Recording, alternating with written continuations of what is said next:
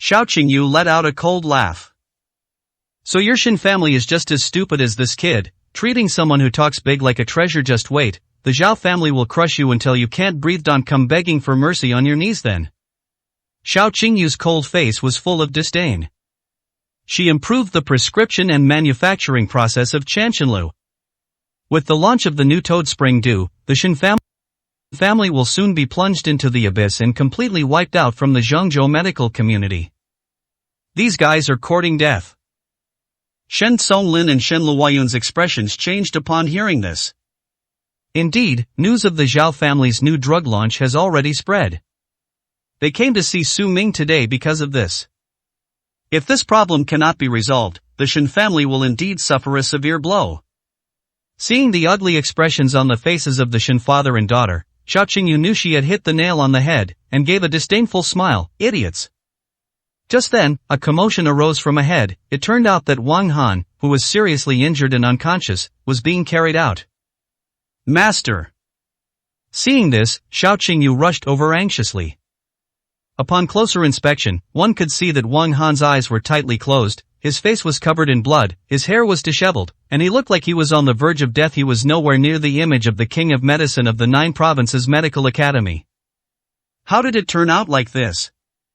Xiao Qingyu's expression changed drastically, and she was terrified. Could it really be as that kid said? Xiao Qingyu suddenly turned around and looked in the direction where Su Ming was. But it was already empty. Su Ming had left with Shin Songlin and Shin Luoyun. Xiao Qingyu turned around. That's all we can do now. Let's get Master Wang Han to the hospital first. Xiao Qingyu and Xiao Tiankai escorted Wang Han to the hospital. The next day, even more explosive news spread throughout Zhengzhou. The Zhao family issued a statement that they would no longer develop Toad Spring Dew, would recall Toad Spring Dew from major pharmacies, and would donate all profits from the project. From this day forward, the Zhao family will withdraw from the medical industry and will never get involved again. This news was a sensation to everyone. Countless business owners who cooperated with the Zhao family suffered huge losses. From then on, there was no more medicine like Toad Spring Dew in the Central Plains. The Shin family will restore its reputation as the foremost medical family in central China. Everything seemed as if nothing had happened. Only those involved truly understand the life or death ordeal they endured. Countless people are secretly speculating that the Zhao family's sudden change, even giving up the money, is because they have offended some important figure. Throughout the entire Central Plains, there are very few people who can pose a threat to the Zhao family. Could it be that he offended the Kyushu Medical Academy? After all, the people from the 9 Provinces Medical Academy had just arrived in Zhengzhou these past 2 days. Upon seeing the news at the hospital, Xiao Qingyu was furious and slammed her hand heavily on the table, making a loud bang. What exactly is the Zhao family up to? I've already shown them the best refining method. The newly launched Toad Spring Dew is poised to sweep the entire Central Plains market. It might even gain a foothold in the 9 provinces as well now. It's withdrawing from the pharmaceutical industry. Isn't that just throwing away all my hard work? Xiao Qingyu gritted her teeth in anger, her pretty face turning red. In reality, she didn't put in any effort, nor did she improve the recipe for Toad Spring Dew. She simply refined the Zhao family's alchemy methods. Anyone with a bit of expertise in medicine could do this. Anyone can copy what they see. Her anger stemmed entirely from her inability to accept the losses incurred by the Zhao family's withdrawal from the medical field. She had originally hoped to help the Xiao family turn their fortunes around by relying on the Zhao family's loyalty to her and the profits brought by the Toad Spring Dew. Now it's all for nothing. The Xiao family still showed no improvement, and the surrounding families continued to refuse to associate with them. The Zhao family withdrew without hesitation. Looking at the whole process now, it seems that only the Xiao family was injured. Xiao Feng was tied up and injured, still in shock. Master Wang Han lies in a hospital bed, his fate unknown. The Xiao family was isolated, and their reputation declined steadily. Everything was detrimental to the Xiao family. She had no idea who the Xiao family had offended to end up like this. 258, Chapter 258. Let her be. Wang Han is awake. Just then, a sound came from the ward. Xiao Qingyu quickly turned around and went over. After a night of treatment, Wang Han finally regained consciousness. "Master, are you alright?" Xiao Qingyu rushed to the bedside in surprise. Now, the only one who can save the Xiao family is Wang Han. As long as Wang Han takes out any ancient medicine prescription, he can help the Xiao family regain its prestige. Moreover, Wang Han promised her that he would bestow upon her the title of King of Medicine upon returning to the Kyushu Medical Academy. So when Xiao Qingyu saw that Wang Han had woken up, she was overjoyed. "Where is this place?" However, when Wang Han opened his eyes, his face was suddenly filled with terror. He turned his head and looked around in a panic, then stared at Xiao Qingyu in fear and asked, "Are we still in Zhengzhou? Am I still within the Central Plains?" Wang Han's face was filled with fear, and his lips were pale and bloodless. "Yes, master, don't panic. We've brought you back. You're in the hospital now. As long as your injuries are minor, we can take you to the Xiao family. If you're not happy about it, I can send you back to the 9 Provinces Medical Academy," Xiao Qingyu said with a happy smile. Kyushu Medical Academy, that's their territory. Once we return to the 9 Provinces Medical Academy, with my master's reputation within the academy, any problem in the central province can be solved. It's not worth mentioning at all. Jojo Medical Office? Upon hearing these 4 words, Wang Han nearly jumped out of bed, his face filled with terror, as if he had seen a ghost. He clung tightly to Xiao Qingyu, saying, "I won't go back to the 9 Provinces Medical Academy. I can't go back anymore. Please, send me away. I can't stay in Zhengzhou either. Send me to another city from now on. I, Wang Han, will live in anonymity, even if I have to be a farmer for the rest of my life." "What?" Xiao Qingyu looked on with surprise and doubt. He stared blankly at his master, Wang Han, wondering if he had misheard. Or was his master injured and had something wrong with his head, that he would say such a thing? Be a farmer? Are you kidding me? The reputation Wang Han built up in the medical academy and the prestige he enjoyed throughout the 9 provinces were something that others might not be able to achieve even in 10 lifetimes. At a time like this, you actually want to leave and become a farmer? Xiao Qingyu couldn't accept it. She stood up, shook her head coldly, and said, "Master, I see you're injured and your emotions are unstable. You should rest first. I'll come to pick you up to go to the Xiao family in a couple of days. Calm down and don't get too agitated." After saying that, Xiao Qingyu led her people out of the ward. He also instructed those around him to lock the ward, making sure that the delirious Wang Han didn't escape. "No, Xiao Qingyu, let me go. Are you trying to rebel?" Terrified, Wang Han rushed to the ward door and pulled on it forcefully, causing a loud rumbling sound. However, the ward was locked, and no matter how hard they tried, they couldn't move it. "You wicked disciple, you beast, let me go, Qingyu, I beg you, let me go." Wang Han collapsed helplessly at the door of the ward, crying out in extreme fear. After discovering Su Ming's identity at Yeyang Tower, the first thing Wang Han wanted to do upon waking up was to escape this hellish place as quickly as possible. Otherwise, if the king of Kyushu found out that he hadn't left and was still causing trouble, he didn't even dare to think about the consequences. Most importantly, he has now been dismissed from the Kyushu Medical Academy, and this news will spread throughout Kyushu sooner or later. He will inevitably become a laughingstock and be condemned by everyone. The Kyushu Medical Academy has never proactively dismissed anyone before. He is the first. He really didn't want to stay in Zhengzhou. But Xiao Qingyu didn't give him that chance at all. Xiao Qingyu walked outside the hospital, took a deep breath, and looked extremely complicated. She didn't know what was wrong with her master, Wang Han, or why he was suddenly so flustered and agitated. My old master was always as steady as a mountain, no matter what trouble he encountered. Furthermore, it was mentioned that they could no longer return to the Kyushu Medical Academy. What kind of talk is that? As the king of medicine of the 9 Provinces Medical Academy, Wang Han holds a prominent position within the academy and is highly respected. How could he possibly be unable to return? He must have injured his head and is still in shock, that's why he's talking nonsense. Xiao Qingyu shook her head. She still had to go to the Xiao family to find out what was going on. If all else failed, she could bring over the Toad Spring Dew prescription, which could also help the Xiao family turn things around. So, Xiao Qingyu led her people directly to the Xiao family. When they arrived at the Zhao family's house, Zhao Tianxiang refused to see them and they couldn't find him anywhere. Helpless, Xiao Qingyu prepared to return. At this moment, Xiao Qingyu saw something burning in the Zhao family's courtyard.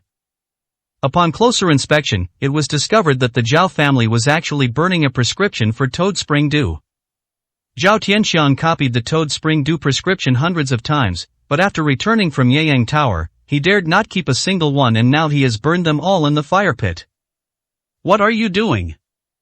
Seeing this, Xiao Qingyu was shocked and rushed over to grab a basin of water from the side and extinguish the flames. The Zhao family has really gone mad. Have they all gone mad? They actually took out such a top-tier ancient formula to burn us. The Zhao family really willing to not make money and instead remain a small family in Zhangzhou for the rest of their lives? Do you even know what this is? This prescription is priceless. The wealth it brings could buy the entire Central Plains and you actually burned it? Xiao Qingyu's face turned red, and she was furious. The servants of the Zhao family stood there dumbfounded. They had no idea that these hundreds of sheets of paper were so valuable. When they heard Xiao Qingyu's words, they were all stunned and speechless. Yes, Master Zhao told us to burn it, saying not a single bit should be left. The servants said in shock. Zhao Tianxiang is an idiot. Xiao Qingyu said angrily, reached into the ashes-filled brazier, and barely managed to pull out a few incomplete prescriptions, piecing them together to form a complete prescription. Having obtained the prescription for Toad Spring Dew, Xiao Qingyu was satisfied with this. Not only could he obtain the title of King of Medicine of the 9 Provinces Medical Academy, but the Xiao family could also turn their fortunes around. Xiao Qingyu was overjoyed as she held the prescription. Kai Lai has gone.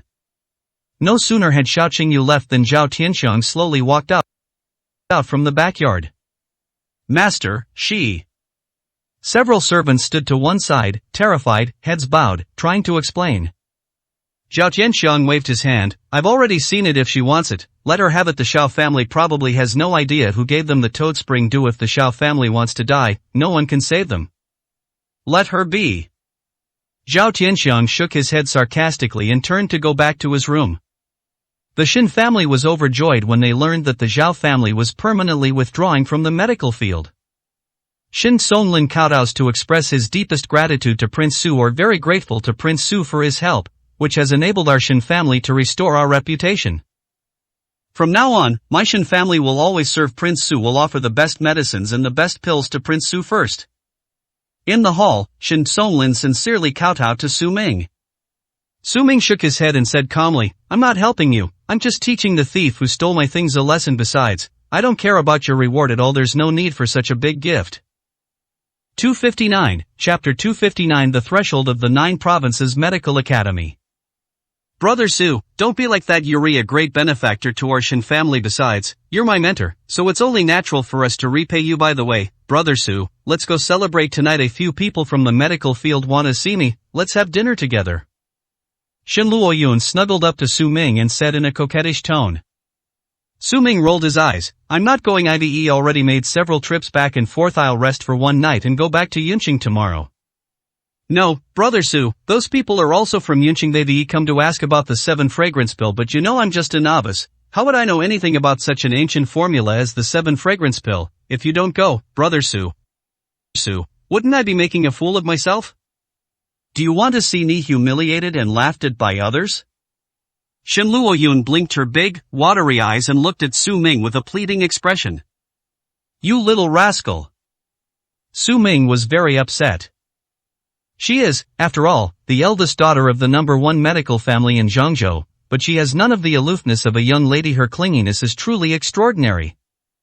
But considering that he's from Yunqing, and might even know someone there, I'll go check him out. Otherwise, he wouldn't have any peace if Shin Luoyun kept bothering him. He immediately nodded and said, all right, let's go take a look. Yay, Brother Su, you're so kind. Shin Luoyun jumped up happily, kissed Su Ming on the cheek, and ran away blushing. Su Ming was completely speechless. Shin Songlin, kneeling, watched this scene and couldn't help but smile, his heart filled with joy. My daughter has finally grown up. Now you know how to win a man's heart.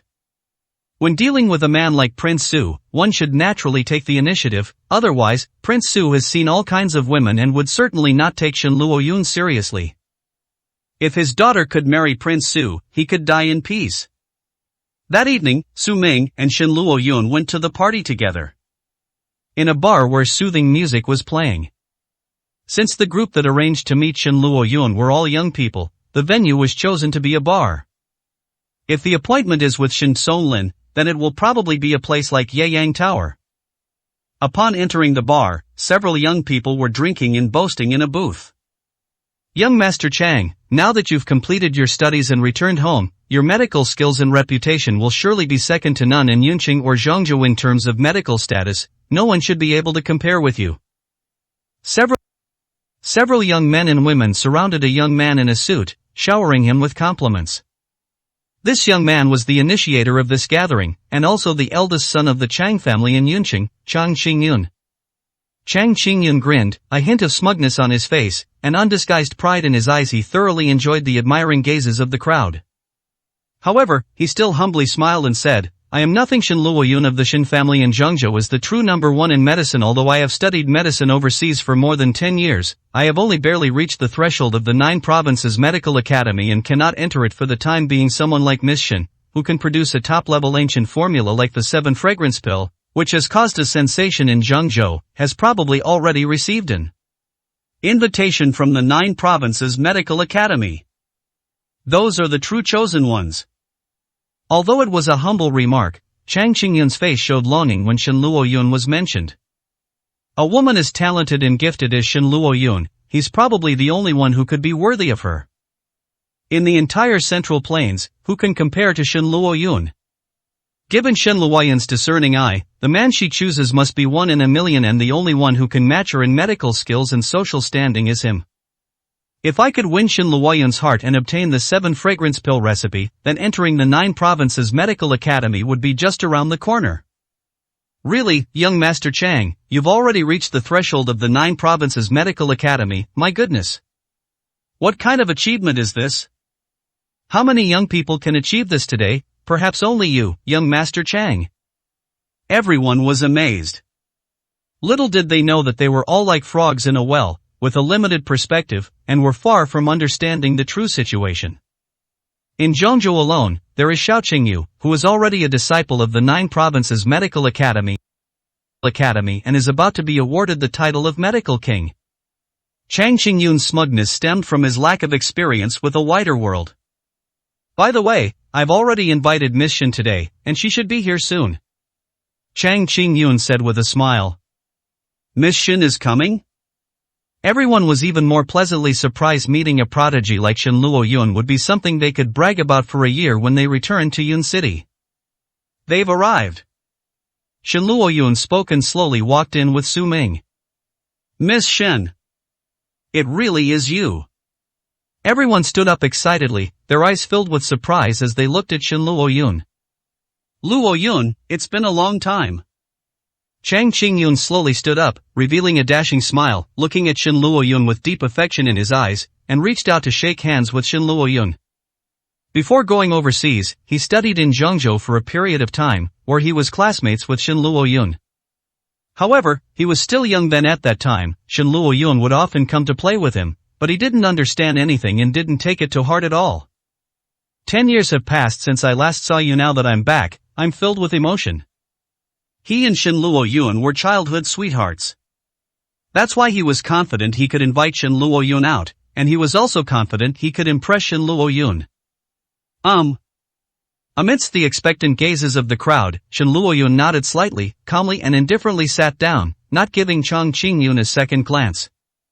Are you kidding me? She would never shake hands with another man. Besides, Brother Su is right there. What if he gets misunderstood? In her heart, there was only Su Ming. Without shaking hands, Chang Qingyun gave an awkward smile and had no choice but to sit down as well. It must be because it's been too long since we last met. Shin Luoyun is so sorry. It's alright, let's chat and reminisce about the past, and Shin Luoyun should be able to regain her goodwill towards him. Chang Qingyun smiled like that. Besides, he has already reached the threshold of the 9 provinces medical academy, saying this would definitely make Shin Luoyun must have been quite surprised. By the way, let's continue our previous topic. Young Master Chang has already reached the threshold of the 9 Provinces Medical Academy. Miss Shin, you two knew each other before, were you aware of this? This is an extraordinary achievement within this central province, he should be the only one. The people nearby, sensing the situation, brought it up, their faces full of flattery. Well said. Chang Qingyun unconsciously curled the corners of his mouth. These guys were indeed good friends. He couldn't wait to see Shin Luoyun's surprised expression. Oh. However, Shin Luoyun responded indifferently and calmly said, the 9 Provinces Medical Academy is nothing special. Being able to enter the 9 Provinces Medical Academy is not a remarkable thing. I have never taken it seriously. What? Upon hearing this, everyone looked shocked, and they all sat there dumbfounded. Shin Luoyun wasn't the one who was surprised. It was them, on the contrary. That's way too arrogant. To say that the 9 Provinces Medical Academy is nothing in front of so many people, isn't that slapping Chang Qingyun in the face? Chang Qingyun was so proud of this just now. Sure enough, Chang Qingyun's face turned green. Taking a sip of wine, Chang Qingyun chuckled awkwardly. Given Luoyun's status, she's probably already received an invitation from the 9 Provinces Medical Academy, and might even be a member already, so there's nothing wrong with what Luoyun said. Chang Qingyun chuckled sheepishly. No, I didn't receive an invitation from the Kyushu Medical Academy. Besides, I already have a master, so I wouldn't go even if invited. Compared to my master, the Kyushu Medical Academy is nothing. Shin Luoyun interrupted her directly with a cold reply. 260, Chapter 260. Go eat shit. Master? Hearing Shin Luoyun's arrogant tone, everyone present was shocked. What kind of master can look down on the 9 Provinces Medical Academy? Someone couldn't help but ask cautiously, Miss Shun, who is your master? That's him. Shin Luoyun turned to the side and pointed to Su Ming, saying with a smile, Brother Su is my master. With him around, I don't even need 10 medical institutions in Kyushu. What? Only then did everyone notice Su Ming, and their eyes all fell on him. Before this, although they saw Su Ming walk in with Shin Luoyun, they assumed that Su Ming was Shin Luoyun's bodyguard or driver or something. After all, it's not unusual for someone of Shin Luoyun's status to have a bodyguard when she goes out. Unexpectedly, this unassuming young man turned out to be Miss Shin's master. Everyone looked Su Ming up and down. Chang Qingyun, in particular, stared intently at Su Ming, as if he were examining some kind of merchandise. Not just the master. Shin Luoyun kept calling him Brother Su so affectionately that it made Chang Qingyun so jealous that his face almost twisted in anger. No wonder he and Shin Luoyun were childhood sweethearts, and after 10 years, Shin Luoyun was so cold to him it turns out he had fallen for someone else. He would accept it if Shin Luoyun had found some outstanding genius, but he found such a good-for-nothing. How is this idiot better than him, from head to toe? Isn't this just utterly humiliating him? Chang Qingyun was very angry. Puff! The young woman next to her burst out laughing and teased Shin Luoyun, saying, Miss Shin, you're really joking. This kid looks like some random passerby's not even worthy to be my underling. What makes him worthy of being Miss Shin's master? Yeah, this guy, judging by his clothes, probably doesn't even cost 200 yuan. If you didn't know better, you'd think he was a janitor at this bar. That's right, Miss Shun, you're a medical genius to be your teacher. You must be a grandmaster of medicine. Someone like this isn't even worthy of carrying the shoes of a grandmaster of medicine. The crowd burst into mocking laughter. Chang Qingyun grinned, though he didn't say anything. His contempt and disdain for Su Ming were obvious. Su Ming sat silently to the side, seemingly oblivious to the jeers from the crowd, calmly drinking his wine. But this lack of reaction only made everyone more convinced that they hadn't misjudged the situation.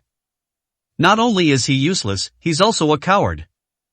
They didn't say a word even when mocked like that. They must have been terrified after being brought into their circle by Shin Luoyun. What did you say?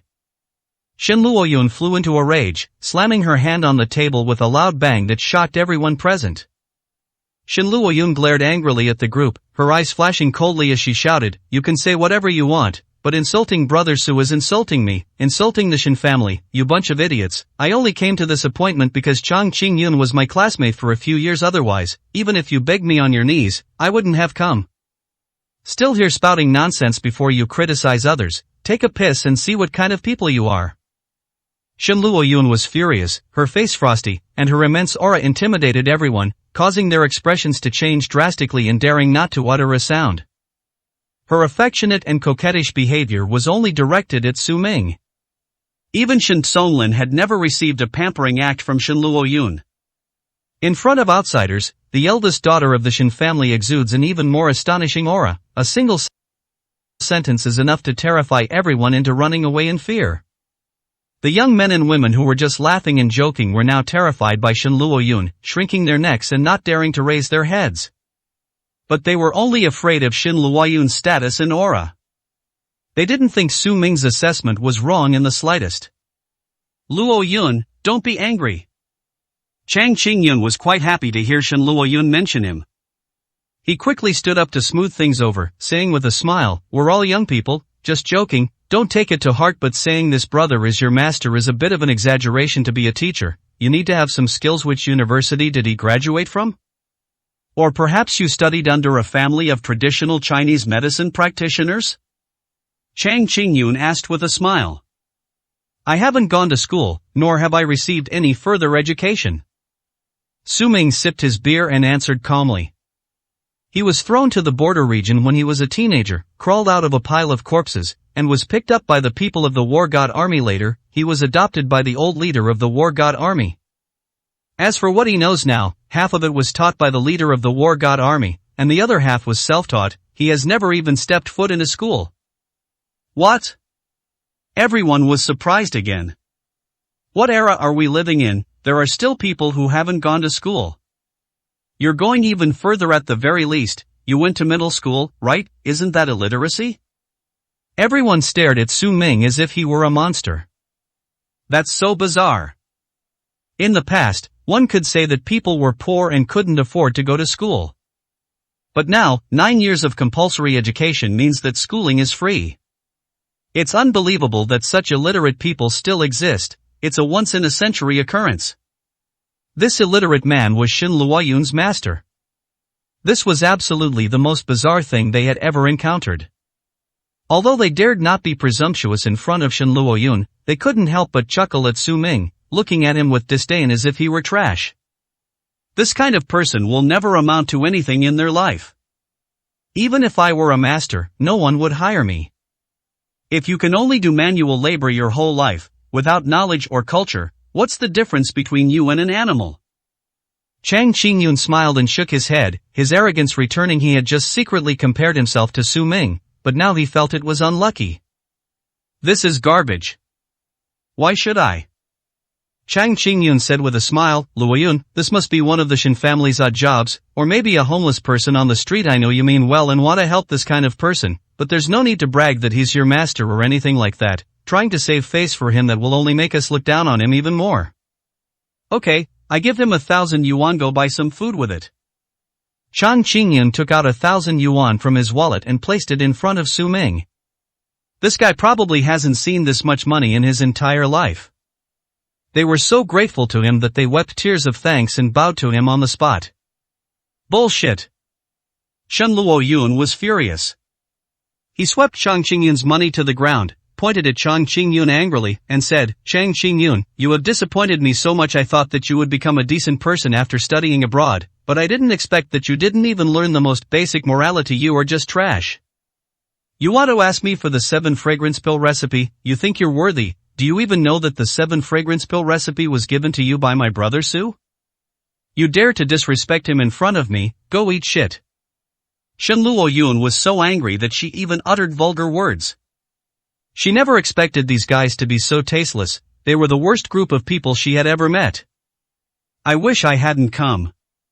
Su Ming must be very angry. She didn't know how to explain this to Su Ming when she got back.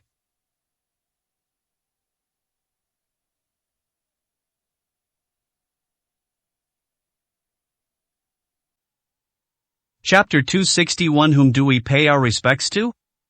Did this kid produce the 7 fragrance pill? The crowd finally couldn't hold back any longer and burst into laughter again, each of them looking at Su Ming with mocking and ridiculing expressions, as if he were an idiot. Chang Qingyun also wore a sarcastic expression. Suddenly, he realized that Shen Luoyun was nothing special after all. If someone's judgment of people is this poor, it means they themselves don't have much knowledge or ability. She only has the empty title of the eldest daughter of the Shen family, she is not worthy of him at all. Chang Qingyun felt that he had come to the wrong person. 10 years had passed, and he had made progress, reaching the pinnacle of medical skills, and was now just a stone's throw away from the 9 provinces medical academy. But Shen Luoyun, despite starting from a high point, has remained stagnant, and the gap between him and Shen Luoyun is now much larger than ever. Now, she's no longer pleasing to his eye. She's just a woman after all. No matter how high she starts, she's still a canary trapped in a cage, and she'll never achieve much in her life. They can't catch up with him at all. Chang Qingyun felt a little regretful, and also a little lonely at the top. Shen Luoyun, let it go. Pretend I never came here or looked for you. Having a classmate like you makes me feel ashamed and embarrassed. You actually said that the 7 fragrance pill was produced by this kid. How could you say such a thing? Everyone here knows that the 7 fragrance pill is a prescription used to counter the Zhao family. The Zhao family's top-grade Toad-Spring Dew brings benefits equivalent to half the wealth of Zhangzhou. The same goes for the 7 fragrance pill. Whoever has the 7 fragrance pill formula must be the richest person in Zhangzhou, right? This kid really knows how to produce the 7 fragrance pill, and he's dressed like this, looking like a loser? Shen Luoyun, you're the one who disappoints you. It's fine to be ignorant, but you refuse to learn and instead praise this good-for-nothing as a god's eye. You're not even qualified to discuss medical skills with us. Forget it, I'll go find the head of the Zhao family. Master Zhao knows I've reached the threshold of the 9 provinces medical academy, so perhaps he'll give me some face and allow me a glimpse of the top-tier medicinal formula. Toad-Spring Dew is for you, Shen Luoyun, forget it. Chang Qingyun said with a mocking expression, took out some money and threw it on the table as payment, then called the others to leave. You will not see the prescription for Toad-Spring Dew. Su Ming, who had been sitting silently, spoke calmly, smiling faintly, because I've already had the Zhao family burn the Toad-Spring Dew recipe. You'll be wasting your time going. Chang Qingyun suddenly turned his head, his gloomy gaze falling on Su Ming, and coldly snorted, kid, that's enough. Let Shen Luoyun's praise make you think you're all that. You even made the Zhao family burn the Toad-Spring Dew recipe. Are you implying that the Zhao family, who are famous throughout Zhangzhou, have to listen to you? Of course, he can't ignore it. Su Ming smiled. What a fucking idiot. Chang Qingyun was so angry that he laughed instead. If he weren't afraid of offending the Shen family, he would really like to slap Su Ming twice right now. You want to pretend, huh? I'll give you a chance. You say the Zhao family has to listen to you, so can you get someone from the Zhao family here? For example, Miss Zhao, Zhao Yan. If you can get them here, I'll be impressed and I'll kneel down and kowtow to you in public. How about it? Do you have the ability? Chang Qingyun gritted her teeth and stared at Su Ming with disdain and hatred. Zhao Yan, right, okay, I'll call her over. Remember what you said, but you don't need to kneel down and kowtow to me. Just kneel down and apologize to Luoyun all because of those few words you just said. Su Ming said with a playful smile. Brother Su. Upon hearing Su Ming's words, Shen Luoyun was deeply moved. Su Ming remained silent in the face of the other's mockery, but when he finally spoke, it was for her. Her heart skipped a beat in her mind. Su Ming was simply the most awesome and best man in the world. Call me here first, you piece of trash, what are you pretending for? Chang Qingyun crossed his arms, looking at him like he was garbage. Su Ming calmly took out his phone and dialed Zhao Yan's number. Hey, is this Zhao Yan? Come to Mercury Bar. You're just coming to pay your respects. Okay, hurry up, I am leaving soon. After saying that, Su Ming hung up the phone. You came all this way to pay your respects, kid? Is your phone screen even lit up? If you're going to pretend, at least do it properly. Can't you even act properly? You're such an illiterate. Chang Qingyun and the others rolled their eyes in anger. I've never seen such a stupid idiot. That's such a waste of time. Forget it, stop wasting time arguing with this good-for-nothing. If someone sees us, it'll bring bad luck to us all. Let's hurry up and get to the Zhao family as soon as possible, or it'll be too late later. Chang Qingyun said impatiently. Miss Xiao really came? Just then, someone exclaimed in surprise. Chang Qingyun and the others suddenly turned their heads and saw Zhao Yan, wearing a short skirt, striding her long legs and revealing her hot figure as she slowly entered the bar. They're really here? Chang Qingyun was immediately shocked, his face filled with disbelief. Could it be that what this kid just said was true? Does even the Zhao family really have to listen to him? Was Zhao Yan also here to pay her respects to him? Chang Qingyun was instantly shocked and felt a chill run down his spine. Chang Qingyun hurriedly went to greet her and respectfully bowed to Zhao Yan, saying, I am Chang Qingyun from Yunqing. I have just returned from studying abroad and have come to Zhongzhou to pay my respects to Miss Zhao. Chang Qingyun? Zhao Yan glanced at Chang Qingyun with a puzzled look, but didn't take it to heart. I've never even seen them before, and I can't be bothered to bother with them. He then walked through the crowd and headed towards Su Ming. Seeing Zhao Yan's direction, Chang Qingyun and the others were even more alarmed. Could it all be true? He hurriedly caught up, asking nervously, Miss Zhao, may I ask what brings you here? Are you really here to visit someone? As he spoke, Chang Qingyun glanced at Su Ming with surprise and suspicion. Pay homage to whom? To you. Do you even deserve it? Zhao Yan, growing impatient with Chang Qingyun, scoffed and then coldly said, because of me Dad's coming right now, so you'd better get lost and stop bothering me. Oh, I see. Chang Qingyun suddenly realized that Master Zhao was also coming, and Zhao Yan was just passing by. They didn't come to pay their respects to that kid at all. Chang Qingyun felt much more at ease. I was almost scared by Su Ming. This jerk is really good at putting on an act, he almost fell for it too. Now, he wanted to see where Su Ming and Shen Luoyun's dignity really lay. But then he saw Zhao Yan walk up to Su Ming and stand there properly, like a child who had made a mistake, not even daring to sit down. What's going on? Before Chang Qingyun could figure it out, another commotion arose behind him. He turned his head and saw Zhao Tianxiang, the head of the Zhao family, enter the bar, causing a sensation throughout the scene. Master Zhao, it really is Master Zhao. Countless people were shocked and rushed forward to pay their respects to Zhao Tianxiang, but they were all driven away by the bodyguards. Not only that, two more people later entered the bar. They are Jiang Chongshan and Su Zifeng from Shuzhou. After that, one after another, the well-known tycoons of Zhengzhou stepped into the small bar. Each entry caused a sensation, driving the entire bar into a frenzy. Even the bar manager was stunned. This tiny Mercury bar, which is less than 500 square meters in total, has never seen so many big shots from central China. 262, Chapter 262. You old thief. This is absolutely amazing. Chang Qingyun was so frightened that she couldn't speak like the other passers-by. She was pushed aside and stood there blankly, not daring to make a sound. But what's even more amazing is yet to come.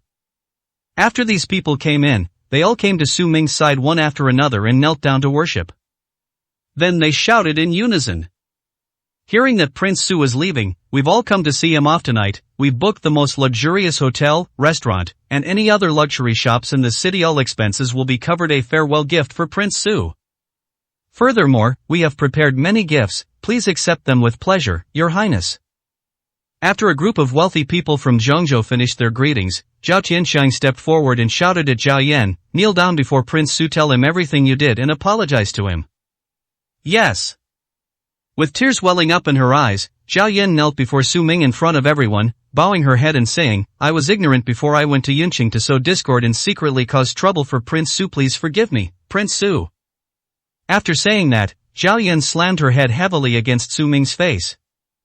Seeing this, Chang Qingyun and the others were practically going crazy. What's going on? The eldest daughter of the Zhao family, the most prestigious family in Zhengzhou, actually knelt down and kowtowed to that boy, begging for forgiveness. Just who is that guy? Then, Zhao Tianxiang knelt before Su Ming, holding a booklet in both hands. He presented it to Su Ming and said, Your Highness, as you instructed, all the profits from Toad Spring Dew have been donated. This is the donation amount also. I had all the Toad Spring Dew formulas burned. However, at the last minute, Xiao Qingyu from the Xiao family came out to stop us and forcibly took away some incomplete formulas. It seems that Zhao Tianxiang is completely convinced this time. Not only did he go back and give Zhao Yan a good talking to, but he also made Zhao Yan come over to apologize. They didn't even try to hide the fact that Xiao Qingyu had taken the prescription, which shows that they had completely submitted to Su Ming. But not submitting is impossible. Today, high-ranking officials and top tycoons in Zhengzhou, including the Zhao family, received news that the entire Sima family had disappeared without a trace. The Sima family compound was empty overnight, with no word of their escape. The Sima family members didn't escape, so they're probably dead. They all evaporated and died overnight. The Sima family was effectively wiped out. In the entire Central Plains, who besides the king of the 9 provinces could do that? This terrified almost everyone. Zhao Tianshan, in particular, was terrified that his family would follow in the footsteps of the Sima family. He immediately swore an oath to the heavens that he would be loyal to Su Ming forever and never have any other intentions.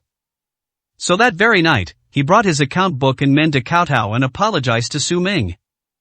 He handed over all his secrets to Su Ming. Xiao Qingyu stole the incomplete formula. That woman is really persistent. Let her be. Let's see what she can do with the incomplete toad spring dew formula. Su Ming smiled calmly and said, "Yes." Zhao Tianxiang breathed a sigh of relief. His decision back then was the same as what Su Ming is saying now. Fortunately, Su Ming didn't pursue the matter, otherwise he wouldn't know how to explain himself. Then Jiang Chongshan and Su Zifeng also came up. At this moment, Chang Qingyun was completely blank and numb as he looked at all of this. His eyes were empty, and he felt like a robot. The scene before him was so shocking it felt unreal, almost causing him to faint. It all felt unreal. The next two are Su Zifeng, a renowned military strategist from Shuzhou and a female war goddess whose fame resounds throughout the land.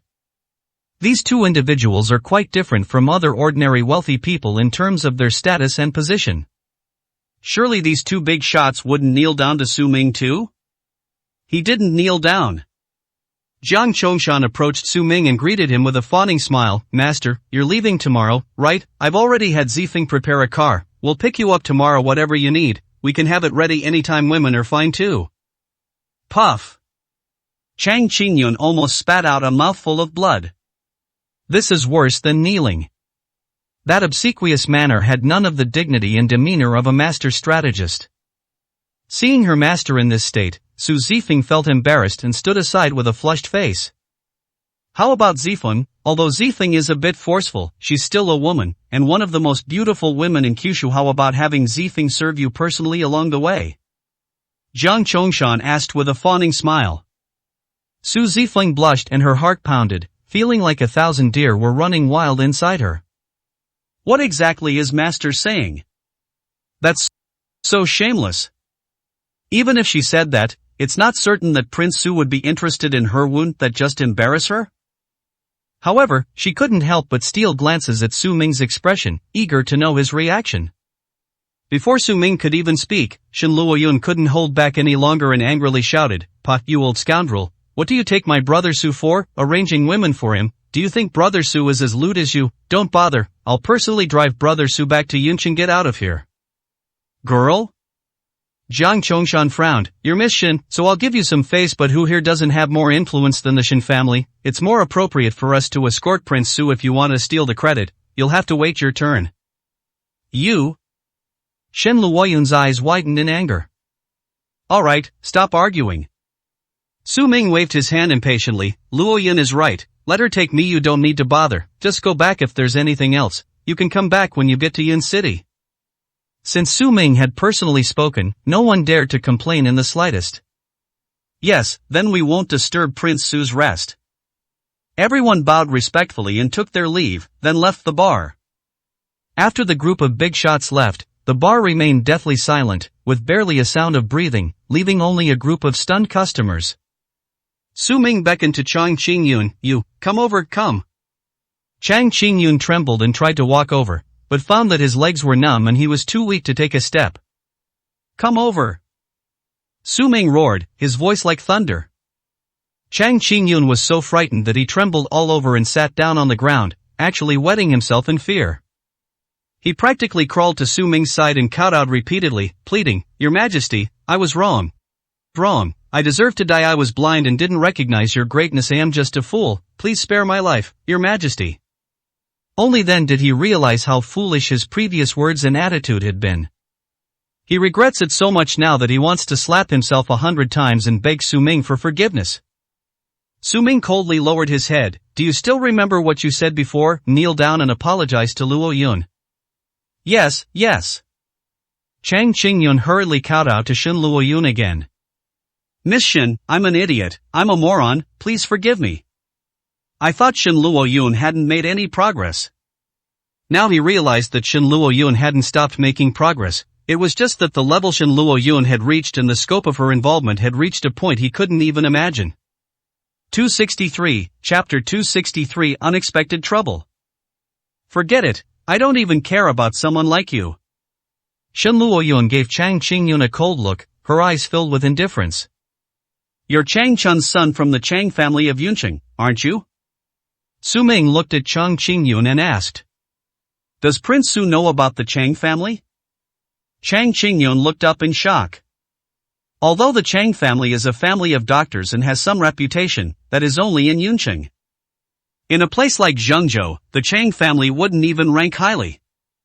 This big shot, who was bowed down to by countless wealthy people in Zhengzhou, actually knew about the Chang family. Su Ming smirked, your father, Chang Chun, and your entire Chang family have been growing medicinal herbs specifically for Meido. You think I didn't know? The rejuvenation pills of your Chang family were all given to me by me. What? Chang Qingyun was shocked. The rejuvenating pill that the Chang family was so proud of was actually given to them by Su Ming. Although he hadn't returned to Yunqing for over 10 years, he was living overseas and frequently corresponded with his family, so he knew what had happened to the Chang family. Before this, the Chang family had been in decline for more than a decade. The father, Chang Chun, was getting old and had been researching medicinal formulas, trying to innovate, but without success. That's why he sent him abroad for further studies, hoping that he could bring change to the Chang family. Not long ago, he received news that the Chang family had launched the rejuvenation pill, which would turn the entire Chang family around. He was overjoyed.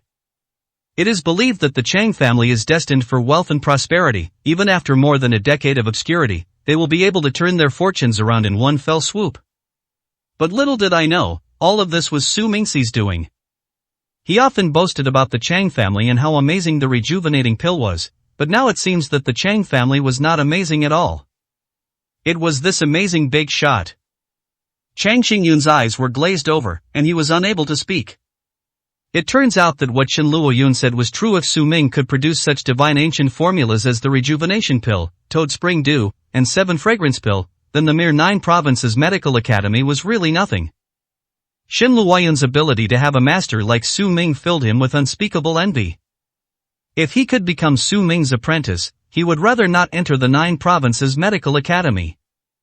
What brings you here to inquire about the 7 fragrance pill? Is the rejuvenation pill not enough to support your Chang family? Su Ming asked in a cold voice. Chang Qingyun trembled, finally snapping out of his daze, and stared blankly at Su Ming. Originally, it would have been enough if there hadn't been stronger competition. The rejuvenation pill would have been enough for the Chang family to live on for a lifetime. However, recently a new family has risen in Yun City, producing an astonishing cold medicine. That kind of divine-level external injury medicine is simply incomparable. They've directly monopolized Yunqing's economy. Even the Tianming Chamber of Commerce has to give them a wide berth that makes the rejuvenation pill worthless. I came here this time to ask Miss Shin about the 7 fragrance pills so I could help the Chang family back home. I never expected. Chang Qingyun hesitated, as if he wanted to say something but then stopped. Unexpectedly, Su Ming's appearance disrupted his plans, and now he was completely finished. Without the 7 fragrance pill, nothing can save the Chang family. There is no medicine that can compare to the jade medicine for colds. Medicine for a cold?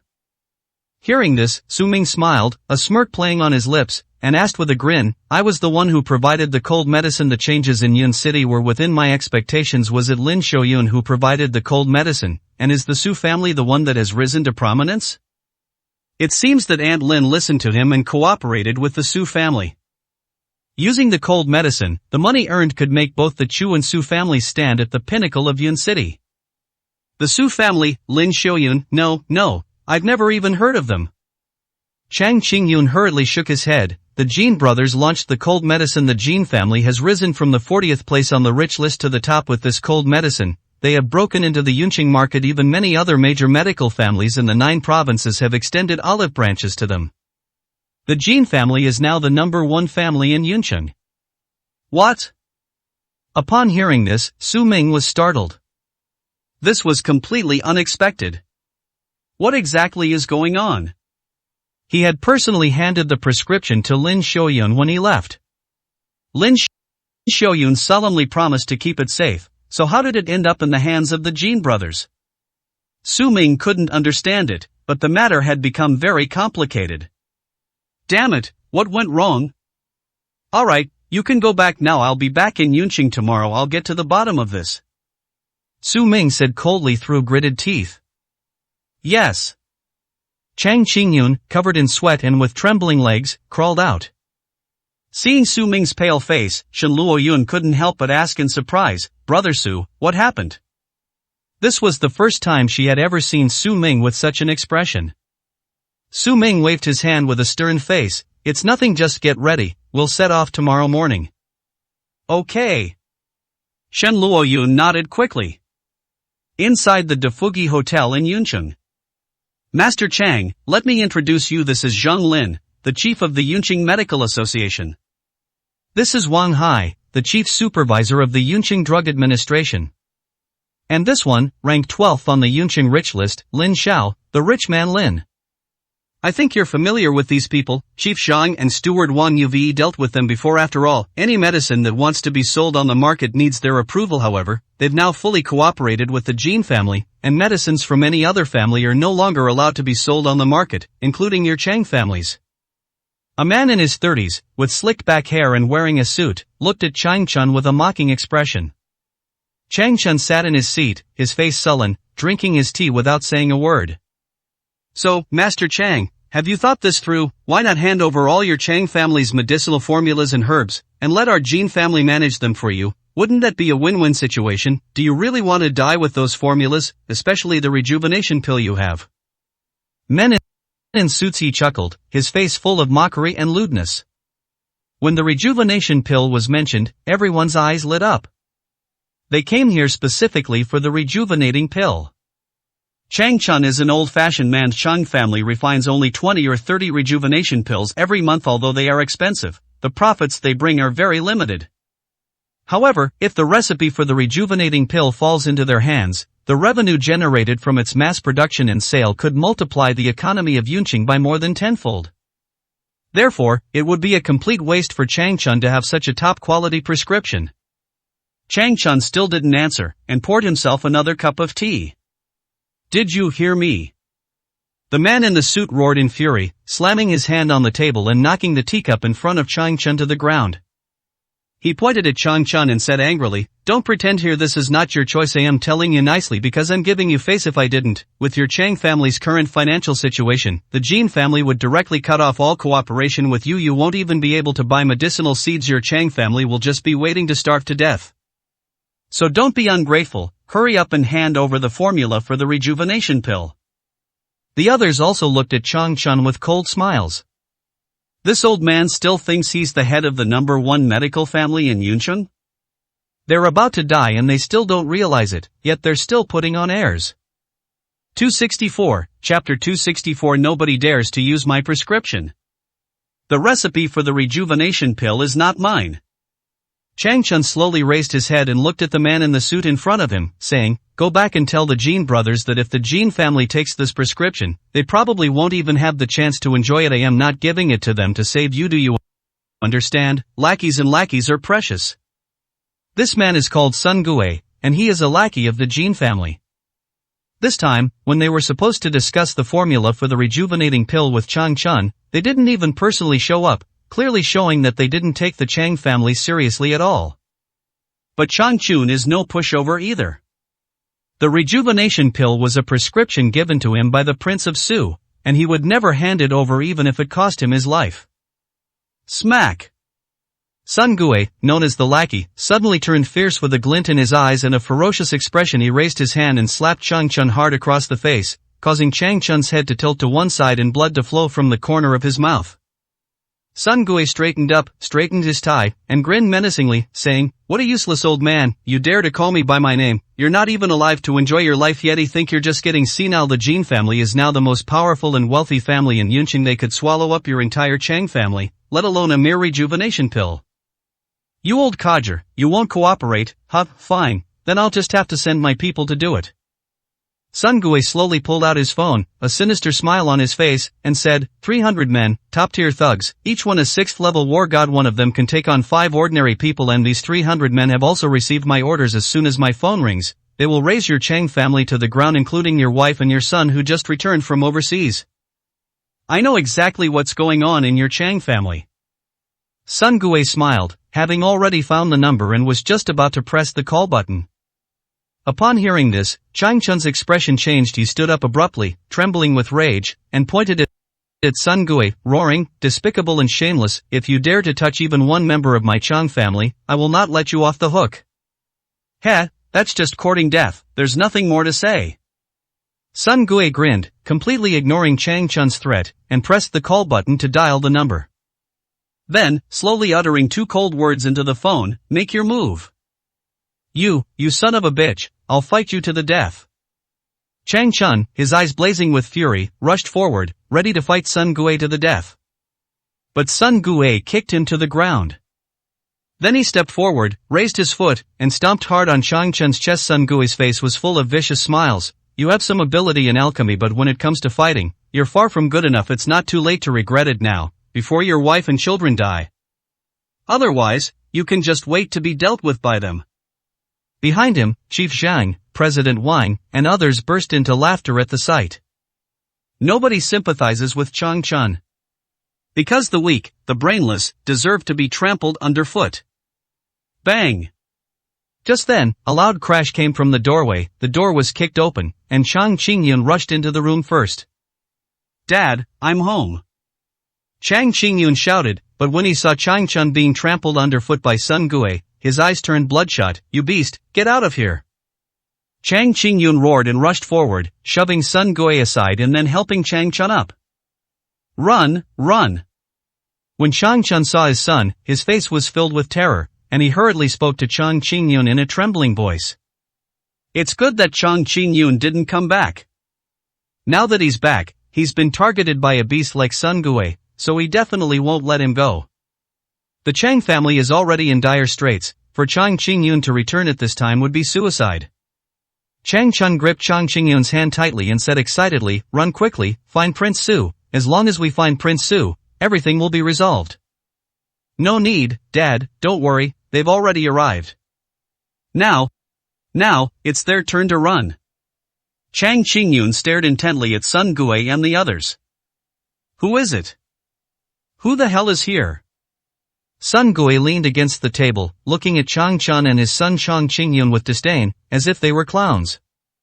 "Master of Cloud City, it's no use kneeling down and begging for mercy now," Chang Qingyun said through gritted teeth.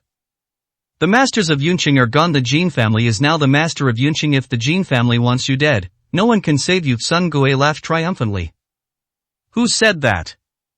Just then, a cold voice rang out again from the doorway. Sun Gui and the others were taken aback. They looked up and saw Su Ming and Shen Luoyun slowly appearing at the door. Sun Gui stared intently, his gaze immediately hardening. "The Shen family of Zhengzhou, Shen Luoyun, I knew it. Where did your Chang family get the audacity to refuse to hand over the rejuvenation pill formula even when you're about to die? So you found the Shen family to be your backer. But it's no use. The Shen family in Zhengzhou is already struggling to survive. Being suffocated by the Zhao family. Coming to rescue your Chang family is simply a joke. Am I right, Miss Shen?" Sun Gui had already investigated everything thoroughly now. Unless the Zhao family of Zhengzhou, the Sima family, or the garrison of Zhengzhou came down, no one would dare to challenge the Jin family behind him. Shen Luoyun smiled, slowly walked forward, stood in front of Sun Gui, and slapped Sun Gui across the face.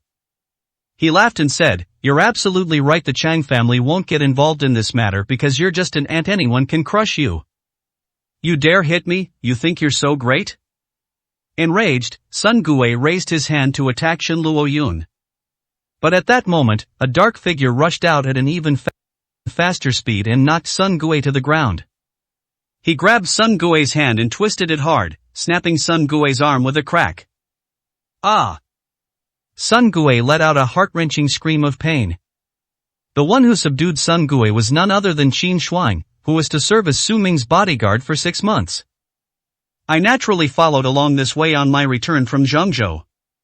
Su Ming then slowly walked in, his gaze sweeping over everyone before landing on Chang Chun, and asked, "Old Chang, are you alright?"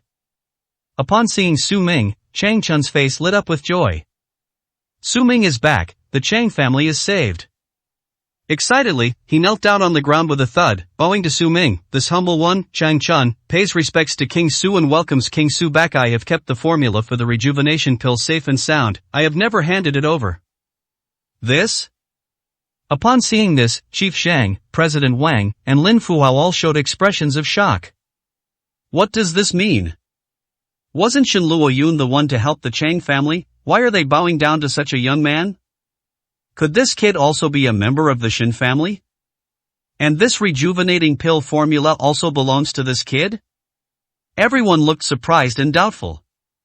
Su Ming shook his head. Actually, it's fine to hand over the rejuvenation pill formula when necessary. Even if we give it to them, they won't live to enjoy it. No one dares to use my formula unless I agree. After saying that, Su Ming turned around, walked up to Sun Gui, and stared at him coldly, saying, "Go back and tell the Sun family to return the cold medicine to me within 3 days. Send it to the Chu family's address, otherwise, I will make the entire Jin family disappear from Yun City. Remember my words." Then Su Ming waved his hand, signaling Qin Shuang to release Sun Gui, and uttered a single, cold word, "Get lost." 265, Chapter 265 Bad Luck. Alright, lad, I'll remember you and you, Shen Luoyun of the Shen family, you just wait. How dare you say such things? How dare you provoke the Jin family? I'd like to see who regrets it in 3 days. Don't be begging for mercy on your knees at the Jin family's door then. Sun Gui propped himself up, gritting his teeth and sneering viciously. You still dare to say that? Qin Shuang's gaze suddenly turned cold and sharp, and her hand was already on the knife at her waist. This frightened Sun Gui and the other 3, who immediately ran out. They escaped to the hotel and got into a car. Sun Gui clutched his broken arm, gritting his teeth and sneering, "These idiots actually let me out. Looks like they're just a bunch of brainless bastards. Luckily, I still have a backup plan. My 300 thugs have probably already succeeded." When he returns to Changchun, he'll only be left crying and begging for mercy. Only then will they realize how powerful the Jin family is. Sun Gui looked smug. But Lin Fuhao, one of the 3, frowned, his expression grave, and slowly said, "That kid just now seems a bit unusual. I feel like I've seen him somewhere before, at a gathering or somewhere. I can't quite remember, but Chang Chun's attitude towards him suggests that he's someone important." Upon hearing this, the other 2 both showed expressions of deep agreement. Chang Chun didn't kowtow to Shen Luoyun, but he showed respect and submission to that unknown young man, which meant that the guy had a certain status. Maybe there's someone from the Shen family. TCH, that piece of trash, he probably doesn't even know who he messed with. What's there to be afraid of? Yunqing isn't our territory, is it? That kind of idiot, coming here would just be suicide. You still dare to ask the Jin family to hand over the medicine for your cold? Just you wait and see, in less than 3 days, that kind of person will be kneeling and begging for mercy at the Jin family's door. Besides, with my 300 thugs attacking, the Chang family is already finished. Sun Gui was beaming with pride, showing no concern whatsoever even though his hand was broken. Because they control the top power in Yunchen, they are always the ones who win. He has 100 ways to kill the Chang family, as well as Su Ming and Shen Luoyun. Moreover, the Kim family is their powerful backer. This would allow him to run rampant throughout the entire Yun city. Just then, my phone rang. Sun Gui took out his phone, glanced at it, and answered it triumphantly, asking, "How did it go? Did you succeed? Were the Chang family members all killed?" "No, brother Sun, something's happened. All our men have been arrested. Anyone who dared to resist was taken down on the spot, some dead, some wounded. I only managed to escape by risking my life." The other person's voice trembled as they spoke in terror. "What?"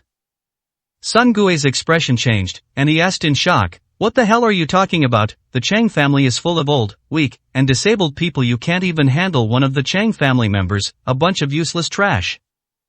"That's not it, we've encountered a garrison," the other party said in alarm again. Garrison? Sun Gui trembled with fright, nearly dropping his phone, and his eyes widened instantly. Yincheng, where did these troops come from? Do you even know what you're talking about? Don't spout nonsense. Yunqing is located at the intersection of 3 states, in a no-man's land where there are no troops stationed here. Whoever has the most wealth and power calls the shots. That's why he dared to send 300 men to attack the Chang family. But now, the other side is saying they encountered a garrison. What a joke. It's true, it seems to be the Shuzhou army that's coming, led by the Shuzhou commander, the female war goddess, Su Zifeng. The other person said fearfully. The goddess of war, Su Zifeng? Upon hearing these words, Sun Gui nearly wet himself in fear. What a coincidence.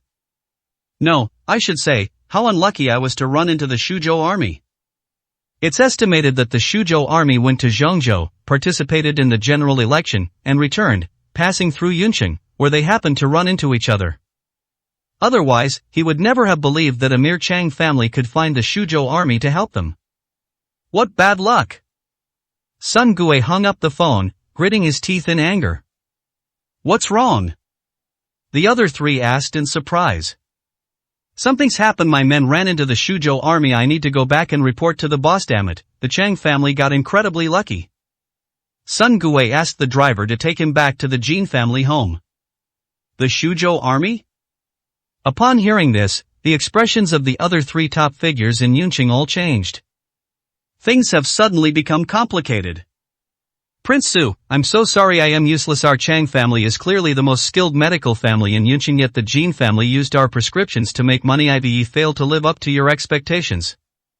On the way back to the Chang family home, Chang Chun was filled with remorse, regret, shame, and self-reproach. No, it's not your fault, the responsibility lies with me. I am the one who took out the prescription for the cold medicine, which caused these consequences. I rushed back to deal with this. Su Ming shook his head slightly and said calmly. The medicine for colds was originally intended for Lin Shouyun to use in her old age. He didn't expect things to escalate to such a serious degree. But no matter how the Jin family obtained the prescription, or how much money they made from it, they have to give it all back. Chang Chun thought Su Ming was trying to comfort him, and felt even more guilty. Just as he was about to say a few more words of apology, he suddenly remembered that Sun Gui had said he had arranged for 300 people to enter the Chang family. His expression changed drastically. Just then, the car returned to the Chang family's door, and Chang Chun opened the car door and rushed out. Honey, are you alright? Chang Chun shouted and rushed back to the Chang family compound in a panic, then froze. The Chang family residence was completely peaceful, as if nothing had happened. In the hall, Su Zifeng and Zhang Chongshan sat together, served tea by members of the Chang family. His wife was with him, and they were chatting and laughing. This? Chang Chun was shocked. He took a few steps inside, looked at his wife Yifeng, and asked in astonishment, Wife, are you alright? Has anything happened to the Chang family? Yifeng smiled. Some people had come looking for trouble, but thanks to these 2 benefactors, things went smoothly. Old Chang, let me introduce you. This is Elder Jiang, Zhang Chongshan. This beautiful lady is Su Zifeng. Zhang Chongshan, or Su Zifeng? Upon hearing these 2 names, Chang Chun immediately knelt down in fear. He knelt down in front of the 2 of them with a thud. Even if Chang Chun was ignorant, he still knew the great name of the Shuzhou army. They also knew the name of the military strategist Zhang Chongshan, and the fame of the female war goddess Su Zifeng. Unexpectedly, it was the Shuzhou army that saved the Chang family. Zhang Chongshan immediately kowtowed to the 2 men in gratitude. Thank you so much for saving my Chang family. We will never forget your great kindness. Master Chang, please rise. There's no need to thank us. I was just following my master's instructions. Zhang Chongshan said to Chang Chun with a big smile. Master? Chang Chun looked up in shock. Zhang Chongshan's master, what kind of person must he be? Zhang Chongshan is already this old. The master of the great military strategist must be at least 80 or 90 years old. Perhaps their fame will be even greater, and their status and position would probably be terrifying. But when had his humble Chang family ever met such a master? Just as Chang Chun and his family were in complete shock, Zhang Chongshan suddenly broke into a big smile and called out to the door, Master, you're back. We've been waiting for you for ages. 266, Chapter 266. You regret it now, don't you? Master? Could it be that even Elder John's master was present in person? If such a big shot enters Yuncheng, wouldn't the whole city be turned upside down? Chang Chun was terrified. No wonder the Jin family didn't dare to act recklessly with a top-tier figure like the Shuzhou army in charge, who would dare to act recklessly? Unless you really don't want to live anymore. With a heart full of shock and excitement, Chang Chun slowly turned around, looked at the doorway, and prepared to greet him with the highest prostration. But at the door, only Su Ming, Shen Luoyun, and Qin Shuang were standing there. There was no one else. This? Chang Chun was stunned and looked around. Where is Jian Lao's master? Could it be that such a master has already cultivated to sainthood, and is therefore invisible to the naked eye of an ordinary mortal like him? At this moment, Jiang Chongshan had already gone to greet him, his old face beaming with a smile. He came to Su Ming and respectfully bowed, saying, Master, everything has been done as you instructed. Is there anything else you need to arrange? Is Su Wang Master Jiang? Chang Chun's worldview was severely shaken, and he almost coughed up blood. It's no wonder Chang Chun couldn't accept it. Even when Su Zifeng first heard the news, she had the same expression, utterly shocked. Of course, with Su Ming's status and abilities, he is more than qualified to be Jiang Chongshan's master. But the age gap is too big. Jiang Chongshan is already in his 60s or 70s, while Su Ming is only in his mid-20s. They are almost 2 generations apart. Despite being almost 40 or 50 years older than him, Jiang Chongshan still shamelessly called him master, looking very proud. Who wouldn't be shocked by this? When Su Zifeng saw this scene again, her face turned red and she couldn't lift her head. Although Jiang Chongshan's decision to become Su Ming's disciple was shocking, he could still accept it. What's most unacceptable is that she has to worship Su Ming as her ancestor. Despite being the same age, she has now become Su Ming's junior, and his disciple's disciple. Originally, Su Ming was the first man she admired and took a liking to, thinking that if she could build a good relationship with him, they might be able to develop an extraordinary relationship in the future. Now that Jiang Chongshan has messed things up, forget about any unusual relationship. Even being affectionate towards Su Ming would be seen as disrespectful to one's teacher and a violation of moral norms. Are the Chang family members all alright? Su Ming looked up and glanced at the table before asking. Chang Chun hurriedly replied, thanks to Prince Su's help, everything is fine. That's good. Su Ming nodded slightly, without saying anything more. Now all he wants to do is go back to the Chu family and see how the prescription for the cold medicine ended up in the hands of the Jin family. Seeing the silence, Jiang Chongshan hurriedly said to Su Ming, Master, the Jin family of Yunqing is leading the welcoming ceremony for our Shuzhou army. They'll be holding a grand banquet at the restaurant. Master, you are the host of this banquet. Now do you want to come with us? They shouldn't be welcoming the Shuzhou army, but you. When this was mentioned, Su Zifeng couldn't help but raise her head and look at Su Ming expectantly. If Su Ming were to participate, it would be tantamount to telling outsiders that he was on the same side as the Shuzhou army. Later, they might even be able to invite Su Ming to Shuzhou, which would be a great honor for Shuzhou. After all, they were able to invite the king of Kyushu. Moreover, it would also allow her to get closer to Su Ming. Su Ming simply shook his head indifferently, glanced at Jiang Chongshan, and said, You all need someone to greet you wherever you go. Don't you find it annoying? But I don't like it, so I won't go. You can go by yourselves. This. Jiang Chongshan was stunned, his forehead covered in cold sweat, and he hurriedly said in a panic, If Master doesn't like it, then we won't do it. I'll have everyone cancel it immediately. Need not. Su Ming said calmly and in a deep voice, Do whatever you want. Don't worry about my opinion. That's I have other things to do, so I'm leaving now. Su Ming waved his hand and turned to leave with Shen Luoyun and Qin Shuang. As they left the Chang family's residence, they bumped into 2 acquaintances. It was Wan Shirin and Luo Hongxia. Su Ming glanced at it, ignored it, and prepared to leave. But Luo Hongxia spotted Su Ming at a glance and immediately blocked his path. Hey, you're back, you good for nothing. I heard you went to Zhengzhou. What, you couldn't make it in Yunqing, so you went to Zhengzhou and you couldn't make it there either, so you've come back to beg for food? Luo Hongxia looked at Su Ming with a mocking and sarcastic expression. She was very happy to see Su Ming reappear in Yuncheng. Because this proves that Su Ming is still that incompetent good-for-nothing. Even if he went to Zhengzhou, a place brimming with opportunities where anyone with ability could rise to the top, Su Ming still wouldn't be able to make it. What does this tell us? This proves that she was absolutely right. Su Ming is a complete and utter good-for-nothing. Wan Shireen also looked at Su Ming and shook her head in disappointment.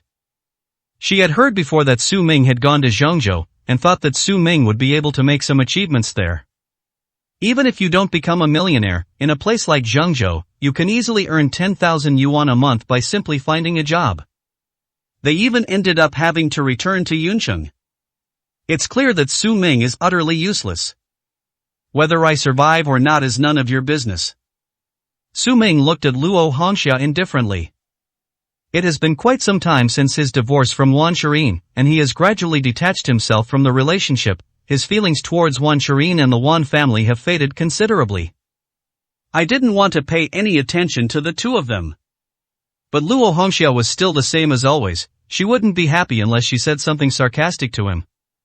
It's nothing, it's only natural for a good-for-nothing to struggle. It would be abnormal if you could, but our Wan family is different from yours, you know. Just yesterday, the Zhao family from Zhengzhou personally sent someone down to Yuncheng to present us with the Toad Spring Dew formula. Toad Spring Dew, have you heard of it? Luo Hongxia laughed heartily, her proud demeanor making her seem like she would have been lifted into the sky if not for gravity. It's the kind of prescription that can earn you billions a year, enough to last several lifetimes. Do you know what having this prescription means? The question mark signifies that our Wan family possesses boundless wealth, power, and strength. From this day forward, anyone who sees the Zhao family must kneel and pay homage, understand? Luo Hongxia burst into laughter. Do you regret it, huh? Luo Hongxia pointed at Su Ming's head, her eyebrows dancing with excitement. Do you regret it now? Shouldn't you have begged and pleaded with the Wan family to let you stay, even if it meant kowtowing? Then you would have risen to prominence with us and climbed up the Wan family's big tree, wouldn't you? Unfortunately, you'll never have that chance because our Wan family is destined for prosperity, and we never support useless people. Luo Hongxia laughed triumphantly. This woman, has she gone mad? Not to mention Su Ming, even Xin Luoyun and Qin Xuan were speechless and couldn't understand Luo Hongxia's crazy appearance. Isn't it just a prescription for Toad Spring Dew? Is that so great? That thing, isn't it Su Ming's too? If Su Ming wanted to take it back, wouldn't it be as simple as saying a word? 267, Chapter 267. A pile of dog shit. The Zhao family was so obsessed with the Toad Spring Dew that they almost lost everything. Only after Su Ming's orders did they hand over the Toad Spring Dew to the Wan family. As a result, Luo Hongxia's appearance was almost identical to that of Zhao Tianxiang at his peak. What idiots! The Toad Spring Dew was a gift from Brother Su to you. You don't know how to be grateful, and you're still putting on an act here. Utterly foolish. Shen Luoyun shook her head in disgust and disdain. Brother Su, you're not talking about him, are you? Luo Hongxia pointed at Su Ming and laughed loudly. Miss Shin, if I remember correctly, you are Shin Luoyun of the Shin family. Is your Shin family being suffocated by the Zhao family? Have you lost your mind? You actually believe in this kind of kid and go crazy with him. And they even said this kid produced the Toad Spring Dew. Sigh. No wonder your Shin family has fallen to this state because you're all just as stupid as this good for nothing. Luo Hongxia's shrill laughter echoed throughout the room. You? Shen Luoyun gritted her teeth in anger, her eyebrows furrowed. Never mind. Su Ming shook his head, stopping Shen Luoyun, then glanced at Wan Shireen, and looked at Luo Hongxia. Cherish this opportunity. It's your only chance. If this can't turn the Wan family around, it means your Wan family simply doesn't have the ability. Ah, you little rascal, you're so stubborn, aren't you? You're probably dying of jealousy and regret saying things like that. Seeing Su Ming's discomfiture, Luo Hongxia was extremely smug and happy. Mom, stop talking to Ri just like that. They'll never understand the wealth our Wan family possesses. Now let's hurry and go talk to the Chang family about cooperation. Besides, Wan Hua has also gone to the Jin family to talk. As long as we reach an agreement with both sides, our Wan family group will soon be able to shake up the entire Yin city. Wan Shireen glanced at Su Ming coldly and said, You're right, it would be incredibly irrational of me to waste time with these idiots. Luo Hongxia smiled and went into the Chang family home with Wan Shireen. What kind of cooperation do they want to discuss? Shin Luoyun asked in confusion. The one family doesn't know anything about medicine. Even if they got the prescription, they wouldn't know how to prepare it. They'll probably go to the Chang family and ask them to help them prepare it. As for the cooperation with the Jin family, since the Jin family now dominates the Yunqing pharmaceutical market, they need the Jin family's permission to market Chan Chunlu. Su Ming immediately saw through Wan Jia's business plan. Wouldn't that be stupid? Shin Luoyun frowned. Putting aside whether the Chang family agrees or not, the Jin family is at the height of its power. If the Wan family goes to discuss cooperation, isn't that just handing over the benefits of Toad Spring due to the Jin family? The Jin family would love to devour the Wan family whole, yet they're offering themselves up on their own? Shen Luoyun couldn't understand. If she were to handle this matter, she would find a way to bring people from Zhengzhou to control everything, from medicine making to marketing, so that she could have all the profits from Toad Spring Dew in her hands and bring out the greatest value. They haven't even made any money yet, and they're already sharing the profits with others. No wonder the Wan family didn't have much power or wealth even after Su Ming had been there for 3 years. With a brain like that, he's probably only where he is today because of Su Ming's behind-the-scenes support and encouragement. That's none of my business. I've given them a chance. Whether they can turn things around depends on their own abilities. Su Ming said it casually and didn't pay any more attention to it.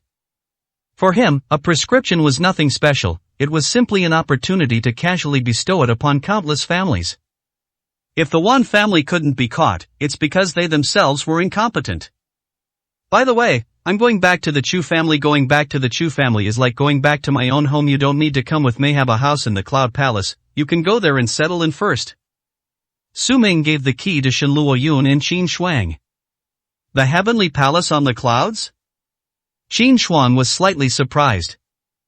I've long heard that the Cloud Palace is the most luxurious residence in the world, comparable to the Central Plains platform community, in no way inferior. I've been wanting to see it for ages. I'll take you there. Shen Luoyun took Qin Shuang's hand, and the two beauties got into a car and headed to the Cloudtop Heavenly Palace. This news quickly spread throughout Yunqing's top circles. Is the most luxurious villa in Yunding Tiangao reopening? King of the 9 provinces. That big shot is back? Upon further inquiry, it was discovered that the residents of the top-tier villa were 2 beautiful women, one of whom was Miss Shen Luoyun from the Shen family. Another even more astonishing figure is the commander of the Qinzhou army, who swept through the garrison in Kyushu and came in first place in this competition. This has driven almost the entire upper class of Cloud City into a frenzy. Everyone was deeply moved, all hoping to catch a glimpse of this renowned top commander. Countless wealthy young men lined up at the entrance, waiting for this mysterious figure to make an appearance. Meanwhile, Su Ming had already returned to the Chu family and arrived at the entrance of the Chu family residential area, where he saw a Ferrari driving up in front of him. With a screech, it spun around and came to a stop in front of Su Ming. The car door opened, revealing a pair of long legs that slowly landed on the ground, and then Chu Qingqing stepped out of the car. After not seeing her for a while, Chu Qingqing had become noticeably more mature and sharp in both her appearance and demeanor, clearly showing that his arrangements had been effective. Chu Qingqing has transformed from a naive young woman who has just graduated into a fully integrated member of the upper echelons of the Tianming Chamber of Commerce. It's you? As soon as Chu Qingqing got out of the car and saw Su Ming, she frowned and looked surprised. Why are you back again? You left with such a big attitude. I thought you went to Zhengzhou to do something big and became a big shot. I thought you would never leave. Why did you come back? Can't make it in Zhengzhou anymore, huh? Chu Qingqing let out a cold laugh. What he said was almost identical to what Luo Hongxia said. Everyone thought that Su Ming couldn't make it in Zhengzhou, so he ran back to Yuncheng. A frog in a well is a frog in a well. Even if you went to a place like Zhengzhou, you would be humiliated and trampled on. There would be no place for you there. You've lived for over 20 years and still haven't realized you're a useless piece of trash. Oh, things. Chu Qingqing's face was full of mockery. Su Ming looked at Chu Qingqing and shook his head. I just came back to see why you gave my prescription to someone else. What prescription? Chu Qingqing had long forgotten about this matter and did not remember at all that Su Ming had given her any prescription. What they didn't know was that the Jin family's current dominance in Yunqing was due to the prescription Su Ming left behind before he went to Zhengzhou. Who is this kid? On the other side of the car, a long-haired young man in a red suit walked over and looked at Su Ming with a suspicious expression. He looked the kid up and down and said, "This kid isn't some lovesick fool who's been following you around like this, is he? Kid, I'm warning you, get lost. Do you know who I am? I'm Wang Ming, a manager at the Jin family group who hasn't heard of me. If you don't want to die, get lost." Young Wang Ming pointed at Su Ming and angrily rebuked him. "The Jin family is a pile of dog shit," Su Ming said with a sarcastic smile. 268, Chapter 268 Act with high profile, live with low profile. What did you say? Wang Ming instantly flew into a rage, his face contorted with fury, and rolled up his sleeves, ready to attack Su Ming.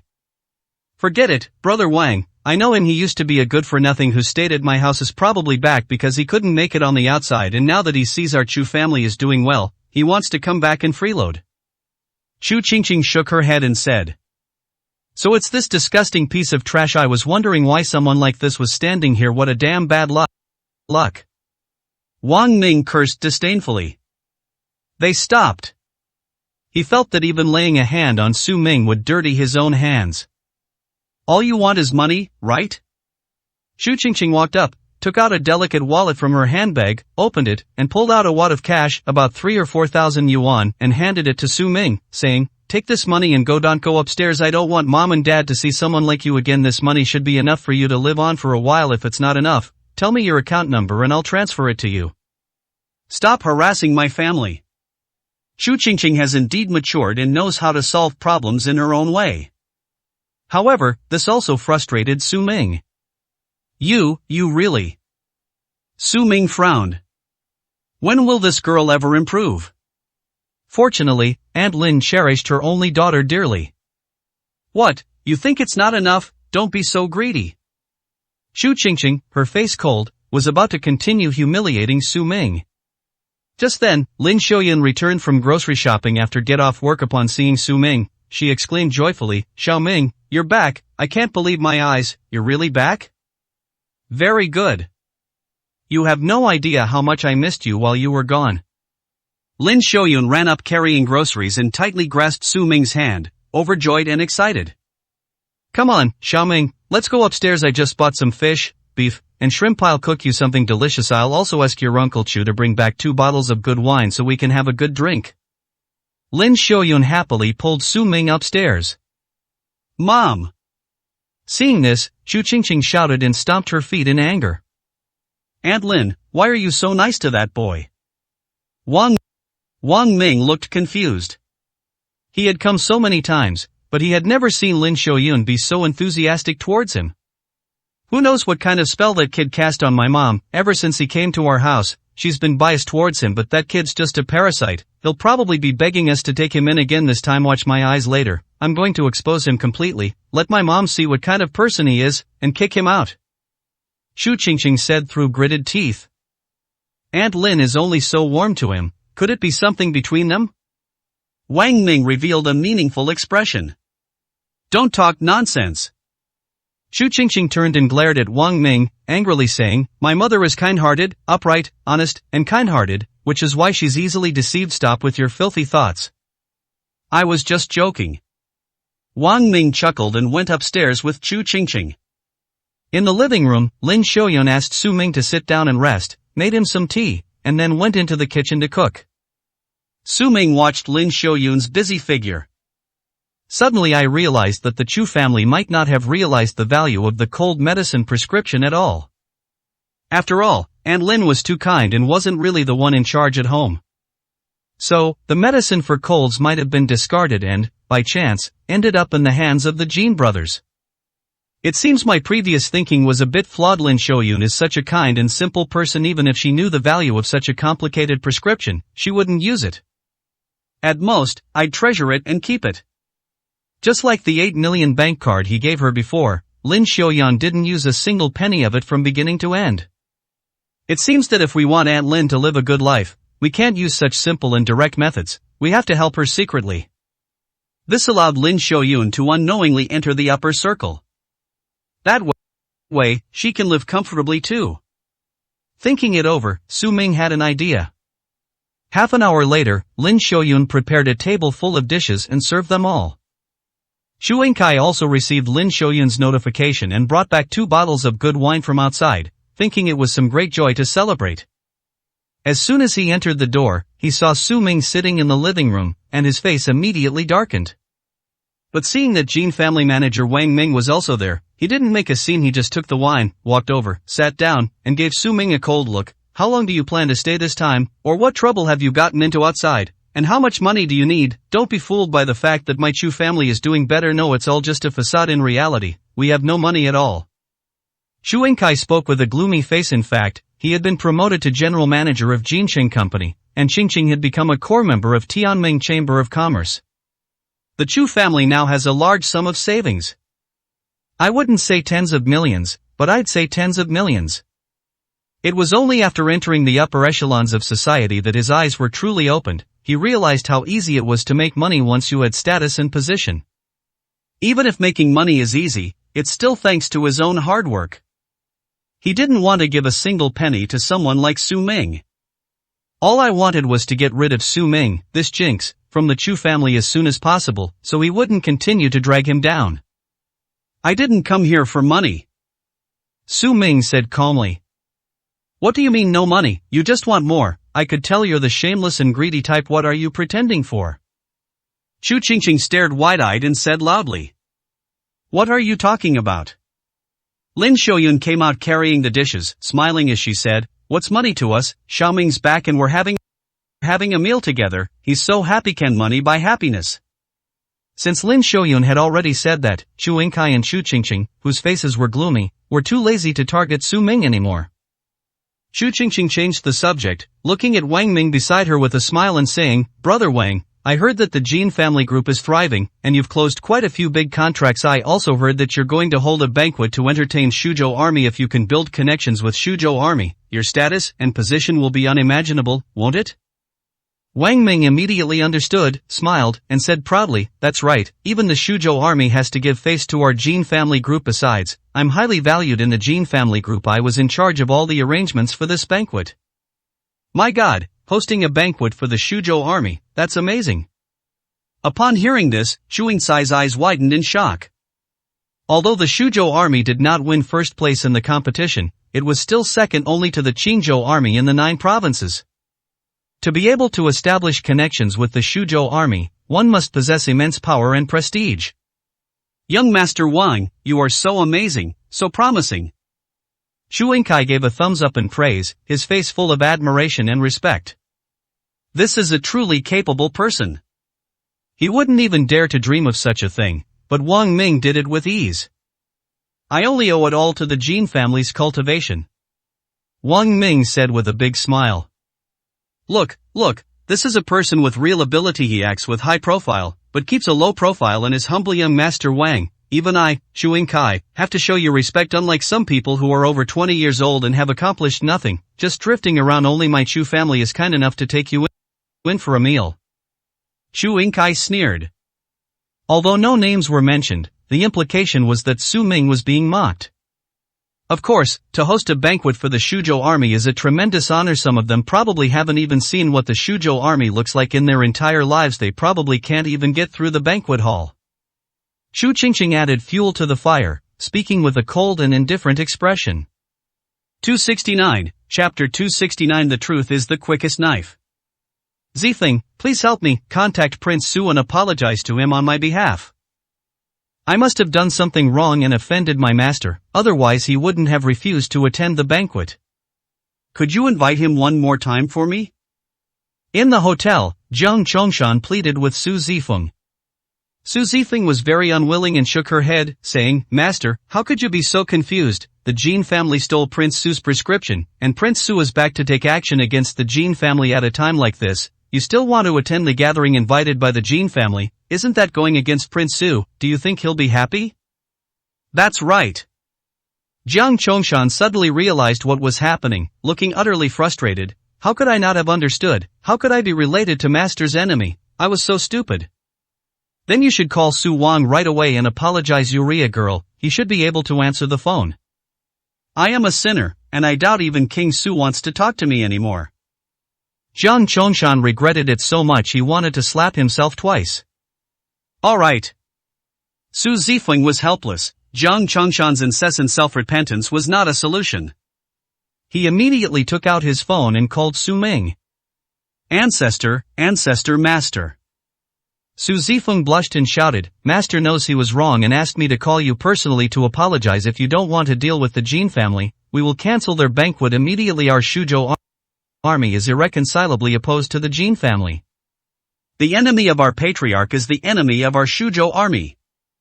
Su Zifeng spoke with righteous indignation. I'm not angry. The Jin family is nothing to me. There's no need to cancel the banquet. You can even go and probe the Jin family's strength. Just go and attend the banquet. It's your right, but I won't be going. I have other plans. Su Ming said calmly. I see, I understand now. Su Zifeng suddenly realized and nodded. Alright, that's settled. Su Ming hung up the phone. Su Zifeng put down her phone, turned around and smiled, saying to Jiang Chongshan, Alright, Master, you don't need to be upset anymore. Prince Su has already made it clear that he doesn't care about the Jin family at all, and he's not angry with you. Let's continue to attend the banquet. That won't do. Jiang Chongshan, who had already realized what was happening, widened his eyes. How can I attend the banquet of Su Wang's enemy? Isn't that betraying my master? I will immediately refuse to have any dealings with the Jin family and I will settle accounts with them. Jiang Chongshan said angrily. No. Su Zifeng hurriedly interrupted. Prince Su wants us to investigate the Jin family's background. This is his intention. So that's how it is. Jiang Chongshan pondered for a moment, then nodded and said, Alright then, let's make preparations. We'll give the Jin family a taste of their own medicine at the banquet and teach them a lesson. Daring to steal Prince Su's prescription, they're practically courting death. On the Chu family's side, Xu Qingqing and the others watched as Su Ming put down the phone and asked in confusion, whose call was that? They were just boasting about how remarkable Wang Ming was in the Jin family, how he personally organized the ceremony to welcome the Shuzhou army, and how supreme he was. As a result, Su Ming interrupted them with a phone call, seemingly not taking their words to heart at all. This kid is really ignorant and shameless, completely impervious to reason.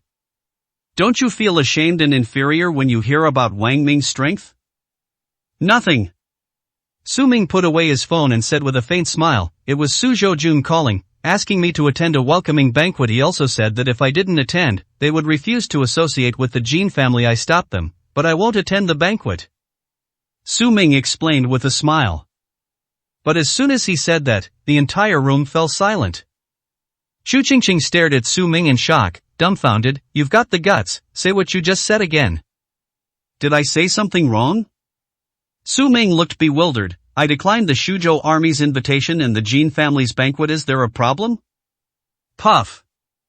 Wang Ming, who was drinking, spat it all out in one gulp, choking and coughing. Xu Qingqing flew into a rage, slamming her hand on the table. Mom, she cried, you saw that? This idiot hasn't changed a bit. Hearing about Wang Ming's exploits, he's spouting nonsense to save face. He even said the Shuzhou army invited him, and he refused. They have absolutely no shame. I can't eat this meal anymore. People like this are disgusting. They have absolutely no self-awareness. There's no such person in the world. Xu Qingqing stomped her feet in anger and said furiously, in short, I don't want to see this idiot in our house again. Then he turned to Wang Ming and said, Brother Wan, let's go, let's eat outside. I feel disgusted just looking at this guy. They said that if he didn't attend, the Shuzhou army would sever ties with the Jin family. It's utterly ridiculous. Wang Ming also sneered. That's when he finally saw firsthand how bizarre Su Ming was. No wonder Xu Qingqing gets angry as soon as she sees this kid who could stand having a fool like this in the family for a long time. Sooner or later, they'll be driven crazy by this. Xu Qingqing, with Wang Ming in tow, turned around and slammed the door shut in a fit of rage. I can't eat this meal either. You can eat it yourself. It's disgusting. Xu Yingkai angrily threw down his rice bowl, got up, and went back to his room. The meal ended on a sour note. Only Lin Xiaoyun remained sitting to the side, her face full of embarrassment and her expression unpleasant. Although Lin Xiaoyun didn't say anything, she also felt that Su Ming's actions were somewhat wrong. She knew that Su Ming cared about his image. After all, he had been the son-in-law of the one family group and had frequented high society for 3 or 4 years. Having fallen to this state, Su Ming must be unwilling to accept it. However, saying something so obviously fake in front of one's family really ruins the atmosphere. Well. Lin Shoyun sighed helplessly, but still squeezed in. He smiled and said, "It's alright, if they don't want to eat, that's fine, there's still so much food left, Xiaoming, don't worry about it, we'll eat." Su Ming shook his head, "And Lin, you don't believe me either, do you? I'm just telling the truth, and everything I said is true."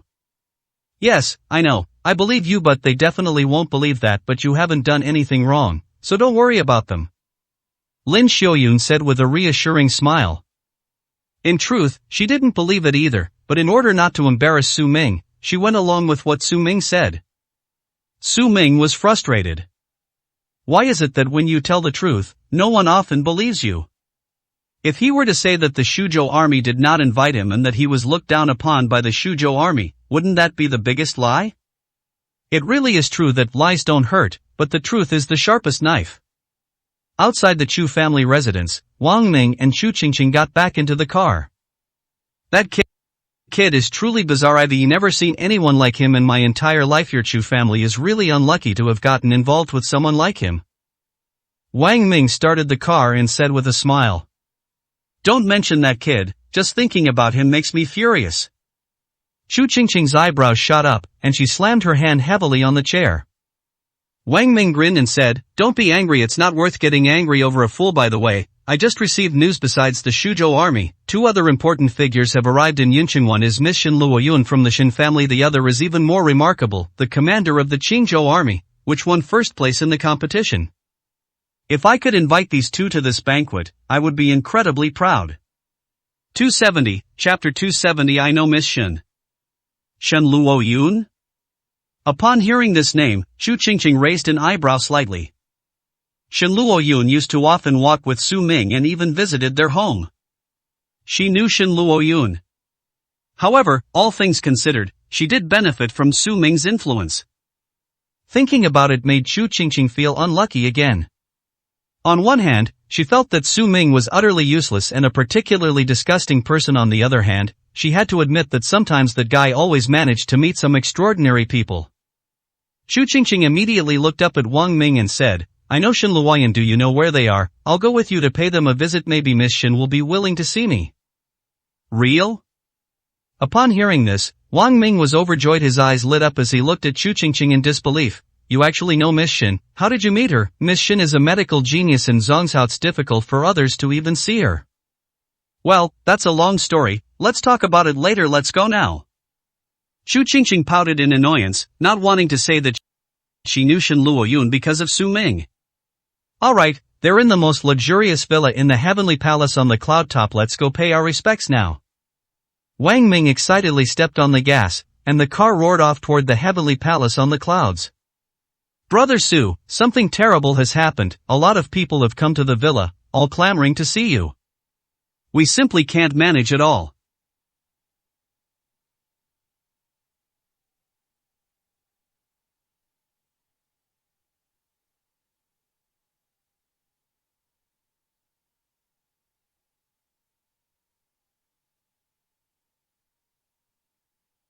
Su Ming was having dinner with Lin Shoyun when a phone call came in. It was Shen Luoyun. "Who is it?" Su Ming asked, puzzled. "Luo Hong, Chen Fengyu, the Chen family, and some others whose names I don't know." Shen Luoyun said that they were all top-tier wealthy tycoons in Yunqing. It's estimated that upon receiving news of Su Ming's return to Yunqing, he couldn't wait to come and pay his respects. It was indeed somewhat inconvenient for Shen Luoyun and Qin Shuang, 2 women, to settle these troublesome fellows. "I'm coming right away." Su Ming put away his phone, stood up, and said to Lin Shoyun, "And Lin, I have to go out for a bit. Luo Hong and Chen Fengyu are insisting on seeing me. Need to go settle things down. By the way, Aunt Lin, don't worry, even if the prescription for the cold medicine is gone, I will still keep my promise to you soon. You will become a shareholder of Su Family Pharmaceutical." "What?" Lin Shoyun looked up in surprise and disbelief, her face full of shock, her eyes blank and dazed. But Su Ming had already turned and left. Real estate tycoon Luo Heng, and Chen Fingyu, who has now risen to fourth on the rich list, are clamoring to see you? Lin Xiaoyun was so shocked that she forgot to chew the food in her mouth. Su Ming also said that she would receive a notification that she would become a shareholder of the Su family. Xiao Ming, are you really alright? He wouldn't go to Zhongzhou, the contrast would be too great, he'd probably have a mental problem. Or she could take Su Ming to the hospital herself another day. This is extremely serious. Lin Xiaoyun was stunned for a long time. As Su Ming left the Chu family home, Jiang Yilan's luxurious Rolls-Royce was already parked at the entrance of the residential area. Jiang Yilan got out of the car herself, opened the door, and respectfully greeted Su Ming, President Su. Su Ming nodded slightly, walked over, and sat in the passenger seat. What's going on with the Tianming Chamber of Commerce? It had been a long time since Su Ming had seen Jiang Yilan, so he asked her as usual. Everything is as usual. Jiang Yilan smiled beautifully and said, now that you, President Su, have disbanded the alliance, the Tianming Chamber of Commerce has no rivals. However, the Jin family's medicinal formula has recently become very popular, which has slightly affected our economic gains. It's alright, the Jin family will go bankrupt soon, I told you. Su Ming said with a faint smile. Yes. Jiang Yilan had complete trust and confidence in Su Ming's words. In a small place like Yunqing, if Su Ming wanted any family to disappear, it would be as simple as him saying a few words. So she never worried. Go to the heavenly palace on the cloud top. Su Ming said something to Jiang Yilan. Yes. Jiang Yilan drove towards the cloud top heavenly palace. At this moment, Wang Ming and Chu Qingqing had already arrived outside the gate of the cloud top heavenly palace. As soon as I got off the bus, I saw a huge crowd of people standing outside. That's young Master Lin, young Master Wang, young Master Zhang. Why are so many rich kids gathered here? Could it be that they've also received word and want to meet Miss Xin and that commander? Wang Ming looked at these people, his face filled with shock. Chu Qingqing was also surprised and uncertain. She thought Wang Ming's words were a bit exaggerated, but now it seems to be true. These high-ranking young men, who are rarely seen in normal times, have all come out like bees attracted by the fragrance of flowers. It seems like it'll be difficult for us to get in. Even these rich young masters are being kept out. What qualifications do we have? Wang Ming said with great regret. It's alright, I know Miss Xin, we can go up and tell her, and we should be able to get in. Chu Qingqing said calmly. Then let's give it a try. The two stepped forward and arrived at the main gate. Chu Qingqing walked up to the guard and said, hello, we're here to see Miss Xin at the highest villa in the Cloud Palace, please let us in. The guard looked at Chu Qingqing and smirked, you want to see Miss Xin, right? Get in line at the back. They all want to see Miss Xin. Once Miss Xin is willing to see you, you'll have your chance. The guard had a mocking smile on his face. Clearly, these guys are wasting their time and have no chance of seeing Xin Luoyun. I'm different from them, I know Miss Xin. Chu Qingqing hurriedly explained. That's what they said too. The guard couldn't help but laugh. The group of young men behind them also looked amused and shouted, that's right, we all know Miss Xin. If you want to see her, go to the back of the line. Why are you cutting in line? Chu Qingqing's face immediately darkened with frustration. It seems it's completely useless, or perhaps you know Miss Xin, but she doesn't know you at all. Wang Ming felt somewhat embarrassed, and also somewhat sarcastic. He was so confident just now, it seems Chu Qingqing's statement is completely unfounded. Indeed, Chu Qingqing had met Xin Luoyun several times because of Su Ming. But the two barely spoke. Moreover, Xin Luoyun had absolutely no impression of Chu Qingqing. If it weren't for Su Ming, the Chu family and Xin Luoyun would never have had any interaction. Chu Qingqing blushed with shame and reluctantly took off the jade bracelet from her wrist, handing it to the guard and saying, take this to Miss Xin. If Miss Xin sees it, she will definitely want to see me. This jade bracelet was custom made for her by her mother and is worth over 10,000 yuan. She has worn it since she was a child. Although tens of thousands of yuan is not much, it is a symbol of status. She wouldn't have taken it off if it weren't for saving face. The guard glanced at the bracelet and could tell it was somewhat valuable. After thinking for a moment, he nodded and said, alright, I'll give it a try, but you'd better not get your hopes up. the gifts they gave you are much more valuable than yours. The guard chuckled sarcastically and turned to leave. At this moment, Jiang Yilan's car also drove up and arrived at the gate. When the guards saw Jiang Yilan's car, they immediately stood at attention and bowed, opening the gate to let the car in. Xu Qingqing turned her head and was immediately shocked. That as President Jiang, even President Jiang is here? I never expected that even President Jiang would come to the Cloud Palace in Luoyuan, and the commander must have a lot of influence. Besides, Xu Qingqing's gaze slowly swept across the area, and she vaguely saw a man sitting in the passenger seat. The man's silhouette and clothing looked so much like Su Ming. 271, Chapter 271, The Eternal King. Is it that kid? Xu Qingqing was so shocked that her jaw almost dropped. Who? Seeing Xu Qingqing's astonishing reaction, Wang Ming was also surprised and hurriedly turned his head to look, but the car had already headed into the Cloud Palace. I think I saw that boy from our house just now, sitting in that car, going in together, Xu Qingqing said blankly. How is that possible? Upon hearing this, Wang Ming's eyes widened instantly, but he immediately retorted sarcastically, that kind of trash probably doesn't even know what the heavenly palace on the clouds is for. How could he possibly get in? He has no right to that. Then, Wang Ming, still somewhat indignant, questioned the guard, why can that car go in, but we can't? Is there anything special about a Rolls-Royce? I drive a Ferrari. Wang Ming said angrily. I don't care if you drive a Ferrari or a Ram Rover, you can't even compare to a rocket. You think you can compete with him? That's the car of President Jiang, the CEO of the Tianming Chamber of Commerce. You can't even compare to 100 of President Jiang's status. What are you compared to President Jiang? Ferrari, get lost. The guard flew into a rage and glared fiercely at Wang Ming. Wang Ming shrank back, his face flushed, after being scolded. Frustrated, he said to Xu Qingqing, I heard that's President Jiang's car. How could someone like that possibly be sitting in President Jiang's car? I think you're seeing things. That's true. Xu Qingqing shook her head, now she had to admit it. What is Su Ming anyway? He doesn't even deserve to be entered the heavenly palace of the clouds, let alone be qualified to be even glanced at by President Jiang. It was even less likely that he would be in President Jiang's car. She didn't see it clearly just now, it might only look slightly similar. It's all that good-for-nothing's fault. He was so disgusting that he left an indelible impression on her, and she mistook him for someone else just because they look somewhat alike. Damn it, I'll have to stay away from here from now on. To avoid seeing him too often, lest you be left with a disgusting shadow of Su Ming for the rest of your life. Su Ming and Jiang Yilan arrived at the entrance of the most luxurious villa in the Cloud Palace.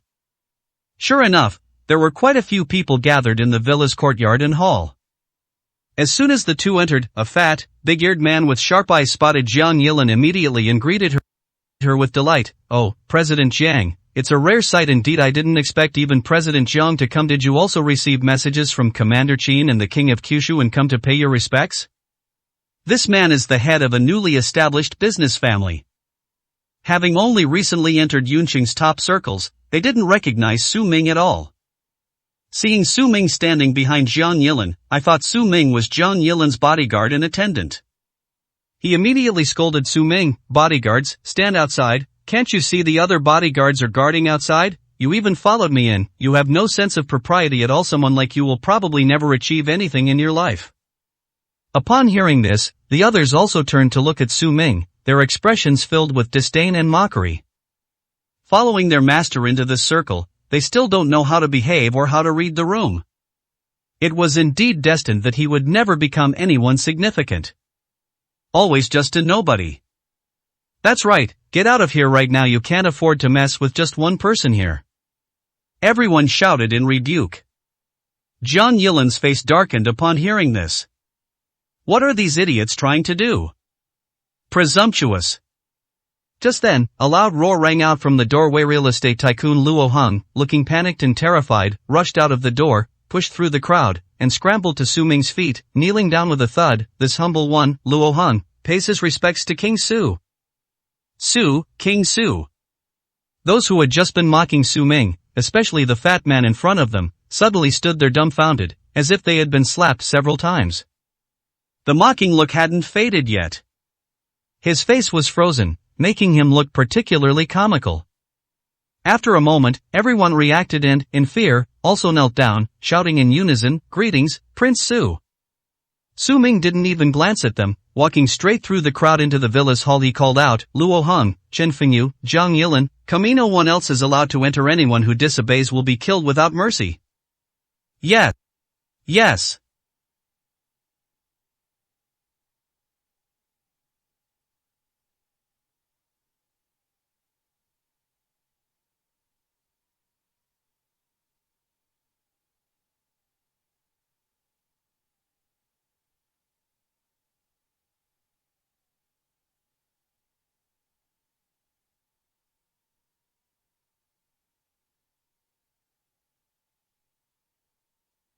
Luo Heng was overjoyed and quickly agreed, then followed them into the villa's main hall. In the hall, Su Ming sat on the sofa, with Shin Luo Yun beside him. Qin Shuang was standing in the back. Zhang Yilan, Chen Fengyu, Luo Heng, and the others stood respectfully in front of Su Ming, not daring to breathe loudly. Su Ming first looked at Luo Heng, frowned and said coldly, "Who told you to bring him here? Who told you to leak the information? I'm only staying here because I'm giving you face, but you can't even do the most basic confidentiality work. Do you think I can still trust you?" Upon hearing this, Luo Heng turned pale with fright, his face filled with terror, and he hurriedly knelt down in front of Su Ming. He said in fear, "I have failed in my duty. I deserve to die. I don't know where they got the news from. They probably got it from the Shuzhou army and learned that Miss Shin and Commander Qin were here, so they all rushed over to pay their respects. By the time I realized it, it was too late." Luo Heng was covered in cold sweat, and his face was deathly pale. "Greetings, Commander Qin?" Su Ming turned to look at Qin Shuang. Then he remembered that during the competition, he had given all the credit and titles of commander to Qin Shuang. Qin Shuang is now famous throughout the 9 provinces. Especially since it's near Yunqing, its reputation and influence are in no way inferior to his. So those guys came because of Qin Shuang's reputation. Qin Shuang realized what had happened and blushed instantly. She was someone who had benefited from Su Ming's success, and this reputation did not belong to her at all. At this moment, I only feel ashamed and embarrassed, but I don't feel proud at all. Su Ming asked with a smile, "Do you want to see them? If so, I'll let you." They came in. Qin Shuang hurriedly shook her head and said respectfully, "I am just one of Prince Su's bodyguards. I will not see anyone else unless someone threatens Prince Su. I will never show my face easily." King Su? Bodyguard? Upon hearing this, Luo Heng and the others present were all surprised. They had no idea what was happening. But this famous commander of Qinzhou is just a bodyguard of King Su. This is too shocking. Now it seems that no matter how high one's status or how great one's reputation, it's all insignificant. The king of Kyushu is the eternal king. Everyone else pales in comparison. Alright. Su Ming turned around, too lazy to investigate whose responsibility it was. He addressed the crowd, saying, "Luo Heng, you have redeemed yourself. Next, I want you to use your connections in Yunqing and all your funds to completely block the Jin family's market transactions. I want them to be unable to sell even a single cold medicine. Chen Fengyu, go and negotiate with the Su family pharmacy. Make sure they prepare to accept the cold remedy jade refining business. Then, promote Lin Shoyun to a shareholder, giving her a 20% stake, not a penny less.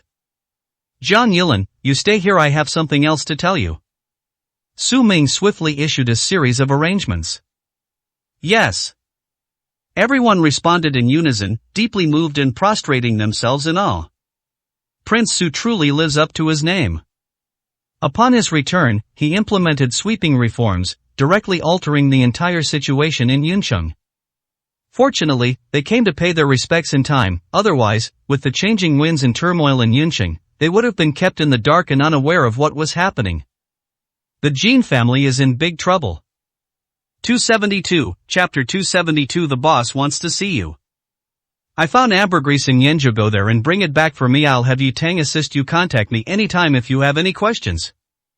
Su Ming spoke to Zhang Yilan alone. Ambergris? Zhang Yilan's eyes widened in shock. It's that kind of ambergris that's so rare, comparable to 1,000-year-old ginseng? That's right, with ambergris, I can just cure the golden snake venom in my body. Go, keep the journey a secret, and be sure to bring the medicine back. Su Ming gave instructions. Yes. Zhang Yilin hurriedly and respectfully responded. Ambergris is a top-grade medicinal material, one of the 3 great treasures alongside lightning-struck wood and firestone. Ambergris dies as soon as it leaves the soil, so the entire clod of earth needs to be dug up and transported over. Originally, Su Ming planned to handle this matter personally, but now the Jin family is all-powerful in Yunqing, and he doesn't know what will happen if he leaves. So they arranged for Zhang Yilin to handle it. Moreover, with Yi Tang assisting, there shouldn't be any major problems. Once the ambergris is transported back and cultivated for a period of time, it will mature and be used to refine medicine, which will completely resolve the poisoning from the silkworm and the golden snake in the body. Once the toxins were removed, he had no more worries. Zhang Yilin listened to the instructions and went to do so. Only a few wealthy tycoons from Yunqing remained in the room. At this moment, a guard from the heavenly palace on the cloud top, carrying Chu Qingqing's bracelet, strode in and approached Su Ming and Xin Luoyan. He respectfully said, "Miss Xin, there's a man and a woman outside who claim to know you and want to see you. They say you'll know who they are once you see this bracelet, so I've come specifically to ask you for confirmation." Xin Luoyan turned her head and glanced at it, then frowned. She had no recollection of Chu Qingqing's bracelet and immediately scoffed, "What a lousy bracelet, I don't recognize it, it's obviously made up." Etc. Su Ming turned his head and immediately recognized that it belonged to Chu Qingqing. A smile involuntarily crept onto his lips. He reached for the bracelet, put it away, and grinned, saying, "Go back and tell them I accepted the gift, but the person is nowhere to be found. Let them go." "Yes." The guard turned and left. Xin Luoyun looked puzzled. Su Ming could have any treasure he wanted, and this bracelet was probably only worth a few 100,000. Why would Su Ming be interested in it? In terms of value alone, the bracelet is certainly not worth much. Su Ming put it away because he wanted to teach Chu Qingqing a lesson for acting recklessly. It's bad enough that he knows Wang Ming, a lackey of the Jin family, but now he's even offering his own things as a gift for someone else. Since that's the case, he'll let Chu Qingqing learn a lesson and know the dangers of society. The guards returned to the entrance of the heavenly palace on the cloud top. Chu Qingqing hurriedly went to greet her, excitedly asking, "Well, Miss Xin, did you recognize me? Can we go in now?" Fart. The guard rolled his eyes at Chu Qingqing and sneered, "Miss Xin doesn't know you at all. She's never even seen a bracelet before. Get lost. If you want to see Miss Xin again, wait until your next life." What? Chu Qingqing and Wang Ming were both shocked. A group of young men behind him also let out mocking laughter. "You think you can meet Miss Xin just because of a bracelet? Are you kidding me?" "They gave me luxury cars and countless expensive gifts, but I never even met them." "Does she really consider herself Miss Xin's friend? How could Miss Xin be friends with someone like that?" Hearing the harsh laughter, Chu Qingqing's face turned bright red, as if it were on fire. Completely humiliated, she gritted her teeth and angrily reached out to the guard, saying, "Fine, don't pretend I don't believe she'll stay in there forever. Give me back my bracelet." "Bracelet? What bracelet? Wasn't that the gift you gave Miss Xin when you first met her? She's already accepted it. Besides, what right do you have to ask for something back after you've given it away? You're really shameless." The guard's face was full of mockery. "You?" Chu Qingqing was furious, her face turning ashen. "That's impossible." Not only did he refuse to see her, he also accepted her gifts. "I didn't even see the person, and I lost a bracelet for nothing." "Isn't this a huge loss?" "No, you have to give me back the bracelet," Chu Qingqing said, both excited and angry. That was a gift from her mother, Lin Xiaoyun. She had worn it since she was a child, and it held immense value and significance for her. How could she just accept it like that? "It's just a bracelet." Even Wang Ming couldn't stand it anymore. Moreover, Chu Qingqing's loud commotion at the entrance of the heavenly palace made him feel very embarrassed. He had completely lost face. He immediately gave Chu Qingqing a cold look and said in a deep voice, "Stop arguing, it's your honor that Miss Xin is willing to accept it. If you want a bracelet, go to a jewelry store outside. I'll buy it for you however many you want." "What do you know?" Chu Qingqing turned around angrily, glared at Wang Ming, and said through gritted teeth, "That's mine, it's very valuable. How can I just give it away like that? I never said I was giving it to her." "You're really shameful. I never thought you were this kind of woman. You can't even afford a bracelet worth a few 100,000. What great things can you accomplish? you can make a scene here if you want. I have to go back and arrange the banquet, but don't contact me again, woman like you, Wang Ming said coldly, his face full of disgust and revulsion, and then turned and drove away. You bastard. Xu Qingqing's eyes turned red with anger. Who would have thought Wang Ming would be so pragmatic? Just because he didn't see Shen Luoyun, he immediately turned against her. Now not only has the bracelet been lost, but face has been lost, and even the person has been lost. Xu Qingqing grew angrier the more she thought about it, and tears welled up in her eyes. Xu Qingqing took a taxi back to the Tianming Chamber of Commerce while crying. Both of her eyes were red and swollen from crying. I've never suffered such injustice in my life. Just then, the manager of the Tianming Chamber of Commerce walked over and said to Xu Qingqing, "Why are you only coming back now? Why are you still standing here? Hurry up and go to the office, the boss wants to see you." "Boss, is this General Manager Jiang?" Xu Qingqing asked in shock. "President Jiang, that's far superior to Jiang, he's much more powerful. This is the head of the Tianming Chamber of Commerce, even President Jiang has to listen to him. You'd better be careful going up to him and make sure you don't offend the boss, otherwise, no one can save you," the manager said in a serious tone. The head of the Tianming Chamber of Commerce? Oh my god. Xu Qingqing was immediately alarmed. She quickly wiped away her tears, rubbed her eyes, and followed the manager upstairs. Upon arriving at the office door, the manager raised his hand and knocked. "Come in." A deep voice came from inside. That voice, it sounds so familiar. Xu Qingqing frowned, feeling like she had heard the voice somewhere before, but couldn't quite place it. The name of the voice was on the tip of her tongue, but the impression in her mind was very vague. "Go in, remember, just answer whatever the boss asks you, but don't say anything unnecessary." The manager gave instructions and instructions. Good. Xu Qingqing nervously responded and pushed open the door to go inside. Xu Qingqing moved with light, cautious steps, secretly glancing behind the desk, wanting to see what this amazing boss of the Tianming Chamber of Commerce looked like. All that could be seen was a silhouette from behind. A figure sat in the boss's chair, but with his back to her, so her face was not visible at all. This made Xu Qingqing even more curious. What does this boss look like? Is he fat or thin, old or young, ugly or handsome? My curiosity is burning like a cat's. 273, Chapter 273. What you call jealousy, envy. Boss, you wanted to see me, what can I do for you? Xu Qingqing stood in the office, asking tremblingly. Have you cried? A deep voice came again. Xu Qingqing was stunned for a moment, somewhat shocked. The boss hadn't even glanced at her, so how did he know she had been crying? She asked in a surprised whisper, Boss, how did you know? I can tell from your voice it's hoarse from crying. What happened? People from the Tianming Chamber of Commerce never cry, they only make others cry. The boss said in a cold, deep voice. Mentioning this, Xu Qingqing's eyes immediately reddened, and her nose tingled. She said sadly, that manager of the Jin family group actually turned against me over such a trivial matter, so realistic and shameless. I've never been bullied by a man like that before. At this point, Xu Qingqing couldn't help but shed tears again, and hurriedly apologized. I'm sorry, boss, I've disgraced the Tianming Chamber of Commerce. The boss chuckled, it's okay to lose face, I can't care if you lose face yourself, but the other party bullied you, which means they don't respect my Tianming Chamber of Commerce. Do you want to get back at them and teach them a lesson? I do want to, but I don't have the ability to do it.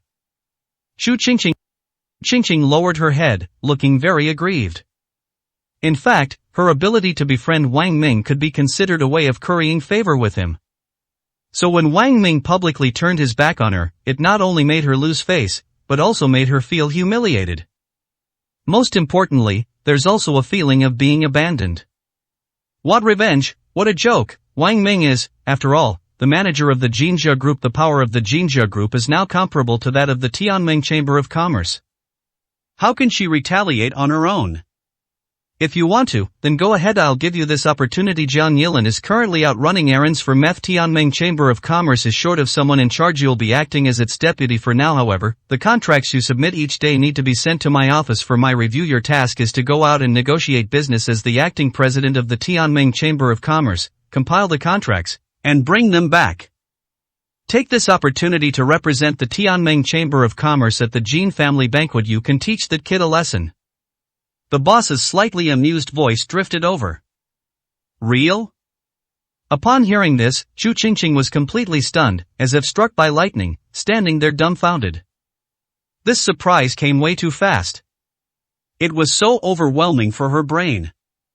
She's only been with the Tianming Chamber of Commerce for a little over a month. Although she's been given important responsibilities and become a core member, she's still a long way from being the president. Why was she suddenly made acting president? This isn't a promotion, it's a leap. If Chu Yingkai and Lin Xiuyun found out about this, they would be overjoyed. What, you're not happy about it? Seeing that Chu Qingqing hadn't responded for a while, the boss asked in confusion. Tu willing, but am I capable, can I really do it? Chu Qingqing asked, flattered. If I say you can do it, that's right. The boss's chair slowly moved and turned to face the person sitting in it, who was naturally Su Ming. Su Ming held the bracelet, slowly raised his head, and said with a smile, Here, take this back. But when he looked up, he found there was nothing in front of him. Chu Qingqing has disappeared. I'm the CEO now, I've become the CEO. The next moment, loud laughter and shouts rang out from outside. Su Ming turned his head and saw that Chu Qingqing had run out at some point and was running wildly down the corridor like a madwoman, shouting as she ran. Looking at him, anyone who didn't know better would think he had lost his mind. This girl. Su Ming was utterly speechless. I was originally planning to return the bracelet to Chu Qingqing, but now I don't need to. I'll wait until I get back to return it. Su Ming waved, signaling the manager at the door to come in. Boss, what can I do for you? The manager entered and bowed his head respectfully before Su Ming. Su Ming calmly said, Although I made her the acting president, she is still inexperienced and not very professional. You need to stay with her at all times, and keep a close eye on her when it comes to contract business. Don't let her do anything reckless. I see. The manager answered respectfully. After that, Su Ming got up and left the office. Zhang Yilin and Yi Tang have both set off for Yinzhou. The Tianming Chamber of Commerce does need someone to speak on his behalf. He rarely stays within the Tianming Chamber of Commerce and cannot appear in person. And this person, naturally, is Chu Qingqing, whom we can see at any time. It's more convenient to have Chu Qingqing relay the message than to anyone else. This can also be considered as nurturing Chu Qingqing. After all, with Zhang Yilin's current abilities, it would be a waste of her talents to have her stay in the small city of Yunqing as a CEO. Therefore, he plans to take Zhang Yilin to work at the headquarters of the Tianming Chamber of Commerce after everything is resolved, giving her more room to grow. When Su Ming got downstairs, he saw Chu Qingqing running around spreading the news, eager for everyone in the Tianming Chamber of Commerce to know that she had become the acting president. And finally, he met Su Ming downstairs. What are you doing here? Upon seeing Su Ming, Chu Qingqing's excitement subsided somewhat, and she looked at Su Ming in surprise. Su Ming smiled faintly. Don't you work here? I came to check on you. What's wrong with you? Are you having an epileptic seizure? You're the one with epilepsy. You can't expect anything good to come out of a dog's mouth. I've already been promoted to acting president of the Tianming Chamber of Commerce. President, do you know, he also has epilepsy. Do you know what this means? It means that from now on, I'll be a well-known figure in Yunqing who won't know my name, Chu Qingqing, the acting president of the Tianming Chamber of Commerce. From now on, I will truly step into the top circles of Yunqing. You're envious, aren't you? But with your abilities, you'll probably only ever look up to me your whole life. At the very top of the pyramid, you are merely an ordinary, bottom-tier commoner in Yunqing. You should realize how vast the gap is between you and me, shouldn't you? Chu Qingqing's face was full of smug pride as she raised her head, utterly arrogant. Su Ming curled his lip and smiled faintly. I gave you this title of president, didn't I? And you're only acting president. I can take it back anytime I'm not happy with it. Ha ha ha ha. Chu Qingqing laughed loudly, pointing at Su Ming as if she were looking at a fool. Give it back to me? I know you're not convinced. After all, we used to live under the same roof, and there wasn't much difference between us. Plus, you're older than me, but you've watched me climb step by step to the top of the pyramid, to the very top of Yun City. You're probably feeling incredibly envious, right? That's why you said those things. What you're doing isn't called that, it's called jealousy, envy. Chu Qingqing laughed triumphantly. Seeing Su Ming's frustrated and embarrassed expression made her feel even more pleased. What a wonderful day. I never expected that losing a bracelet would bring me so many surprises. It really is true that every loss has its gain. 274, Chapter 274. I don't know that kind of woman. Has this girl gone mad? Was the title of CEO really too much of a shock for Chu Qingqing? I wish I hadn't made that decision. This was the first time Su Ming felt a pang of regret. But Chu Qingqing didn't think so. She believed that she was able to become the acting president because of her own hard work. There was also the blessing of heaven and the appreciation of the boss. Speaking of which, the boss must be a tall, handsome man, which is why he had such a discerning eye to choose her. In her heart, the boss was simply the most powerful man in Yunqing. Compared to him, this kid in front of me is nothing but trash, utterly unbearable to look at. However, being promoted to acting president, even when facing Su Ming, doesn't diminish her current feeling of winning the lottery. She smiled and said to Su Ming, "Come on, I'm in a good mood today. I'll take you somewhere and show you my current status and power." Where are we? What are we doing? Su Ming asked, feeling frustrated. He no longer wants to go crazy with Chu Qingqing. Given Chu Qingqing's current state, who knows what she might do? What else can I do but teach someone a lesson? That bastard Wang Ming actually dared to turn against me. I'll let him know the consequences of messing with me. I'll make him regret it. After saying that, Chu Qingqing didn't wait for Su Ming's response before pulling him outside to get into the car. Fortunately, the manager of the Tianming Chamber of Commerce had been following them all along, and upon seeing the situation, he ran over and got into the car. Why are you following me? Chu Qingqing started the car and headed towards Xinghao Restaurant, the top restaurant in Yuncheng. That's also where the Jin family is holding a banquet to welcome the Shuzhou army. The boss said that no matter what you do, I'll follow you and assist you, the manager replied. He also saw Su Ming sitting in the back seat, and immediately broke out in a cold sweat. What exactly is Chu Qingqing trying to do, dragging the boss around everywhere? He was so frightened he felt like he was sitting on pins and needles. I didn't expect the boss to care about me so much. The boss is such a kind person. I will definitely work hard in the future to repay the Tianming Chamber of Commerce, Chu Qingqing said with undisguised joy. At the same time, she turned back to Su Ming with an air of smug pride and said, "I heard that even the boss is treating me so well. My future is bright. As for you, it's alright. I've been promoted, so you can benefit from it too. I can easily arrange any kind of chores for you, like sweeping or doing odd jobs. You won't have to wander around anymore. You should thank me." You want to help me find a job? Su Ming looked up in surprise, feeling a bit oxygen deprived in his brain. The manager was so frightened that he didn't dare to say a word. Finding a job for the head of the Tianming Chamber of Commerce, even something as mundane as sweeping and doing odd jobs, only Chu Qingqing would do something like that. But didn't this girl see Su Ming in the office just now? Doesn't she know who Su Ming is? Why would she say something like that? Has she really gone mad? Unbeknownst to the manager, Chu Qingqing, upon hearing that she had become the acting president, ran out of the office like a madwoman, not even hearing Su Ming finish speaking, let alone seeing Su Ming's face. That's why we have this series of hilarious and absurd sequels.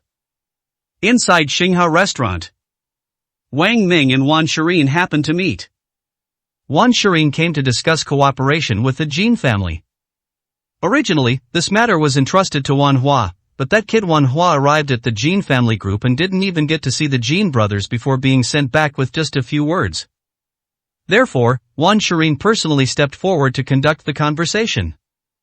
However, given the Jin family's current influence, if she goes directly to them, she'll probably end up like Wan Hua, unable to even see the Jin brothers. So she took a roundabout approach, planning to start with Wang Ming, the manager, and have him relay a message so she could negotiate with the Jin brothers. Upon hearing Wan Shirin's words, Wang Ming's face immediately lit up with a smile. He patted his chest and said, "Miss Wan, don't worry about that. The two bosses will definitely be happy to discuss such a matter of great interest with you. Moreover, there will be a banquet for the Shuzhou army in a couple of days. The two bosses will also be attending. I'll make the arrangements, and after the banquet, you can have a face-to-face discussion." Really, thank you so much. Upon hearing this, Wan Shirin was overjoyed and expressed her gratitude to Wang Ming.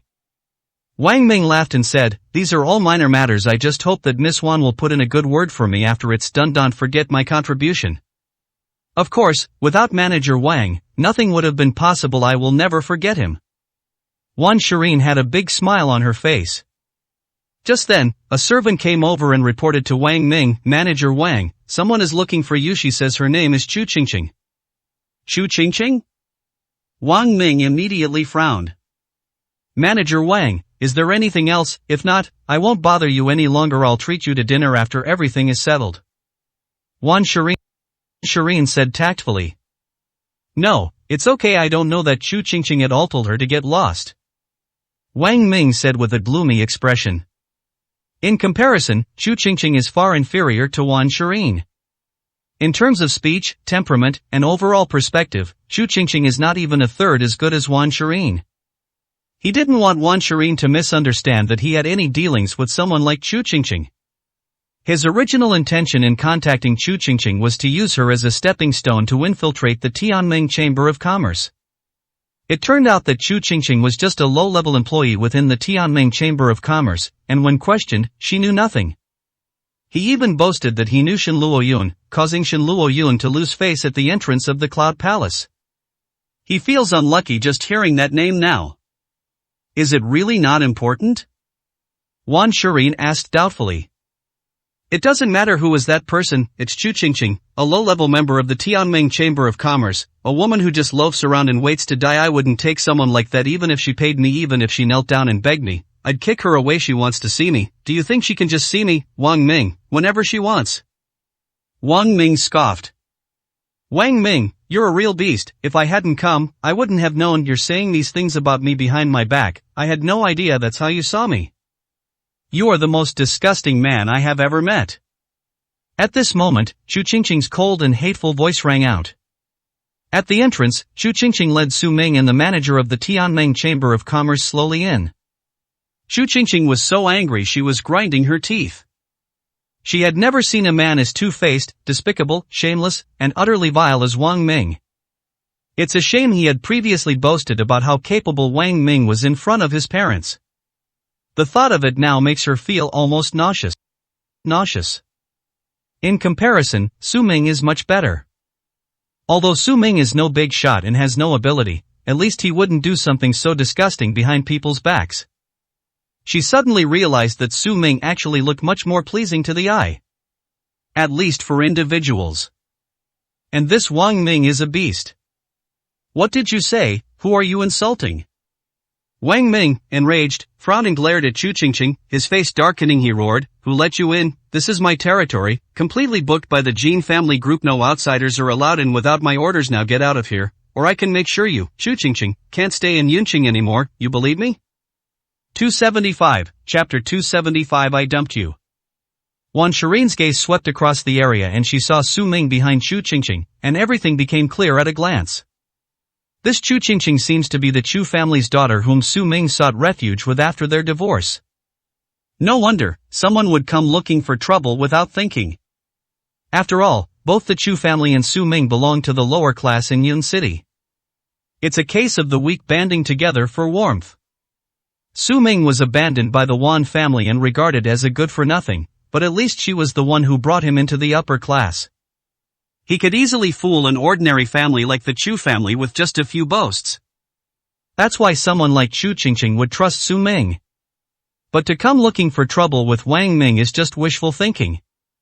Wang Ming's status is that of the manager of Dingxing Jin family. Even she has to be polite to Wang Ming. How could Chu Qingqing bring Su Ming to cause trouble? Isn't she just courting death? Wan Shireen shook her head, guessing that neither Chu Qingqing nor Su Ming would have a good ending. However, this can be considered a lesson for the two of them, making them realize their own status.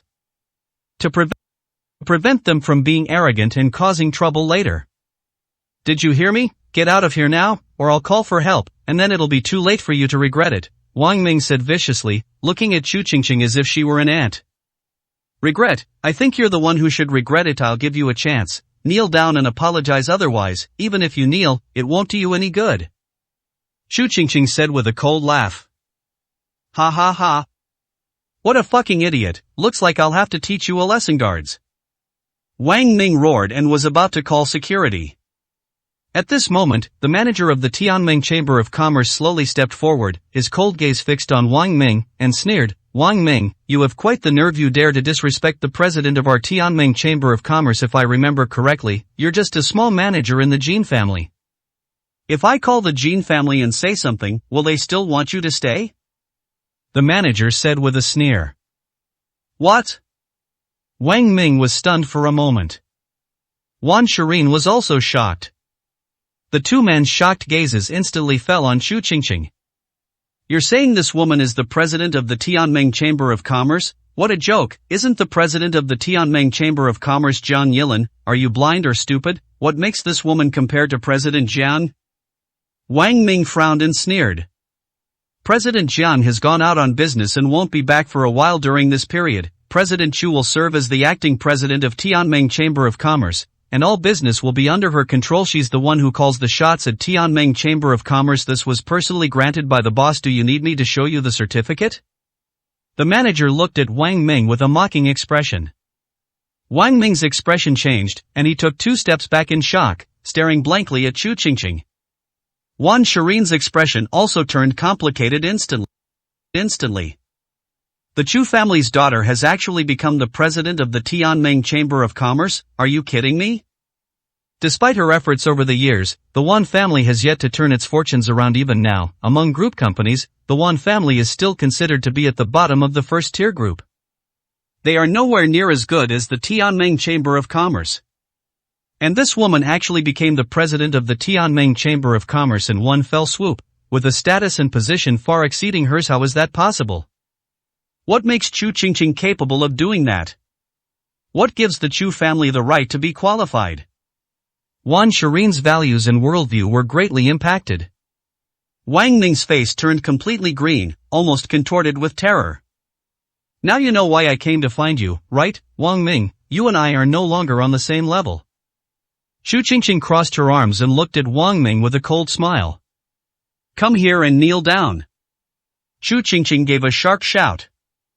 Wang Ming trembled with fear, his face changing drastically. He knelt on the ground with a thud. Crawling in terror to Chu Qingqing, he raised his hand and slapped himself twice across the face. "Qingqing, I was wrong. I shouldn't have said that to you. I was just momentarily blinded by greed. Please give me a chance. From now on, I'll stay by your side. If you tell me to go east, I'll never go west." Little did he know that in just one day, Chu Qingqing would transform from a lowly employee of the Tianming Chamber of Commerce, whom he had abandoned and looked down upon, into a CEO. What the other party said was true. Wang Ming was just a small manager in the Jin family. If Chu Qingqing, as the president, were to personally call the Jin family, his job as a junior manager would truly be over. Wang Ming was so frightened that he broke out in a cold sweat, his vest completely soaked. "Please, Qingqing, give me another chance." Wang Ming stepped forward, hugged Chu Qingqing's leg tightly, and pleaded with her while crying. "Get out of my way." Chu Qingqing's eyebrows shot up, her face fierce, and she kicked Wang Ming away. She finally saw through him. Wang Ming was nothing but trash. They're no different from dogs. If she were to get involved with someone like that again, it would mean she's hopelessly stupid. "I've already told you, it's no use kneeling down and begging me. Now I am going to let you know that you're not good enough for me. I am the one who dumped you, you piece of trash. Don't let me see you again." Chu Qingqing cursed angrily, then turned to Su Ming and the manager and said, "Let's go." "Qingqing, I was wrong." Behind them, Wang Ming could still be heard crying and shouting in pain. But Chu Qingqing didn't even turn her head. She felt incredibly satisfied after getting her revenge. Looking at Su Ming, he said, "That good-for-nothing is even worse than Yoha's utter trash." "What are you saying?" Su Ming rolled his eyes. How could someone compare him to that kind of person? It was an insult to him. Wan Shirin stared blankly for a moment before gradually coming to her senses. His gaze also turned serious.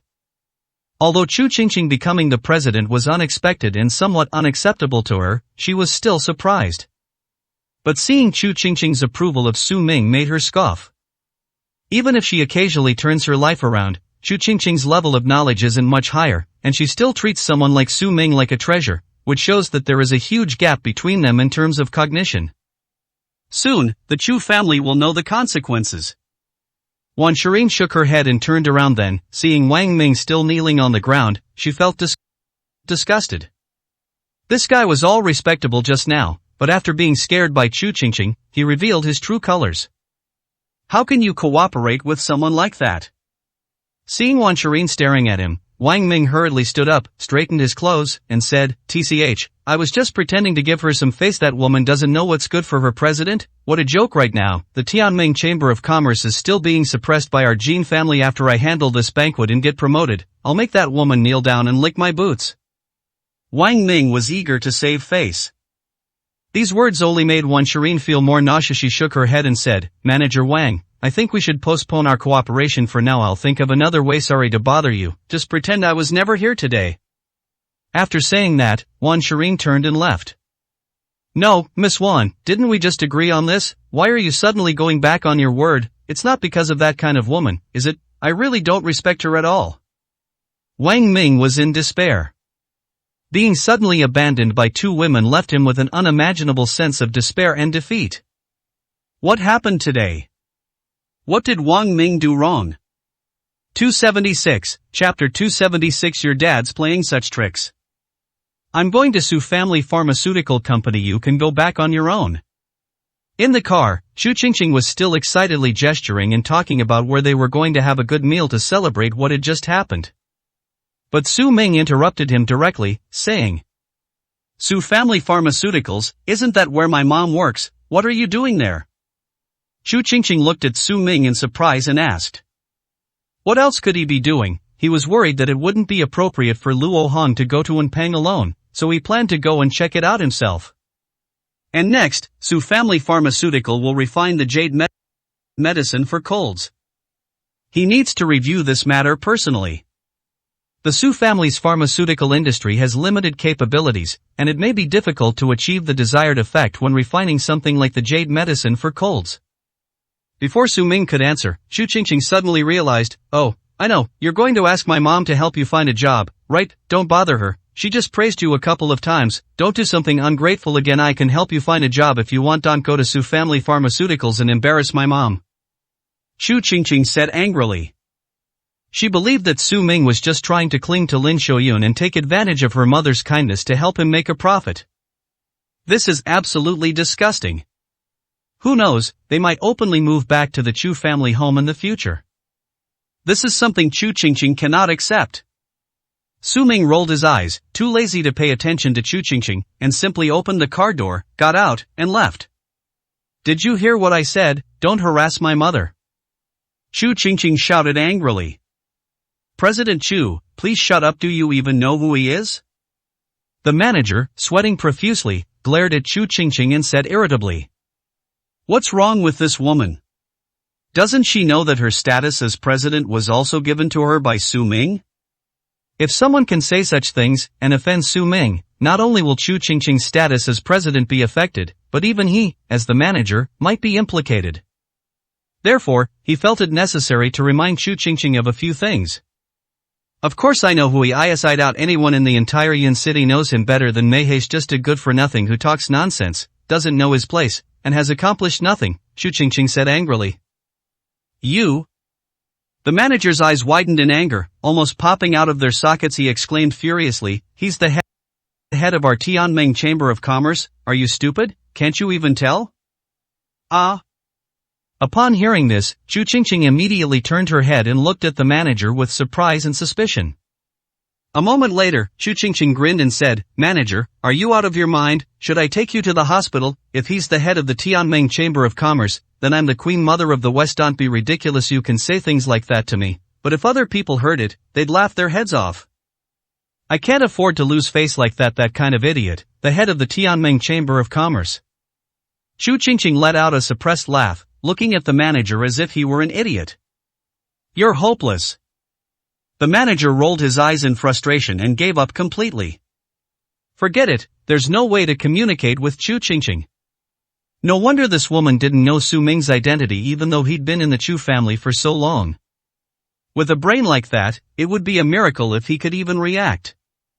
Anyway, he's just an acting president, so let's just bear with it. Once President Jiang comes back, everything will be back to normal. Su Ming went straight to Su family pharmacy. Just as he was about to go upstairs to find Su Tianhai, the head of the Su family, he bumped into a man and a woman. "It's you?" The other person looked up, recognized Su Ming, and exclaimed in surprise. Su Ming also took a closer look and immediately recognized it. The woman was Su Tianhai's daughter, Su Jingyun. Last time, Lin Xiaoyan took it upon herself to arrange a blind date with Su Jingyun, which ended in a bad breakup. However, he had long forgotten about this trivial matter. He wouldn't have recognized her if Su Jingyun hadn't spoken up. Su Jingyun remembered it all clearly. After all, Su Ming had caused her great injustice in the last incident, which ended without any resolution. She had been holding on to that resentment ever since. It would have been better if Su Ming hadn't appeared. His appearance reignited her long-simmering anger. "Jingyun, do you know him?" The young man next to him asked in confusion. At the same time, he looked Su Ming up and down and saw that Su Ming was dressed in rags and had a stubble beard, looking like a homeless man, which made him feel disgusted. How could Su Jingyun know such a person? No? Su Jingyun glanced at Su Ming with disdain and sneered, "Someone like him isn't even worthy of knowing me. He's just trash I dumped after a misunderstanding during a blind date. If it weren't for that misunderstanding, someone like him would never have had the chance to meet me in his entire life. He's just a stray dog on the street. I wouldn't even give him a second glance." Su Jingyun's words were extremely humiliating and sarcastic. She was eager to provoke Su Ming. After all, this was in front of Su family pharmacy. If Su Ming dared to cause trouble, she had plenty of ways to deal with him. Make that kid kneel down and apologize to her right now. It's like getting revenge for what I did back then. However, Su Mingli was too lazy to pay attention to Su Jingyun and wasn't angry at all. He simply asked, "Where is your father? I need to talk to him." "Ha?" Su Jingyun and the young man next to her were both stunned. That kid has quite the nerve. He immediately asks to see the head of the Su family, and with that attitude, does he really think he's someone important?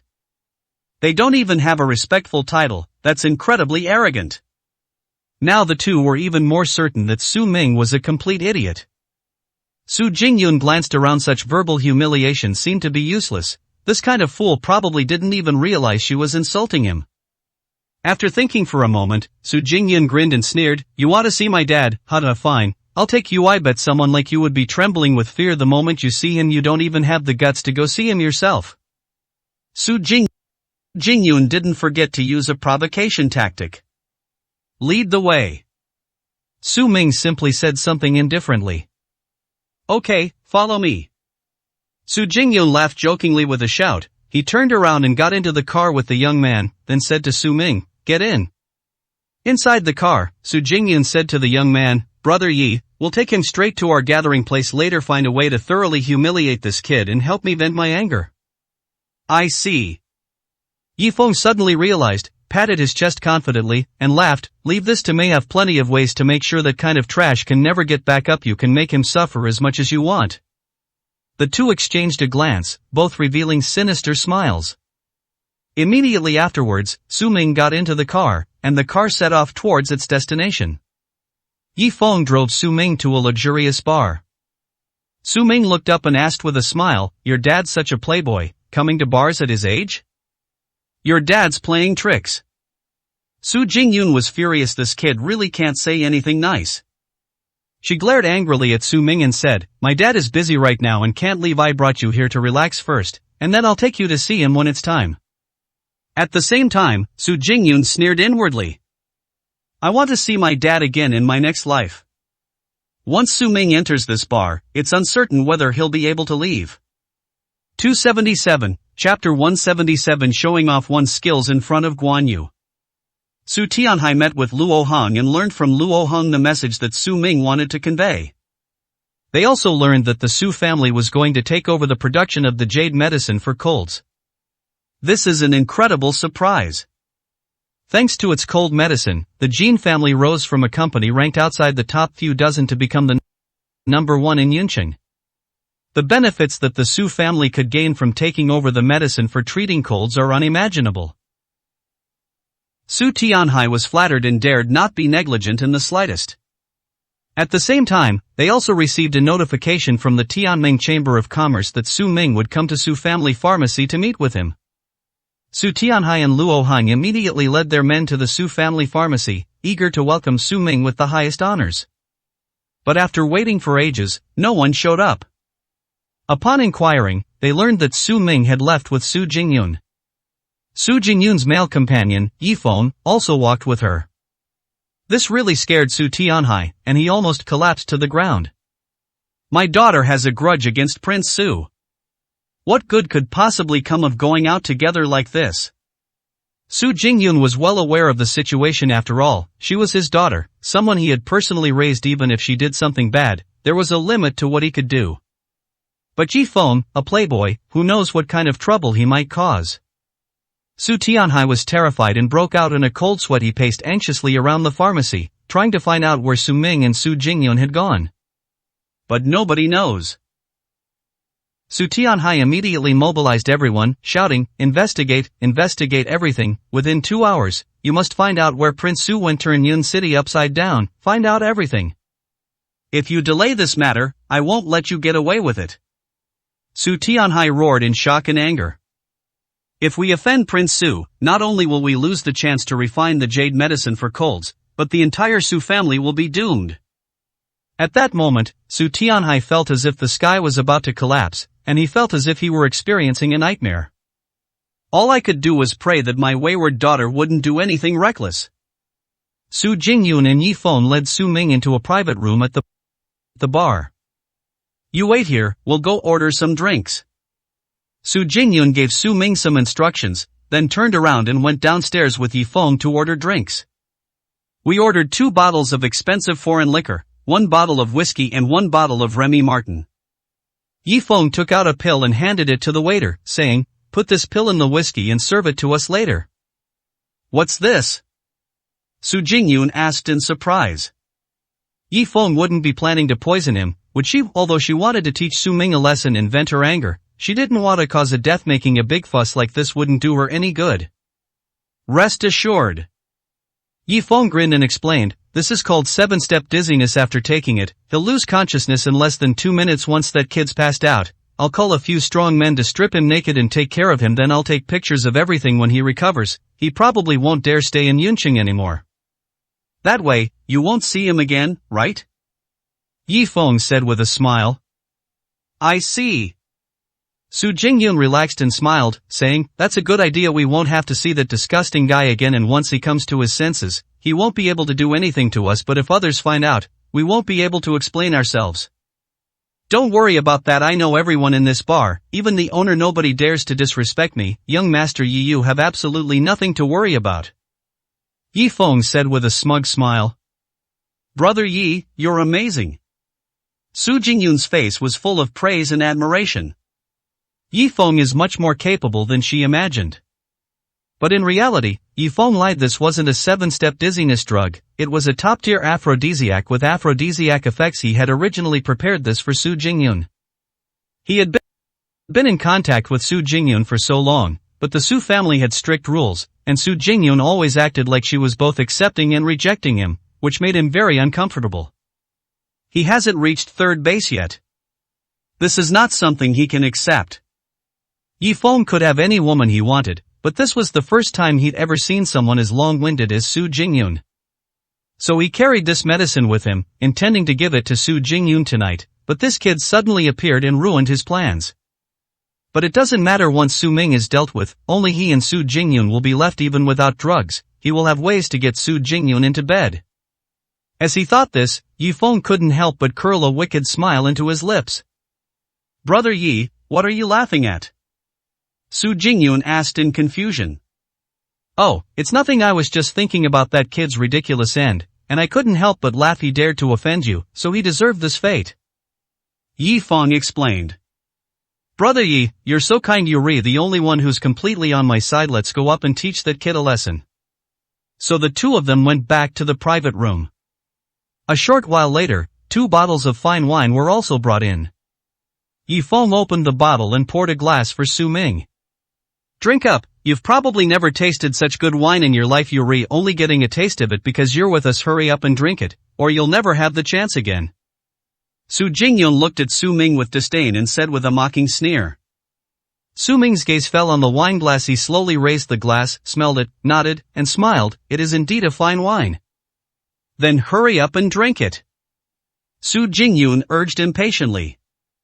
It's good wine, but someone urinated in it. Rosemary, aphrodisiac, made with musk, 5-flower vine and various other medicinal powders. It has aphrodisiac effects and is usually used on women. Young Master Yi, what, you have a crush on me? Using something like this? Even if you do, you can just say so. Why go to such lengths?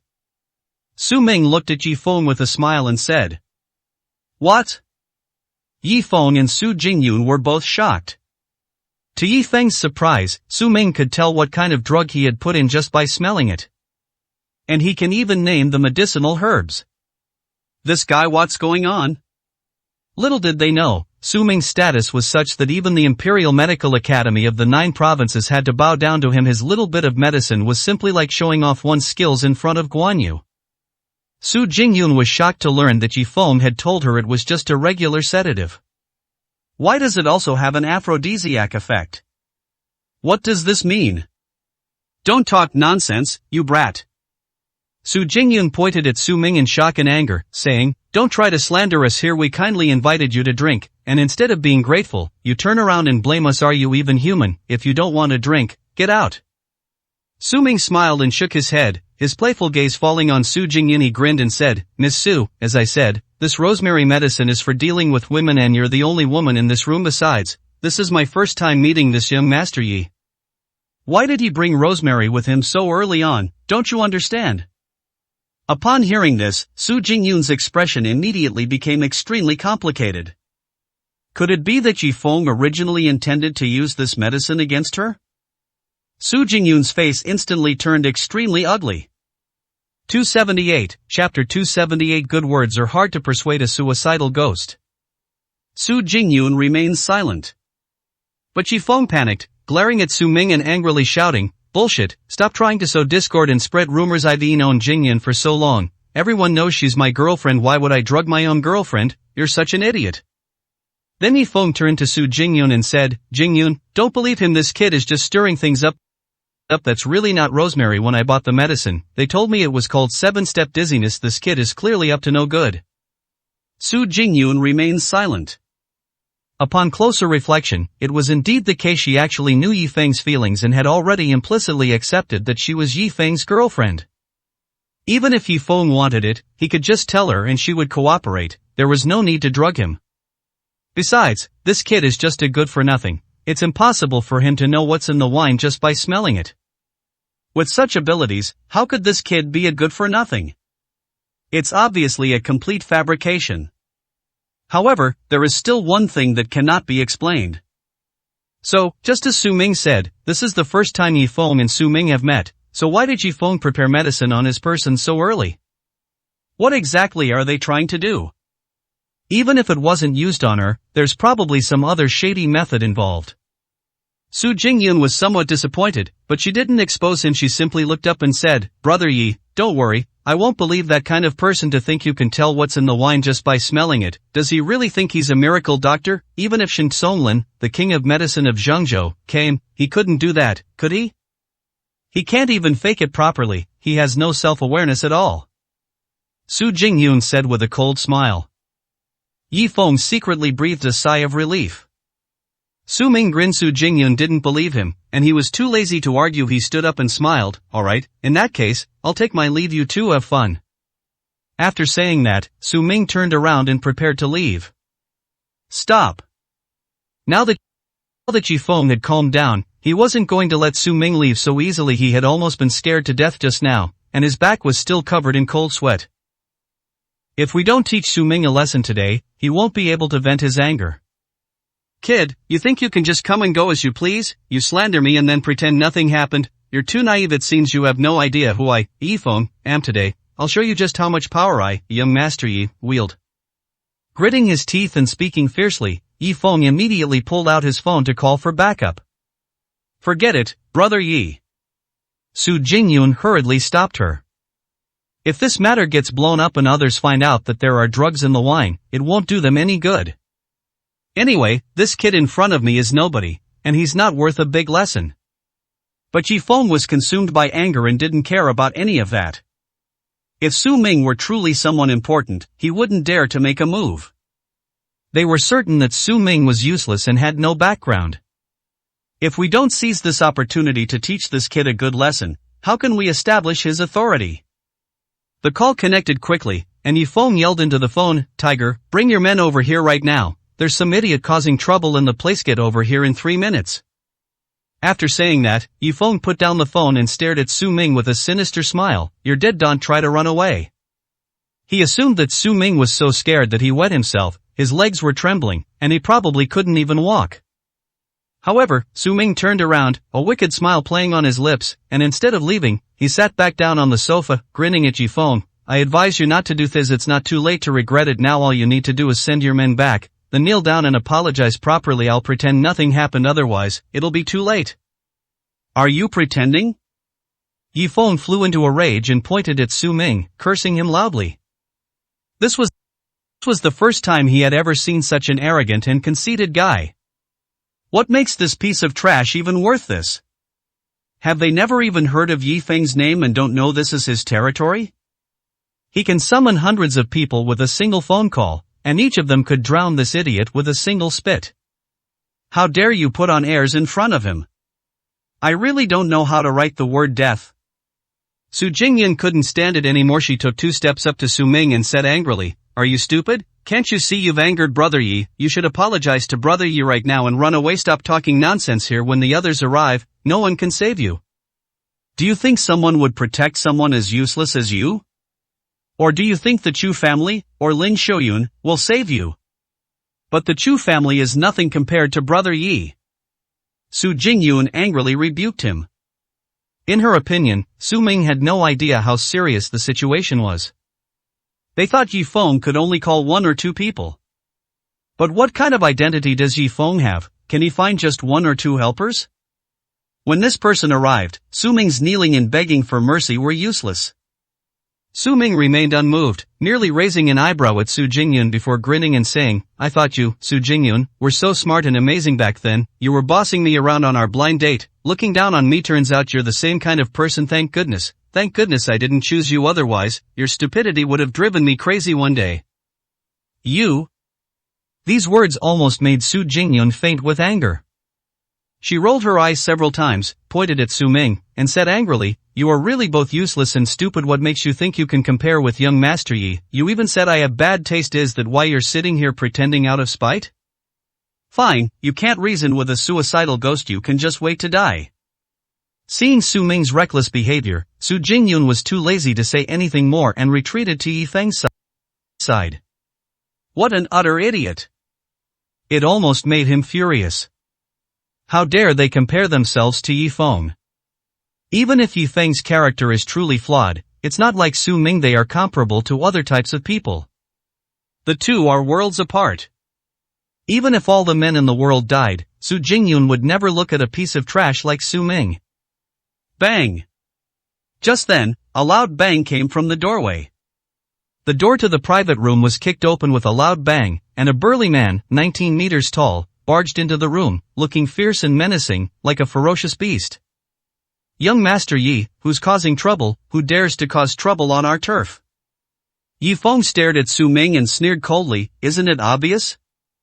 The thug suddenly turned his head, his fierce gaze instantly fixing on Su Ming. He stepped forward and looked down at Su Ming, saying, "So you're the one causing trouble, huh? Kneel down before I crack your skull open. Quickly kneel down and kowtow. A tiger, right?" Su Ming looked up and smiled at the thug. Snap!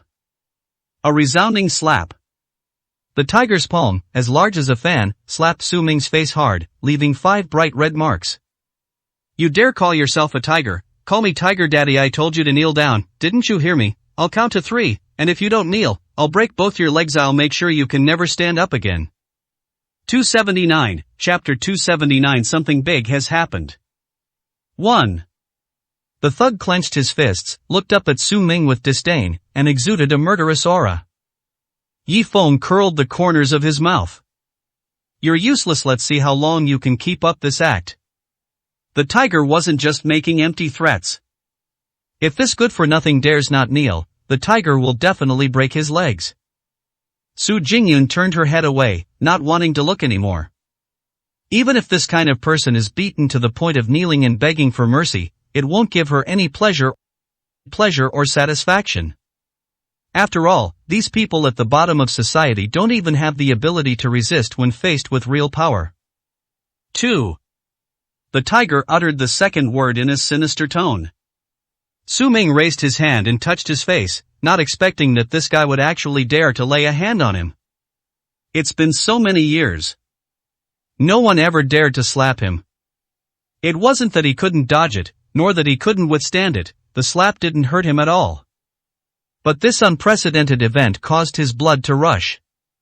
He looked up at the tiger and asked with a smile, "You've been around this area for a while, so you must have someone above you, right? I only know one person who's in charge here. His name is Yen Tao. You should know him too, right?"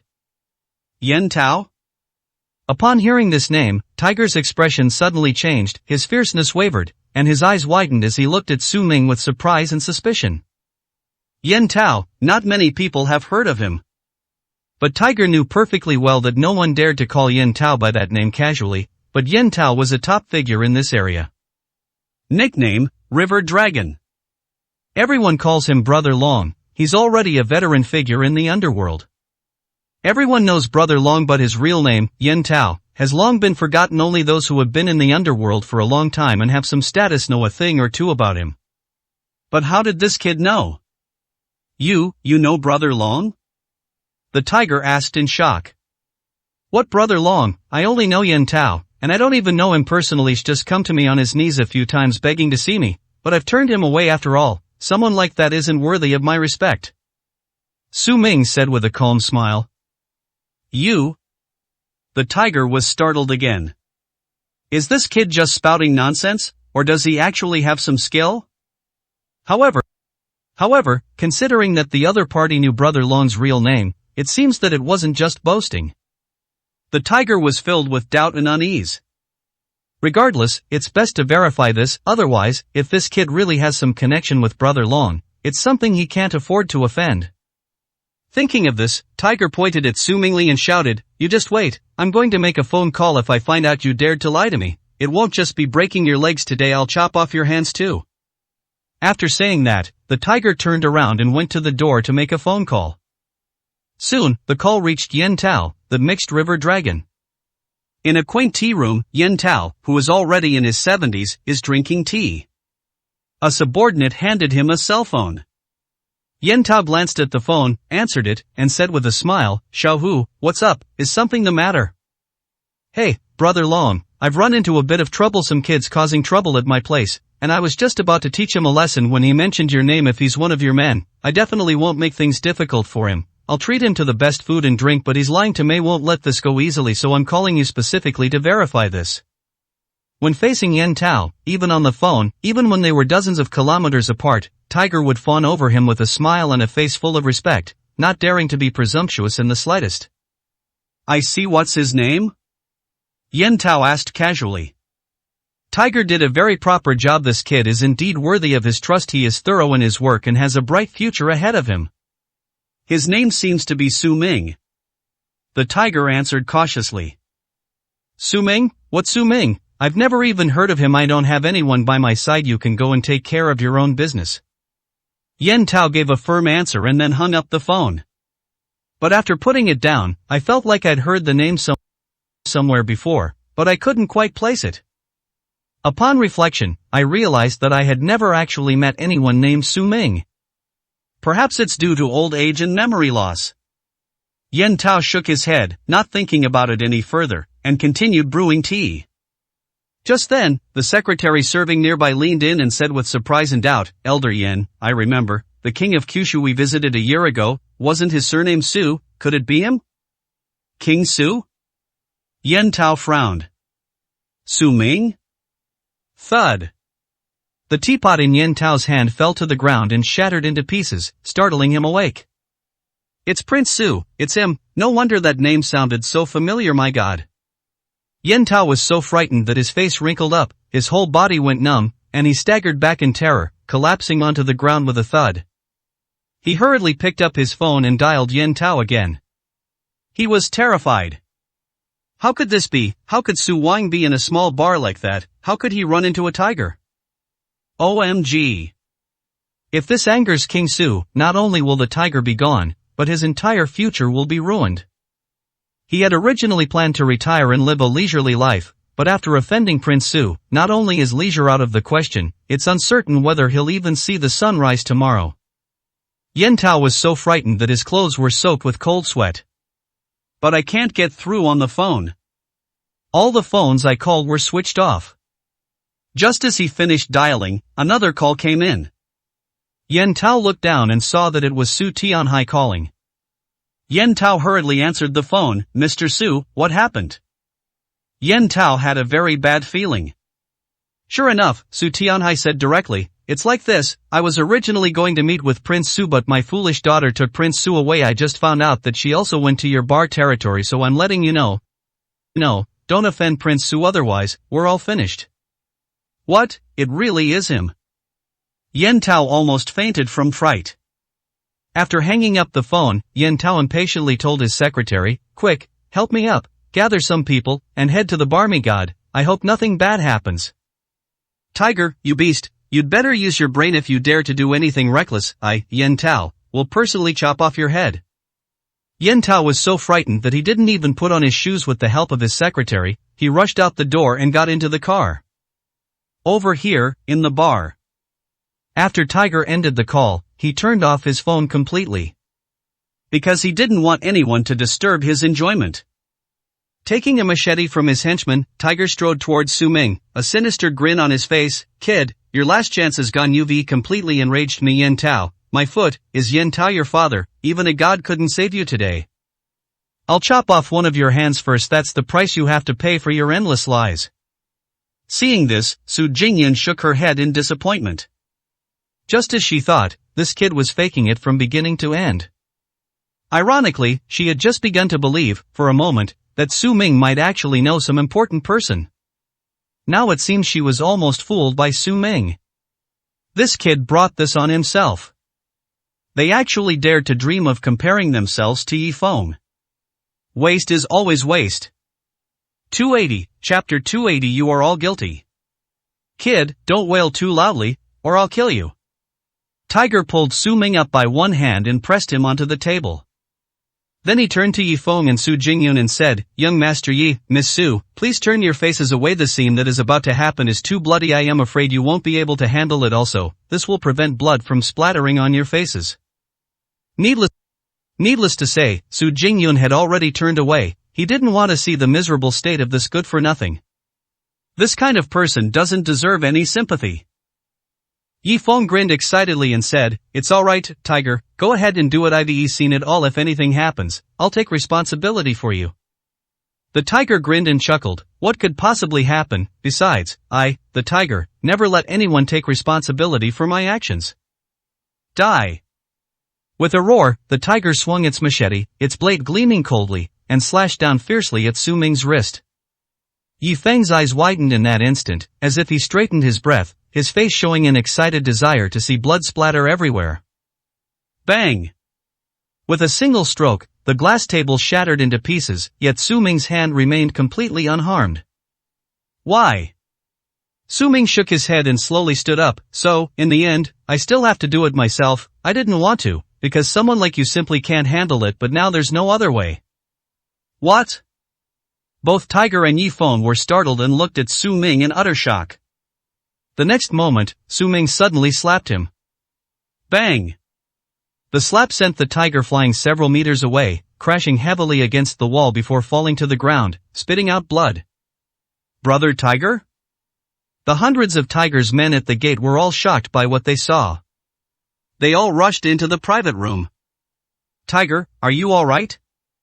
The tiger covered its face, spitting out a mouthful of blood, along with a few broken teeth.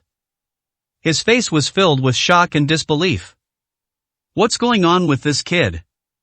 How could someone have such power? They slapped him so hard he flew away, knocked out his teeth, and made his head buzz. What kind of strength does that require? He himself possessed the strength of a 9th-level war god, otherwise, he wouldn't have dared to act so arrogantly in this area. But Su Ming could seriously injure him with a single slap. Could this kid be hiding his true abilities, a rare supreme war god? But then the tiger gritted its teeth, its eyes filled with hatred and ferocity. Regardless of whether he is the supreme god of war or not, this kid is not going to leave here today. He gritted his teeth and roared, "What are you all standing there for, all of you? Get him, chop this piece of trash into pieces. Today, either he dies, or I die." Yes. The crowd roared in unison, grabbed their weapons and turned around, their fierce, dog-like eyes fixed on Su Ming. Just as everyone was about to make a move, a panicked voice rang out from outside, "Get out of my way, stop, get out of my way, I am Su Tianhai of the Su family. Anyone who dares to block my way, I will arrest and lock them all up." Loud shouts echoed down the corridor, startling even Tiger's hundreds of men. Everyone has heard of the name of Master Su. It was especially loud in this area. No one dared to block their way, and they all stepped aside to let Su Tianhai and Luo Hong walk in together. "Dad?" Upon hearing this voice, Su Jingyun also showed a look of shock. Yi Feng's expression changed drastically, turning somewhat unpleasant. Immediately afterwards, Su Tianhai and Luo Hong barged into the private room. Seeing that not only Su Tianhai was there, but also the famous real estate tycoon Luo Hong, Tiger's expression turned somewhat unpleasant. "Dad, what brings you here?" Su Jingyun looked at Su Tianhai and asked in shock. Su Tianhai ignored Su Jingyun, his gaze sweeping over to Su Ming, who stood calmly to the side. He hurriedly stepped forward, knelt down before Su Ming with a thud, and respectfully bowed. "This humble one, Su Tianhai, pays respects to Prince Sui. I'm late, please forgive me, Prince Su. It is all my fault. I failed to discipline my daughter properly and failed to prepare for the arrival. If Prince Su wishes to punish someone, punish me." Luo Hong and the others also knelt down. Luo Hong pays his respects to Prince Su. 7 or 8 people knelt neatly in front of Su Ming. Seeing this, Yi Feng, Su Jingyun, Tiger, and Tiger's hundreds of men were all dumbfounded. What's going on? Su Tianhai and Luo Hong, top figures in Yunqing, actually knelt before this kid? Everyone was completely shocked. Su Jingyun, in particular, was completely blank in her mind. She didn't see wrong, did she? Is this a dream? Of course it's your fault, is it mine? Su Ming slowly lowered his head, his icy gaze falling on Su Tianhai. He said coldly, "Didn't I have the Tianming Chamber of Commerce give you the exact time? Didn't I also have Luo Hong notify you in advance? Even so, you still missed itis. This how you, the head of the Su family, do things? How can I trust you to refine the cold relief jade medicine?" Su Ming's few cold words almost plunged Su Tianhai into an abyss. A bone-chilling cold. I was so scared that my heart almost stopped. He raised his head, tears streaming down his face. He slapped himself hard several times, crying out, "Prince Su, I was wrong, I deserve to die. Please, give me another chance." "Dad." Seeing this, Su Jingyun also shed tears. What exactly happened? A cold medicine? Could this kid be from the Jin family? However, that's not all. Immediately afterwards, hurried footsteps echoed down the corridor. An elderly man with gray hair, supported by others and leaning on a cane, barged into the private room. Seeing the old man, the tiger, and his gang of henchmen, I was almost scared to death. "Brother Long." The tiger's eyes widened, its face filled with terror. "Yen Tao, the river dragon, hasn't left the mountain in so many years, why would he come here in person?" However, Yen Tao didn't say a word either. He grabbed his cane and crawled on his knees to Su Ming's front. "This humble one, Yen Tao, pays respects to King Su. This humble one deserves to die, for I have no right to." He immediately sensed the arrival of Prince Su. "This lowly man deserves to die."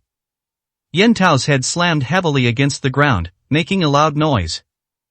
Now, everyone present except those kneeling, Yi Feng, Su Jingyun, and the others who were standing, were all so frightened that their minds went numb.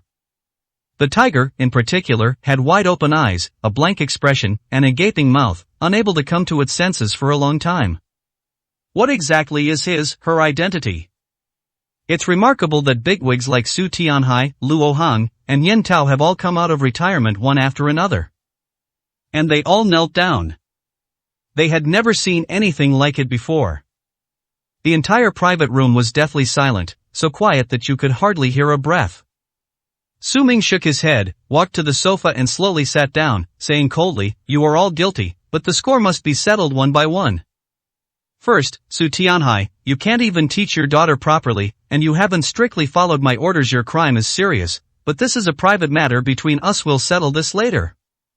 Secondly, Yen Tao, you failed to discipline your subordinates. That's one thing, but you even said on the phone that you didn't recognize me?" Upon hearing this, Yen Tao was so shocked he almost couldn't catch his breath. He crawled up to Su Ming and kowtowed repeatedly.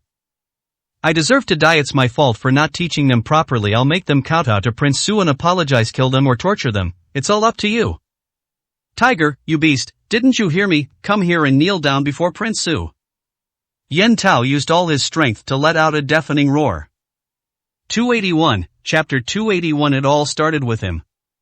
The tiger trembled with fear. Everyone was stunned. When have we ever seen such a scene? Even Brother Long, a veteran boss who has been retired for many years, has to kneel down and apologize to Su Ming. What an astonishing identity.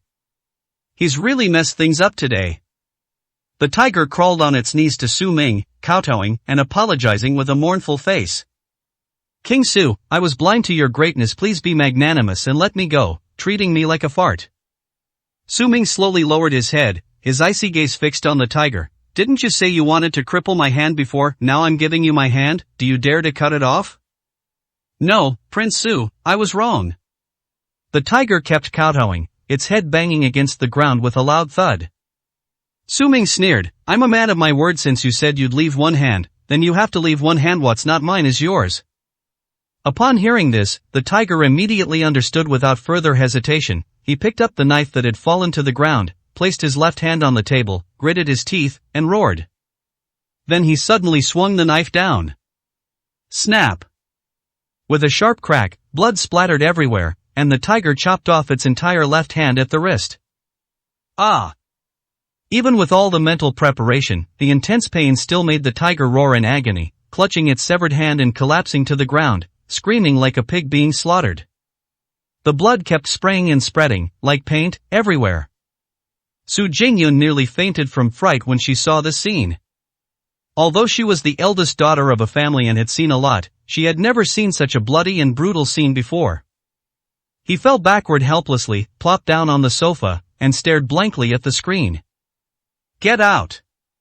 However, Su Ming acted as if he hadn't seen anything, and said indifferently, "You're screaming like a pig being slaughtered. It's so noisy. Get lost."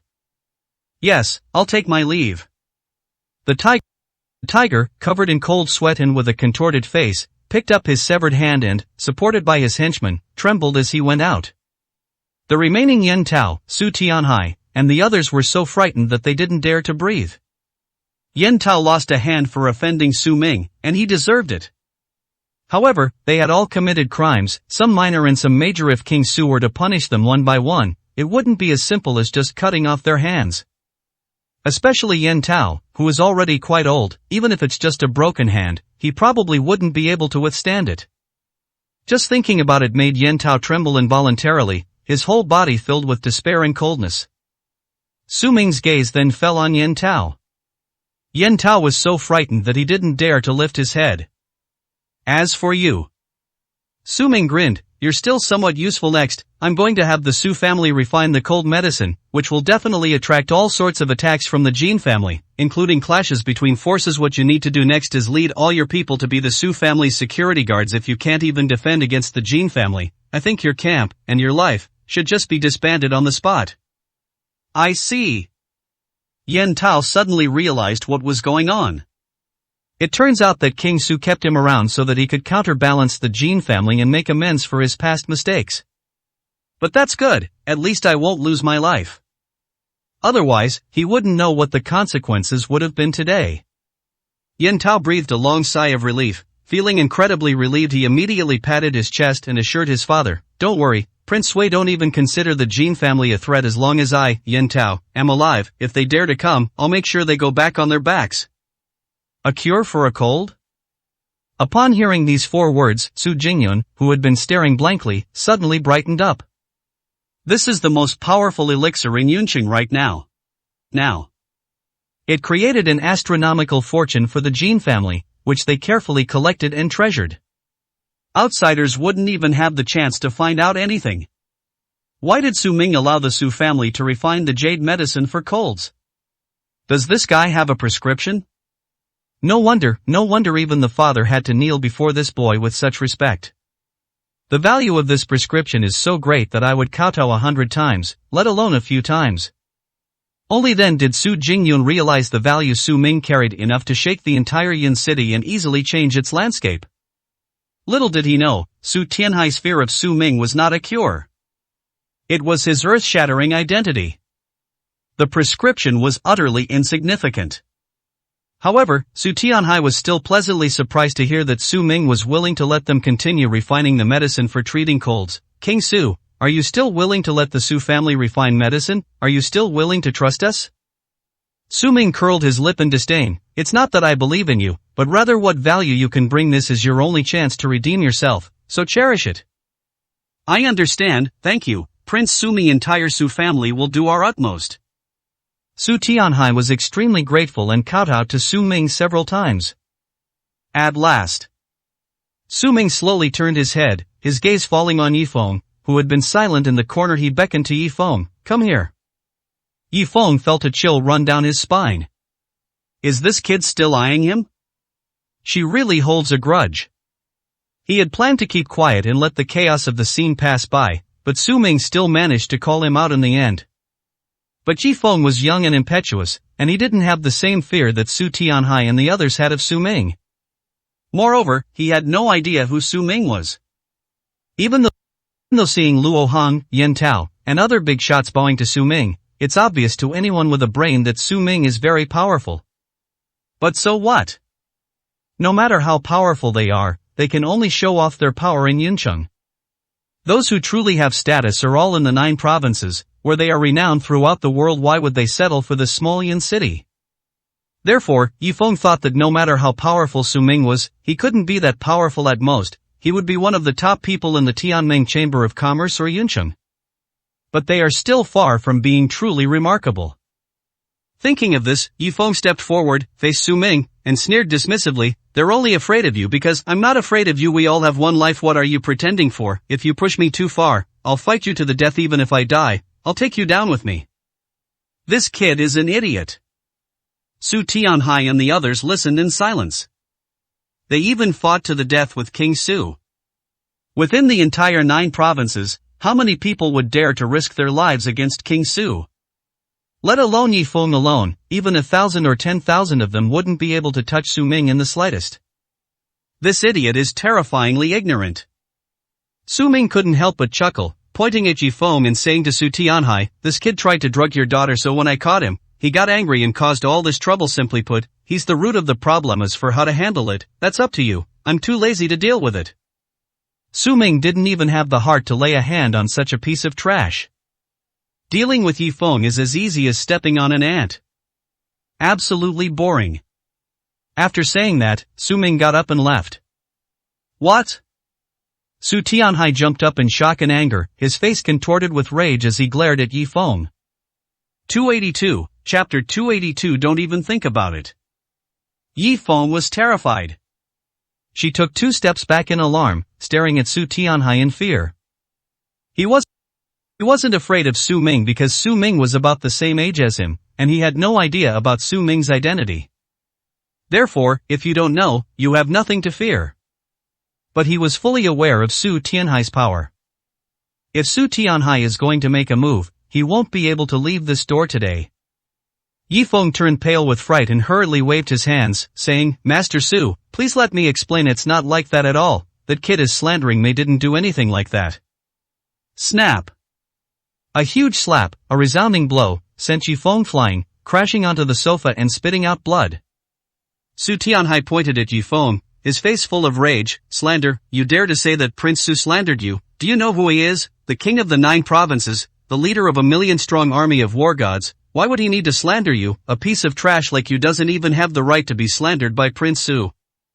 Do you know why he doesn't lay a hand on you? because in his eyes you're just trash, an ant crawling on the ground, he wouldn't even bother to look at you. Useless piece of trash, still don't understand. Someone come here. Su Tianhai roared angrily. The people outside rushed in instantly. Su Tianhai pointed at Yifeng and said to the crowd, "Beat him, even if you can't kill him, beat him so badly that he'll be bedridden in the hospital forever. Furthermore, you are absolutely forbidden from ever letting me see you near my daughter again, otherwise, you, Yifeng, will no longer exist in Yun City." After angrily finishing his speech, Su Tianhai turned around and shouted at the stunned Su Jingyun, "What are you standing there for? Get out of here, you'll only cause trouble." King of the 9 provinces? At this moment, only these 4 words, as resounding as thunder, echoed in Su Jingyun's mind. That guy is actually the king of Kyushu. No wonder his father stopped him from offending Su Ming from the very beginning. No wonder Su Ming could tell what was in the wine just by smelling it.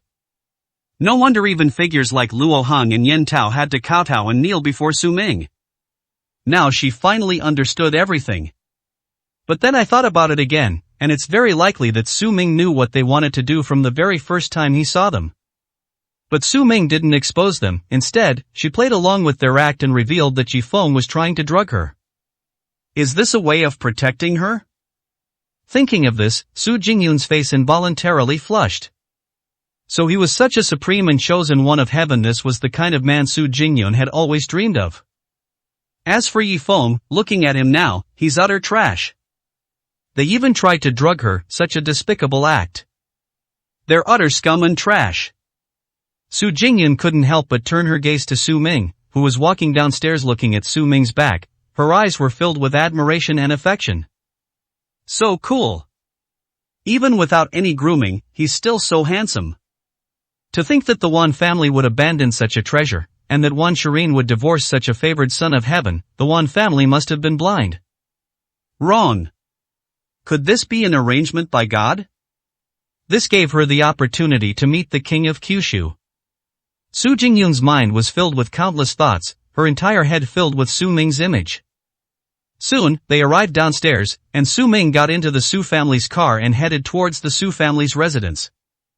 Today, he needs to produce the prescription for the cold medicine so that the Su family can speed up the process.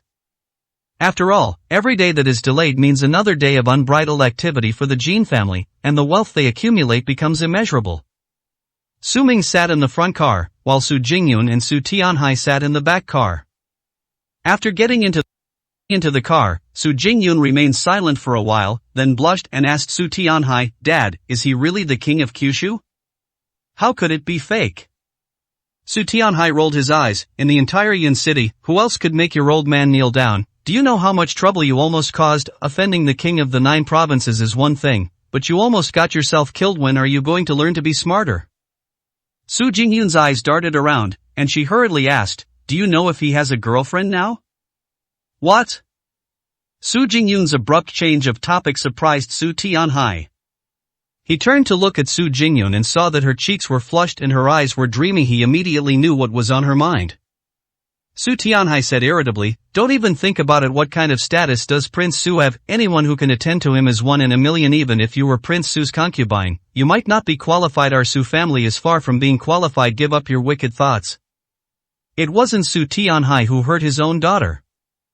Instead, they were realistic. What was the Su family? They weren't even ranked in Yunshan compared to Zhongzhou, Zhozhou, or the border regions. They were worlds apart. They're not even on the same level. Su Jingyun's idea could only remain a dream. But Su Jingyun was unconvinced, puffing out her cheeks and saying, "Even Wan Shirin has a chance. Why don't I? Am I worse than Wan Shirin? Wan Shirin is so stupid. She's still in the dark. I am much better than her in that respect. Besides, I went on a blind date with Prince Su before dawn. I have more opportunities." Speaking of which, Su Jingyun was filled with regret again. How could I have been so stupid before? Why would she refuse to go on a blind date with Su Ming? If I had been smarter back then, would I already have children by now? However, it's not too late to realize this now. We're already 1 step ahead of many others. Fine, if that's what you want to say, then go ahead and try it. But if you suffer a setback, don't blame me for not warning you. Su Tianhai was too lazy to deal with such personal feelings and said perfunctorily. Moreover, if his daughter really had a chance to catch the eye of Prince Su, it would be a great thing for the Su family.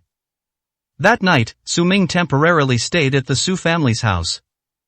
He also told Su Tianhai the recipe for the cold medicine and personally instructed him on how to refine it, the dosage of the medicinal materials, and the entire process, all with utmost precision.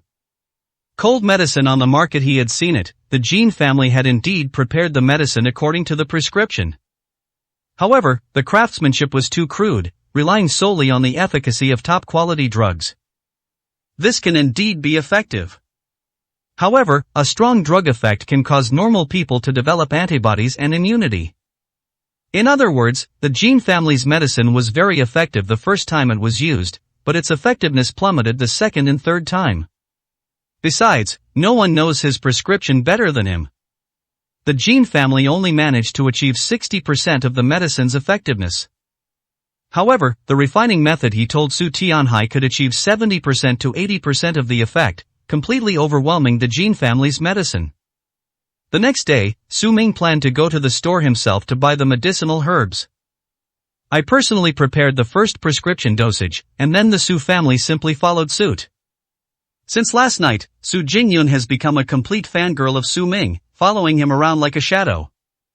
Follow me wherever I go. If Su Ming hadn't carefully locked the doors to the toilet and shower room, she probably would have followed him in. The two of them went to Su's pharmacy together.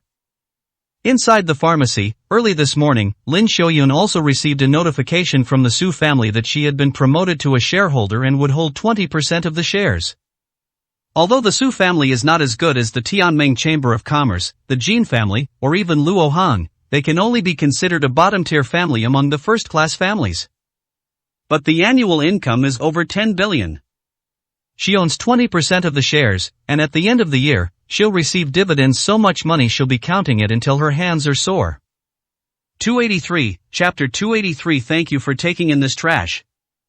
This sudden surprise brought a huge shock to Lin Xiaoyun. She was completely terrified and numb, and sat in the pharmacy in a daze early in the morning. Because she didn't know what merit she had made or what value she had brought to receive such a reward and blessing. I feel very disoriented, like I'm in a dream. It wasn't until she saw Su Ming and Su Jingyun walk in together that she suddenly realized what had happened. She recalled what Su Ming had told her when he left, saying that she would soon be promoted to a shareholder.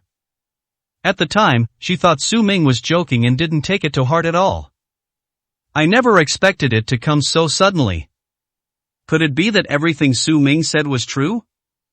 His gaze swept over and he saw Su Jingyun following closely behind Su Ming, her eyes filled with admiration, like stars in the sky. Lin Xiaoyun's eyes widened immediately. It dawned on me in an instant. Could it be that? Yes, that must be it. Lin Xiaoyun immediately affirmed. Su Ming and Su Jingyun, the eldest daughter of the Su family, got together. Judging from their appearance, the two are clearly dating, which makes sense in the case of her being promoted to a shareholder. Since the two became a couple, Su Ming would be Su's son-in-law, and she was well aware of Su Ming's grateful nature. It's likely that Su Ming, in his capacity, said something good to the Su family, which is why she was promoted to shareholder despite not meeting the usual requirements. After all, it was she who brought the two of them together in the first place. Unexpectedly, it actually led to a marriage. Thinking of this, Lin Xiaoyun was overjoyed and hurriedly went to greet her. Xiaoming, you're here. Lin Xiaoyun stood in front of me with a big smile on her face. Su Ming smiled and said, Aunt Lin. Lin Xiaoyun smiled kindly, looking at Su Ming and Su Jingyun, and said, You two are such a perfect match. You're dating now, aren't you? I could tell from the first glance that you were a good match. Xiaoming, you're destined for this, but once you're together, you must treat Miss Su well and not let this good girl down.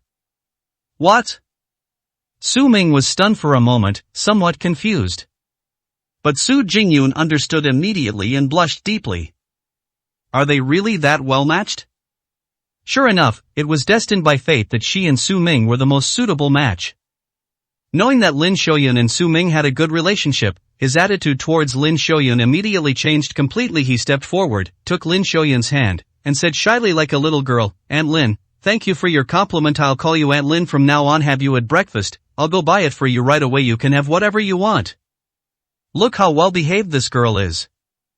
Lin Shoyun was overjoyed, and now she was even more certain. Then he instructed Su Ming, Xiao Ming, you need to be more patient with girls, especially someone like Jing Yun, who is a pampered young lady. If there's anything wrong with her, you need to be more tolerant. After all, we are at a disadvantage in some ways, so we need to be more tolerant in everything we do.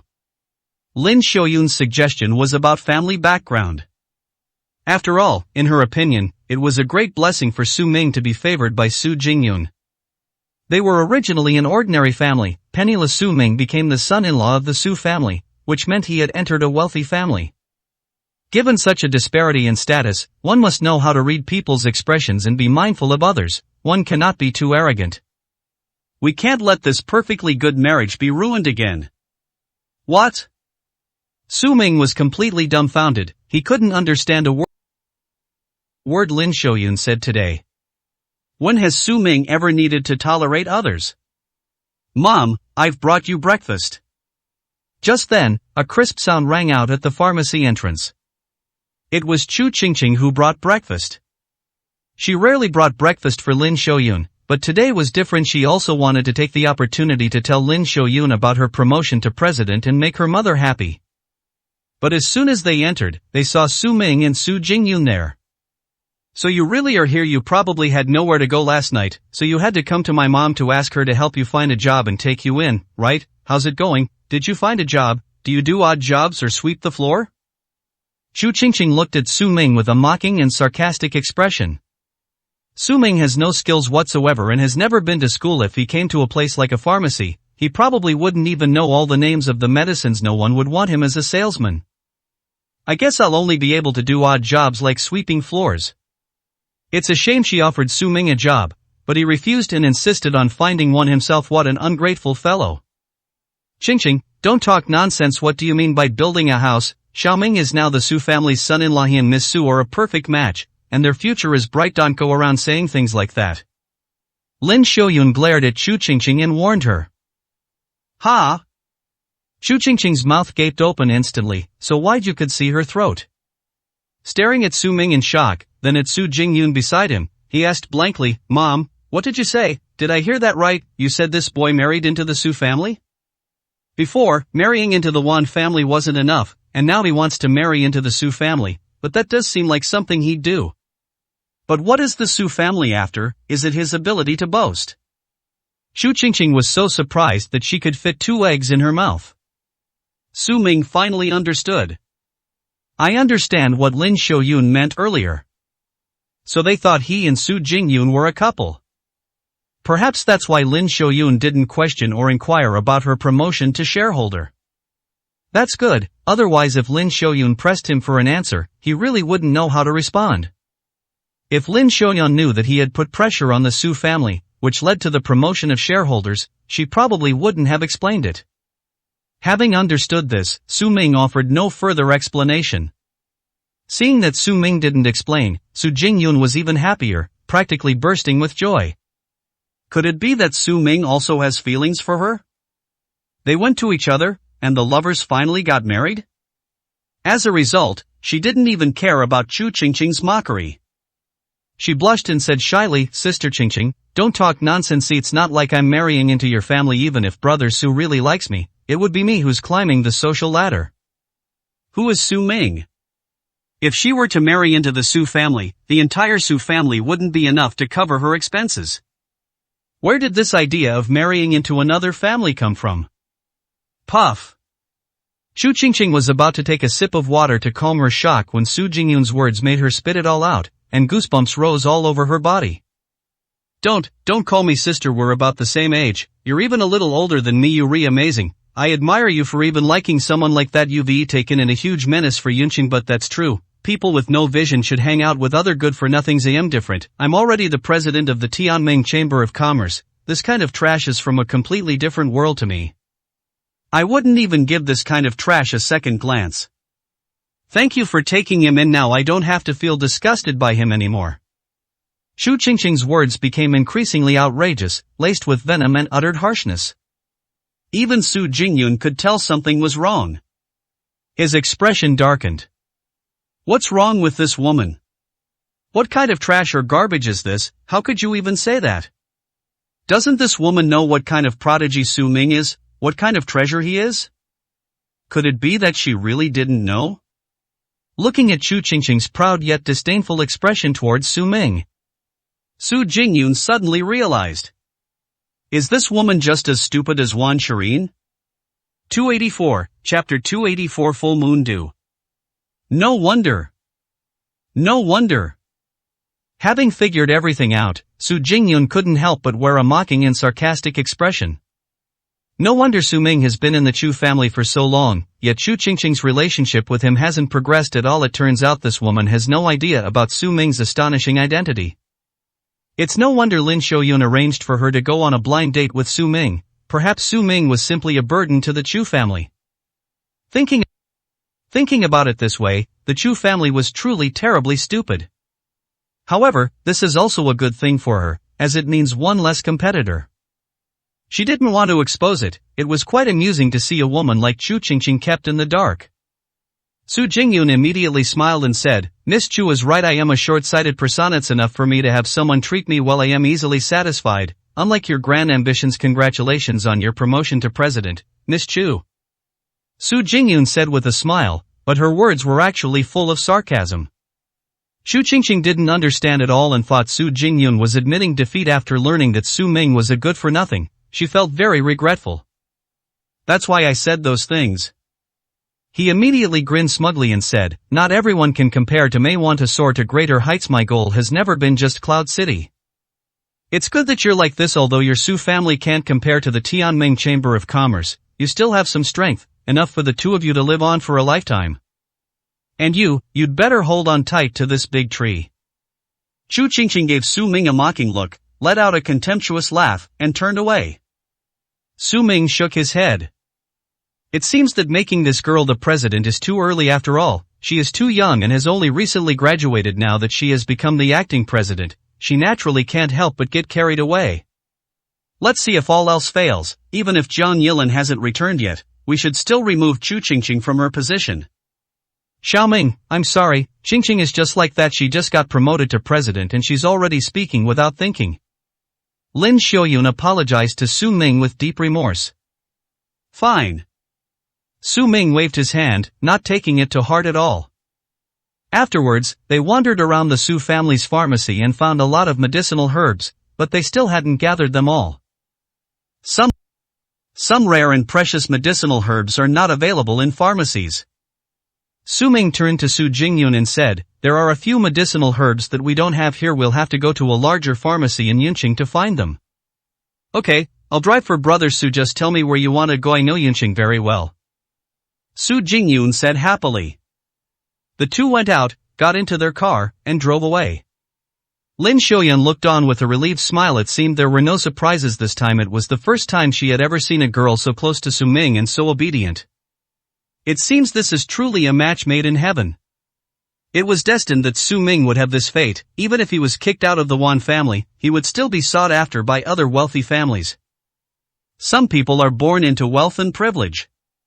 Lin Xiaoyun was also happy for Su Ming.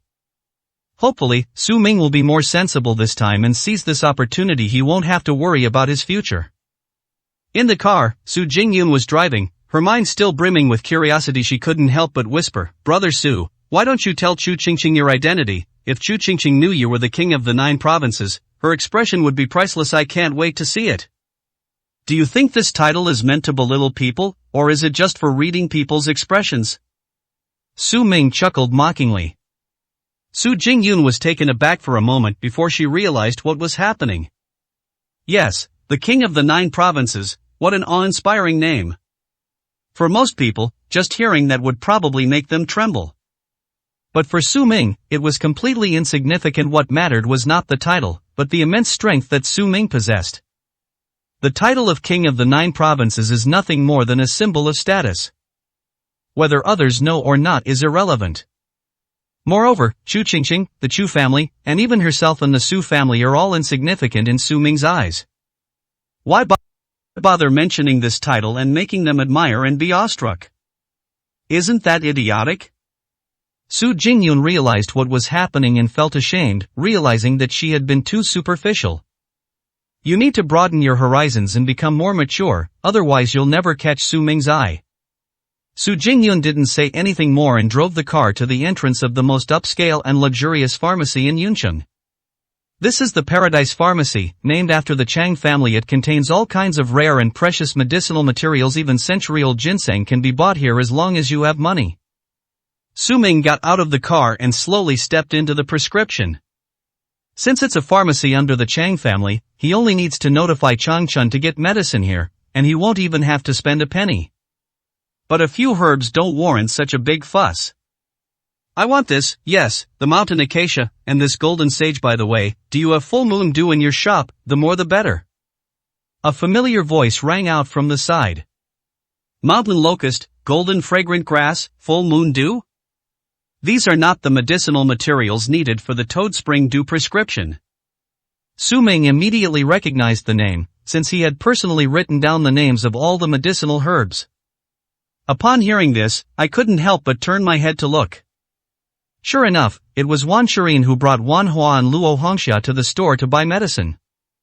I guess he took it back to prepare for refining Toad Spring Dew. Wan Shirin had previously gone to the Chang family to ask for their help in refining medicine, but Changchun did not agree, so she returned empty-handed. Fortunately, he later got the chance to meet the Jin family, and when the Jin family saw the invaluable Toad Spring Dew, they readily agreed. They were also willing to send people to assist the Wan family in refining medicine. This solved all of Wan Shirin's problems. Now, they go to the pharmacy to prepare the medicinal materials for the first batch of medicine. Once they successfully refine it, they can mass-produce Toad Spring Dew in the same way. Full moon dew?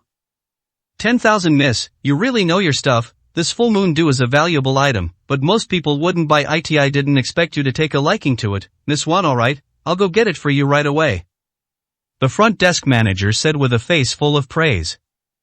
Full moon dew, as the name suggests, can only be collected when the moon is full and dew begins to rise at dawn. It can only be collected once a month. The collection was extremely arduous and a waste of manpower. If you can collect 1 or 2 kilograms a month, that's already a pretty good harvest.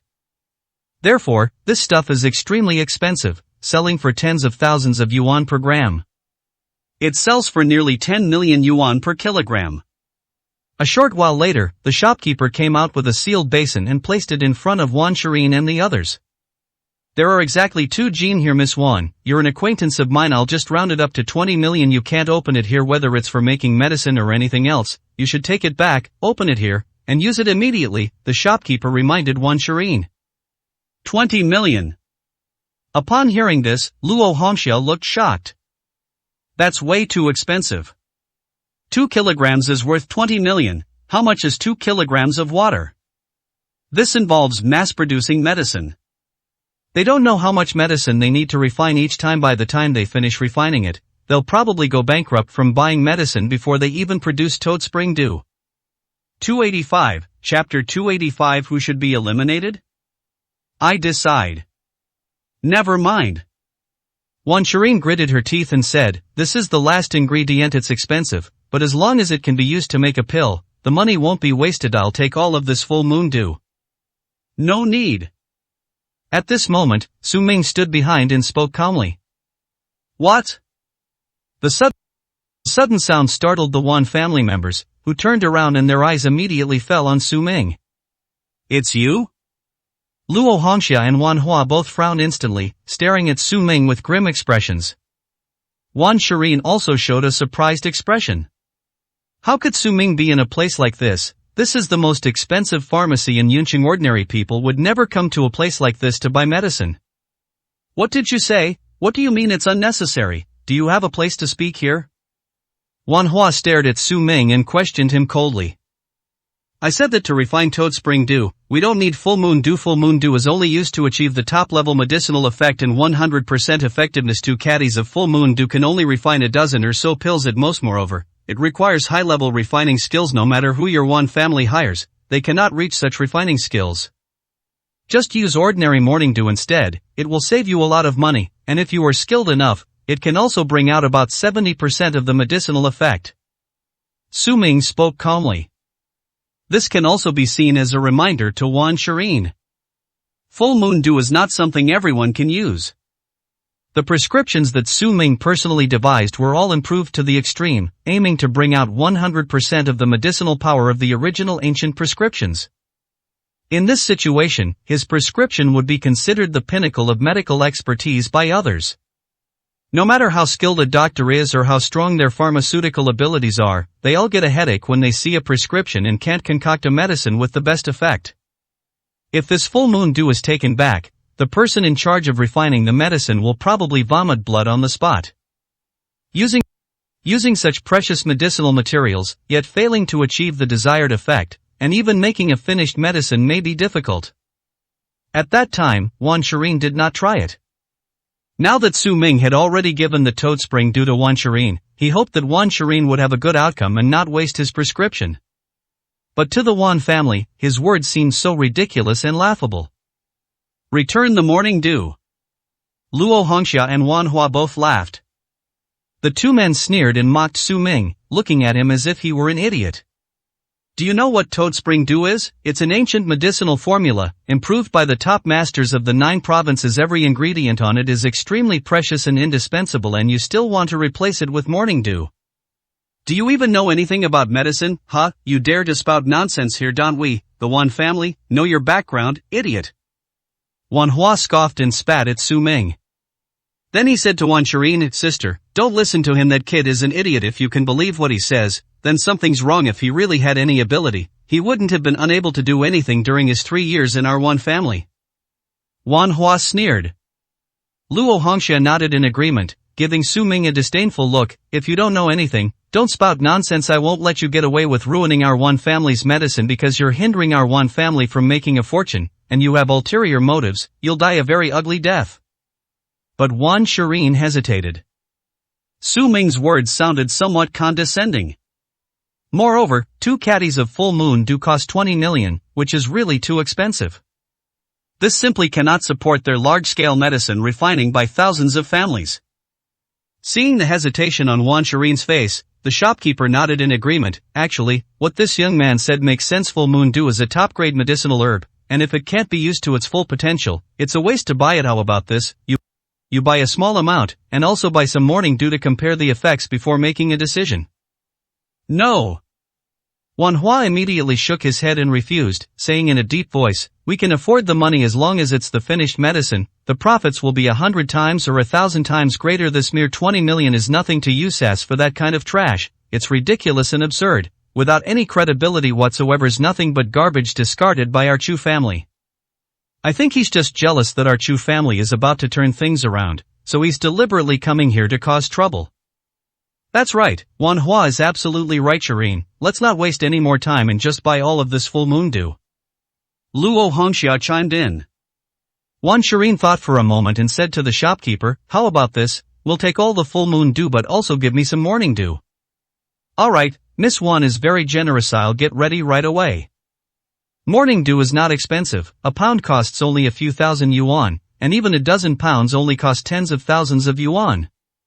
Wan Shireen also had a backup plan. If what Su Ming said is true, then we've made a fortune. So the group bought the medicine, put it in their car, and quickly left. Was that Wan Shireen just now? Su Jingyun also walked in, looking at her with a puzzled expression. That's right, the Wan family came to buy medicine to refine toad spring dew, and I gave them a couple of pointers, Su Ming said calmly. What? Su Jingyun looked shocked. The Wan family is also going to refine medicine, and the famous toad spring dew at that. In that case, do we still have a chance? The Jin family is already selling their cold medicine. If our refined cold medicine is sold at the same time as the Wan family's toad spring dew, the entire market will be torn apart and paralyzed. If the 3 ancient medicines divide the market together, no one may make any money. It will all be internal consumption and a lose-lose situation. Su Jingyun's concerns were not unfounded. Scarcity makes things valuable. When there is only one famous drug on the market, it can naturally achieve a monopolistic effect. After all, everyone in Yunqing had no choice but to buy, and others were flocking to it too. However, when all three famous medicines enter the market at the same time, their effectiveness is greatly reduced, and they become like radishes and cabbages, with many more options available. That would divide the market share, and there might even be many people took the opportunity to observe and watch them compete before making a purchase. In this scenario, a fight between three tigers will not end well for anyone. But Su Ming looked confident and assured. He smiled calmly and said, "The Wan family won't be able to produce the medicine so quickly, but the Su family, at most tomorrow, will be able to mass produce it. After all, the Su family's medicine is what I used to target the Jin family." With the Jin family gone, the market monopoly has collapsed again, allowing the Su and Wan family's medicines to coexist. Su Ming spoke calmly. Su Jingyun stared at Su Ming in disbelief and asked, "Why are you so sure?" Although Su Ming is the king of Kyushu, it's a bit too exaggerated that he can control the entire market situation. After all, the market situation, to put it more precisely, involves millions of people. Can you control what other people want to buy and how they spend their money? However, Su Ming curled his lips into a wicked smile, because all three medicines are made by me. What I say about who should be eliminated and who can survive, then that will naturally be the case. Oh my god. Su Jingyun was so shocked that her mouth dropped open, and she couldn't say a word. 286, Chapter 286, Taking the Field Personally. Wan Shireen brought the full moon dew and other medicinal herbs back to the Wan family. It was handed over to Du Wanfeng, a medical master sent by the Jin family to help with the refining of medicine. Du Wanfeng has been at the Jin family's house for 2 days now. However, he did not see the original prescription for the Toad Spring Dew medicine, but only the copy of the prescription given to him by the Wan family. He had another purpose in coming to the Wan family, to obtain the original formula for Toad Spring Dew while refining medicine, no matter what means he used. Once they get the prescription and return to the Jin family, they can regain their monopoly and then easily eliminate the Wan family. The Jin brothers never intended to cooperate with the Wan family. What is Wanja anyway? In Yunqing, it's just a third-rate company. What kind of cooperation is there with the Jin family, the number one family in Yunqing? Therefore, stealing the prescription was the main purpose. However, the Wan family was also wary in this regard and did not offer a real prescription. As long as he didn't see the original prescription, Du Wanfeng couldn't be sure if he had all of it. Unless it can actually be made into a medicine. Master Du, these are all the medicinal herbs on this prescription. Please take a look and see if they are suitable, Wan Shireen said to Du Wanfeng with a respectful smile. Don't worry, as long as the prescription is correct, the medicinal materials will also be fine, and I will definitely be able to refine the finished medicine for you. Du Wanfeng said confidently. He is a top-tier physician and pharmacist. Although he cannot compare to the medical king Shin Tsonglin, he is on par with Changchun in Yun City. He was extremely confident in his alchemy skills. Immediately, in the pharmacy, Du Wanfeng used a machine to prepare and refine the medicine according to the prescription. But after one attempt, all that came out was a pool of medicinal soup, with no actual medicine at all. Du Wanfeng's forehead was covered in sweat. Twice. 3 times. It still didn't work. The best result was just a pile of fragments, still a long way from being a finished product. Du Wanfeng was already covered in sweat, her whole body soaked in cold sweat. The Wan family members watched from the sidelines, their faces filled with astonishment. Is it really that difficult to refine medicine with Toad Spring Dew? Even a master like Du Wanfeng couldn't make it into a finished medicine, at this rate, let alone the 2 caddies of full moon dew they bought. Even if they bought another 20 caddies, it might not be effective. Every single refining process costs a fortune. If a cure remains elusive, who can endure it? Not to mention them, even Du Wanfeng himself panicked, sitting next to the machine, deep in thought, trying to figure out which link in the chain had gone wrong. Even though it was done according to the prescription, how come it can't even be made into a ready-made medicine? This dealt a severe blow to his confidence. Wan Shireen saw this and became somewhat anxious. He suddenly remembered Su Ming's words. To make medicine using full moon dew requires extremely high alchemy skills. Perhaps Du Wanfeng simply hasn't reached that level, which is why he hasn't been able to make the medicine yet. Although she didn't quite trust Su Ming either, the facts were undeniable. With a try-it-antsy attitude, Wan Shireen stepped forward and said to the dejected Du Wanfeng, Master Du, when I was buying medicine today, I heard someone say that using full moon dew requires extremely high alchemy skills. Is that where the problem lies? He said that using morning dew would be much simpler. Why don't we try using morning dew? Are you kidding me? Upon hearing this, Du Wanfeng suddenly looked up, flew into a rage, and slammed his hand on the machine next to him, making a loud bang that startled everyone present. Du Wanfeng stared at Wan Shireen with red-rimmed eyes, gritting her teeth and coldly saying, Are you doubting my alchemy abilities again? If so, why did you come to me? Besides, in Yunqing, if I say I'm second, no one dares to claim to be first. How dare you, a little girl, question me? I don't think it's the full moon dew or my alchemy skills that's the problem, it's the prescription. You didn't show me the original prescription, so it's no surprise that it didn't turn into a medicine. There might even be details we saw. How can you blame me for this? If you want a finished medicine, bring me the original prescription. If I still can't refine the finished medicine after seeing the original prescription, I, Du Wanfeng, will kneel down and apologize to your family. Du Wanfeng said through gritted teeth. That makes some sense.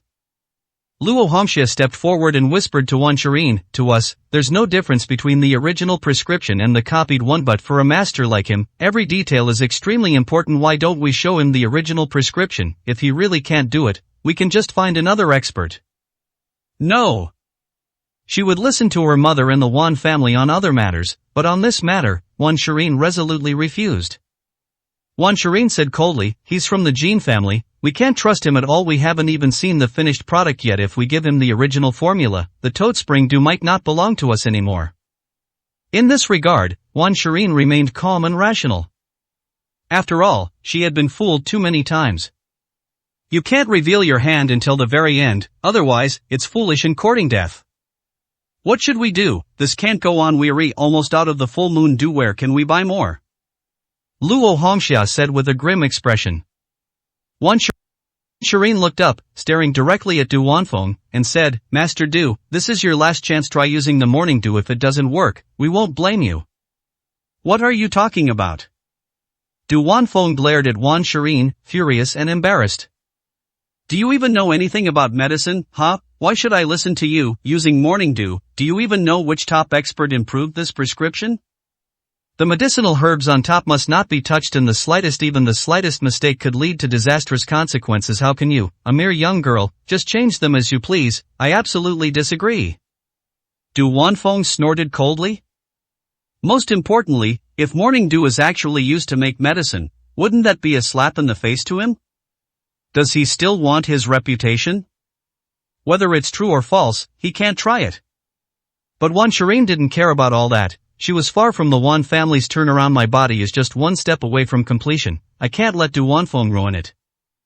She had memorized every single step of Du Wanfeng's continuous alchemy process. Although she doesn't know how to concoct medicine, she can still imitate others by copying their methods. So Wan Shireen went up to the machine herself and restarted it. Then, they picked up the prepared medicinal herbs and fed them into the machine one after another. What are you doing? Are you crazy? Du Wanfeng let out a startled shout.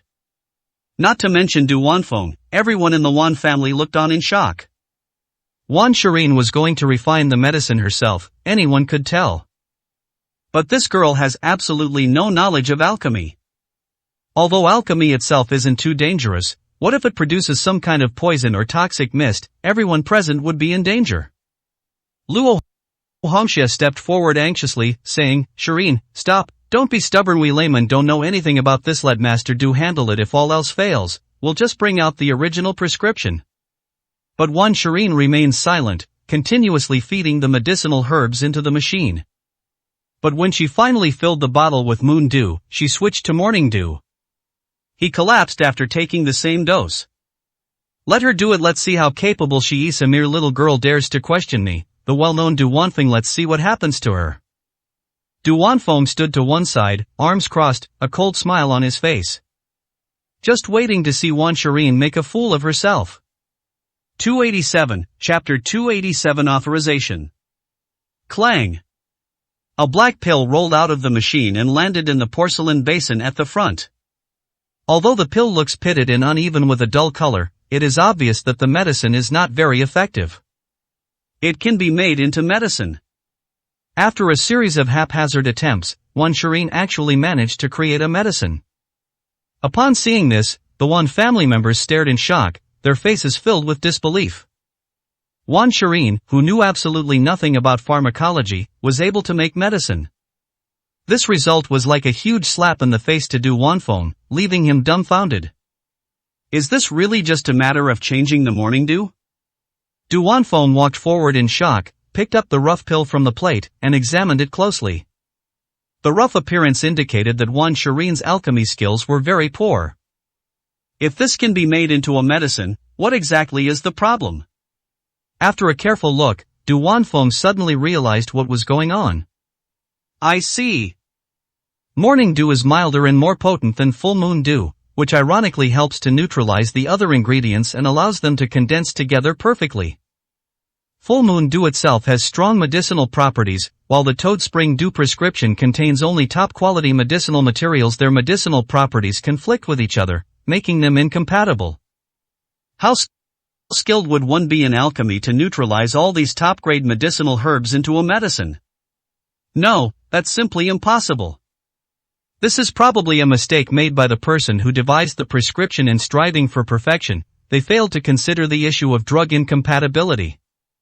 The weakness of the morning dew actually neutralized the entire prescription. Thinking about this, Du Wanfeng understood completely. No wonder he had never been able to make medicine. It was because he had unwavering faith in the prescription that he hadn't carefully considered these issues. So, the prescription Wan family gave him wasn't the original one at all? Claims of expert guidance are just a facade. It's likely that Wan Shireen knew very well that the medicine couldn't be made from the full moon dew. Only the morning dew from the original prescription could achieve the desired effect. And they even pretended to be experts, saying they were giving guidance.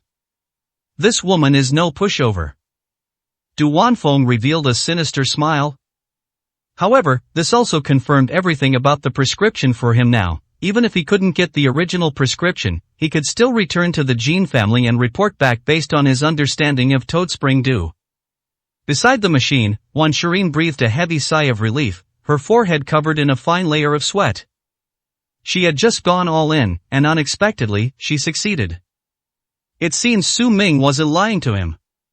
How did Su Ming know all this? Does that guy really understand pharmacology? Impossible. She had been with the Wan family for 3 years, and as their husband for 3 years, she knew Su Ming's background inside and out. It was precisely because she knew Su Ming was utterly incompetent that she was completely disappointed. But now, Su Ming's single sentence has actually saved the entire Wan family, and she can't quite understand it. Did she misread it before? 3 years isn't enough time to get to know someone? Wan Shireen couldn't understand.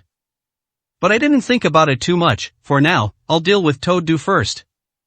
She walked up to Du Wanfeng and smiled, saying, Master Dew, now, are there no more doubts? Can we use morning dew to refine it? No problem. Du Wanfeng also smiled, showing no remorse for his previous actions. Instead, he appeared smug and said with a smile, leave the rest to me. Thank you for your help. After saying this, Wan Shireen turned around and, together with the Wan family, prepared to discuss the next steps of their cooperation with the Jin family. Now that it's a ready-made drug, all that's left is to see how to market it and then wait to collect the money. That evening, led by Wan Shireen, the Wan family met with the Jin family. Only one of the Jin brothers came, the second-in-command Jin Guangxing. The eldest brother did not appear. Jin Guangxing arrived at the scene and, upon seeing Wan Shireen, greeted her with a broad smile. He tossed aside his briefcase, sat down, and said with admiration, Your Wan family has truly made something of yourself. You've really impressed. Meth Toad Spring Dew you obtained is genuine. In that case, you certainly qualify to cooperate with my Jin family. Thank you for the compliment, Mr. Jin. Upon hearing Jin Guangxing's words, the Wan family members relaxed. With the support of the Kim family, they have no worries about not being able to make a lot of money. However, you need to sign a contract. Jin Guangxing pulled out a document and placed it on the table, smiling at Wan Shireen as he said, Next, our Jin family will assist your Wan family with comprehensive marketing with our Jin family's prestige in Yuncheng. As long as we take the lead, no one will doubt the value of Toad Spring Dew. This is about to cause a sensation throughout Yuncheng.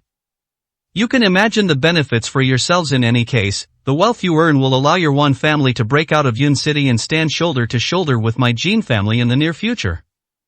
Upon hearing this, the Wan family members were so overjoyed they almost fainted. This is wonderful, they'd been waiting for this day for so long. After so many changes and unexpected events, they finally saw their fortunes turn around. I'd been waiting with bated breath. And from then on, they became truly superior people. We're rich. Wan Hua even jumped up in excitement. Everyone in the Wan family was overjoyed. Wan Jinshan's eyes even welled up with tears, saying, "Our ancestors are watching over us, our Wan family can finally rise above our circumstances. That's all thanks to me luckily, I sent Shireen to Zhongzhou, which brought such great benefits." Luo Hongxia quickly tried to pat herself on the back. Jin Guangxing looked at the Wan family members with a smile. His eyes held a mocking glint, as if he were looking at a group of clowns, smiling without saying a word. This is the result of your modifications. The fact that you received the Toad Spring Dew means your Wan family is destined for this good fortune, so, can the contract be signed now? Jin Guangxing asked with a smile. Sign, of course we'll sign. Being able to cooperate with the Kim family is the luckiest thing that ever happens to us. Luo Hongxia, Wan Jinshan, and others were overjoyed. Jin Guangxing's two boastful words further elevated them to their peak. Right now, all I can do is sell the medicine immediately and sit at home collecting the money. Etc. At this moment, Wan Shireen interrupted. Although she was also happy, her expression was much more rational than the others. She looked up and calmly stared at Jin Guangxing, asking, "What does this contract include? Is it just an authorization for marketing?" "Yes, more than that." Jin Guangxing thought for a moment and shook his head, saying, "It should be said that you need to completely authorize the drug after all. If you want to release a new drug, you still need to go through the review of the Drug Regulatory Authority, and Director Zhang of the Drug Regulatory Authority has a close relationship with our Jin family. Only if you fully authorize the drug formula can I help you get it approved." This. Wan Shireen's face darkened considerably. His expression was complicated. A sense of unease kept spreading through my mind, but I couldn't quite put my finger on what was wrong. Full authorization. After full authorization, does Chan Xuanlu still belong to Wan Jia? This could be tantamount to selling the Toad due to the Jin family. It feels like this is a trap, waiting for her and the Wan family to fall into it step by step.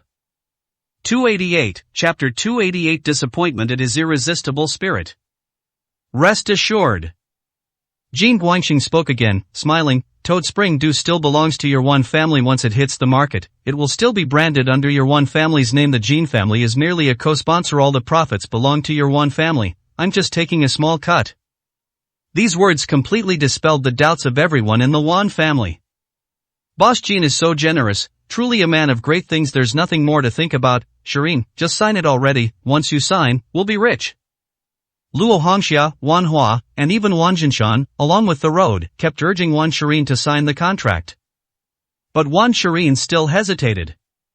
She had encountered this kind of thing far too many times before. With Shanghai Alliance, she almost caused Wanjia Group to go bankrupt because of a contract. She's no longer willing to take any risks. Cheyenne, what are you thinking about? Luo Hongxia was a little angry. She picked up a pen and shoved it into Wan Shireen's hand, saying angrily, "Hurry up and sign it. The money is right in front of you, and you still can't make money. How can you be the president of One Family Group? No wonder One Family Group has been so sluggish for so long. It would be strange if it were doing well with you like this. We trusted you so much. Furthermore, if we don't sign, how can we get Chan Chunlu listed in Yunqing? How can we market it? I doubt it can even pass the Drug Regulatory Authority's scrutiny. Don't you understand how things should be handled?" Luo Hongxia angrily scolded. At this moment, she was blinded by greed, as if Wan Shireen was not her daughter, but just a tool. Wan Shireen gripped the pen so tightly it felt like it would break, but she still couldn't put pen to paper. "It seems you haven't thought this through at all. Well, let's wait until you have, but I must remind you, time waits for no one. If you don't sign, many other people will be begging to cooperate with the Jin family." With a cold laugh, Jin Guangxing stood up and prepared to leave. Wait, Mr. Jin, don't be angry. This girl has lost her mind. We'll teach her a lesson right away. Please wait a moment. Everyone in the Wan family panicked. Luo Hongxia rushed forward and stopped Jin Guangxing, pleading with him. Okay, let's hurry up then, I don't have much time left. Jin Guangxing sat back down, looking impatient. Luo Hongxia returned to Wan Shirin's side, her face cold and stern, and she practically spat out the words through clenched teeth. Are you going to sign or not? Do you expect us to kneel down and beg you? Wan Shirin sighed helplessly before slowly raising her head. I'll sign. You silly girl, you're making it sound like you're going through some terrible ordeal. It's just signing a contract, and it's even making money. Do you think this will kill you? Luo Hongxia couldn't understand it at all. The Wan family members also stared at Wan Shirin with frustration. I don't know if there's something wrong with my head. Why is it that they're just sitting there picking up money and helping everyone turn their lives around, yet they still look so unwilling? Left with no other choice, Wan Shirin quickly wrote her name on the contract, then got up and walked out of the room without saying a word. The other talents didn't care about all that. Once the contract was agreed upon, everyone in the Wan family cheered. Jin Guangxing left satisfied. But Wan Shirin gradually understood something. Such an authorization contract would be perfectly acceptable for an ordinary company after all. Even if a dispute arises later and the case goes to court, the Wan family's resources would not necessarily be at a disadvantage. But the other side is the Kim family. If the Jin family tries to manipulate the contract, what can the Wan family do? They can only suffer in silence. They didn't even have the ability to resist. This is our only chance. It may seem like a turnaround for many families, but if things go wrong, it could lead to utter ruin. Although these were all uneasy guesses from the bottom of her heart, it was not impossible for her to prepare for the worst. That's why she hasn't started writing yet. However, she couldn't act unilaterally due to the pressure from the entire Wan family. Moreover, this is indeed the only chance for every family. As she thought about it, Su Ming's voice involuntarily came to mind. The fact that Su Ming was able to say those things to her in the pharmacy and succeed in doing so suggests that Su Ming really knows something. Or rather, has that guy really changed? With a sense of doubt, Wan Shirin took out her phone and dialed Su Ming's number. A short while later, the two arranged to meet at a restaurant. Wan Shirin brought the contract with her, and besides that, she also wanted to ask Su Ming how he knew that morning dew could be used to replace full moon dew. After all, it's impossible to know about such changes to the prescription without absolute medical knowledge. Moreover, it's a top-tier ancient formula, Chanchenlu. A dozen minutes later, the two met in the restaurant. When they met again, Wan Shirin was somewhat stunned. Although Su Ming hadn't changed much and still looked as unkempt as before, she could tell from his demeanor that he was no longer the pathetic person he was back in the Wan family. At this moment, what she could feel from Su Ming was powerful confidence and an undeniable coldness. Su Ming didn't waste any words. With a calm expression, he walked into the restaurant, sat down, and said to Wan Shirin, "Let me see the contract." Wan Shirin took out the contract and handed it to Su Ming. At the same time, he secretly observed the changes in Su Ming. Unfortunately, not much can be discerned. Su Ming glanced at the contract briefly, then put it back on the table, shaking his head with a smile. "You really dared to sign this contract? Full authorization? Do you even know what full authorization means? It means that the Jin family will have complete control over the marketing, profits, and value of Toad Spring Dew afterward. Including the right to use Toad Spring Dew. In other words, the Jin family has a conscience and can share some benefits with your Wan family, but if they have no conscience, forget about signing. They can also sue your Wan family for stealing the Jin family's medicine formula and concocting medicine without permission. You could lose everything, even if it means your family is ruined." Su Ming smiled sarcastically. It seems that the Wan family is destined to lack this capability. Even after going through so much, Wan Shirin still didn't learn her lesson. How could you fall for such an obvious trap? It's virtually impossible for Wan Jia to turn things around. This woman will never learn to be smart. Su Ming sighed inwardly. Originally, the Dew of the Toad was intended as an opportunity for Wan Shirin, but unexpectedly, it hastened the demise of the Wan family. If the Wan family were to perish, Wan Shirin would likely not be able to withstand such a blow. He didn't know what to say anymore. What? Wan Shireen stared wide-eyed in shock at Su Ming and said, "But Jin Guangxing told me personally that he guaranteed that the Toad Spring Dew would still be in our hands, and the marketing would be done in the name of the Wan family. They would only take a share of the profits and a cut." Wan Shireen said in disbelief. "Was what he said written in the contract? Can you trust verbal promises? Miss Wan, I'm not trying to be mean, but you've been in business for years. Don't you understand that verbal promises have no credibility? When your Wan family doubted me, you didn't believe anything I said. How shrewd you were back then. Why do you believe everything when it comes to other people?" Su Ming shook his head, feeling utterly disappointed. If Wan Shireen had been more astute from the beginning, hadn't been swayed by the Wan family, and had made clear judgments, they wouldn't have ended up going their separate ways. Wan Jia will forever shine. Unfortunately, neither did the Wan family, nor did Wan Shireen. 289, Chapter 289 Release. Wan Shireen's heart skipped a beat. "My whole body is ice cold. A strange sense of foreboding enveloped my heart. Could it be that her previous anxieties have all come true? Is this really a trap?" Wan Shireen turned pale and was speechless. "Alright, it really was you, kid." Just then, a cold, sharp voice rang out from the doorway. It was Luo Hongxia and Wan Hua who led the Wan family in. As soon as the group entered, their faces darkened, their expressions hostile, and they glared fiercely at Su Ming.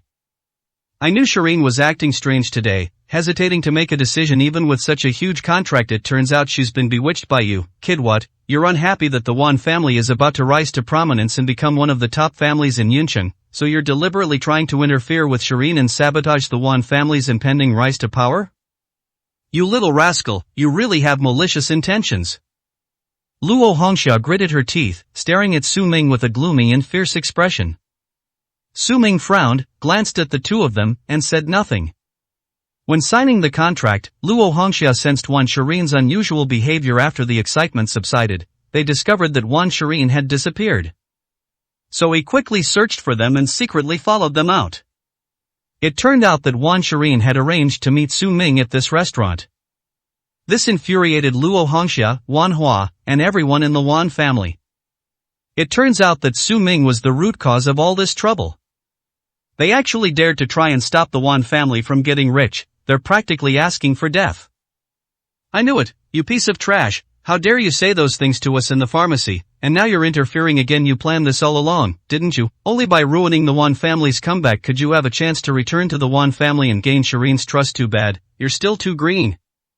You're destined to be a failure your whole life, resorting to such despicable tactics. It's disgusting." Luo Hongxia's face contorted with rage as she spat a mouthful of phlegm at Su Ming. Su Ming felt irritated. He glanced coldly at Luo Hongxia and said in a chilling voice, "I don't care whether the Wan family lives or dies. It's just that your eldest daughter came to me for a favor, so I'm saying a few words. This contract alone is enough to bury the Wan family. I don't need to say or do anything." "Bullshit." Luo Hongxia scoffed, her face full of sneers. "What do you know? What are you pretending for? Don't you know your own place? You're just trash that was kicked out of the Wan family and you're already pointing fingers at us. Do you know how much profit this contract will bring? Do you know who this contract is with? Do you think you can question me? Someone like you will never even get close to the Jin family in your entire life, right? You'll never even reach our level. What an idiot." Luo Hongxia sneered. "Damn it, just looking at this piece of trash makes me angry." Wan Hua was furious. He rushed forward, picked up the coffee in front of Wan Shireen, and hurled it at Su Ming. Su Ming did not dodge, letting the coffee pour down on his head. It made a splash, leaving a yellow coffee stain that looked quite unsightly. It attracted the attention of many people around. "That's how trash should be, like shit. That's how you should be. You dare to question the Jin family, you're nothing." Wan Hua stared at Su Ming and said viciously. It was a way of getting revenge for the time Su Ming had beaten him up, and he felt incredibly happy. "Stop." Wan Shireen gritted her teeth and shouted coldly, standing up and saying, "It was indeed me who took the initiative to contact him, and it was I who had doubts about the contract. It has nothing to do with him." Su Ming hadn't done anything wrong, yet she ended up like this because of her, which made Wan Shireen feel somewhat sorry for her. Sister, do you really believe in this kind of person? This good-for-nothing is obviously just jealous of our one family and wants to come back. What does he have to compare with the Jean family? You don't believe in the Jean family, but you believe in him, in front of the Jean family. He's just an ant. Others wouldn't even bother to step on him. Wan Hua said with a cold laugh. Wan Shireen shook her head, thinking that this was indeed the case. The Jean family is now the most powerful family in Yunqing. If we can't even trust the Jean family's promises, then can we trust what Su Ming says? She herself was bewitched and confused. Perhaps she had encountered too many setbacks before, which led her to seek any treatment she could find in desperation. Alright, let's not waste time on this trash. Our cooperation with the Jean family is something others would kill for. Contacting people like this will only tarnish our reputation. Luo Hongxia gave Su Ming a look of disgust and disdain, and urged Wan Shireen to speak. Wan Shireen glanced at Su Ming, said nothing, and left with the Wan family. Su Ming shook his head and picked up a napkin from the table to wipe the stains on it. Meanwhile, the Jean brothers were beaming with joy at having obtained the Toad Spring Dew recipe. In the office, we opened 2 bottles of champagne to celebrate. Brother, we've struck it rich. Not only do we have the jade medicine for colds, but now we also have a top-tier medicinal formula like Toad Spring Dew. Our wealth will be enough to propel us straight into the Central Plains. At that time, we can simply move our headquarters to Zhengzhou, and then we can rest easy. Old man, Jing Guangxing, laughed heartily, shaking the champagne in his hand wildly. I never expected the Wan family to be so stupid, to succeed so easily. They can't even understand the contract, let alone what full authorization means. It's a miracle the Wan family has survived this long. That's right, a bunch of idiots. I said a few words and they were completely fooled. They signed the contract right away. Just wait, I really want to see their expressions when they launch their new drug. Jing Guangxing laughed triumphantly. Jin Feiyuan grinned and said, I guess the Wan family was able to rise to prominence because they had some powerful backers supporting them. Once that backer left, the Wan family was like pigs, completely at the mercy of others. Hurry up and deliver a fatal blow. Bar. Jin Yuan's smile was deep and sinister. 2 days later, Wan Jia's Toad Spring Dew officially went on sale. They set up a display of the dew in front of Yunqing's top shopping mall and invited people from all walks of life to gather and celebrate the opening. Meanwhile, the Su family also launched a new drug. However, this place was much quieter, and no important figures were invited. After all, Su Tianhai's connections were far inferior. Even compared to the current Wan family, there were only 2 or 3 of Su Tianhai's friends and some ordinary business owners, making the scene lonely and deserted. Will this really sell? Will Yunqing find out? Su Tianhai stood on the stage, sighing heavily. Several passers-by walked by without even glancing at their new drug. Dad, are we really not going to be able to sell them? How are we going to explain this to Brother Su? Su Jingyun stood to one side, her face also filled with despair. No rush, someone will be here soon. IDE already made arrangements. In less than 2 hours, the entire Yin city will know that the Su family has released an even better cold medicine. At this moment, Su Ming slowly walked out, a confident smile on his face. 290, Chapter 290 Reversal. Reporting to Master Su, we've just learned that the Wan family has also released a new medicine, Toad Spring Dew, and it's even being co-sponsored by the Jin family, the top family in Yun City. Now almost all the top figures in Yun City have gone there. The servant ran up to Su Tianhai, sweating profusely, and said, What? Su Tianhai's eyebrows twitched in surprise. No wonder, he said. He had no reputation or status. The Su family has some foundation and strength, so it's impossible for the new drug launch to be so quiet and desolate. This is terrible. If not a single one is sold by the time the new drug is officially launched, what will Su Wang think? Will they think that the Su family is useless and not worthy of being entrusted with important responsibilities, and take back the prescription? Then the profits from the medicine formula that the Su family had worked so hard to obtain were also reduced to ashes. Su Tianhai's forehead was also covered in cold sweat, and he unconsciously clenched his fists in nervousness. He whispered to his subordinates, Hurry up, expedite the contacting of those business owners who have previously cooperated with the Su family. Get them to come and support us. We can't afford to be without anyone. That would be a huge loss of face. Yes. The subordinate acknowledged and turned to make the contact. Then Su Tianhai turned around and came to Su Ming, nervously and awkwardly forcing a smile. Your Highness Su, it's not that I don't trust you with your Highness's abilities, one order from you would be known throughout Yin City, but now, the Wan family has also released a new medicine, Toad Spring Dew.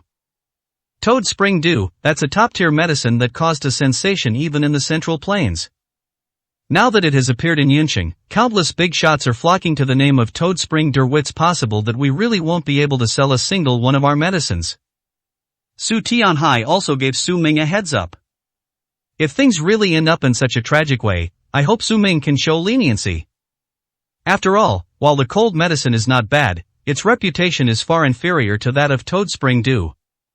Moreover, the Jin family, the #1 family in Yunqing, is the joint sponsor.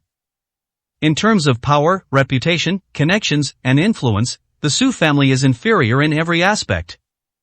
However, Su Ming simply smiled faintly and said calmly, I know, but it's alright, the Wan family won't be able to wait for anyone, just relax and wait for the huge crowds to arrive, and be ready to receive them. How? Su Tianhai looked up and stared at Su Ming in surprise. Where does Su Ming get such strong confidence? Even though Su Ming is the king of the 9 provinces, he can't just force those people to come over by holding a knife to their necks, can he? The Su family doesn't have the ability to rely on reputation alone. This could not put Su Tianhai at ease. My heart was pounding with anxiety. I figured today was the end for me. On the other side, the atmosphere in the square was festive and lively. Wan Hua stood on the stage, swaggering and showing off.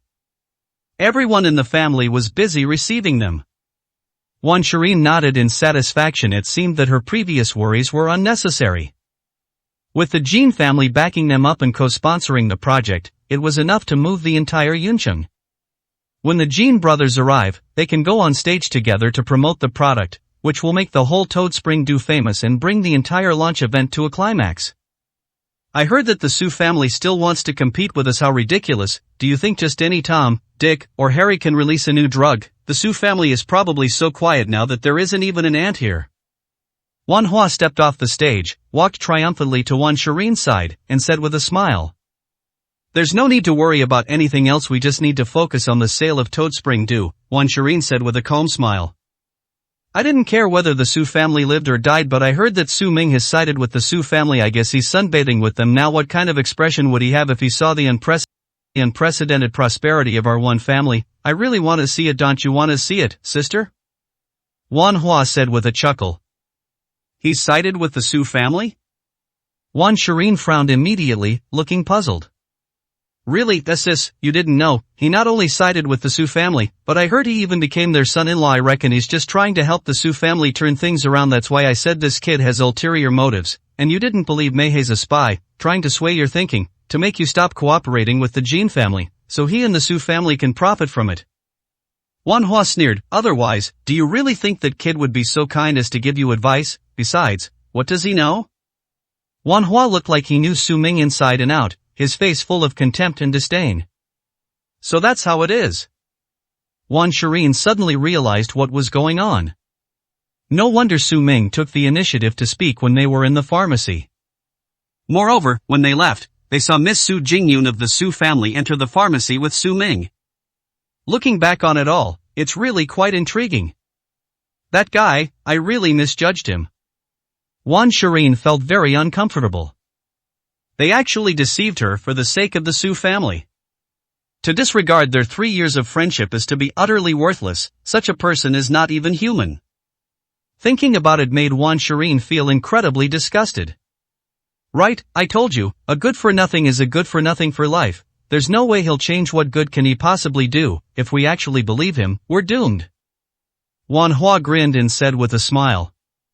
Shireen, has Boss Jean arrived yet? Everyone's been waiting for over half an hour. Why don't you call and ask? At this moment, Luo Hongxia walked over and urged Wan Shireen. Okay, I'll call and ask. Wan Shireen called Jean Guangshen. Jean Guangshen answered the phone. Hey, Mr. Jean, have you arrived? Almost everyone's here, it's our turn to go on stage, Wan Shireen said respectfully. It'll be soon, what's the rush, you Wan family members, just wait. On the phone, Jean Guangshen spoke with a meaningful tone. Okay. Wan Shireen hung up the phone and smiled. Boss Jean said he'll be there soon. That's good, I was worried they wouldn't come. Luo Hongxia and the rest of the Wan family immediately showed relieved smiles. Another half hour later, the Jean brothers finally appeared, driving a luxury car and bringing people with them, pouring into the square. This immediately caused a commotion at the scene. It's the Jean family, the Jean brothers have arrived. The Wan family is really impressive. I didn't expect even the Jean brothers to attend. It seems that this joint sponsorship is absolutely genuine. Amidst gasps of amazement, Luo Hongxia greeted them with a broad smile. She bowed deeply before Jean Fengyuan and Jean Guangxing's car and proclaimed loudly, I, Luo Hongxia of the Wan family, on behalf of the entire Wan family, warmly welcome the two bosses to our presence. It is truly a great honor for our Wan family. Smack! However, as soon as Jean Guangxing got out of the car, he slapped Luo Hongxia hard across the face. With a snap. The crisp sound echoed throughout the venue. Everyone was stunned, dumbfounded, and staring at the scene in disbelief. Luo Hongxia was also stunned by the beating covering her bright red face. She looked at Jean Guangxing in shock. Boss Jean, what happened? What is it? Jean Guangxing glared and shouted fiercely, your Wan family stole my Jean family's medicinal formula, Toad Spring Dew, and privately refined and sold the medicine, and you did it so openly. What, do you think our Jean family doesn't exist? Ha! Everyone in the Wan family was dumbfounded. Luo Hongxia, Wan Hua, Wan Shireen, and Wan Jinshan, in particular, stared wide-eyed in utter shock, their eyeballs almost popping out of their sockets. Everyone was utterly shocked and their minds went numb. What's going on? 291, Chapter 291 Fulfillment. Wan Shireen hurriedly stepped forward and came to Jean Guangxing. Mr. Jean, didn't we agree on this last night? The contract was signed, and the Jean family was the joint sponsor, but the prescription belongs to the Wan family. Why are you suddenly changing your mind? Wan Shireen said in utter astonishment. Shut up! Jean Guangxing's thick eyebrows shot up as he pointed at Wan Shireen and roared, your Wan family are all charlatans, especially you, Wan Shireen. What qualifications do you have to cooperate with my Jean family? A contract? What contract? I have several contracts right here. As he spoke, Jean Guangxing pulled out a series of contracts, held them up in front of everyone so that everyone present could see them, and then said loudly. The first one is the approval document personally reviewed by Director Zhang of the Drug Administration. What does this mean? It means that Director Zhang has approved it, and Chan Chunlu belongs to my Jean family. Secondly, it grants full authorization for Toad Spring Dew. All ownership of Toad Spring Dew belongs to my Jean family. Thirdly, the original prescription for Toad Spring Dew. Possessing the original prescription is the greatest proof the prescription is in the hands of my Jean family. How can your Wan family still say it's not theft? Jean Guangxing's voice boomed like thunder. What? Wan Shireen felt as if she had been struck by a heavy blow, and staggered back 2 steps in despair. She almost fell to the ground, staring at Jean Guangxing with disbelief on her face. She understood. She finally understood. As expected, the Jean family had ulterior motives from the very beginning. All the cooperation was a sham. Their goal was to trick the Wan family into giving them authorization, then obtain first-hand approval, produce the prescription, and thus solidify all the evidence. Now, even if she brings out the original prescription again, it won't be convincing. The prescription in Jean Guangxing's hand was clearly a copy, and it could be copied. Now it could become real. Because nobody will trust Wan Jia. Sure enough, the way countless people looked at the Wan family had changed. So that's how it is, the Wan family is truly despicable and vile. I knew it. How could such a small family group like the Wan family have such a famous prescription as Toad Spring Dew? Turns out they stole it. How shameless. Of all people to steal from, why did they have to steal from the Jean family? They're asking for it. That Miss Wan is somewhat pretty, but she's so despicable and shameless. She's utterly disgusting. The Wan family are nothing but ants in a stinking ditch. The scornful curses and insults plunged the Wan family into despair. How so? Luo Hongxia stared blankly, then collapsed to the ground in despair, her eyes vacant. They thought they had seized their only chance to turn things around, but they ended up falling into someone else's trap. Now, I am formally suing your Wan family for stealing the prescription, profiting illegally, fraud, and theft. Wan family, get ready to pay up. as for the Toad Spring Dew prescription, I think you won't have to pay too much, just 3 to 500 billion. Jean Guangxing sneered with a ferocious expression. Jean Feiyuan sat in the car behind, lit a cigar, and stared at the Wan family members with cold, indifferent eyes, as if they were a group of ants. There's no need to go to such great lengths to deal with such ants. However, it's worth wasting this time and manpower for the sake of Toad Spring Dew. After all, the value brought by the Toad Spring Dew can increase the Jean family's wealth more than tenfold. Don't want. Luo Hongxia let out a mournful scream, crawled to her knees before Jean Guangxing, and clung to his leg with tears streaming down her face. Boss Jean, please give the Wan family another chance. Let us go 500 billion, even if the entire Wan family sold everything, we still wouldn't have 500 billion, please. We know we were wrong, we don't want the Toad Spring Dew anymore, we just beg you to spare the lives of all the families. I'm kowtowing to you. Luo Hongxia was so frightened that she burst into tears and knelt down in front of Jean Guangxing, kowtowing repeatedly. Get out of my way. Jean Guangxing, expressionless, kicked Luo Hongxia over, his face full of cold disdain. You filthy thing aren't worthy of touching me, get lost, or I'll stomp you to death. At the same time, drug regulatory officials and law enforcement officers rushed out one after another and locked up Luo Hongxia, Wang Jinshan and others. Your entire Wan family has been compensated. Unless you pay the compensation, you'll spend your next life in prison. Then the entire Wan family was forcibly dragged away. Cheyenne, save me, I don't want to go to jail. Sister, please think of something and save me, I'm still young, I can't let this ruin me. Screams rang out one after another, but Wang Jinshan remained silent, looking utterly lost, as he was led away by the others. Wan Shireen sat on the ground in despair. The screams were like steel needles piercing her brain, causing her a splitting headache. She looked up blankly at Jean Guangxing, her face pale, and asked in a daze, why aren't you arresting me? I'm the president of Wanjia Group. If anyone's going to be arrested, shouldn't I be the first one arrested?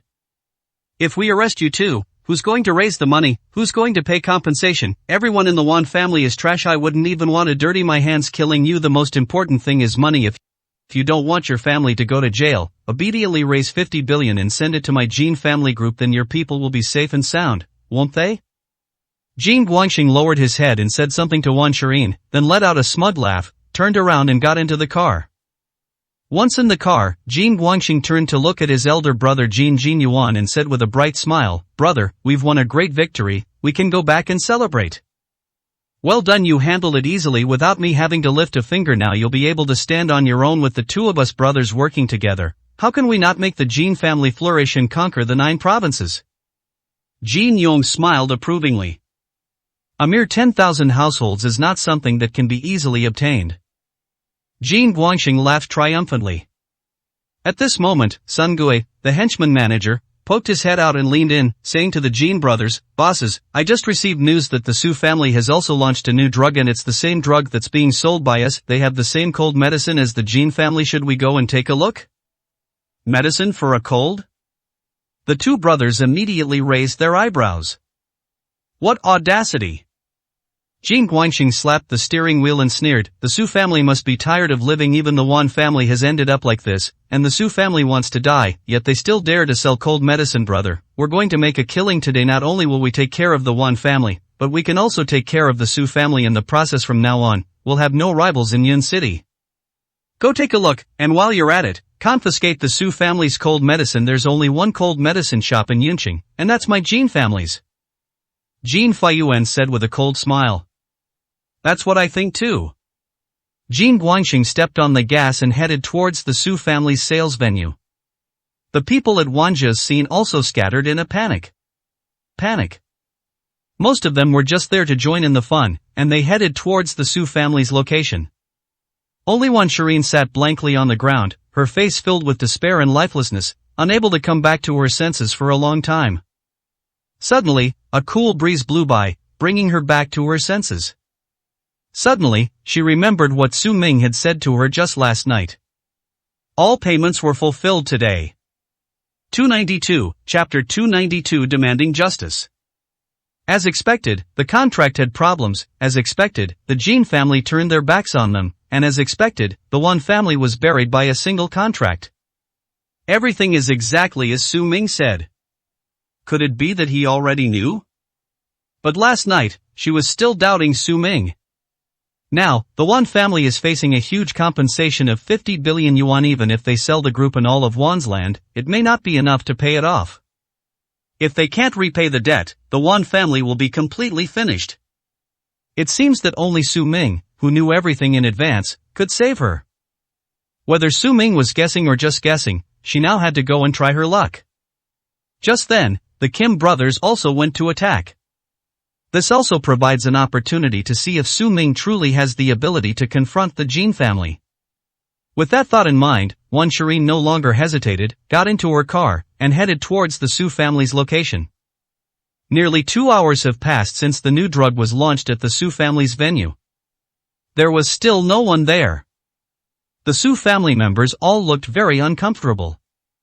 Lin Xiaoyun, who had just been promoted to a shareholder, was also standing awkwardly on the scene, unable to say a word. She didn't know what was going on in this situation. She had just been promoted to a shareholder, but she couldn't help it all, and she felt a great deal of guilt. She has no right to be a shareholder of the Su family, and she has no right to own 20% of the shares. Creak. A car pulled up, the door opened, and Chu Qingqing got out. The Su family thought it was a guest, but when they saw it was Chu Qingqing, they sighed and looked dejected. Mom, you're still here, you don't actually believe that kid. Do you really think the new drug the Su family released will have much of an impact? It's so sunny, why don't you go inside and take shelter? Don't waste your time here. Chu Qingqing came up and helped Lin Xiaoyun up. No. Lin Xiaoyun shook her head and refused, saying firmly, I am now a shareholder of the Su family, and I must stand with them. Even if the last pill cannot be sold, I will still stick with them. Besides, Xiaoming said that a large number of guests will be arriving soon. Chu Qingqing turned her head and glanced disdainfully at Su Ming, who was sitting leisurely on the sideline. She immediately sneered, Mom, you don't really believe that kid can call anyone, do you? He might be able to call a couple of shady friends or street thugs, but how can the release of a new drug be effective with just 1 or 2 people? Only the presence of top figures from Yunqing can create any impact. Otherwise, everything else is in vain. Who is that kid? He'll probably never even get close to the upper echelons of Yunqing, let alone the top figures. What he says is utter nonsense, you can't believe a word of it. Chu Qingqing said coldly. The Su family listened, and Su Ming listened too. Su Ming pretended not to hear and couldn't be bothered to pay attention. After all, he had heard Chu Qingqing say things like that 1,000 or 800 times, so there was no need to explain. There's absolutely no need to explain anything to Chu Qingqing. Su Jingyun, however, was somewhat indignant and glared coldly at Chu Qingqing. That's right. Lin Xiaoyun's eyes suddenly lit up, and she looked up at Chu Qingqing and said, Didn't you get promoted to president of the Tianming Chamber of Commerce? You're a big shot now, right? You've got some influence, haven't you? Why don't you make a call and help the Su family contact some top tycoons to come over? Wouldn't that solve the problem? That won't do.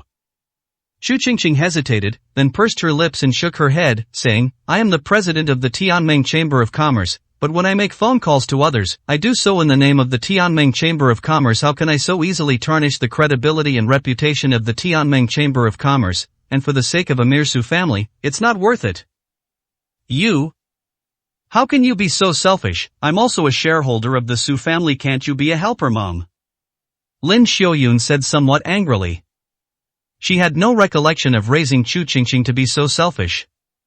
How did you become so successful? You're like a completely different person. Alright. Seeing her mother Lin Xiaoyun get angry, Chu Qingqing had no choice but to take out her phone and say, This is the only time, and I can't guarantee whether it will work out.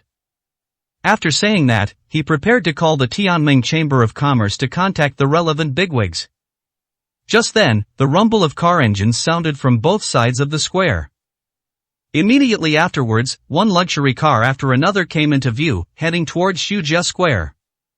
Bigwigs of all levels, including those in the top 10 of the rich list, have all made appearances one after another. That's Luo Hong, the Qin brothers, Chen Fengyu, the Ling family. Seeing these renowned figures from Yunqing, the Su family members were horrified, and Su Tianhai was so shocked he almost jumped up. Which of these figures wouldn't shake Yunqing to its core? When did the Su family ever come into contact with these big shots, enough to make them all appear at once? Su Tianhai was so shocked that he couldn't speak, and he turned his head to look at Su Ming in a daze. These people must have come because of Prince Su, right? Otherwise, where would the Su family get such a big face? What are you looking at? Go and entertain them, prepare for the new drug launch. Su Ming gave a faint laugh. Yes. Su Tianhai was overjoyed and hurriedly led the entire Su family to welcome him. Chu Qingqing was also stunned. Almost all the bigwigs in Yunqing were present. What's going on? Is it really here? Can that kid really do that? Qingqing, did you call to inform us? You came so quickly?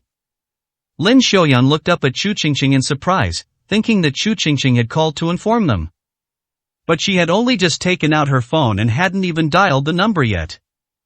Moreover, how could an acting president like her have such influence to invite these big shots who are famous throughout Yuncheng? Chu Qingqing was shocked. He turned to look in Su Ming's direction, his eyes wide with shock. Has this kid been hiding his identity all along? Does he really possess extraordinary abilities? But just then, two more conspicuous figures appeared in the crowd. I heard that you the Su family is selling cold medicine. Who gave you that right? A roar, like a thunderclap from a clear sky, resounded throughout the area. It was the Kim brothers who had arrived. Su Tianhai, the head of the Su family, come here to see me. Jin Guangxing raised his head and roared. The Kim brothers? When Su Tianhai saw Jin Yuan and Jin Guangxing, he trembled instantly, his face filled with shock. Why are even the Kim brothers here? This doesn't look like they're here to attend a press conference, it looks more like they're here to cause trouble. I see. Chu Qingqing's confusion vanished in an instant, and she couldn't help but smile. What do you understand? Lin Xiaoyun asked in surprise.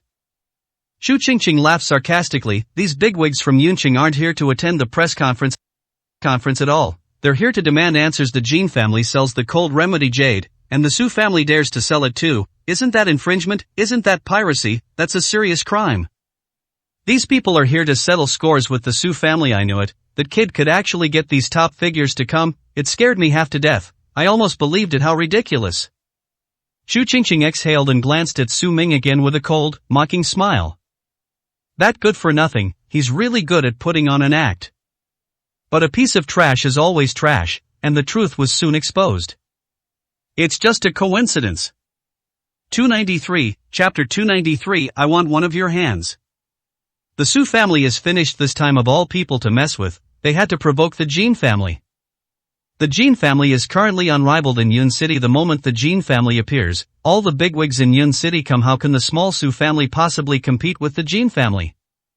It's possible that not only will the newly refined medicine be confiscated, but they might also have to pay huge sums in compensation. Su family, don't forget that.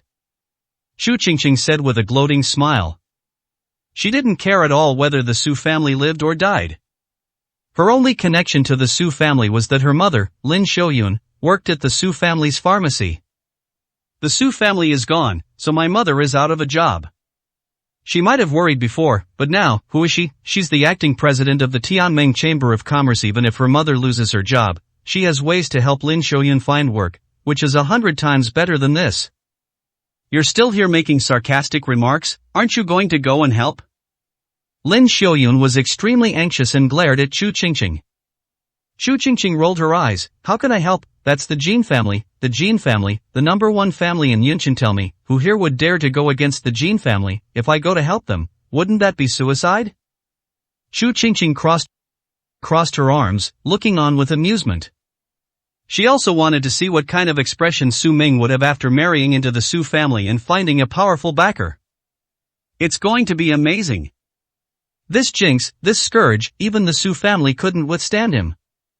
Fortunately, the Chu family kicked Su Ming out early, otherwise the Su family might be in the same situation as the Chu family. In the square, Su Tianhai had already approached Jin Guangxing, and asked with a fawning smile, Mr. Jin, is there anything I can do for you? Give me pointers, you think you're worthy? I'm here to ask you, where did your Su family, your Su Tianhai, get the audacity to concoct a cold medicine? The cold medicine belongs to my Jean family. Don't you understand? This is infringement, a violation of regulations. Are you trying to rebel? Jean Guangxing was furious and glared fiercely at Su Tianhai. Su Tianhai looked embarrassed, glanced back at Su Ming, and said awkwardly, well, our cold medicine is not the same as the Jean family as it just has the same name. Still making excuses. Jean Guangxing roared angrily and slapped Su Tianhai across the face, shouting, you even plagiarize a name. What's the difference? I think your Su family is just greedy for money. You don't even respect me anymore. If you dare hit my dad, I'll fight you to the death. Upon seeing this, Su Jingyun's eyes instantly turned red, and she angrily charged towards Jean Guangxing. But Su Jingyun, a pampered young lady, was no match for Jean Guangxing. As soon as she rushed in front of Jean Guangxing, he grabbed her by the neck with one hand and lifted her up. With a ferocious grin, he said, you really don't realize you're about to die. A little girl like you, trying to cause trouble for me today, I'll teach your Su family how to behave. After saying that, slap slap slap, the slaps rang out loudly. Jean Guangxing grabbed Su Jingyun with one hand and slapped her repeatedly with the other. In an instant, Su Jingyun's mouth was bleeding and she was almost disfigured. Mom, did you see that? At this moment, Xu Qingqing gritted her teeth and pointed at Su Ming with a cold smile. Look at that kid, what a reaction. His girlfriend, his future father-in-law, has been harmed by someone, and he's still sitting there so nonchalantly. I bet he's so scared he's wet his pants. He probably can't even stand up. This kind of good-for-nothing can't even help his own people. He's probably just after the Su family, this cash cow. The life or death of the Su family father and daughter is probably unimportant to him. Are you still going to speak up for him now? Xu Qingqing sneered. At this moment, my impression of Su Ming is extremely bad. Anyone with a shred of humanity and a sense of decency would not remain silent if they saw their girlfriend being bullied. But Su Ming did it, that good-for-nothing did it. He's not even human, he's a beast. Lin Xiaoyan turned her head and glanced at him, feeling helpless and deeply disappointed in Su Ming. This is really not like a man at all. Stop, Mr. Jean, I beg you, I only have this one daughter, please don't hit her anymore. Su Tianhai cried out, almost crawling to Jean Guangxing's side and grabbing Jean Guangxing's leg. Now you're scared, now you're begging for mercy. Were you scared when you stole my Jean family's medicine? This is the price your Su family has to pay, a beating. That's a small matter. If you can't make compensation today, your entire Su family will be finished. Jean Guangxing was arrogant and domineering. Who said that the medicine for colds belongs to your Jean family? Just then, Su Ming finally walked out slowly, looking at Jean Guangxing with a cold smile. Who the hell are you? Jean Guangxing turned his head and glanced at Su Ming, his face full of contempt and disdain. Judging from Su Ming's tattered clothes and unremarkable appearance, he was probably just a nobody in the Su family, and he didn't even bother to give Su Ming a second glance. Su Ming smiled and said, who I am is not important. I just counted. You slapped Su Tianhai once and Su Jingyun 10 times. If it's proven that the cold medicine doesn't belong to your Jean family, how will you repay those slaps? Upon hearing this, Jean Guangxing's eyes immediately sharpened. The Jean family members were all stunned. A pair of venomous eyes instantly fixed on Su Ming. That kid has some nerve. Even Su Tianhai had to kneel down and beg for mercy, so how could this idiot dare to question Jean Guangxing? Is this a provocation? Do you really want to die? It also proves that even the names are exactly the same, so what's there to prove? Jean Guangxing grinned, looking at Su Ming as if he were an idiot. How do you want to prove it? What the hell do you have to prove it with? If you can prove it, I'll let you hit me as much as you want, and I'll return all those dozen or so slaps to you. No. Su Ming smiled slightly. I want one of your hands. Ha! The entire audience erupted in uproar.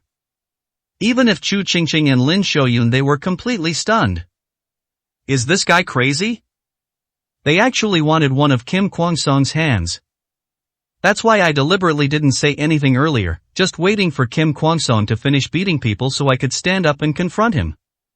What a joke.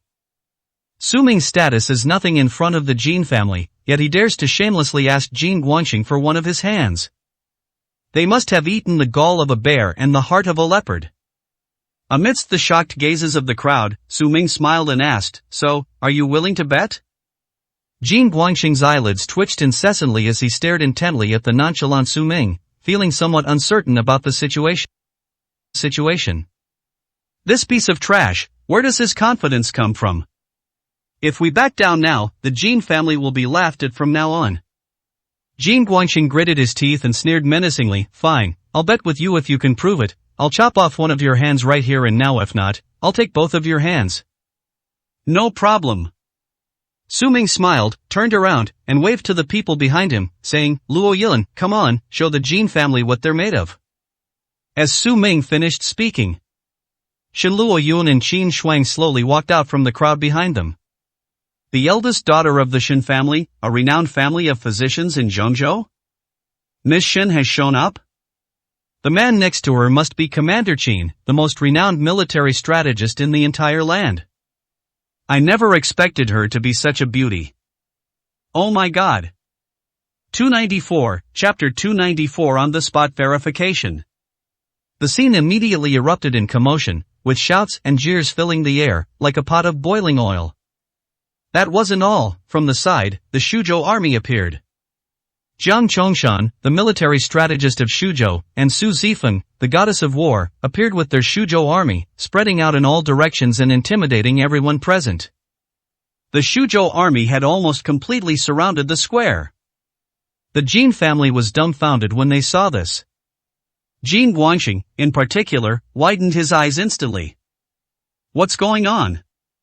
Why would a top leader like Su Zhoujun suddenly appear at such a crucial moment? This is bad. An ominous feeling rose in the hearts of the Jin brothers, and an indescribable unease instantly enveloped their entire bodies. Su Ming stood smiling in the crowd, looking at the two who were in a panic, his eyes cold and sharp. He didn't stop them just now because he was waiting for Su Zifeng and Jiang Chongshan to arrive with their men. If he strikes first, he can naturally prevent Su Jingyun and Su Tianhai from getting slapped twice. But it was no use. What he wanted was to severely damage the Jin family. Once the Jin brothers arrived, they wouldn't be able to leave easily today. This must be his purpose in having the Su family refine the cold medicine. This time, it's not just a matter of a dozen slaps. It's the Kim brothers' fate. Jiang, old Jiang. Commander Su. Jin Guangxing swallowed hard, staring blankly at the two of them. Don't panic. Jiang Chongshan smiled and slowly walked over, pulled up a chair and sat down. He said with a smile, I'm here to oversee things. Since we need to determine whose family owns the cold medicine, we naturally need an authoritative figure to make the decision. Although I, Jiang Chongshan, study military strategy, I also know a bit about pharmacology. Furthermore, Miss Shin from a family of renowned physicians is here in person, so your Jin family doesn't need to panic. You'll soon find out whether it's true or not. Upon hearing this, the Jin brothers' expressions softened slightly. Yes. The appearance of the Shuzhou army does not necessarily mean they are on the Su family's side. The key is this cold medicine. If the cold medicine test shows that the Su family has indeed infringed on the rights, the Jin family will have won a great victory. They might even take this opportunity to target the Su family. With Jiang Chongshan in charge, no one dared to act recklessly. Thinking of this, Jin Guangxing's arrogance surged again. He pointed at Su Ming and sneered, then let's begin the examination. I want to see what you're capable of. I also want to see how your Su family will die. Su Ming turned to Shen Luo Yun and said, let's begin. Shen Luo Yun took 2 pills, walked into the crowd, and opened each pill in front of everyone. She slowly raised her head, her gaze sweeping over the others, and said calmly, the one on the left is the Su family's cold medicine, the one on the right is the Jin family's, a common cold medicine on the market. Can you tell the difference? Everyone stared intently, but couldn't see any difference. As for elixirs, unless you're an expert, you can't judge their quality just by their appearance. The Kim brothers laughed sarcastically. What difference could there be? The only difference is that the Jin family's cold medicine has a great reputation and is legitimate. The Su family's product is a newly produced counterfeit. Moreover, this kind of thing is simply impossible to verify. Whoever has the original prescription is the legitimate one. Where did the Su family get the prescription? The prescription for the cold medicine was safely locked away in the Jin family's safe. Even if he is the heir of the Shin family of Zhengzhou, it's impossible for him to produce any substantial proof. This is also why Jin Guangxing dared to agree to the bet with Su Ming. By any measure, the Kim family is destined to win. Amidst the mocking and sarcastic glances of the two brothers, Shen Luoyun remained calm and continued, "The medicine from the Su family on the left has a purity and efficacy of up to 70%, while the Jin family's is crudely made, with less than 60% efficacy. If the Su family's medicine is a counterfeit, why is the Jin family's medicine so much less effective? Furthermore, the Jin family's cold medicine has an extremely unbalanced dosage, and long-term use can lead to serious side effects. Now everyone should understand who the counterfeiter is." "You say it is, so it is?" Upon hearing this, Jin Guangxing rolled his eyes in anger and glared at Shen Luoyun, shouting, "Miss Shen, I'll give you some face because you come from a family of doctors, but that doesn't mean you can just spout nonsense. You're just saying this in front of everyone, that my Jin family's medicine is ineffective. Anyone can say something like that. Where's the evidence? Then show me the evidence."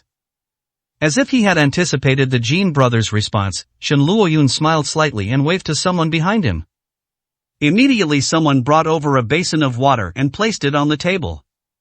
Shen Luoyun smiled and said, "Anyone who understands medicine knows that good pills don't dissolve easily. This basin is strong acid water. You'll know once you put 2 pills in." After saying that, without waiting for the Jin brothers to object, Shen Luoyun directly picked up the cold medicine that the Jin family had provided and threw it into the basin of water. It only took a few seconds. The Jin family's cold medicine dissolves almost instantly in water, turning a basin of water black in no time. The Kim brothers were stunned by what they saw, staring at Shen Luoyun in disbelief. Is this real or fake? They don't understand medicine at all. I don't know if Shen Luoyun's approach is correct or not.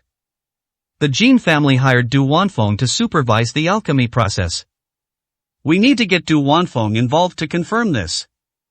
While the two were still in shock and doubt, Shen Luoyun had someone change the water in the basin and then threw in the Su family's cold medicine.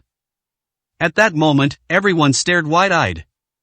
The Su family's cold medicine slowly fell into the water, but it did not dissolve. Several minutes later, it cracked into several pieces, but it did not disperse. The basin of water is still clear and transparent. The Kim brothers were dumbfounded. Everyone suddenly realized what was going on. Needless to say, they could all see it. Whose medicine is garbage? Is there anything else to say? You too, do you need proof that your medicine is garbage? Shen Luoyun looked at the two of them with a sarcastic smile. Verified by Shen Luoyun himself. No one would doubt the prestige of the foremost medical family in Zhengzhou. The scene erupted in uproar. The way everyone looked at the Jin family changed. Impossible, absolutely impossible. Jin Guangxing was furious, staring at Shen Luoyun in shock and anger. "You're talking nonsense, spreading rumors, and slandering us. Who knows where you got those 2 pills, whether they belong to my Jin family? Who knows if your testing method is accurate? You want to implicate my Jin family here and smear my brother and me? Who do you think you are?" Jin Guangxing was furious. "I knew you wouldn't admit it." Shen Luoyun clapped her hands again, and a commotion immediately arose behind her. A man was being led into the crowd. Upon seeing this man, the Kim brothers' expressions changed. This person was none other than Du Wanfeng, the medical master they had hired. How did Du Wanfeng end up in Shen Luoyun's hands? The entire Jin family was shocked. 295, Chapter 295. Stop pretending. Kneel down. Du Wanfeng was brought in, and Shen Luoyun gave a shout. Du Wanfeng was forced to kneel on the ground with a thud, her hair disheveled and her face filled with terror. "Speak, what did the Jin family make you do?" Shen Luoyun asked coldly. Du Wanfeng looked up, staring at the scene in fear, then turned to look at Su Ming standing not far behind her, trembling all over. The story of how Du Wanfeng ended up in Su Ming's hands is actually quite simple, even rather foolish. He had already obtained the prescription for Toad Spring Dew from the Wan family, and after proving that it could be made into a medicine, he could have handed the prescription over to the Jin family and retired gracefully. From now on, I can just stay in the Jin family home and retire. However, the fact that his alchemy skills were questioned at the Wan family's house made him very unhappy. How could a girl who knows nothing possibly be able to refine the top-grade toad spring dew pill with just a few casual tinkerings when he couldn't even refine the pill himself? This made his medical knowledge, accumulated over most of his life, seem like a joke. There must be a mastermind behind this. They also found out that Wan Shireen had been given a tip at Chang Family Pharmacy.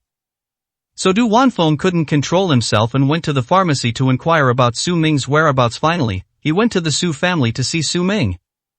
This is practically delivered right to my door. Su Ming was just worried about not having any key leverage over the Jin family when Du Wanfeng arrived. Su Ming immediately ordered his men to arrest Du Wanfeng and revealed his identity. The moment I learned Su Ming's identity, Du Wanfeng was terrified. I know that this time, it's all over. King of the 9 provinces. The leader of the war god army.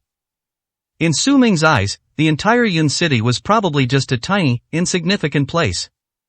The mere Jin family could not possibly contend with the king of Kyushu. Now, no one can save him. It's even less likely that the Jin family would agree. All he could do was cooperate. Thinking of this, Du Wanfeng looked up in terror and shouted, "It was all the Jin family's doing, and they ordered me to do it. They made me steal the toad spring dew from the Wan family. They also stole the prescription for this cold medicine. The Jin brothers are the biggest thieves in Yun City." Whoosh! One stone stirs up 1,000 waves, and the entire square is in an uproar. I never expected the Jin family to turn their fortunes around like this. I knew it. How could a small family business ranked outside the top 40 become the number 1 in Yunqing in such a short time? All thanks to a stolen prescription. That's shameless. He's a complete scumbag. This is not just stealing the prescription, it's stealing the wealth of Yunqing. The Jin family deserves to be torn to pieces. Curses and roars echoed incessantly. Everyone who had bought the Jin family's cold medicine felt cheated and cursed the Jin brothers. Wan Shireen, standing in the crowd, watched this scene with an extremely complicated expression. As expected, the Wan family fell for the Jin family's trick from the very beginning. If they hadn't been exposed in public, the Wan family would have suffered in silence, their family would have been destroyed, and they would never have been able to recover. The Jin brothers suddenly became the target of everyone's anger. Their expressions changed drastically, and they retreated in fear, looking around in panic. Where do you want to go? Where is the hand that promised me? Su Ming stepped forward and gave a cold shout. You're trying to harm me, you've plotted to kill me. Jin Guangxing was terrified and furious, pointing at Su Ming. He trembled with excitement. I'll fight you to the death. With a roar, Jin Guangxing grabbed a stool and charged at Su Ming, raising it to smash it down on him. Court death. Behind Su Ming, a figure rushed out quickly. It was Qin Shuang. Qin Shuang grabbed Jin Guangxing and pinned him down, causing the stool to fall to the ground. Then, Qin Shuang grabbed one of Jin Guangxing's hands, pressed it against the stool, and suddenly drew her knife. With a whoosh, the short sword was drawn and slashed down at Jin Guangxing's arm, blood splattering on the spot. Ah! Jin Guangxing let out a shrill scream, clutching his severed hand and rolling around on the ground, blood gushing out like a fountain. Jin Feiyuan kept backing away, and in the chaos, he crawled back into his car, sped off, trembling with fear. It's over. Oh no! How could the Jin family collapse completely in just one day in such a short time? They had just dealt with the Wan family that morning, and it seemed they would have no more rivals. Why did they end up like this after coming to the Su family, which was not even as good as the Wan family? What exactly happened? How could the Shuzhou army have suddenly appeared? Jin Fengyuan sped away in his car, fleeing all the way back to the Jin family headquarters, intending to abscond with the money. Jin Guangxing was beyond help. He had fallen into the hands of those people, and with the Shuzhou army guarding the area, no matter how capable he was, he couldn't possibly save him. The only thing we can do now is to protect ourselves. The Jin family's headquarters account has at least nearly 100 billion yuan in funds. As long as this money is transferred out, he still has the toad spring dew medicine formula. Go somewhere else, like Zhengzhou, Shuzhou, Jingzhou, or Jizhou, anywhere is fine. He can make a comeback as long as he moves to a different location. It's not too late to come to Yunqing for revenge then. Rushing back to his office, Jin Fengyuan immediately summoned his secretary and said, have the finance department transfer all the company's funds to my personal account right away. However, the secretary stared blankly at Jin Young-yuan. Boss, all our funds were frozen at noon today, we can't use a single penny. What? Jin Feiyuan was struck dumb, and he sat down on the ground with a thud. The ambush arranged by Su Ming, led by Luo Heng, has now succeeded. All of the Jin family's assets have been frozen. Not only that, our businesses have also been shut down. I heard that law enforcement will be coming to conduct a thorough investigation. The company might even be shut down. The secretary said, her face pale. How is that possible? Jin Young-yuan was so shocked that his jaw dropped. He fell, his eyes instantly becoming empty and filled with despair. How could that be possible? The Jin family is number one in Yunqing. They can seal off or freeze assets whenever they want. Who exactly is this person who has such power and can do these things? Jin Young-yuan felt dizzy, as if he had fallen into a huge vortex. The Su family. The announcement of the new drug is over. The group returned to the Su family's main hall. Lin Xiaoyun was frightened and is currently in poor spirits, so Chu Qingqing plans to send Lin Xiaoyun back to the Chu family. Seeing Lin Xiaoyun's condition, Su Ming stepped forward and said, Aunt Lin, how about I get you some medicine myself to help you recover faster? Let me take you home. Stop pretending. Chu Qingqing shoved Su Ming away, her expression icy, and snorted coldly, do you really think you're so capable that you're personally preparing medicine? Do you really think you're a medical master? What does today's matter have to do with you? If it weren't for Shen Luoyun and the Shuzhou army, you would probably have wet your pants by now. Today's events were clearly the work of Shen Luoyun and the Shuzhou army. This guy just stood up and said a few words because he was using someone else's authority to bully others. This is exactly what this good-for-nothing does best. When Chu Qingqing saw Su Ming again, she felt nauseous and didn't want to say anything more to him. 296, Chapter 296 Your prescription. Xiaoming, I'm fine, you stay and help with the cleanup, I'll just go back and rest for a bit, don't worry about me. Lin Xiaoyun forced a somewhat haggard smile. After telling Su Ming, he left with Chu Qingqing. On the other side, Shen Luoyun treated Su Jingyun's injuries separately. Although Su Jingyun's injuries were not serious, Jin Guanxing almost disfigured her. If she did not receive treatment, she might be left with scars on her face. Shen Luoyun could handle this minor injury on her own, there was no need for Su Ming to intervene. After Su Ming returned to the hall, he had someone bring out Jin Guanxing, who had lost his hand, again.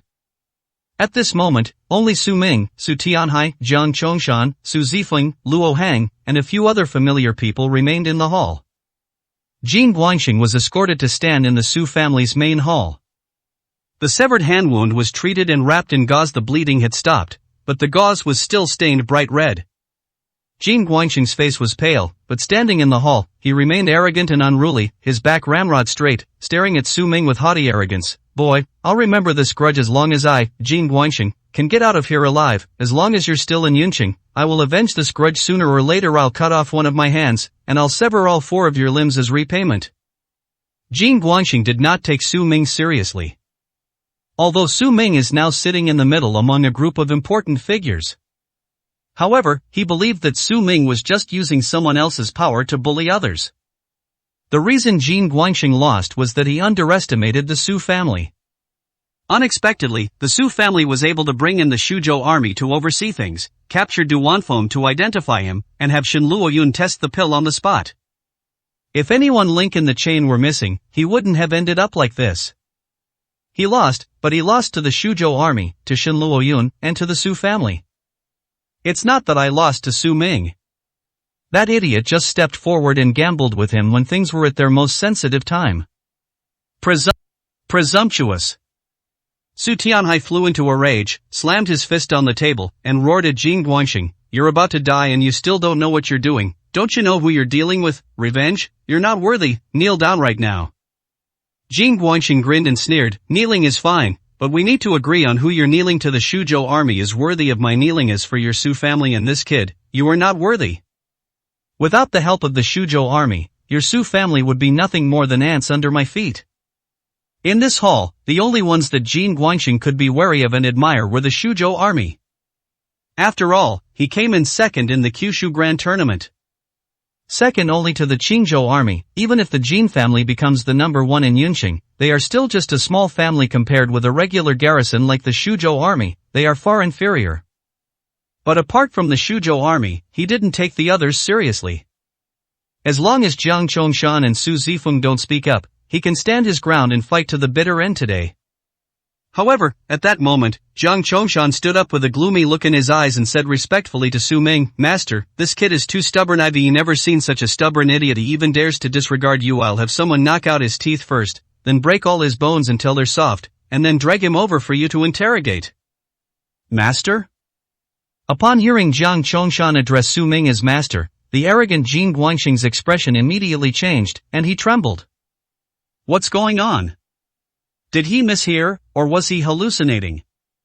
The bigwig of Shuzhou, the master of military strategy, actually called this kid master so respectfully? However, what shocked Jin Guangxing even more was yet to come. Luo Hong stood up and said to Su Ming, "Prince Su, I just received news that the Jin family's operations have been frozen. The Jin group could also be shut down at any time. Jin Guangyuan has escaped back and may take the opportunity to escape again. Why don't we take this chance and bring Jin Guangyuan back directly? No rush." Su Ming shook his head and smiled calmly. "He's just a fly with broken wings. He can't escape my grasp. He'll come back begging for mercy on his own." Has the Jin family group been completely banned? Upon hearing this, Jin Guangxing's face lost all its arrogance, turning deathly pale. Their previous arrogance has been completely shattered. I was deeply shocked. That's impossible. Why is this kid so confident?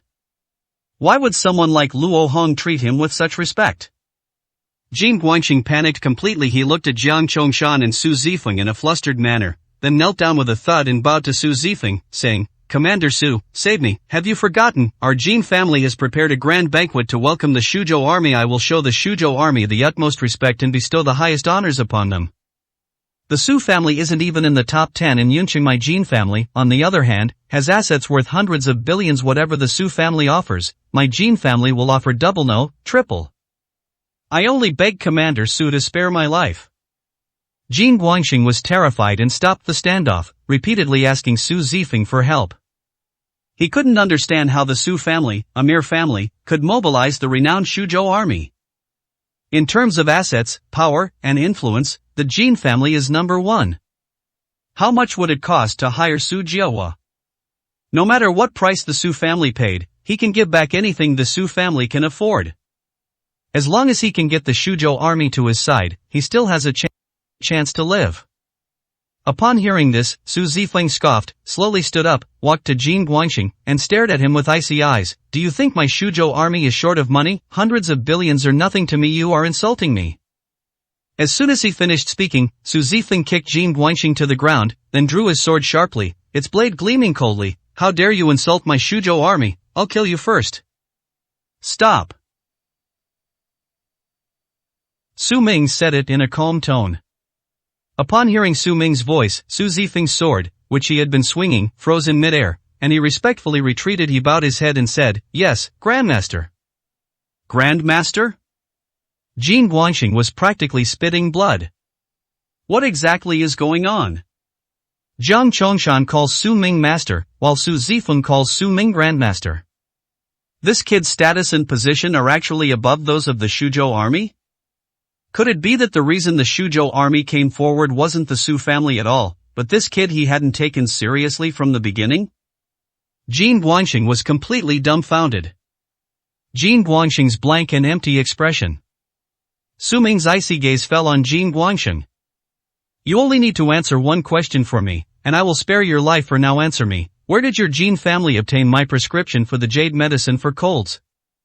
Su Ming spoke slowly, his voice not loud, but after he spoke, the entire room fell silent. No one dared to act recklessly. Only Su Ming's voice echoed in the hall. Your prescription?" Jin Guangxing stammered, staring blankly at Su Ming. Only now did he finally realize what was happening. They finally realized the seriousness of the situation. It seems that things were never as they thought. Their opponent was not the Wan family, not the Su family, nor the Shuzhou army, but this unassuming young man before them. This? Jin Guangxing swallowed hard, looking at Su Ming speechlessly. 297, Chapter 297 Leaving the City. You're such an idiot, even at a time like this, can't your pig brain figure it out? Cold Remedy, Toad Spring Dew, and even the 7 Fragrance Pill, which is famous throughout central China. These top-tier ancient formulas have never appeared before. Why are they all appearing together? Naturally, they all come from the same person, Prince Su. King Su, the ruler of the 9 provinces, can control the rise and fall of any family with a single word, let alone your mere Jin family. Su Tianhai couldn't stand it any longer seeing Jin Guangxing still standing there like a block of wood. He couldn't help but make a sarcastic remark. King of the 9 provinces. Jin Guangxing was struck dumb, his head spinning, and he couldn't even kneel properly, almost collapsing to the ground. Now I truly understand everything. It turned out that the Jin family was facing the king of Kyushu. Even the prescription that allowed the Jin family to turn their fortunes around came from Su Ming. They are the biggest thieves. No wonder they ended up like this. No wonder the Shuzhou army stepped forward. Jin Guangxing suddenly felt dizzy and his whole body went limp as he lay on the ground, trembling as he said, "This humble one, Jin Guangxing, pays his respects to the king of Kyushu." Stop talking nonsense and answer my question. Su Ming snorted coldly and said impatiently. We found them. Although he didn't know why Su Ming asked the question, Jin Guangxing was so scared that he could only tell the truth. Where did you find it? Su Ming asked again. We found it by chance when we passed by the Chu family's building. Jin Guangxing replied. I see. Su Ming realized that, just as he had thought, the Chu family had no idea of the value of the cold medicine formula and had thrown it away. The Kim brothers just happened to stumble upon a huge windfall. Understanding this, Su Ming waved his hand and said, drag him away and lock him up. Wait for Jin Guanyuan to come and exchange him with the prescription. Wait. Upon hearing this, Jin Guangxing suddenly shouted. At the same time, he also understood that the reason he was still alive was because Su Ming wanted to get back the original prescription. In other words, he could only survive if his elder brother, Jin Faiyuan, brought back the original prescription. But this is something that's uncertain. His older brother was now like a frightened bird. How could he possibly be foolish enough to bring the original prescription back to save him? So he had to find a way, or he was doomed. Su Ming frowned, his eyes revealing a chilling intent. Jin Guangxing, covered in sweat, hurriedly explained, Prince Su, your goal is to retrieve the original prescription, right? I will definitely cooperate with you. Please give me a chance to make a phone call, and I will personally have my elder brother, Jin Faiyuan, bring the prescription over to Kowtow and apologize. I see. Su Ming thought for a moment, then nodded and said, okay, then I'll give you this opportunity. So someone gave Jin Guangxing his cell phone.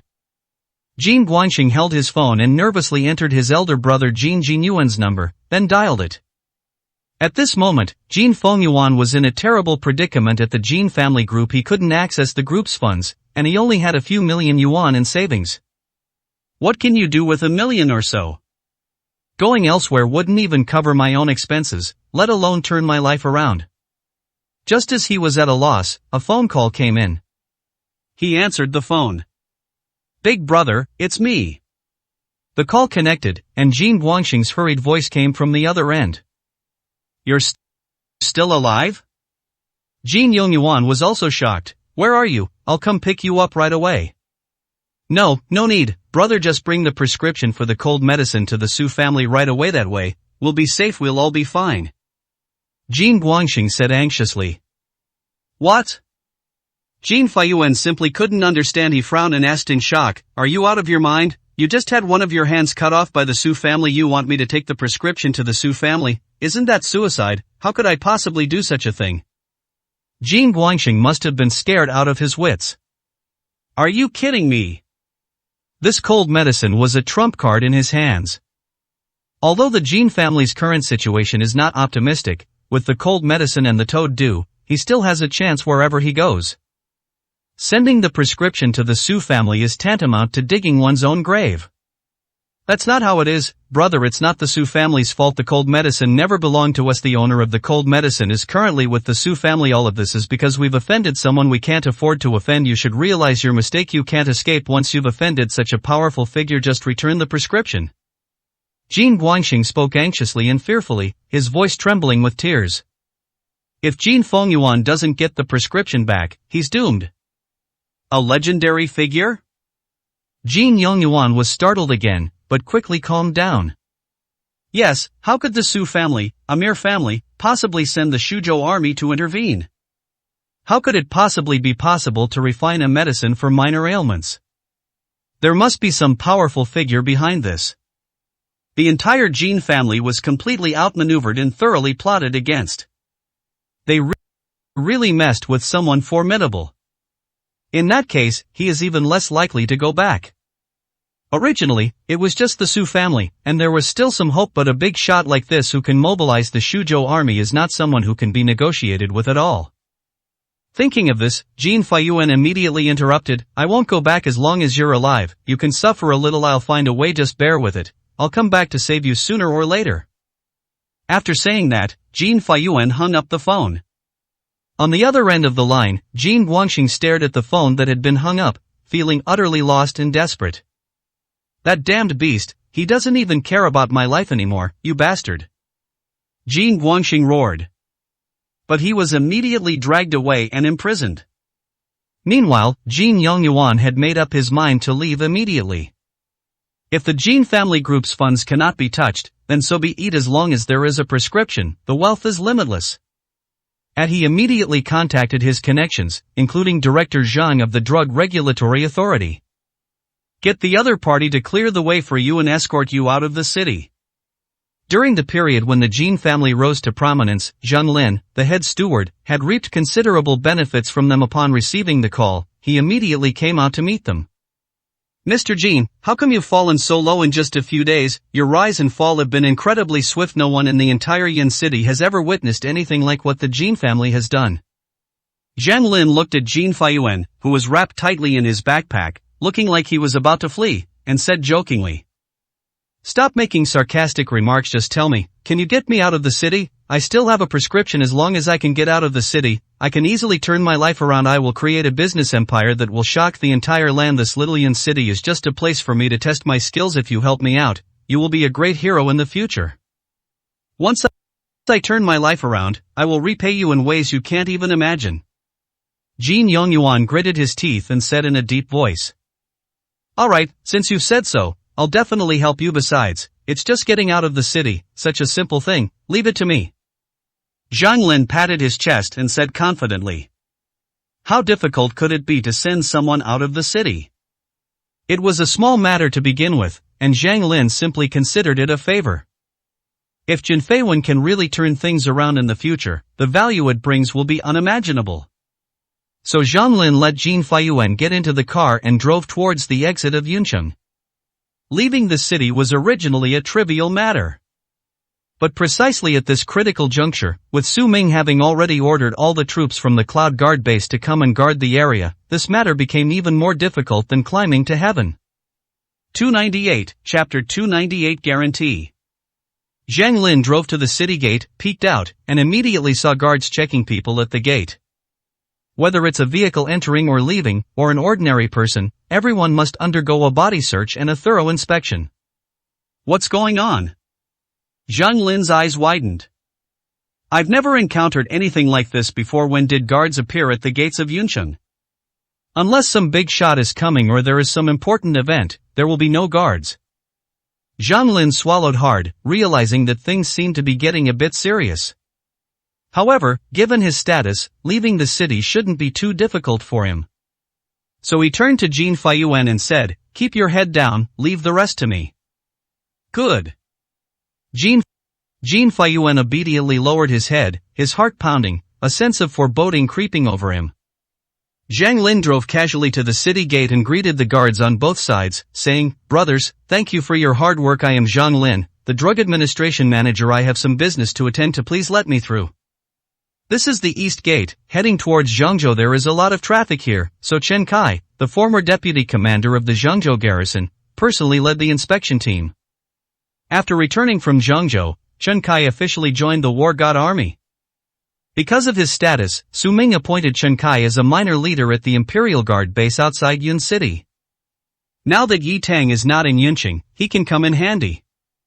Chen Kai led his men up, glanced at the vehicle, and said coldly and expressionlessly, "Open the door, get out of the car, everyone get out and submit to a search." Chen Kai looked at Zhang Lin coldly and indifferently. Zhang Lin raised an eyebrow, grinned, and said, "Brother, didn't you hear me? I said I'm Zhang Lin from the Drug Regulatory Authority. Don't you know who I am? Who are you working for? Give me your boss's number, I'll talk to him personally." In Zhang Lin's view, Chen Kai, a low-level henchman responsible for checking the city gates, was probably a subordinate of some wealthy or powerful family in Yunqing. At most, they'd be under the command of the city lord of Yunqing. But no matter what, he was still just a small fry, and Zhang Lin's name was still quite well known in Yunqing. Even the city lord has to give him some face. Chen Kai knew his identity and should have obediently let him pass and even bowed respectfully, instead of acting so recklessly. Little did they know that the Imperial Guards Chen Kai led were arranged by Su Ming and belonged to the war god army. They don't give face to anyone. Let alone Zhang Lin. Even if the governor of Zhengzhou came, he would have to obediently get out of the car and accept the inspection. So Chen Kai remained unmoved, staring at Zhang Lin coldly and saying, "I'll say it one more time, get out of the car and submit to inspection. Get out first. This is my last warning to you, there won't be a third time." "You're really stubborn, aren't you?" "Wu, fine, you wait, I am making a phone call. Don't be trembling with fear when you get the call." "You idiot." Zhang Lin snorted coldly, but still didn't get out of the car. He sat in the car, took out his phone, and prepared to call the city lord of Yunqing. "I told you to get off the bus." Chen Kai raised his hand and slapped Zhang Lin across the face. With a snap. Zhang Lin's face was slapped so hard that half of it turned bright red. Everyone around was stunned, turning their heads in shock. Zhang Lin was dumbfounded. This henchman is incredibly audacious, he actually dared to attack him. However, before Zhang Lin could even get angry, Chen Kai drew his gun, and the war god army behind him also raised their guns, with more than a dozen dark gun barrels all pointed at Zhang Lin. Zhang Lin was terrified. Something's not right.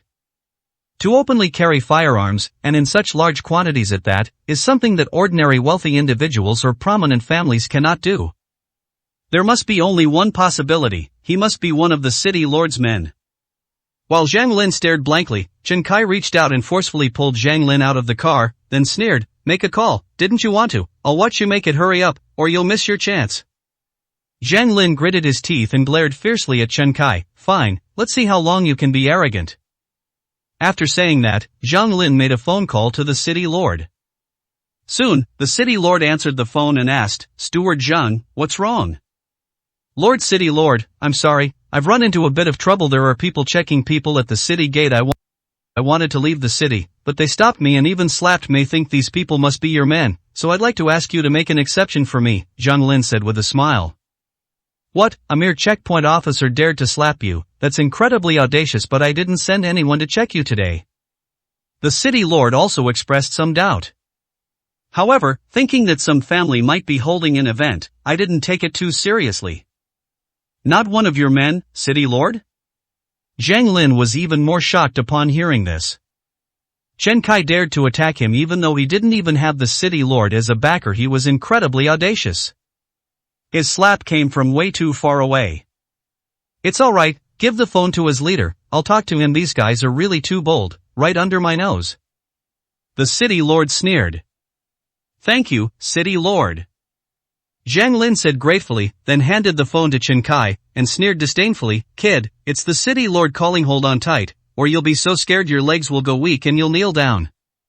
"City lord." Chen Kai smiled dismissively and took the phone. Without giving the city lord a chance to speak, Chen Kai grinned and said, "My name is Chen Kai. I am here on the orders of Prince Su, leading men from the Imperial Guard base to conduct an investigation. Do you have anything to say?" "King Su? Imperial Guard base?" The information revealed in that short sentence almost scared the city lord to death. As the city lord of Yunqing, he knew very well who was stationed in the Imperial Guard base outside Yunqing. Inside is the war god army, which has shaken the entire Kyushu. King Su was naturally the leader of the war god army. The city lord, his voice trembling with fear, hurriedly apologized to Chen Kai. He said, "I am Huang Tianqing, the city lord of Yunqing. I was unaware of the arrival of the war god army and deserve to die. Please forgive me. Leader, has something major happened in Yunqing that has alarmed you? Do you need me to bring some men out to cooperate with our work?" Chen Kai gave a sarcastic sneer. Prince Su has ordered a complete lockdown of the Jin family. Not a single member of the Jin family is allowed to leave the city. What, city lord, do you want to interfere? Huang Tianqing was absolutely terrified. I see. He had also heard about the complete ban on the Jin family group today. They were wondering who had such power to blockade the Jin family group, the number one company in Yunqing, in just one day. It turns out it was created by the war god army, the king of the 9 provinces. No, I am only ready to obey your orders at any time. Huang Tianqing apologized repeatedly. Then are you still going to vouch for this Zhang Lin in front of you? Chen Kai asked with a sneer again. How could that be? Even if that kind of person dies, it has nothing to do with me. Huang Tianqing quickly distanced himself from the situation. Alright, you can talk to him yourself. Chen Kai grinned and tossed the phone back to Zhang Lin. Zhang Lin had been smugly sneering, waiting to see how Chen Kai would be so frightened that he would kneel down and apologize, and then send him out of the city. But Chen Kai talked for a long time, and his attitude seemed to be getting more and more arrogant. What's going on? He answered the phone with a puzzled look on his face. On the other end of the phone, the roar of City Lord Huang Tianqing instantly came through. You surnamed Zhang, are you trying to kill me? You can't even tell who's who, and you still want me to stand up for you? Who do you think you are? You're really dead, as stupid as a pig. Let me tell you, from now on, you, Zhang Lin, have nothing to do with me. After saying that, the city lord slammed down the phone. Ha! Zhang Lin was struck dumb, standing there frozen in shock. 299, Chapter 299. I'll handle it. Zhang Lin never dreamed of this. Even calling the city lord didn't help. How is that possible? Moreover, why did the city lord turn his back on you so quickly? 1 second he was saying the same thing, and the next second he completely turned his back on you. What exactly happened? Who else are you going to call? I have time. I'll give you a chance. Take your time. Let's see if you can get through this door today. Chen Kai lit a cigarette, pulled up a stool and sat down, looking at Zhang Lin with a sneer. Zhang Lin, covered in sweat, gritted his teeth and glared at Chen Kai hatefully. You wait, you'll regret this. Then Zhang Lin picked up his phone and made calls to other bigwigs in Yunqing. His position as chief physician still held some sway in Yunqing, and he didn't believe that someone as dignified as Zhang Lin couldn't even leave the city. However, with the Jin family, the most powerful family in Yunqing, completely sealed off, all the other important figures in Yunqing were now trembling with fear, afraid of making any mistakes and being implicated. So when Zhang Lin made the calls, not a single person was willing to help. Some people are too lazy to even answer the phone. In the end, only Zhang Lin remained, pale-faced and filled with despair. What exactly is wrong with Yunqing? Zhang Lin couldn't even find a single helper. Hiding in the car, Jin Yongyuan secretly observed everything. Seeing Zhang Lin's panic and the fact that the car hadn't moved for a long time, he understood what was going on. It's probably impossible to leave the city today. Pa, what a useless medical director. He patted his chest and promised me everything, but it was all just empty talk. Damn it. Jin Feiyuan cursed under his breath, then secretly opened the car door and slipped out from the other side, trying to escape.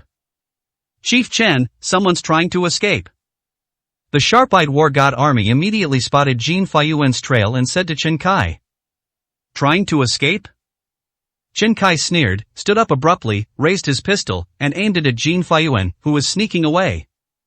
Pull the trigger. Bang! Bang! A deafening gunshot rang out, and the bullet pierced through Jin Yongyuan's thigh. Ah! Jin Feiyuan let out a shrill scream and collapsed to the ground, blood gushing from his thigh.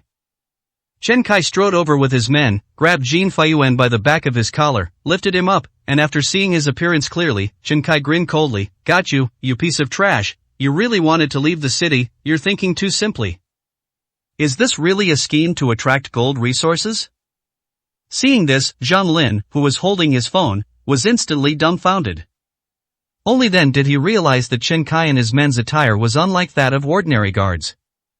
Although their attire was a bit rustic, the uniforms they wore exuded a heavy and solemn aura. I had never seen any servants from any prominent family in Yunqing dressed like this before. And how powerful must a powerful backer and how much confidence must a person have to openly fire a gun in the street? Zhang Lin looked pale and seemed to have trouble breathing. Chen Kai dragged Jin Fengyuan to Zhang Lin, looked at Zhang Lin and sneered, "Who is this? You haven't hidden anyone yet. Let me tell you, you can't escape either. You've hidden someone where after your crime won't be small. Arrest them all." Chen Kai said to the war god army behind him. "No, it's not." Zhang Lin panicked and backed away, waving his hands hastily, saying, "It's not my fault. I don't know this guy. I don't know where he came from. He probably sneaked into my car on the way. I don't know him at all." Zhang Lin kept making excuses. "What's the point of telling me now? Arrest him!"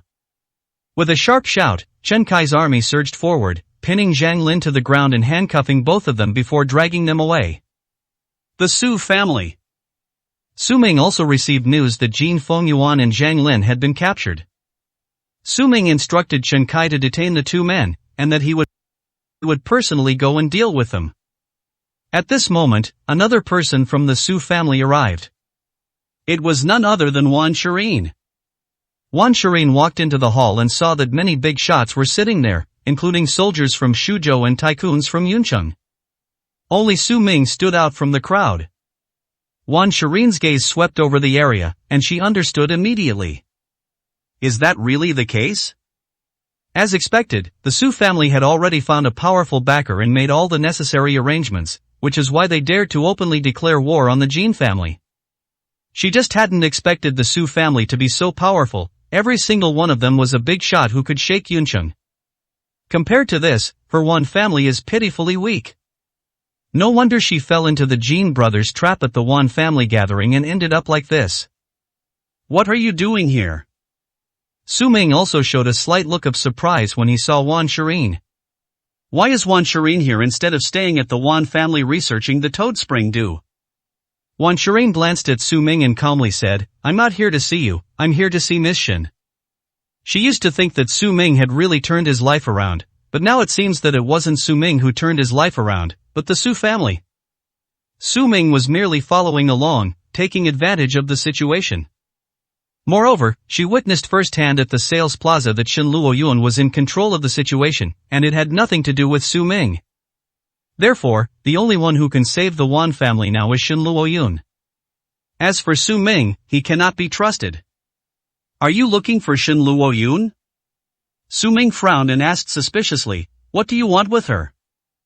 My Wan family has also been harmed by the Jin family now. Apart from me, almost everyone else has been arrested by the law enforcement team. The Wan family has no power to fight against the Jin family, so I've come to beg Miss Shin for help. Stop arguing, just tell me where Miss Shin is. Wan Shirin urged impatiently.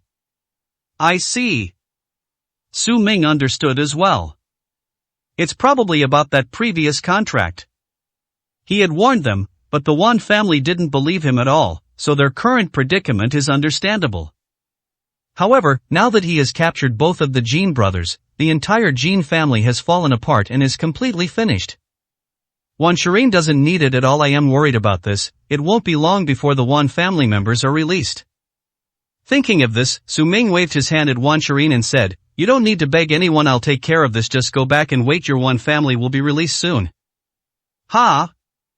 Upon hearing this, Wan Shirin raised her eyebrows, even wondering if she had misheard. They looked at Su Ming with incomprehension, as if he were an idiot. What nonsense is this guy spouting? Putting aside the fact that the Jin family is the most powerful in Yunqing, the Wan family members were arrested by the law enforcement team themselves. What ability does Su Ming have to deal with them? Isn't this ridiculous? Given Su Ming's status, he probably wouldn't even be able to get through the gate of the law enforcement team. There should be a limit to how much you can pretend, right? With so many big shots present, doesn't Su Ming find it ridiculous to say such a thing? That's absolutely shameless. Wan Shirin felt that Su Ming was beyond redemption to be so shameless as to say such things. She frowned and said in a deep voice, "Don't you want to listen to what you're saying first? I just want to see Miss Shin. You don't need to talk nonsense and obstruct me here. Do you wish the Wan family would die?" Chapter 301. There are also experts in big shots. She jogged up to Su Ming and called out affectionately, "Brother Su." Su Ming turned his head and glanced at Su Jingyan. Seeing that the wounds on her face had healed, he nodded slightly without saying anything. "Brother Su, you seem down. There's a gathering tomorrow, let's go out and clear our heads together," Su Jingyan said warmly, taking Su Ming's arm. This will also create opportunities for her to spend time alone with Su Ming. Parties, no interest. Su Ming shook his head, interrupting him directly. He was so upset by Wan Shirin that he didn't want to attend any gatherings. "Oh, is that so? If you don't go, Brother Su, I'll go around telling everyone we're getting married. I'll let the whole of Yunqing know I'm marrying you," Su Jingyun said with a sly smile. You really are ungrateful."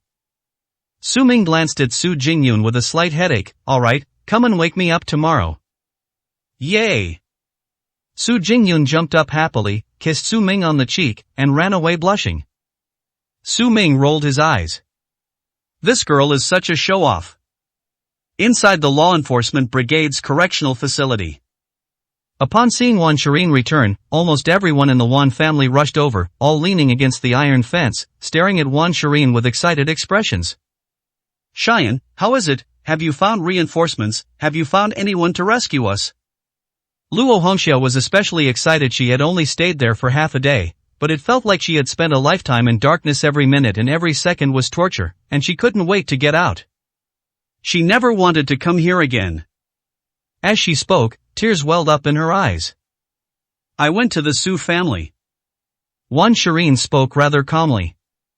The Su family is wonderful." Everyone in the Wan family stared wide-eyed with excitement. "The Su family is quite powerful. As long as they are willing to help, we still have a good chance." Has the Su family agreed? Wan Jinshan couldn't help but ask. Su Jingyan nodded slightly. "Originally, I wanted to ask Miss Shin Luo Yun of the Shin family for help, but I couldn't find her. I only met Su Ming. He also agreed to help." Puff. Upon hearing this, the Wan family members almost coughed up blood. "What did you say, Wan Shirin? Say it again. Did you misspoke, or did we mishear you? You went to the Su family to find that kid? Are you out of your mind? Is your brain made of mush? You could at least kneel down and beg for mercy from the Su family, then we might have a chance to live. What good will it do you to find that kid? That good-for-nothing just talks big and spouts nonsense. You don't actually believe what that kind of person says, do you? It's over. Wan Hua staggered back a few steps in despair, plopped down on the ground, and shook his head lifelessly, saying, "We're doomed." Actually, thinking about it, she must have had no other choice but to find that kid. Come to think of it, the Jin family is the most powerful in Yun City. Who dares to mess with them? Even the Su family would definitely not agree to take action. Who would take such a big risk to go against the Jin family? Besides, our relationship with the Su family isn't very deep to begin with. But there's no need to trust that kind of kid. Why? Everyone in the Wan family was filled with despair and disillusionment. Wan Jinshan slammed his fist heavily against the iron fence, his face dark as he returned inside and sat down without raising his head. Luo Hongxiao was furious and pointed at Wan Shirin, yelling, "You're utterly useless. You ruined everything with just one toad spring dew. You're supposed to be the president representing the Wan family, and you can't even understand a contract. Now we're all dragged down with you and you actually believe that good for nothing. Wan Shirin, your father, the entire Wan family, and I raised you all these years, placing all our hopes on you, and this is how you treat us." Luo Hongxiao was both angry and furious, pointing at Wan Shirin and cursing her incessantly. Wan Shirin closed her eyes, finding it all too noisy.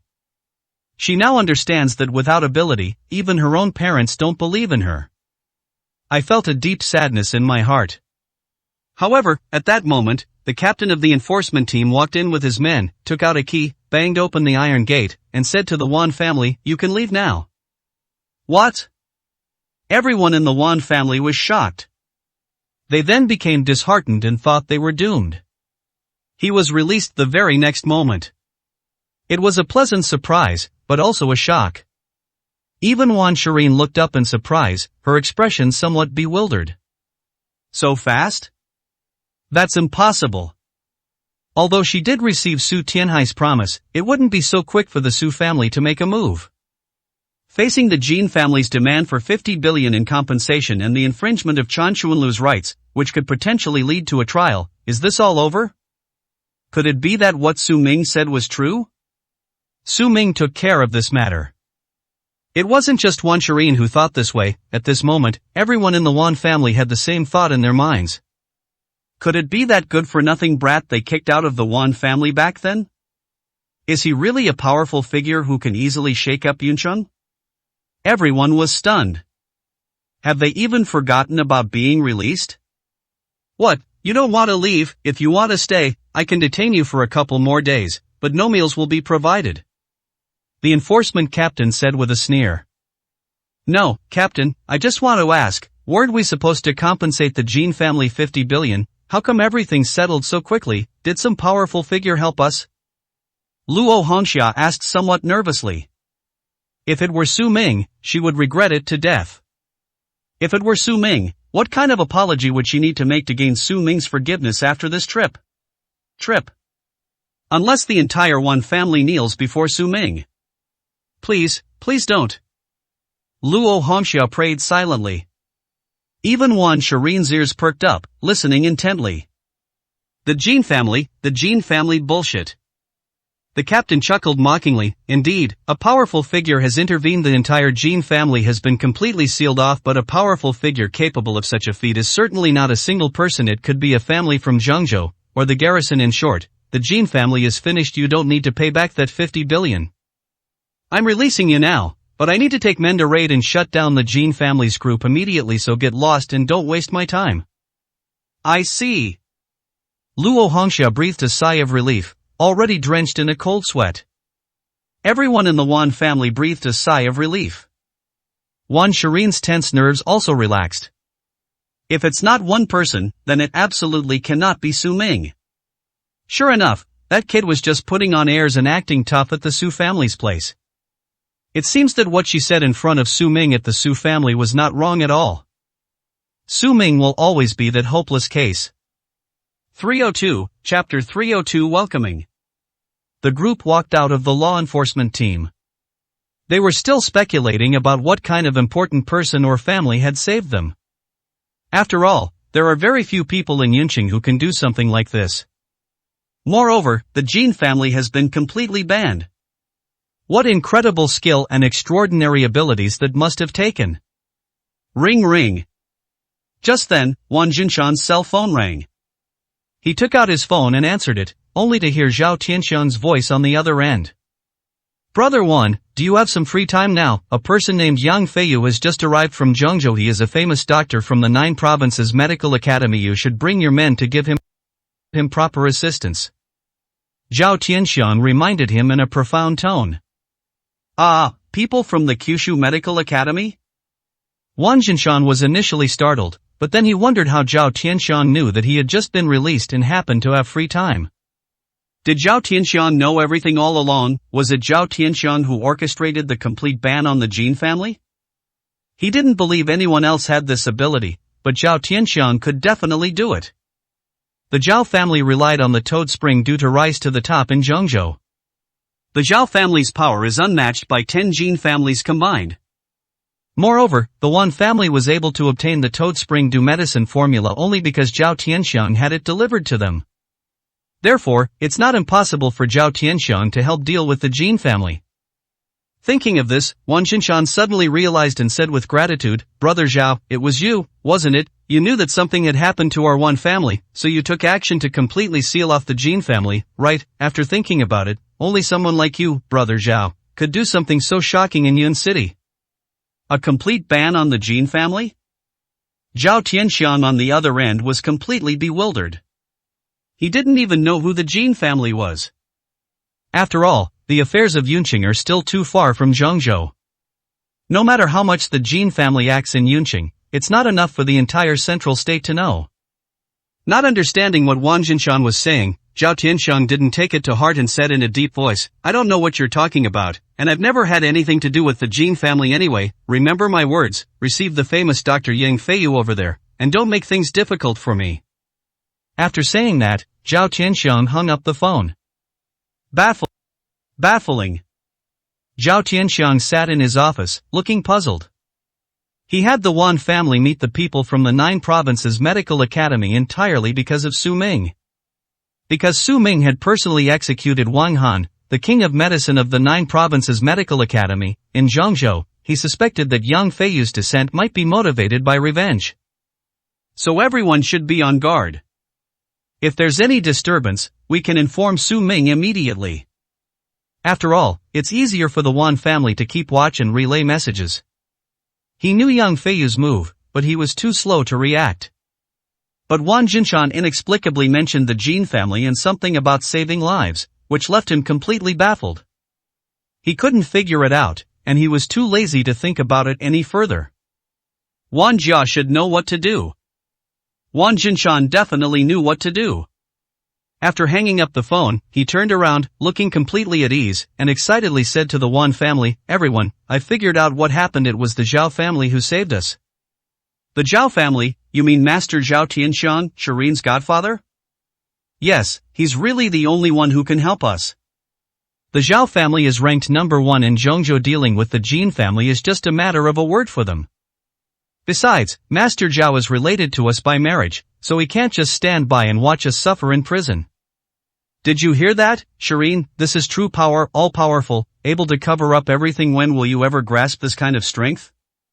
Luo Hongxia turned her head and looked at Wan Shirin with a disappointed expression. You still went to beg the Su family and believed that good-for-nothing kid? You should have just asked the Zhao family for help from the beginning. When will you ever use your brain? Wan Shirin was so scolded that she couldn't even lift her head. Now that it's confirmed, she really has nothing more to say. It seems her trip to the Su family was a complete waste of effort. As for Su Ming's words and Su Tianhai's promises, they now seem to be nothing but empty words. It's not even as good as a single sentence from Zhao Tianxiang. However, it wasn't that she didn't immediately seek help from the Zhao family. However, back in Zhongzhou, she ruined Zhao Yan's engagement, which caused her to fall out with Zhao Yan and left an extremely bad impression on the Zhao family. How do I ask for it? No one would do something like that. But now that I think about it carefully, is it really the Zhao family? She's already fallen out with the Zhao family, so would they still be willing to help her? Wan Shirin harbored deep suspicions, but the Wan family already believed it without question, so she couldn't voice them. Alright, all that talk is hindsight. Wan Xinshan interrupted, saying, Brother Zhao also said that a famous doctor from the 9 Provinces Medical Academy, named Yang Feiyu, is coming down and is almost at the station. He told us to hurry and meet him. The 9 Provinces Medical Academy. You must know what that means, right? Don't mess this up again. Moreover, we happen to be short of someone to help refine the Toad Spring Dew, and isn't the famous physician Yang Feiyu the best opportunity? It seems Brother Zhao has even thought of this, specially arranging for a renowned doctor to come and help us. Let our whole family go and greet him, giving the doctor the highest welcome gift to express the sincerity of the Wan family. That's right, let's go together. This is a golden opportunity. The 9 Provinces Medical Academy, my God, with that kind of status, let alone Yan City, it would be hard to find anyone in the 9 provinces who can stand shoulder to shoulder with them. Everyone exclaimed in amazement, praised, and were excited as they boarded the car and headed towards the station. On the bus, Luo Hongxia continued to lecture and admonish Wan Shirin. Shirin, did you hear that? If we don't seize this opportunity this time, our Wan family will be finished. You'd better be quick-witted and do your best. You have to get this done no matter what. The renowned physician stayed in our Wan family, helping us to refine the Toad Spring Dew. I see. Wan Shirin nodded silently and drove off. A moment later, the car entered the station. Everyone got off the bus and bought a banner from the side, writing the following message on it. Wanjia Group warmly welcomes renowned physician Yang Feiyu to Yuncheng. Then everyone in the Wan family stood in a row, their eyes wide open, eagerly awaiting what was to come. But as the train rumbled into the station, countless passengers poured out like a tide. Everyone in the Wan family was dumbfounded. because they had no idea what this Dr. Yang Feiyu looked like. Zhao Tianxian didn't even send a photo. With such a huge crowd, how are they going to greet them? Finding someone you've never met before among so many people is harder than finding a needle in a haystack. The miracle doctor has arrived. Just then, someone in the crowd shouted. The Wan family members hurriedly looked up and focused their attention, only to see a man with an extraordinary demeanor, who looked to be about 30 years old, slowly walking out from among his companions. Wan Jinshan, Luo Hongxia, and the others were overjoyed and rushed over the fence to greet them. Is that Dr. Yan? We came here especially to welcome you. Luo Hongxia was brimming with excitement, her face beaming with a rosy smile, and she couldn't wait to speak.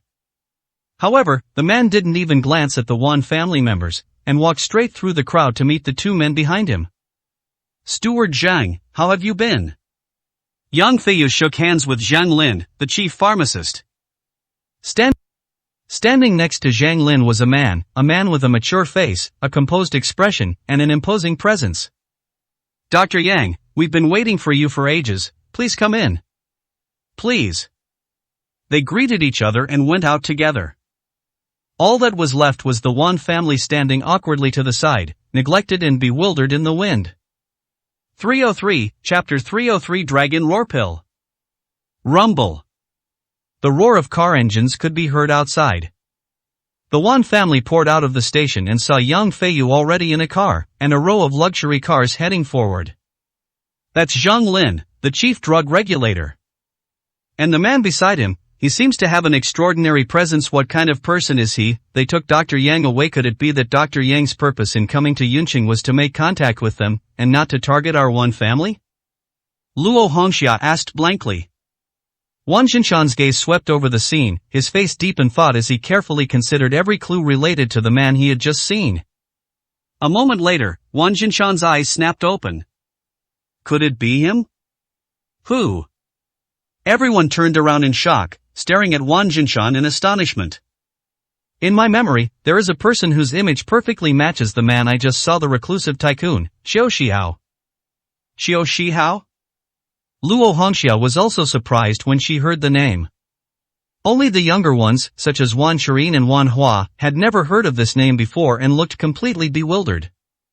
But Luo Hongxia knew very well that these were things of the previous generation. That was decades ago. Back then, there was a wealthy man who was famous throughout Yunqing. Everyone in Yunqing had to defer to him. He also had a place in Zhengzhou and a huge network of connections and power in Zhuzhou. This person is Qiu Shihao. However, Qiu Shihao retired more than 20 years ago, and his name gradually faded away in Yunqing. The Qiu family gradually declined and is now relegated to a secondary position. If no one mentions it, no one will remember the once powerful and influential Qiu family that dominated the entire Yun city. Is it really him? If it is, with such a big shot personally showing up, how would we have any chance? Luo Hongxia said with a grim expression. I'm not entirely sure, I just think it looks a bit like it anyway. Let's take a look first, and then we'll find an opportunity to visit again. After all, this is the only chance for the Wan family. Wan Jinshan sighed, and then everyone could only return dejectedly. In the car, Yang Feiyu noticed the injuries on Zhang Lin's face and couldn't help but tease him. Manager Zhang, what happened to your face? You've turned into a big mess since I last saw you. Mentioning this, Zhang Lin's face immediately darkened, and he sighed, Ugh, what bad luck. I don't know what happened either. The garrison outside suddenly set its sights on Yun City. I originally wanted to protect the Jin family, but I ended up getting dragged into it too. I even got arrested and beaten up. I have no one to complain to. No way? Yang Feiyu immediately showed surprise. In this Yunqing, there are still people who dare to touch you. Who was President Qiu? It is said that President Qiu's business has now expanded to the border regions and overseas. His family wealth is unfathomable. With just one word from President Qiu, he can turn the entire Yunqing upside down, and there are still people who dare to touch you? The composed man beside him is none other than the reclusive tycoon Qiu Shihao. Hearing Yang Feiyu's words, Qiu Shihao smiled modestly. Dr. Yang, you flatter may just run a small business. It's not that exaggerated in Yunqing. I'm just an ordinary citizen. Mr. Qiu, don't try to hide anything from me or try to dodge the question others may not know. No, but I do. How big is your business now? Even the powerful families of Zhengzhou might not be able to compare to you, right? you control the entire freight route from Yunqing to the border of Zhengzhou. Every shipment that comes in or goes in has to pass through your hands. Your assets now must be at least several hundred billion. Compared to this, what are the Yunqing Tianming Chamber of Commerce and the Noan Jin family? They're like children in your eyes, utterly insignificant. I admire you, President Xiu, for your wise decision to retire gracefully, hiding behind the trouble and becoming the true leader. On the surface, the Xiu family has declined, and nobody mentions it anymore. But this is what truly made you successful. You are the one who truly accomplishes great things. It's said that you've also established several military regiments in the border regions, with at least 1 million men under your command. Among them, there are probably tens of thousands of supreme war gods. With your power, even the Imperial Medical Academy of Kyushu has to be wary. Young Feiyu said with a sigh. Xiao Shihao was also slightly surprised. He hadn't expected that this doctor, who didn't study medicine, would know so much about him. He couldn't help but smile and said, "These are just small fry. How can they compare to the people of your medical academy? A divine doctor like you could change the landscape of the 9 provinces with just a single ancient prescription. You are the true heroes and powerful figures of the 9 provinces." The two complemented each other. After a few polite words, young Feiyu suddenly became serious and said with a smile, "With your strength, President Xiu, you should know very well why I came to Yunqing this time, right? It's for the ambergris, isn't it?" Xiu Shihao answered. "That's right." Yang Feiyu nodded. "I received news that the Tianming Chamber of Commerce brought back dragon saliva grass from other states, which is one of the 3 great natural treasures. Its effects are extraordinary if it falls into the hands of us medical experts and is used properly. The value it brings can drive the entire Kyushu crazy. So, I'm here to cooperate with you. Your Flying Swallow Alliance controls the entire cargo route, so you should know exactly where the dragon saliva grass is. With the power you have, seizing it would be a piece of cake. Once the dragon saliva grass is in our hands, what's there to think about? Your power, Boss Joe, can expand tenfold. The powerful and influential families of the 9 provinces all have to vie to submit to you and bow down to you." Yang Feiyu's eyes gleamed with desire as he coaxed Xiu Shihao. Zhang Lin, who was standing next to him, was also terrified. Ambergris. So that's how it is. No wonder renowned physicians like Yang Feiyu from the 9 provinces medical academy would personally come down, and Xiu Shihao, who had been in seclusion for so long, would reappear. That's truly amazing. This disappearance, if the information leaks out, countless people will go crazy over it.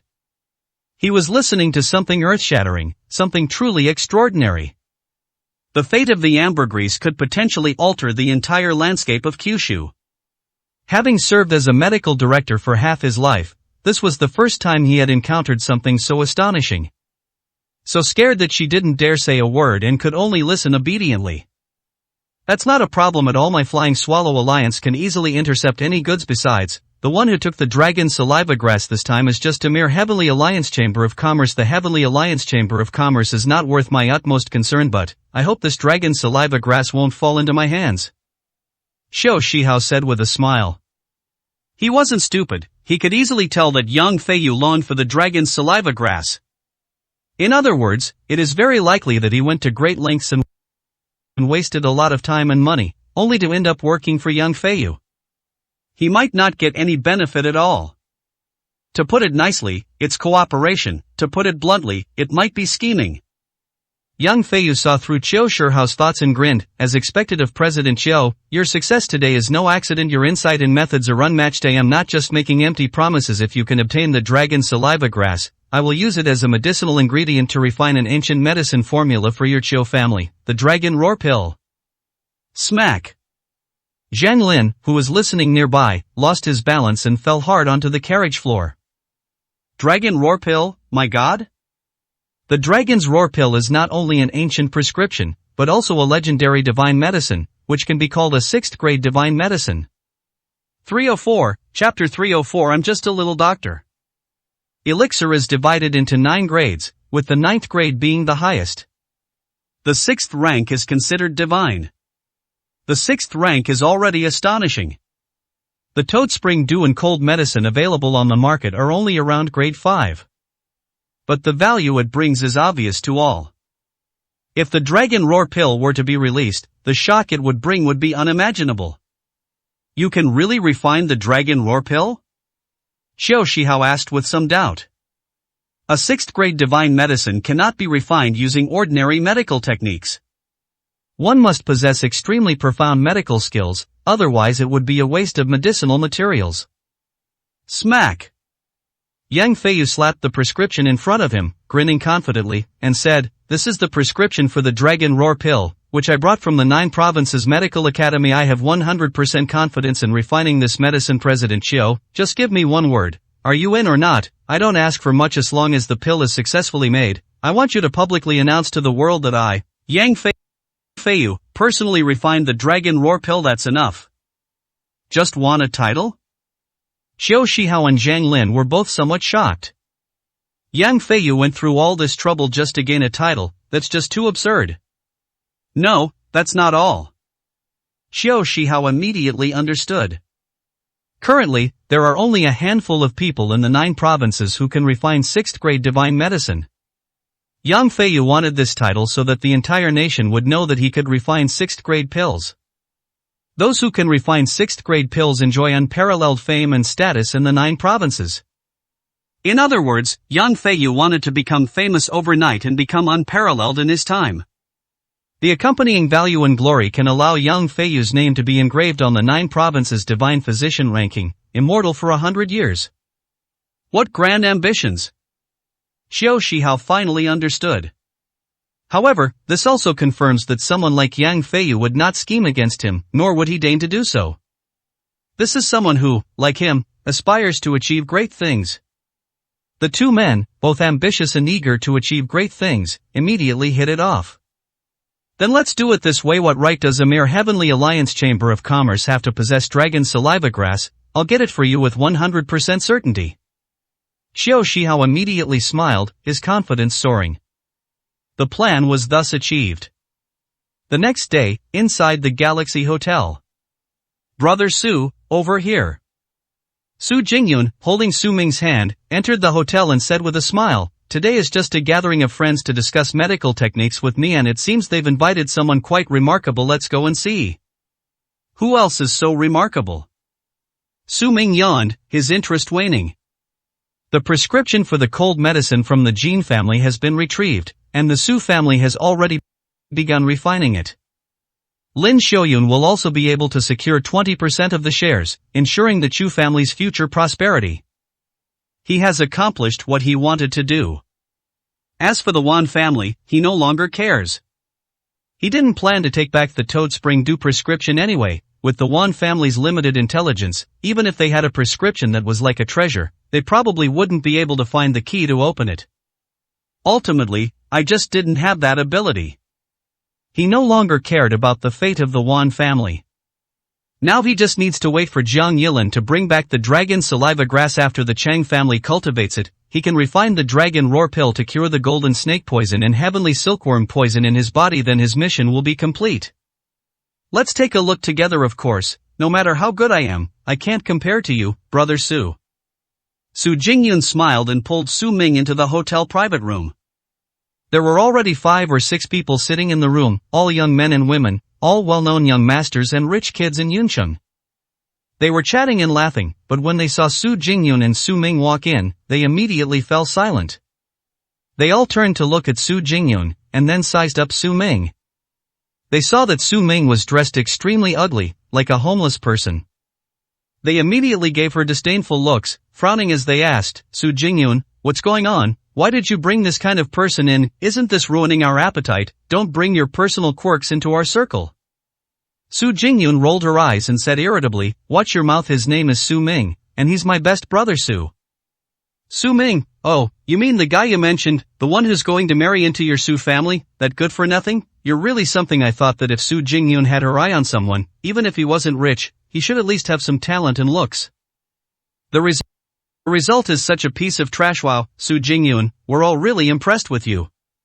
The group looked at Su Jingyun with mocking expressions. Su Jingyun's face flushed red with anger, and she roared, "What do you know? Brother Su is full of talent and ability. The few of you wouldn't even be good enough to carry his shoes. Do you know about the famous Toad Spring Dew and cold medicine that's been making headlines in the market? They all came from Brother Su's hands. If you guys could even catch up to 1/10 of Brother Su's level, your names would be known throughout the land." Su Jingyun snorted coldly. What a bunch of idiots. How dare they say such a thing? Even if Su Ming didn't mind, she still couldn't stand it. She hadn't realized how foolish the people around her were before. After witnessing Su Ming's power, she realized how vulgar and hopelessly stupid these people were when she met them again. She used to frequent that kind of circle, it's shameful to even think about it now. However, upon hearing this, the group burst into laughter, looking at Su Ming as if he were an idiot. Someone like him could produce toad spring dew and cold medicine, then would all be gods of the 9 provinces. Su Jingyun, we can tell you've been bewitched, drugged by this kid. The crowd laughed sarcastically. Let me tell you, the person we've invited today is a real big shot. Have you heard of the Kyushu Medical Academy? You actually dared to brag about such trash in a moment. We'll open your eyes to something truly extraordinary. Someone grinned. Jojo Medical Office?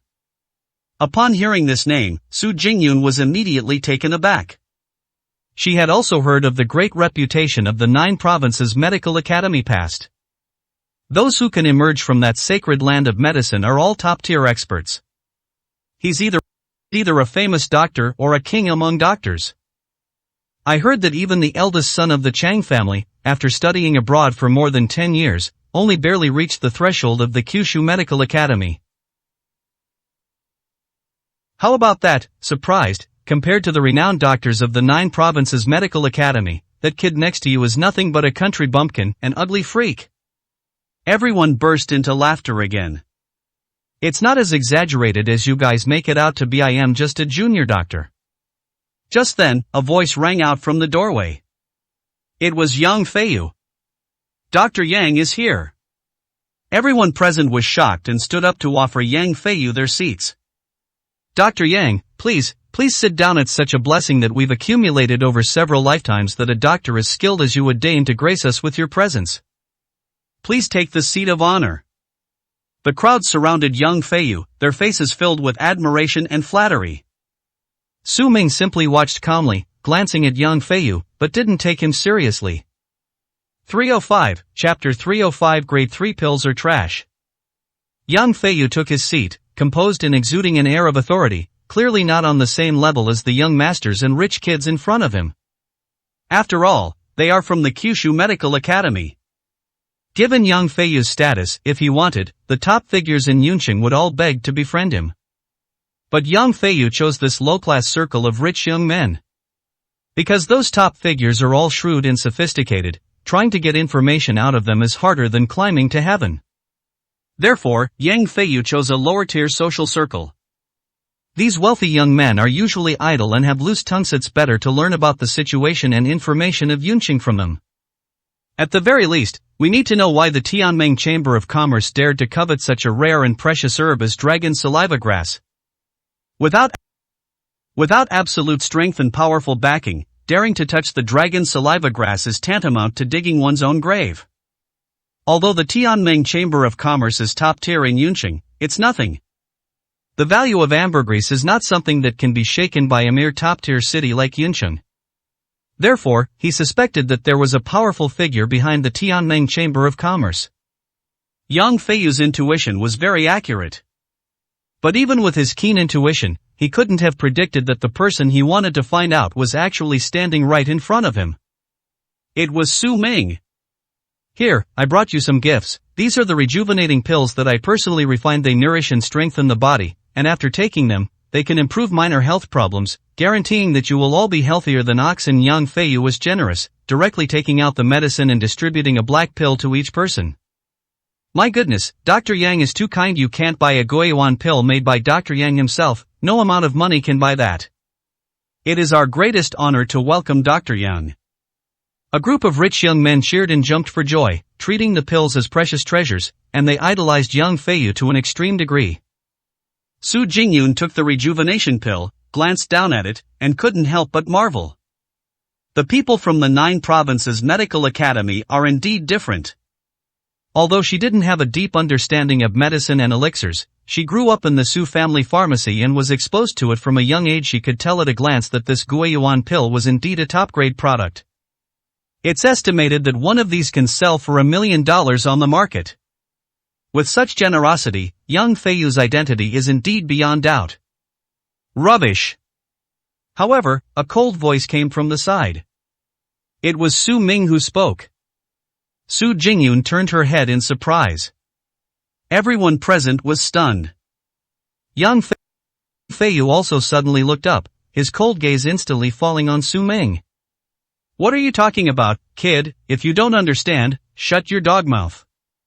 A rich young man pointed at Su Ming and cursed, "You've never seen anything this valuable in your life, have you? Garbage. If it weren't for Dr. Yang's generosity, someone like you, a homeless person from the bottom of society, would never have ever seen such a top-grade elixir.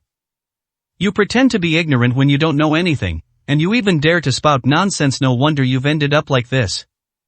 Su Jingyun, look who you've brought. You'd better get rid of him right now, or you won't be staying here either offending Dr. Yang. We won't let you two get away with it."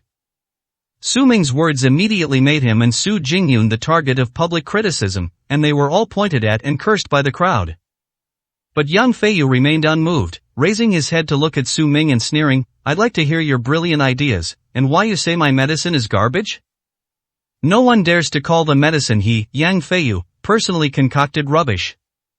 The pills he refines are at least grade 3. This Guiyuan pill is also at the peak of the 3rd grade even within the 9 provinces medical academy. It is quite well known. It is sought after by countless wealthy individuals and studied by numerous experts." Arriving in Yunqing, Yang Feiyu was treated like trash by a complete stranger, which stirred up a long dormant anger within him. Seeing that young Feiyu was somewhat angry, the rich young man next to him hurriedly explained, "Dr. Yang, there's no need to take such a good-for-nothing's words to heart. This kind of person doesn't know anything's just a live-in son-in-law of the Su family. He probably just entered the upper circle and thinks he's something special, so he has to put on an act here. In reality, he's nothing but a hair in front of you, the divine doctor."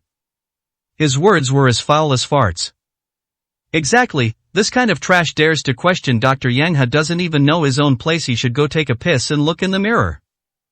The crowd sneered and mocked Su Ming relentlessly. Their cold, disdainful eyes were like knives, as if they wanted to stab Su Ming. After all, if Su Ming angers Dr. Yang, they will have to bear the consequences. At this moment, the group of rich young men were so angry that they wanted to skin Su Ming alive, this good-for-nothing who pretended to know everything. This atmosphere even made Su Jingyun, who originally trusted Su Ming completely, waver a little. Indeed. Although Su Ming's status as the king of Kyushu is unmatched, everyone has their own expertise, and he is a genuine graduate of the Kyushu Medical Academy. Kyushu Medical Academy, what kind of place is that? The Sacred Hall of Medicine. Inside are countless medical classics and ancient prescriptions. Everyone who comes out of there is knowledgeable, outstanding, and a top-notch doctor, a chosen one of heaven. Su Ming's attack on young Feiyu regarding medicine at this moment is indeed too abrupt, and it might very well cause a big disaster. Smack! However, at that moment, Su Ming crushed the Guiyuan pill, and the pill turned into powder in his palm, slipping out of his hand like mud in sand. Su Ming scoffed, sneering, "Third-grade pills are trash. They can only strengthen the body, something ordinary medicines can do. Besides, this Guiyuan pill has uneven color. You're not that confident in your alchemy skills, are you? That's why you added a lot of main ingredients to help it form. But the consequence of this is that taking too much Guiyuan Dan can affect one's mental state and may even lead to hallucinations. Not only is it unhealthy, it can also harm people. Is this all the Kyushu Medical Academy teaches you? This?" Everyone present was stunned upon hearing these words. What's up with this kid?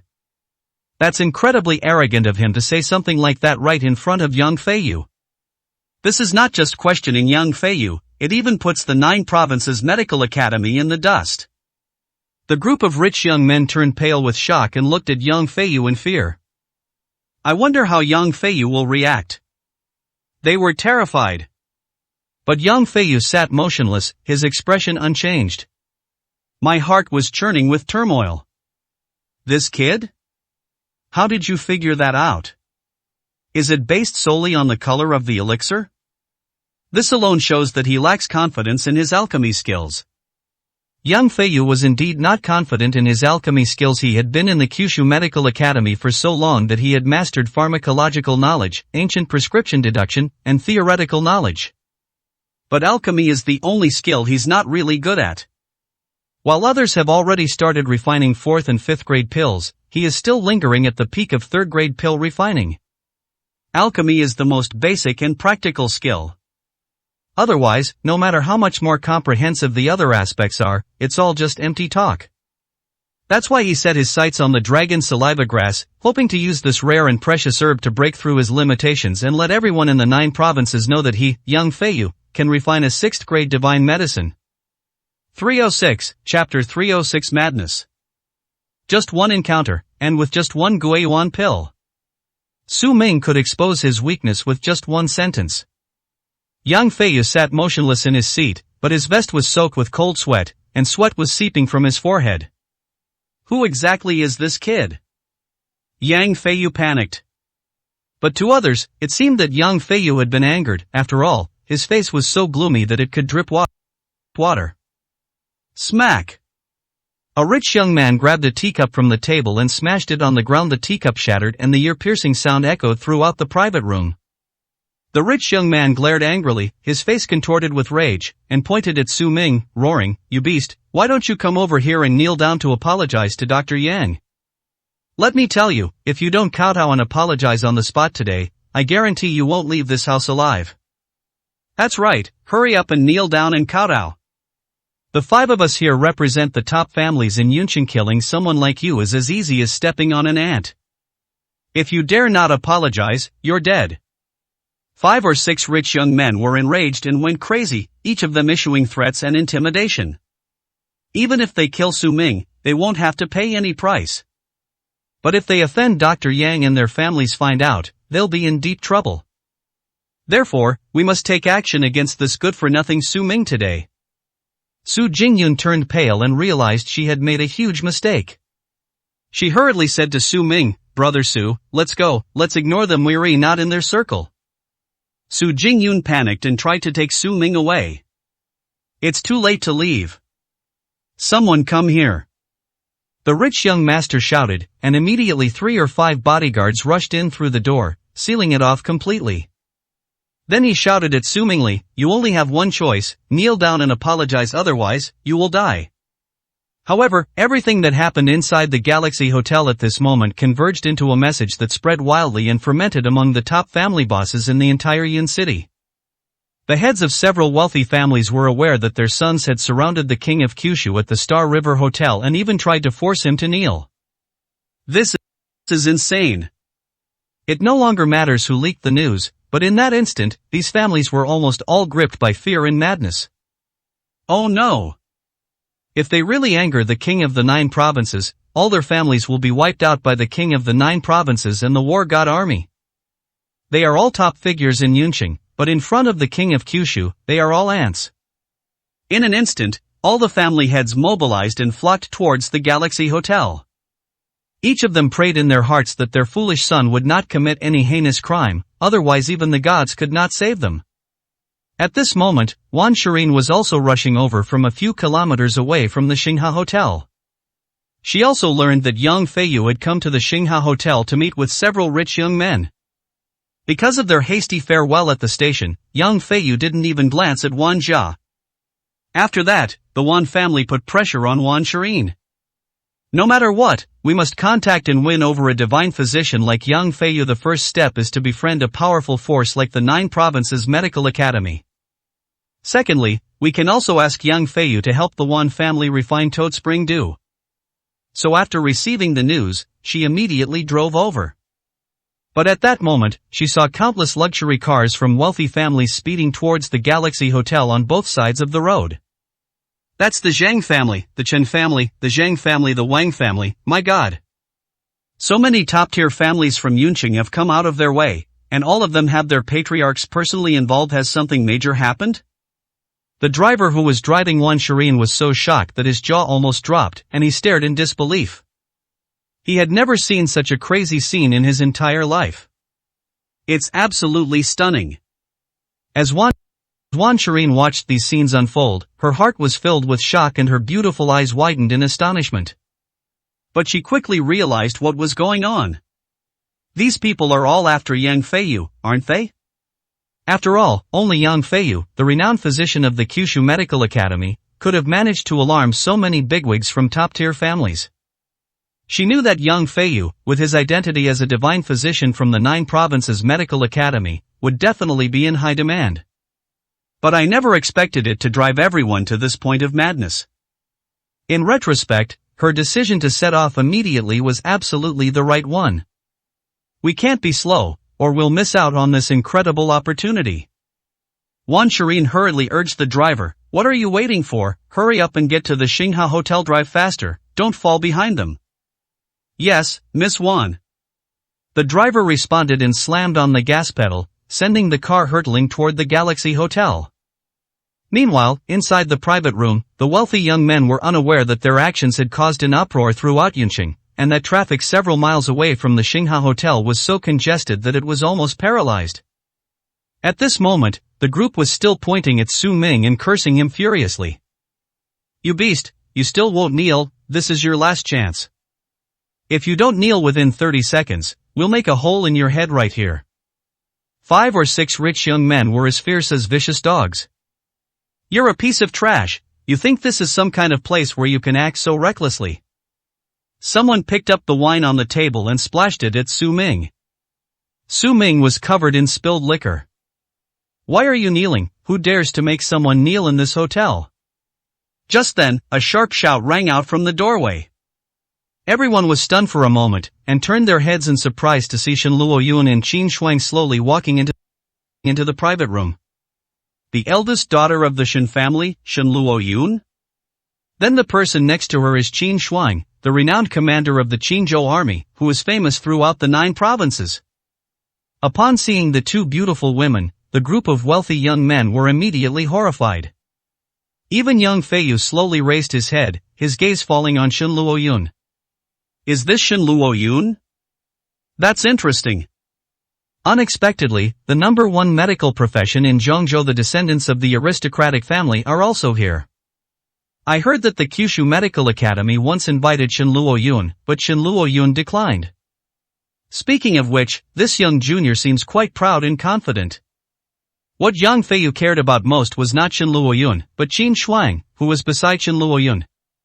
To be able to command the Qinzhou army, which has been at the bottom for years, to sweep through the garrisons of the 9 provinces and win first place in the 3 armies' grand competition, that is a truly formidable figure. Although he was not a master of medicine, his achievements in military strategy made him a prodigy of his generation in Kyushu. I never expected her to be such a stunningly beautiful woman. Amidst the shocked gazes of the crowd, Shen Luoyun coldly swept her eyes over them, ignoring everyone, and approached Su Ming, respectfully saying, "Brother Su, a new batch of Toad Spring Dew medicine has been produced. Master Su asked me to invite you back to personally review it." "Su Tianhai is pretty quick, huh? Okay, let's go back." Su Ming smiled and nodded. He had just gotten tired of playing, so he left with Shen Luoyun. As for Yang Feiyu and the other rich young men present, he never paid them any attention from the beginning. He was just accompanying Su Jingyun to relax. 307, Chapter 307. Nobody wants it. Etc. Just as a group of wealthy young men were about to speak, they realized that although Shen Luoyun and Qin Shuang's identities were astonishing, Yang Feiyu from the Kyushu Medical Academy was no pushover either. If they let Su Ming leave like this, how can they save face? He was about to reprimand Su Ming and tell him to stay. But at this moment, Qin Shuang suddenly turned around, her eyes filled with icy coldness, and fell on the group of rich young men, instantly frightening them into not daring to move. "Anyone who dares to block my master's path, I, Qin Shuang, will personally kill without mercy." Everyone was stunned, as if struck by lightning, speechless with shock, too afraid to even breathe. "Wait, master, what master? This famous Commander Qin calls that kid master? Did they hear me right? No, that's absolutely impossible. How could a good-for-nothing who married into the Su family possibly earn Qin Shuang's respect? The master Qin Shuang mentioned must be referring to someone else. By the way, maybe it's what they call Shen Luoyun. After all, they are 2 great beauties, so it doesn't seem unreasonable for Qin Shuang to call Shen Luoyun master. Even the Shen family of Zhengzhou, would they allow Qin Shuang, the #1 commander in the 9 provinces, to serve as a servant? They couldn't understand it at all. Everyone was practically going crazy. Yang Feiyu also looked on in surprise, but he was not nearly as shocked as the other rich young men. He simply found this matter utterly absurd. Qin Shuang's attitude is still debatable, but he has seen firsthand Shen Luoyun's attitude towards Su Ming. Why is Miss Shen so respectful to that boy? What's going on? Recalling Su Ming's words that exposed his weakness and his knowledge of the Guiyuan pill, he vaguely realized that Su Ming's identity seemed to be extraordinary. It's not as simple as the useless son-in-law that everyone says he is. He frowned and asked, just who is that kid? The group of wealthy young men exchanged glances, and one of them replied, Dr. Yang, you've come to the right person. Others may not know, but I know everything perfectly well. Our family used to do business with the Wan family. I can say with certainty that that idiot is just a good-for-nothing who lives off women. Back then, he was a son-in-law in the Wan family for 3 years before being kicked out. He then wandered around Yinqing, and some time ago, the Wan family even ordered him to be blacklisted. Now he's managed to infiltrate the Su family and caught Su Jingyan's eye. If nothing unexpected happens, he'll probably be stuck in the Su family again, continuing to be a useless live-in son-in-law. This kind of person is a parasite, trash. The rich young man scoffed. I see. Yang Feiyu nodded thoughtfully. It seems there was indeed a misunderstanding. Shen Luoyun's attitude towards Su Ming was probably just out of respect for the Su family. After all, even if he is a son-in-law, he may still take over the Su family business in the future. Once you think about it this way, everything becomes clear. Just as he was pondering this, a violent commotion broke out outside, and then a family head rushed in, covered in sweat. So it really happened? Seeing these family tycoons acting like madmen, Yang Feiyu curled the corners of his mouth. He has already made contact with the people of Yunqing in the most covert way. It seems there's no escaping it. A person's name is like a tree's shadow. Wherever you go, if your reputation is too great, you'll be easily discovered. There was no escaping it in the end. They were already rushing to greet me, not even waiting to leave. Yang Feiyu raised the corners of his mouth slightly with a smug look, leaned back in his chair, and waited for the group of family heads to pay their respects and express their opinions. However, after 5 or 6 prominent family heads rushed into the private room, they frantically searched around, asking in terror, where are they? Where are they? Who is it? When the wealthy young men saw their fathers arrive in person, they grinned and said, Dr. Yang is right here. We've personally received him. Father, don't worry, we can handle everything. They were still gloating, thinking they had done something extraordinary, representing their family and inviting renowned doctors from the 9 provinces medical academy. However, several family heads instantly flew into a rage, and some of them went up and slapped their sons across the face. What the hell is this miracle, doctor? I'm asking you what you're doing here, who you've offended, do you even know? Several rich young men were beaten and ran around in terror. Dad, what are you doing? Aren't you here to welcome Dr. Yang? A rich young man cried out with a long face. Welcome my ass, come on, let's go back. I'll settle the score with you when we get back. Then one by one, the heads of the families grabbed their sons by the ears and dragged away all their useless sons. Once outside, he received another slap in the face. Even from a distance, you could still hear screams coming from behind. Yang Feiyu was left alone in the private room, staring blankly at the scene, his face a mess.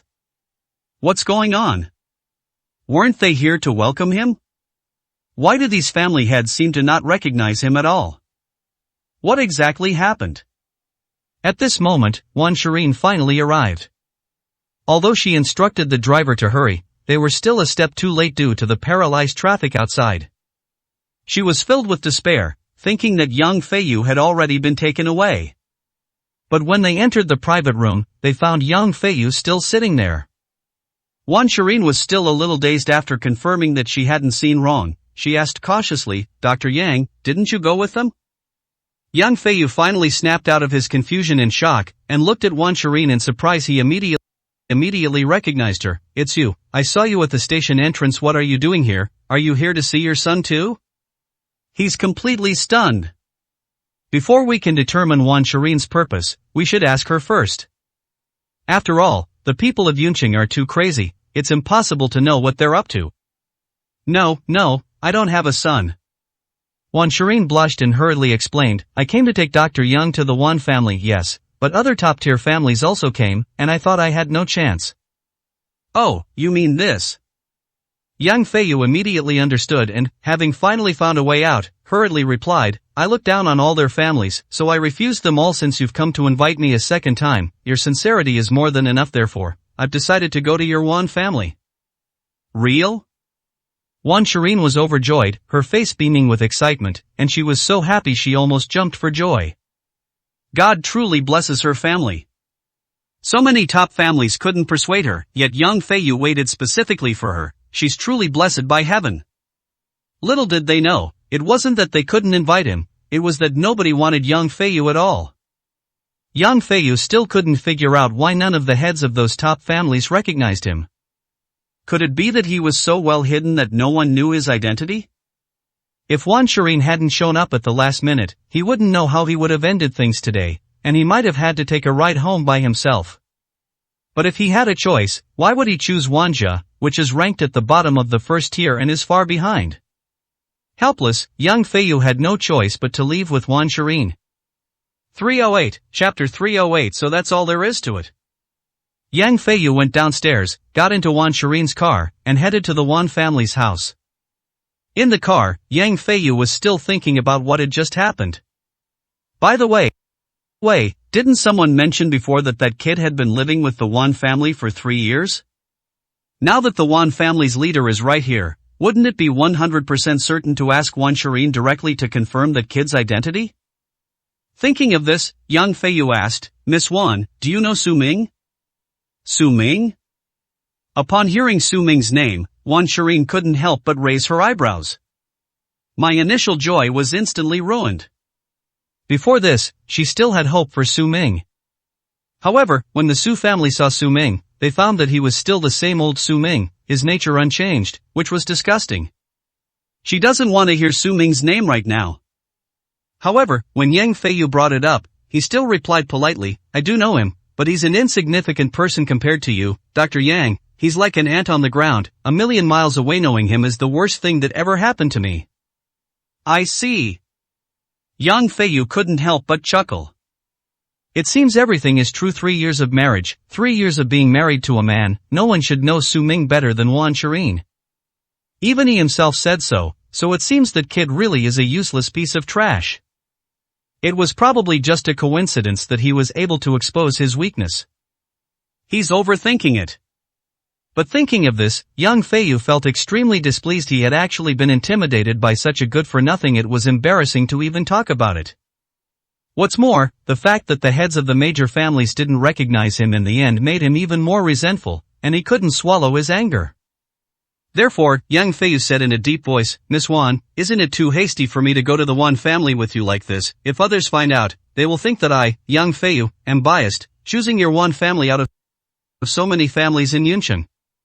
Wan Shireen was slightly taken aback, but immediately understood what she meant. She smiled and said, Don't worry, Dr. Yang, my parents have already booked the most luxurious hotel in Yuncheng, just waiting to welcome you. They've also prepared many wonderful gifts for you. I guarantee you'll be satisfied. Yang Feiyu nodded slightly in satisfaction, then added, by the way, spread the word and invite the heads of other families to come over. I want to get to know the people of Yun City well and treat them to a big meal. Yang Feiyu sneered. I wonder what kind of expressions those family heads will have when they see him again at the banquet and learn his identity. He couldn't wait to see it. A bunch of blind fools dared to ignore him. They should pay the price for their arrogance and carelessness. Yes, I'll arrange it right away. Wan Shireen also noticed something amiss and understood the situation. She immediately sent a message to the Wan family to notify them to make preparations. The Su family. Su Jingyun returned with Su Ming, Shen Luoyun, and others. But at this moment, Su Jingyun's face was not good, and she was in a depressed and defeated mood. She had originally planned to spend some time alone with Su Ming today, to relax together and strengthen their relationship. Unexpectedly, such a terrible thing happened. It almost got out of control. If Shen Luoyun and Qin Shuang hadn't appeared in time, she didn't know if she would have been able to leave the restaurant. This left her feeling deeply frustrated. If she had the same status and abilities as Shen Luoyun, wouldn't those guys be less likely to act recklessly? In the end, can't we still beat each other? Lost in thought, he entered the Su family's main hall, where Su Tianhai and his men hurriedly came to greet him. Su Tianhai also received news that the heads of several top families in Yunqing had all rushed to the Xingha Hotel, and guessed that something must have happened. Seeing Su Jingyun's pale face, he panicked even more and asked anxiously, "Daughter, Prince Su, are you alright? Alas, it's all my fault for not doing a good job of protecting you. How can I bear the responsibility if something happens to Prince Su?"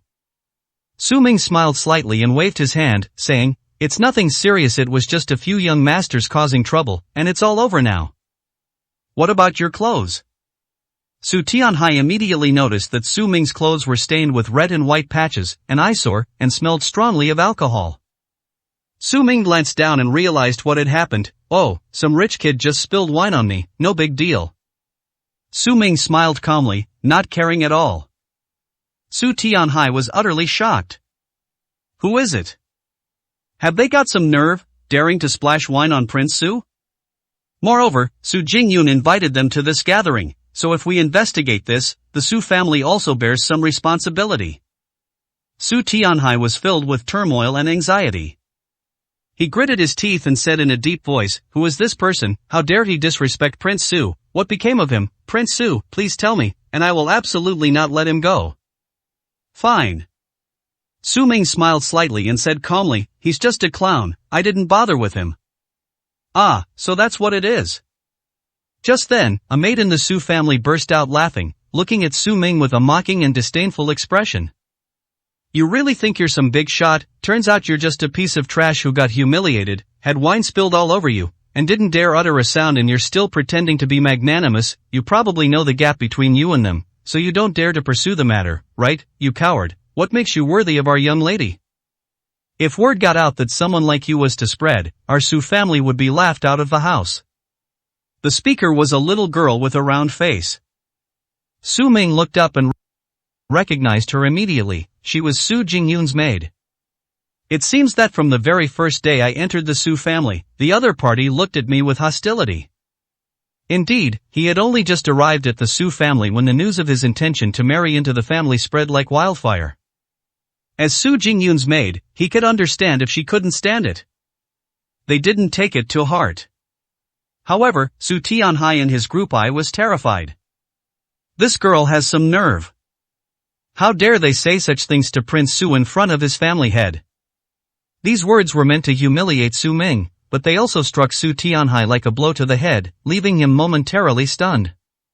If they angered Prince Su, the Su family wouldn't have enough lives to pay for it. Su Tianhai was shocked and turned to glare at the maid. He roared like thunder, "Shut up, do you have any right to speak here? Don't you know your place?"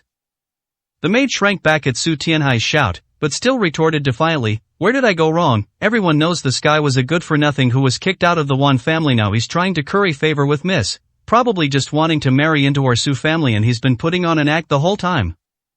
You didn't dare to say a word when you were bullied today, isn't that just showing your true colors?" "I didn't scold him wrongly, I was just feeling sorry for Miss. How could someone like that be allowed into the Su family? How could he be worthy of Miss?" 309, Chapter 309, Asking Prince Su to punish the crime. The round-faced maid muttered in a very soft voice. But at this moment, the Su family was completely silent. Even though her voice was soft, it was loud enough for everyone to hear. Moreover, the quieter the voice, the more people can't help but concentrate on listening. Upon hearing these words, Su Tianhai and the other high-ranking officials were utterly terrified. Damn it, he has absolutely no sense of propriety. How dare they spout such nonsense? They're going to ruin the entire Su family. Su Jingyun was also shocked and broke out in a cold sweat. She rushed up and slapped the maid across the face, saying angrily, "Didn't you hear me tell you to shut up? What Brother Su does is none of your business to judge. Those people are like ants in Brother Su's eyes, which is why he didn't bother with them, just like you. In front of Brother Su, you are as insignificant as dust. Brother Su didn't say anything back, and you're already getting cocky. If you say another word, I'll tear your mouth apart." The maid was beaten until her eyes were brimming with tears, and she really didn't dare to say another word. But his bulging eyes were clearly still filled with resentment. She doesn't know what she said wrong? It's so obvious, who wouldn't see it? That kid is a piece of trash. Why are Mr. Su and Miss Su so protective of Su Ming? However, just then, a loud shout rang out from the doorway. Master Zhang has arrived. Master Wang has arrived. Master Zhang has arrived. Deafening shouts rang out one after another. It is the family of those wealthy young masters at the Galaxy Hotel today. See? The maid wiped away her tears, then suddenly raised her head with a triumphant air and said loudly, I wasn't wrong, was I? He didn't dare to say a word, but how could he possibly offend the top families of Yuncheng? Now they've come knocking on our door to demand an explanation. Let's see how he tries to dodge this time. He'll be taught a lesson and beg for mercy on his knees. The maid sneered inwardly. Just wait and see what a terrible end Su Ming will suffer. The top circles in Yuncheng are not places that cowards, those who bluff and put on airs, can easily integrate into. Hearing the names of these top figures, that good-for-nothing is probably already trembling with fear. The maid stared fiercely at Su Ming with cold, sharp eyes. Shut your dog mouth, I'll settle the score with you later. Su Jingyun glared angrily at the maid. In truth, I was also somewhat surprised and uncertain. These people, the morning's events are over, and now they're suddenly coming all at once. Do they really want to cause trouble? To Brother Su, these guys were naturally not worth mentioning. But this whole thing started because of her, and it's caused Su Ming so much trouble. This made her feel guilty and uneasy. Su Tianhai also slowly stepped forward. He was just worried about where to vent his anger, and these idiots delivered themselves to his doorstep. Even if they are top-tier families, so what? They dare to offend King Su today. With Su Tianhai here, he will start by dealing with these people. Then, the entire family entered the Su family hall one by one.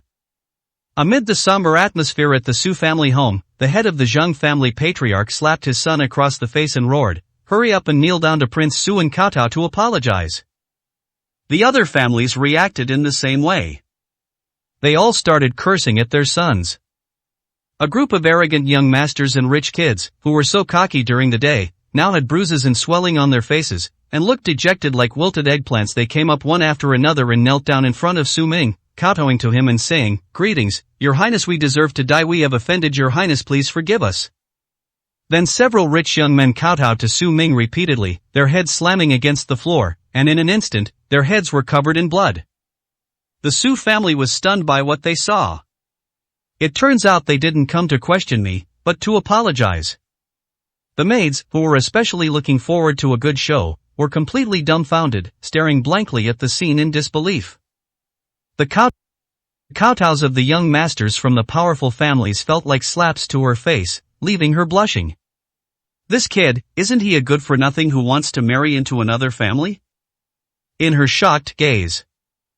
Several top family leaders from Yuncheng stepped forward and knelt respectfully before Su Ming, saying with shame and fear, "We, the family leaders, have failed in our parenting, causing our rebellious sons to offend Prince Su. Please, Prince Su, punish him. As long as Prince Su speaks up, even if they die here today, it will be a worthwhile death." After saying that, the head of the family was so excited that he raised his hand and slapped himself in the face. His remorse was palpable. Su Ming shook his head, glanced around, and pointed to his clothes, saying, "I'll let the others go, but the guy who spilled wine on me at the dinner table, just step forward and buy me a new shirt." Upon hearing this, one of the young masters who was kowtowing suddenly trembled, his whole body shaking with fear. Several family heads immediately roared like thunder, "Whoever it is, step forward, don't make us drag you out, or you'll surely die." The hook-nosed young master slowly stood up, trembling as he approached Su Ming, weeping bitterly, "Prince Su, I was wrong. I'll buy it for you. I'll have the most expensive clothing stores in the city send you clothes right away. You can choose whatever you like." "Oh?" Su Ming gave a sarcastic sneer, "Do you think I care about those designer brands? I want you to pay for them, not buy them. Or do you think I can't afford them myself?" The young man was terrified. He slammed his head right in front of Su Ming, blood splattering everywhere, and never dared to raise his head again. The heads of the families were also filled with terror. I don't know what Su Ming meant by those words. How exactly should we get compensation? If Su Ming doesn't explain clearly, they won't be able to figure out the situation, and then things will never end today. Su Ming took off his coat and threw it in front of the young man, saying, "It's simple, wash these clothes for me. There can't be a speck of dust or dirt on them. If there is, even if you bring me the entire clothing store in Yunqing, it won't help, and it has to be hand washed. If you ruin them, I'll cut off one coat from each of you hand." The young men were immediately terrified, breaking out in a cold sweat and trembling uncontrollably. His face was completely devoid of color. Washing clothes sounds simple. But these rich young masters, who have been pampered since childhood, have never done this kind of work before. And there can't be even a speck of dust or dirt on them, otherwise they might lose an arm. "Hurry up and go!" The heads of the families roared in terror and anger. The group of young masters hurriedly got up, carrying Su Ming's coat as if it were a precious treasure, and went to the courtyard outside to fetch water to wash clothes. Su Ming then turned around, his gaze falling on the remaining family heads, and calmly said, "As for you, just wait. The Su family's first batch of cold medicine has just been refined. I'll sell it to you for 100 million per pill. Each of you can buy 10 pills to take back. Moreover, within the next 3 days, you must make the Su family's cold medicine famous. If anyone fails to do so, then your family has no value whatsoever." Yes. Everyone was so frightened that they broke out in a cold sweat and immediately knelt to one side, not daring to breathe. 310, Chapter 310. He ate gunpowder. 100 million per pill, that means each person contributes 1 billion. Thankfully, it wasn't serious enough to cause serious injury. However, building a reputation is a bit difficult. The money spent on building a reputation is probably 10 times more than the money spent on medicine. But we have no choice but to do it. If you can't do that, the likely outcome is that you'll disappear from Cloud City. Compared to that, this amount of money is nothing. Moreover, if one can be forgiven by the Prince of Su for making such a mistake, then even if it means going bankrupt, it would be worth it. As for the Su family's maid, she was completely terrified, her mouth agape, speechless and unable to utter a sound. "You're still standing there, come with me. I am going to settle this score with you today. If you don't explain yourself, I'll kill you." Su Jingyun glared angrily at the round-faced maid and shouted, "Miss, I was wrong, I didn't expect him to be." The round-faced maid was so frightened that she immediately knelt on the ground and kowtowed repeatedly to Su Jingyun in front of everyone. "Miss, I will never do it again. I was bewitched for a moment. Please, spare my life." "What's the use of you kowtowing to me? Are you offending me?" Su Jingyun gave a cold, stern shout. The round-faced maid finally realized what had happened, crawled on her knees to Su Ming, and pleaded tearfully, "Brother Su, Prince Su, please forgive me." Spoke without thinking, "I'm ignorant and uneducated, I'm just a fool, just treat me like a fart." Su Ming glanced down and shook his head. "I didn't mean to argue with you, even though you meant well for Su Jingyun, but think before you speak in the future." Then Su Ming said to Su Jingyun, "Take her away and make your own arrangements." "Yes, Brother Su, I will definitely teach her a good lesson." Then Su Jingyun took the terrified maid away. Afterwards, Su Ming and Su Tianhai went to check on the new batch of cold medicine. In the courtyard, several rich young masters were studying how to wash clothes, their faces contorted in pain and their foreheads covered in sweat. Inside the hall, the heads of several families waited respectfully, trembling with fear. The top-tier hotel in Yunqing was completely empty. Today, the venue has been booked by thousands of families to welcome Yang Feiyu, a renowned physician from the 9 Provinces Medical Academy. But it was completely empty at first. But almost 2 hours have passed, and apart from the Wan family, no one else has been seen in the hotel. Yang Feiyu was waiting for the other family heads to arrive so he could show off his power and feel triumphant. There wasn't a single ghost in sight. His face was as black as the bottom of a pot. Seeing Yang Feiyu's expression, the Wan family members were also panicked. "What's going on? Didn't I tell you to send out invitations? Why is there no one here?" Wang Jinshan slammed his fist on the table, asking in shock and anger.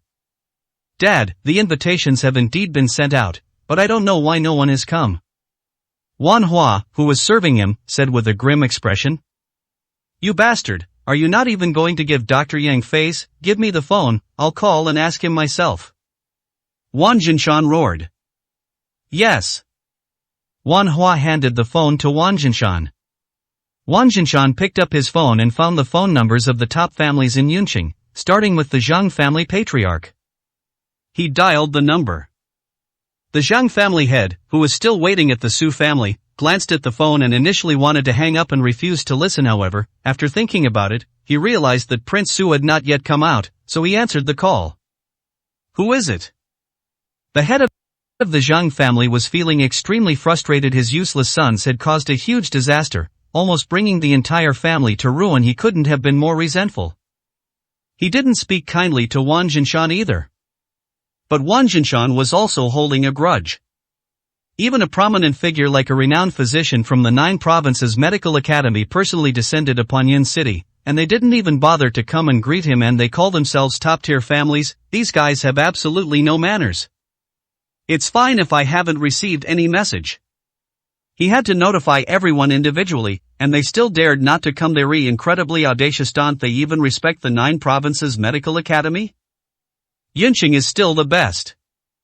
It all seems like utter nonsense now. Wang Jinshan said in a gloomy tone, "Master Zhang, you're so powerful. I know your Zhang family is one of the top families in Yinqing, but even when physician Yang from the 9 Provinces Medical Academy came, you dared not come to greet him. Do you really not want to continue living in Yinqing? Or is it that you top families are living too comfortably and have no sense of crisis?" Wang Jinshan asked in a cold voice. "Who the hell are you?" The head of the Zhang family was immediately enraged. The fact that someone dared to speak to him in that tone instantly ignited his explosive temper, and he roared into the phone. "I am Wang Jinshan from the Wan family."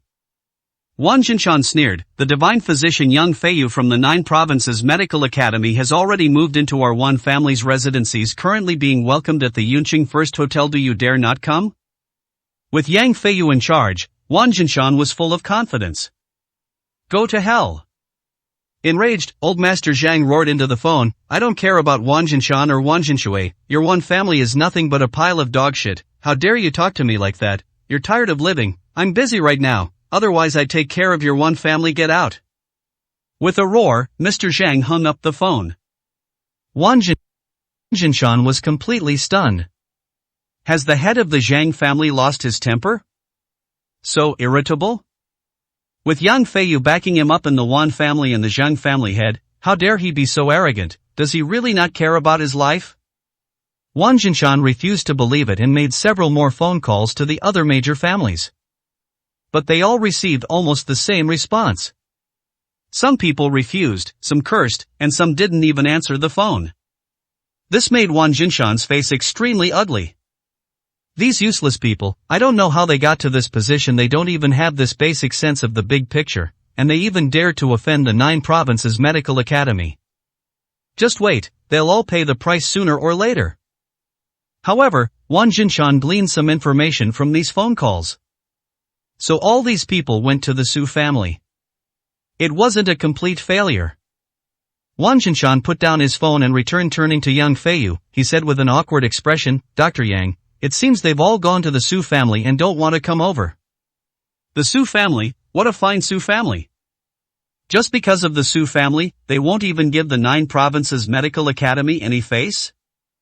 Yang Feiyu asked with a gloomy expression.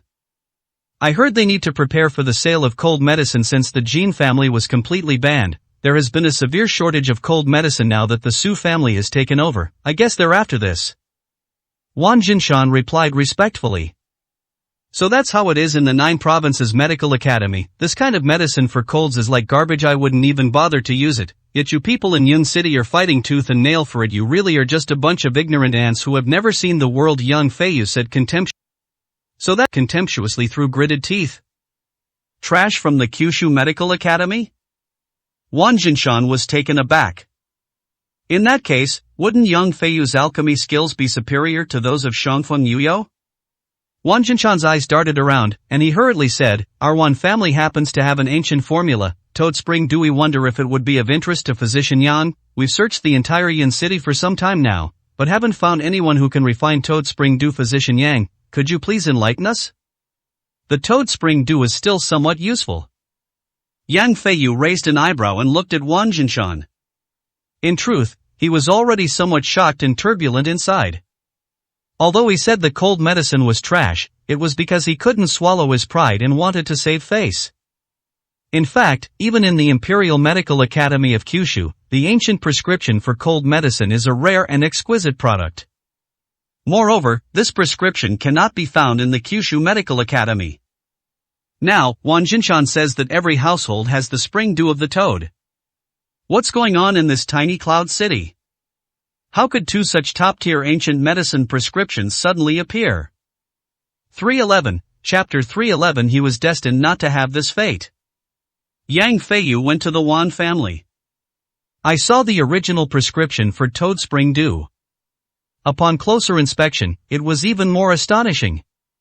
The derivation of the prescription has been perfected. It not only restores the original efficacy of the ancient prescription, but also, through the replacement of modern drugs and the precise dosage, pushes the prescription to its peak. I wonder what kind of person could improve and create such a prescription. Only a master of traditional Chinese medicine from the 9 provinces could do that, right? Leaving aside the medicinal properties of Chanchanlu, the prescription itself has immense research value. No wonder Xiao Qingyu from Zhengzhou was able to obtain the title of King of Medicine simply by bringing the toad spring dew prescription back to the 9 provinces medical academy. If he had seen this prescription earlier, he wouldn't even need to refine the medicine. Just by having this prescription, he could have become famous throughout the 9 provinces. But who would have thought that the recipe for such a top-grade treasure would appear in Little Cloud City? Yang Feiyu was filled with regret and remorse, lamenting that he hadn't seen it sooner. He slowly turned his head and asked Wang Jinshan, where did you get this prescription? Your Wan family alone couldn't possibly produce such a top-notch prescription, could it? If the Wan family had originally possessed it, they wouldn't still be at the bottom of the first-tier families in Yuncheng. Wang Jinshan hurriedly replied, we are related to the Zhao family of Zhengzhou. It was the head of the Zhao family, Brother Zhao, who personally entrusted someone to deliver it to us. I see. Then everything becomes clear. It's estimated that the Zhao family had already squeezed all the value out of the toad spring dew in Zhengzhou, and it was no longer of any use to them, so they handed it over to the Wan family as a favor. Or perhaps the Zhao family had a backup, so they bestowed the toad spring dew upon the Wan family as a favor. Regardless, this is a very generous gesture. This also demonstrates the Zhao family's current status in Zhengzhou. Well, Dr. Yang, can you refine it? Wang Jinshan asked with a face full of anticipation. All the players watched Yang Feiyu nervously. This is a once-in-a-lifetime opportunity.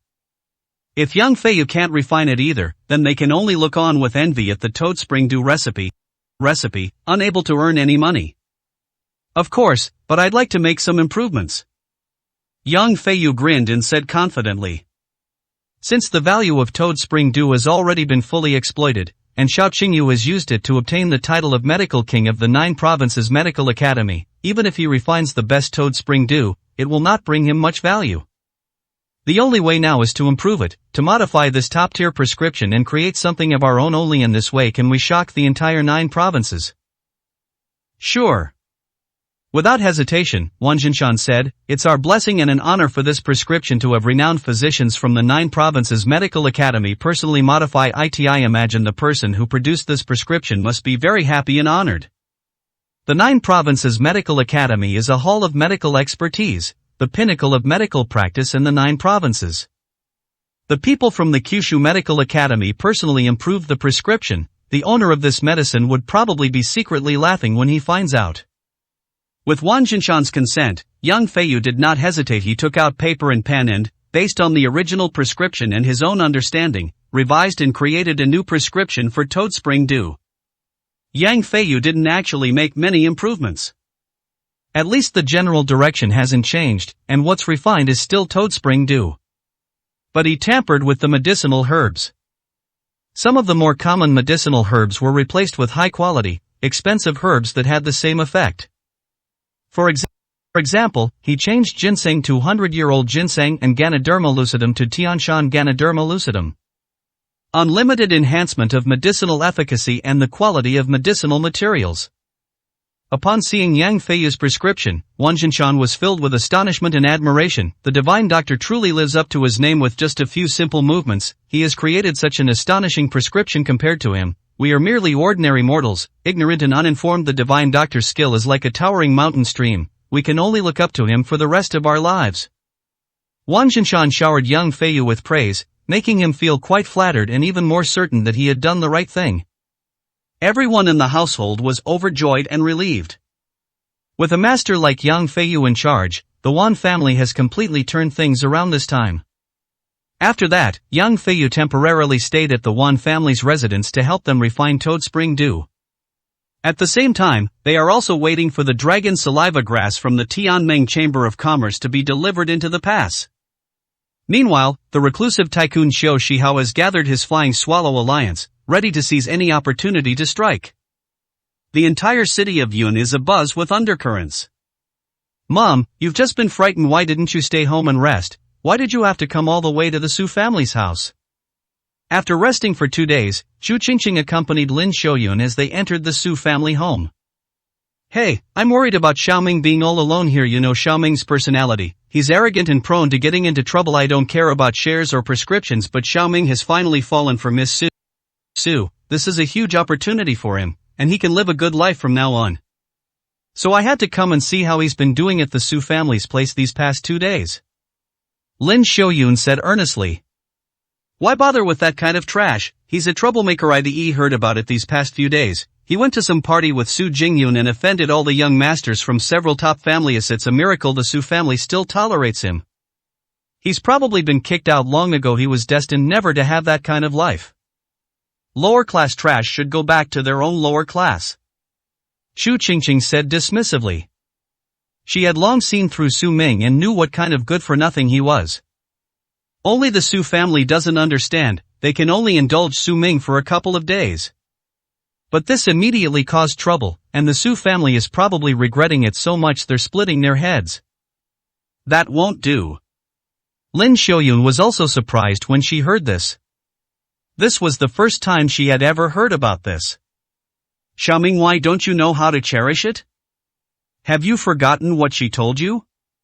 How did you manage to cause such a huge disaster in the blink of an eye? Lin Xiaoyun felt restless and followed Xu Qingqing into the room. But as soon as she entered the door, Xu Qingqing was dumbfounded.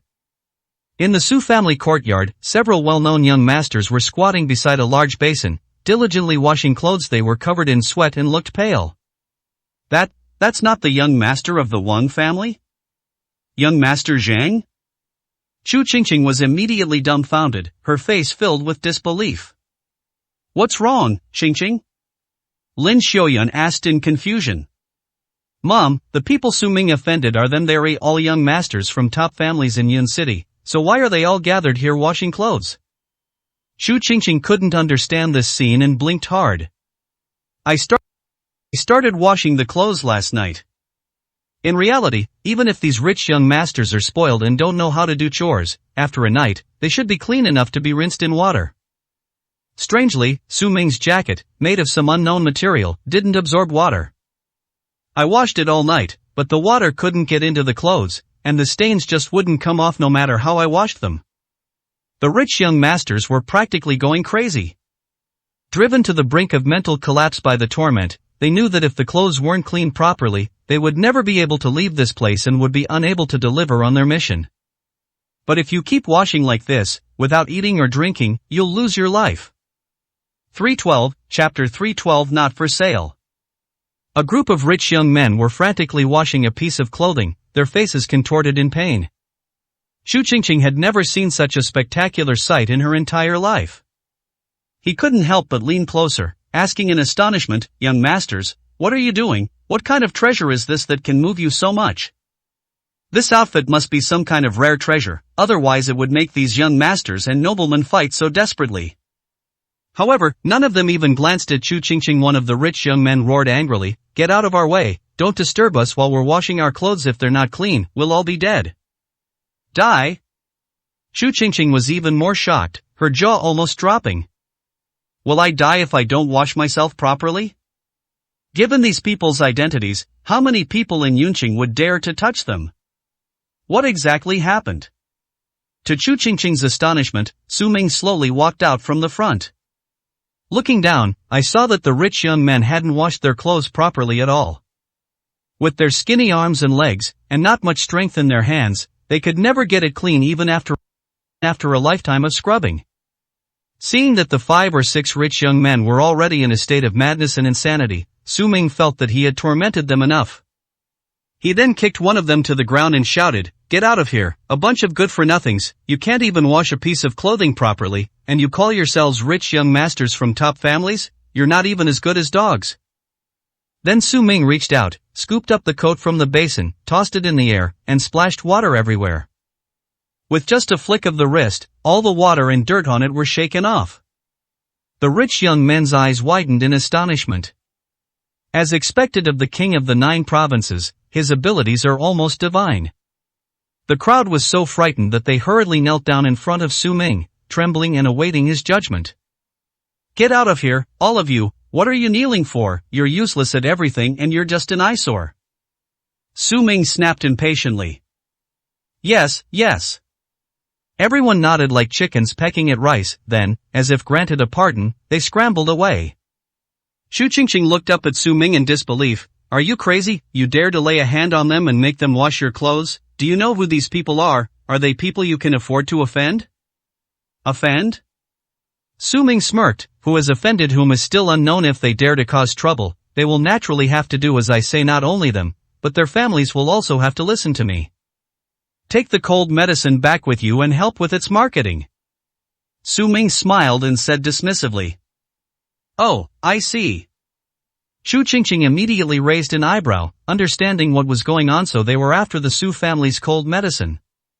The value of the cold medicine is self-evident.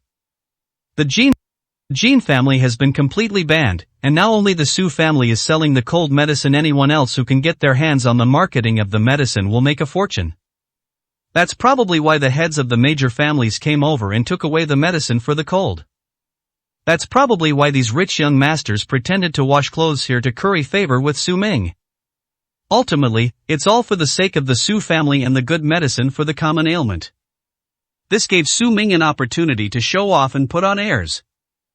Having understood everything, Shu Qingqing's face immediately darkened, and she gave Su Ming a disdainful look. "You really haven't changed at all. Even if you can marry into the Su family and return to the upper class, you still can't change your disgusting nature. It's true what they say, it's easier to change mountains and rivers than to change one's nature.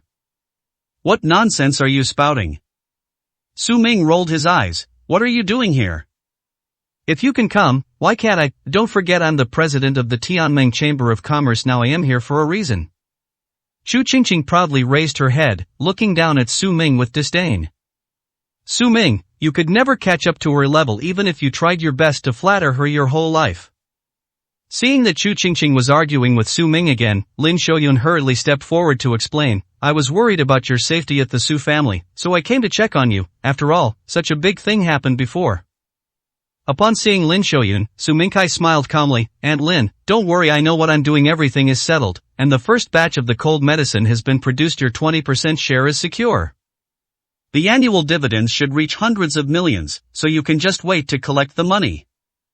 "Hundreds of millions? I wouldn't even dare to dream of that. I am just an employee." Lin Shouyun was immediately speechless, her face full of flattery and surprise, and followed Su Ming into the Su family's main hall. "You're putting on airs, acting like you gave us those 20% shares. It was all thanks to my mother's hard work that the Su family gave us them. Don't think that just because you married into the Su family, you're completely part of the family. They're not even married yet, it's not even close to happening." Shu Qingqing sneered, her face full of sarcasm. She really disliked the way Su Ming and his gang acted so arrogantly and smugly after getting powerful connections. Su Ming glanced at Shu Qingqing, then ignored her. As they entered the Su family hall, Su Tianhai hurriedly came out to greet Lin Shouyun and Shu Qingqing. Let's put aside Shu Qingqing's identity as the president of the Tianming Chamber of Commerce for now. Both of them were people close to Su Ming. In the Su family, such a person would be an extremely distinguished guest, and Su Tianhai would certainly greet them with the utmost courtesy. But this led Shu Qingqing to mistakenly believe that the respect came from her status. Even more proud and honored. Taking this opportunity, she spoke to Su Tianhai in the hall.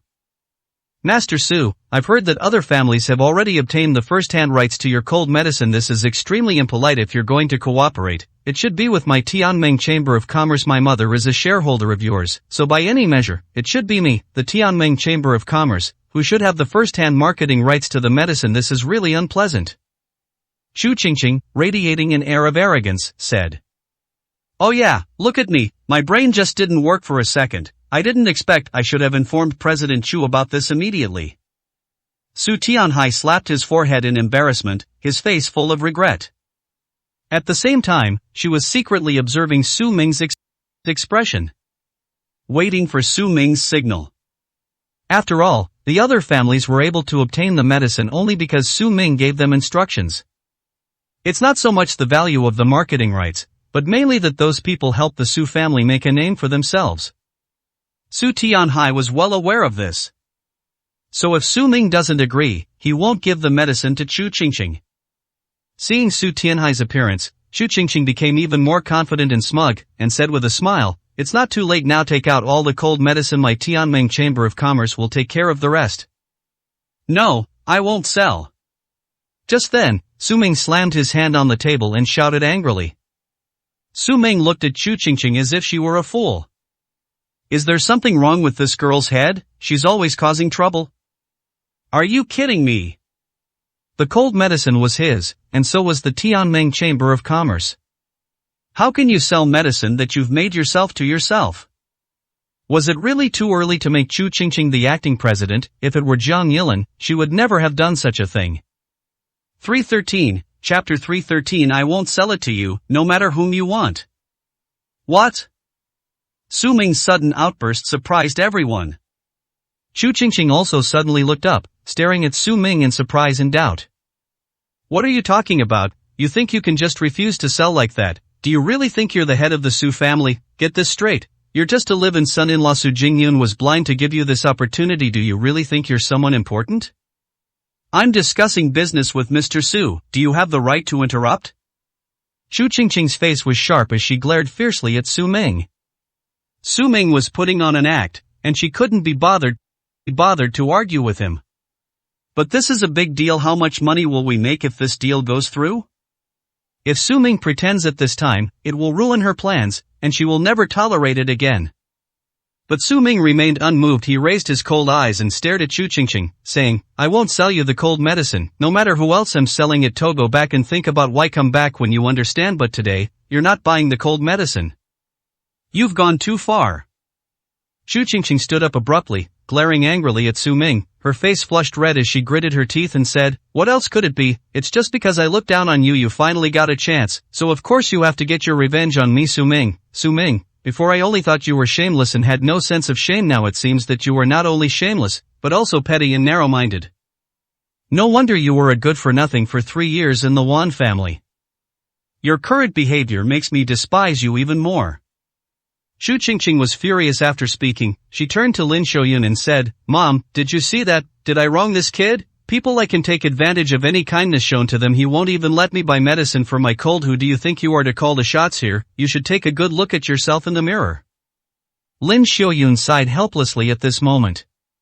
She guessed that Chu Qingqing and Su Ming would start arguing as soon as they met. I should have known better than to let Chu Qingqing come along. However, in this matter, Su Ming was indeed petty and narrow-minded, and he did something wrong. Even if there are some disagreements between them and Chu Qingqing, those are just minor squabbles among family members. How could they possibly interfere with such an important matter? This is a huge deal for the Tianming Chamber of Commerce. Qingqing is now the president, and her status is different. It's not like before, where she would just joke around with Su Ming and then let it go. Thinking of this, Lin Shouyun looked up and said to Su Ming with a consoling expression, Xiao Ming, Qingqing is just outspoken and said a lot of hurtful things before, but that's just how she is, careless and doesn't think before she speaks. You don't need to take it to heart, Urea man, so just be more tolerant of her. Let's not hold it against her for what happened today. Let's give her the medicine. Su Ming was immediately filled with frustration. If she had held a grudge, Chu Qingqing would have been dead long ago. He knew Chu Qingqing was young and didn't think before she spoke, so he never took it to heart. Moreover, because of Lin Shouyun, the Chu family was given a break. But these are two completely different things. Su Ming shook his head and said, Aunt Lin, I can listen to you and do whatever you want with anything else but not this, because I can't sell my things to myself anyway. She's not getting the cold medicine.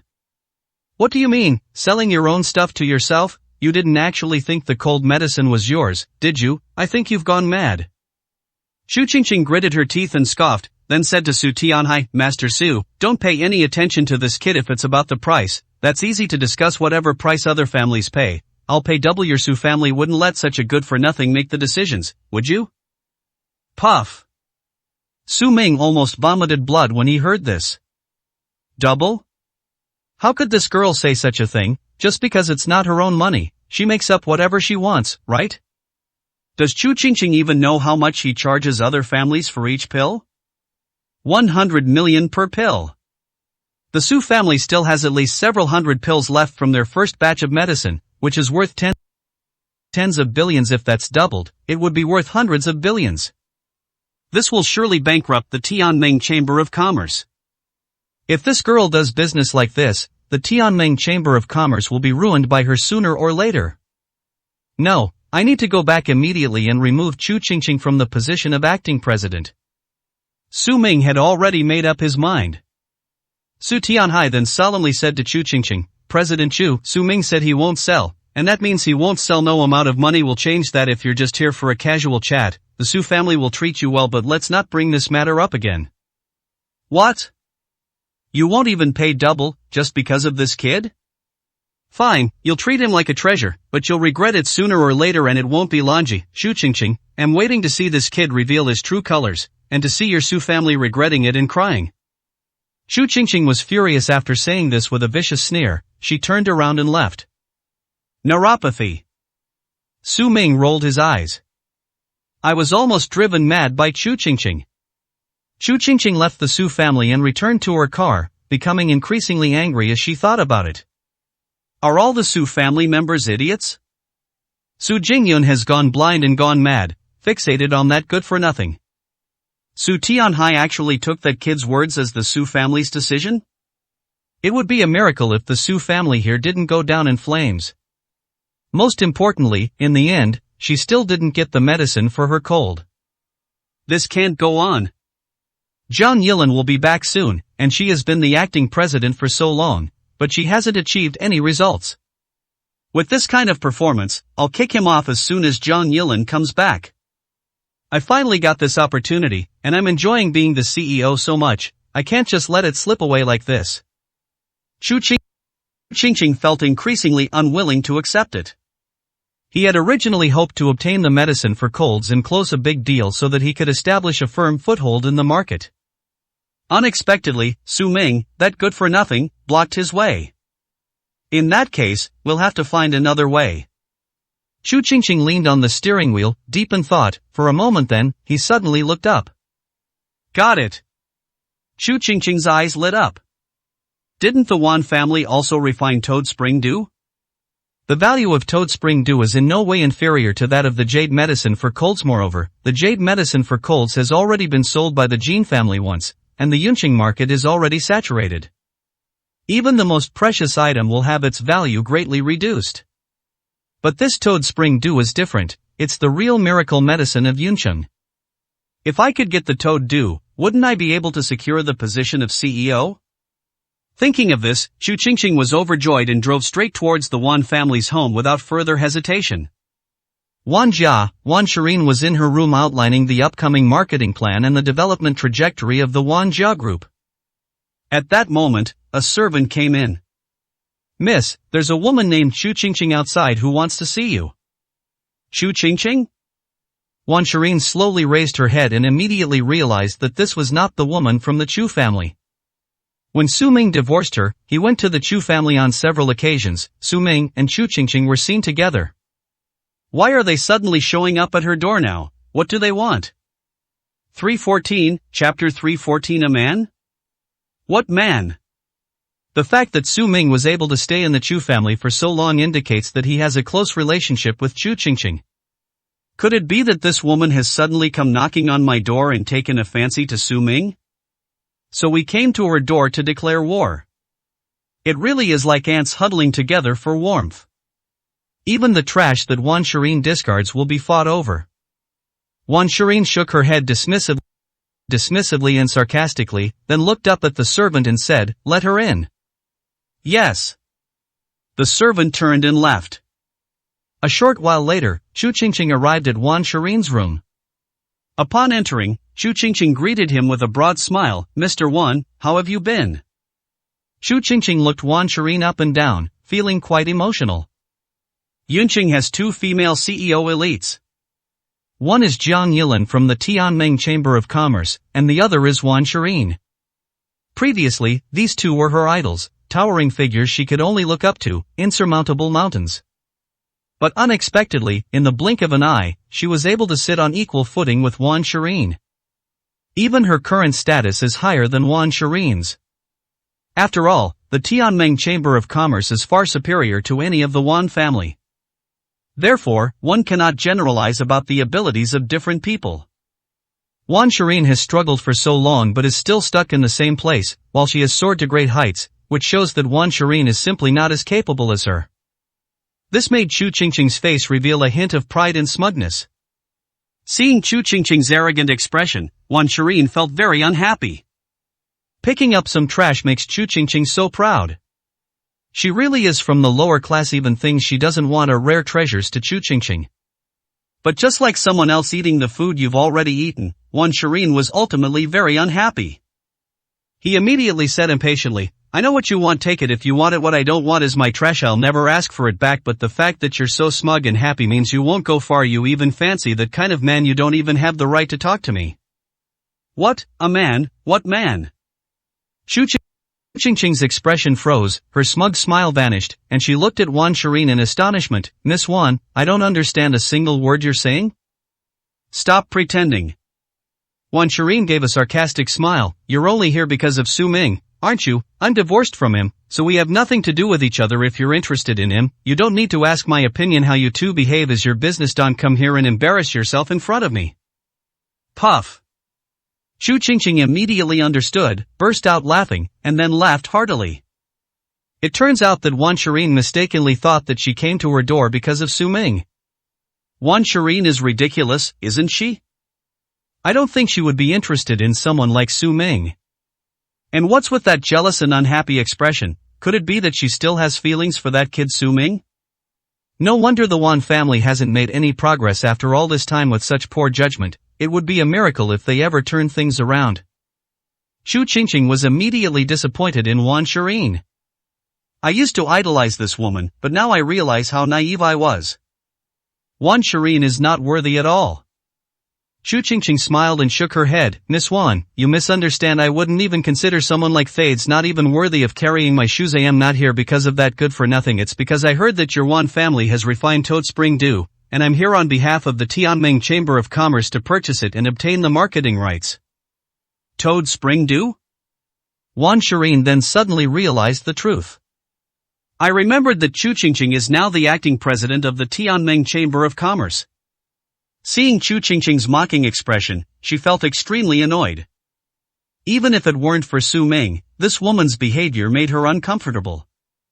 He immediately said in a deep voice, I won't sell it to the Tianming Chamber of Commerce, no matter who it's for, especially you. You're not qualified to buy the Toad Spring Dew from me." "What?" Chu Qingqing's eyes widened. "What's going on?" Before even discussing the price, Wan Shireen refused outright. "What's wrong with this woman?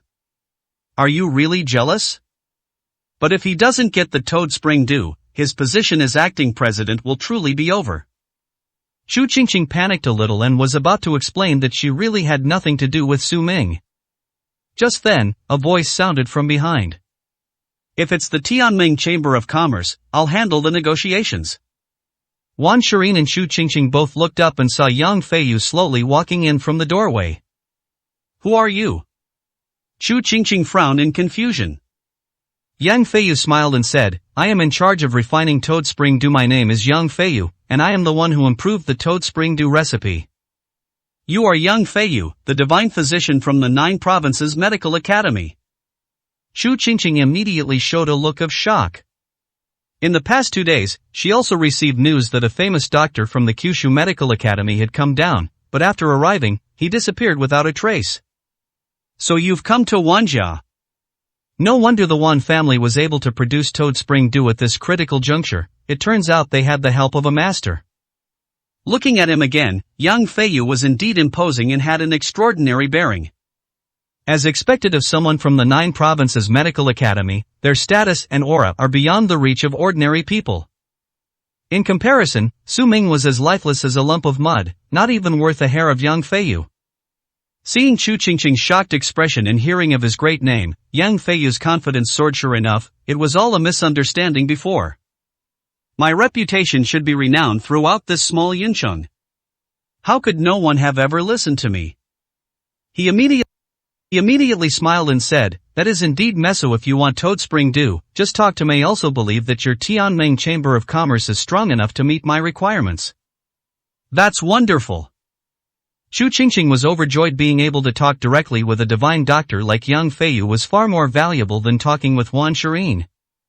Chu Qingqing couldn't help but look at him provocatively. Wan Shirin glanced at him, her face beaming with a victorious smile. Wan Shirin sat to one side, her face sullen, remaining silent.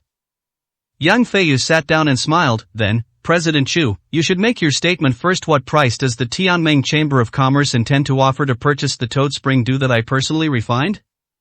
"That's easy." Chu Qingqing immediately spoke up generously. "Let's buy it at the price of Toad Spring Dew in Zhongzhou. That shouldn't be considered unfair to Dr. Yang." Puff! Yang Feiyu burst out laughing.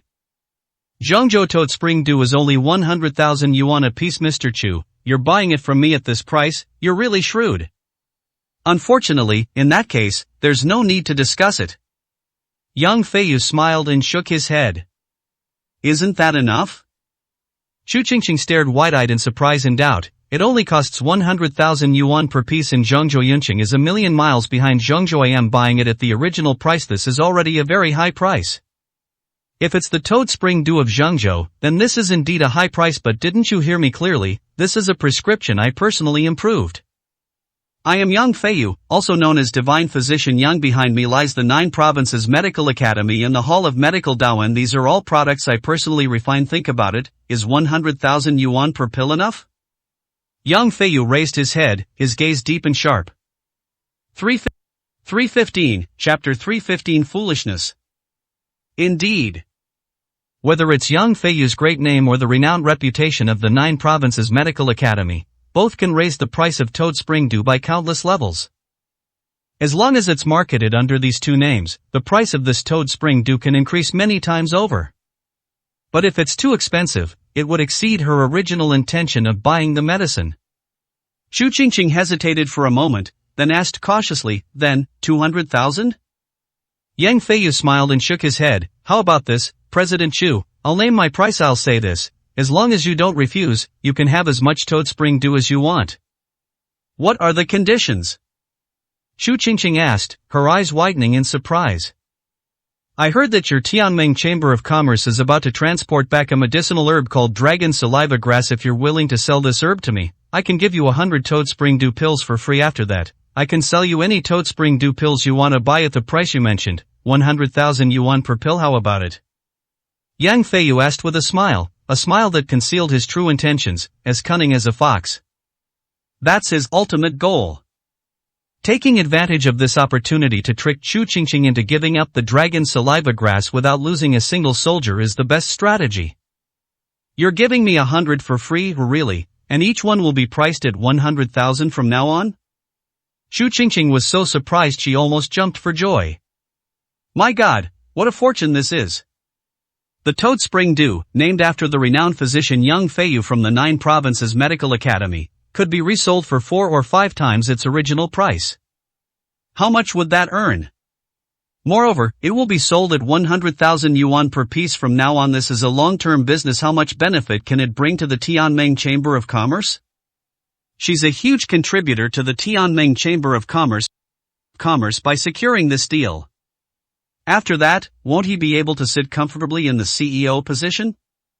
Although she didn't have the final say on the ambergris, it was ultimately just a medicinal herb. How much is a single medicinal herb worth? If Zhang Yilin knew that she had managed to get so much genuine toad spring dew in exchange, she would be incredibly grateful to her, right? That's what she thought, but Chu Qingqing was still somewhat uncertain, because it wasn't something she could just agree to. He hesitated before saying, although I am very happy to have gained Dr. Young's trust, let's postpone this matter for now. We can cooperate after I go back and call to confirm. Upon hearing this, Yang Feiyu immediately curled his lip in a mocking smile. I thought President Chu could make all the decisions. Aren't you the president of the Tianming Chamber of Commerce? If you can't even make a decision on such a small matter, then what's the point of your position as president? Isn't this a waste of my time? I'm so disappointed in you. You don't actually think a single ambergris herb is more expensive than 100 toad spring dew pills, do you? Especially since it's practically free. You can't even seize an opportunity right in front of you, Mr. Chu. You're a complete failure as a CEO. How about this? If you don't think it's worth it, I'll personally contribute another 1 billion to buy it for you. If you still don't agree to that, then you've been a CEO for nothing. Yang Feiyu smiled sarcastically, then said nothing more, sitting to the side leisurely drinking tea, leaving the choice entirely to Chu Qingqing. However, judging from his attitude, Chu Qingqing's decision not to choose Su Ming would be a loss for him, given Su Ming's enormous interests. He wouldn't care at all. Even Wan Shirin looked up in shock, asking in astonishment, Dr. Yang, what are you doing? 100 toad spring dew pills, and you're personally contributing 10 billion. Add to that the cost price of 100,000 per pill. Later weary losing money hand over fist. Sent this just giving the Heavenly Alliance Chamber of Commerce a free ride. Although you were the one who concocted the medicine, and you have the right to make decisions, the medicinal herbs were also provided by my Wan family. I sent this just giving money away to others? Wan Shirin was completely unable to understand Yang Feiyu's behavior. Shut up! What use is the prescription to your Wan family if I don't exist? I'll make my own decision. Who are you to interfere? Yang Feiyu snorted coldly and issued a rebuke. Wan Shirin's face darkened, but she dared not speak again. Under this double pressure, Chu Qingqing felt that her chance to turn things around was just around the corner, and she could seize it as long as she agreed. That way, you can keep the CEO position. Can. She involuntarily clenched her fists and gritted her teeth. Yes, if she can't even make decisions on such a small matter, what kind of CEO is she? Moreover, this would bring huge benefits to the Tianming Chamber of Commerce, so no one would refuse it. Thinking of this, Chu Qingqing gritted her teeth and said in a deep voice, I promise you, I'll give you the medicine whenever you want. That's much better, now that's more like it. Upon hearing Chu Qingqing's agreement, Yang Feiyu laughed heartily, stood up, and clapped, saying, President Chu, you truly are a man of great things. Choosing you was definitely the right decision. However, words are meaningless. Just to be on the safe side, let's sign a contract then. You can take the 10 billion in cash and 100 toad spring dews anytime. No problem. After agreeing, Chu Qingqing completely relaxed, her face beaming with joy. The next step was to welcome a huge surprise.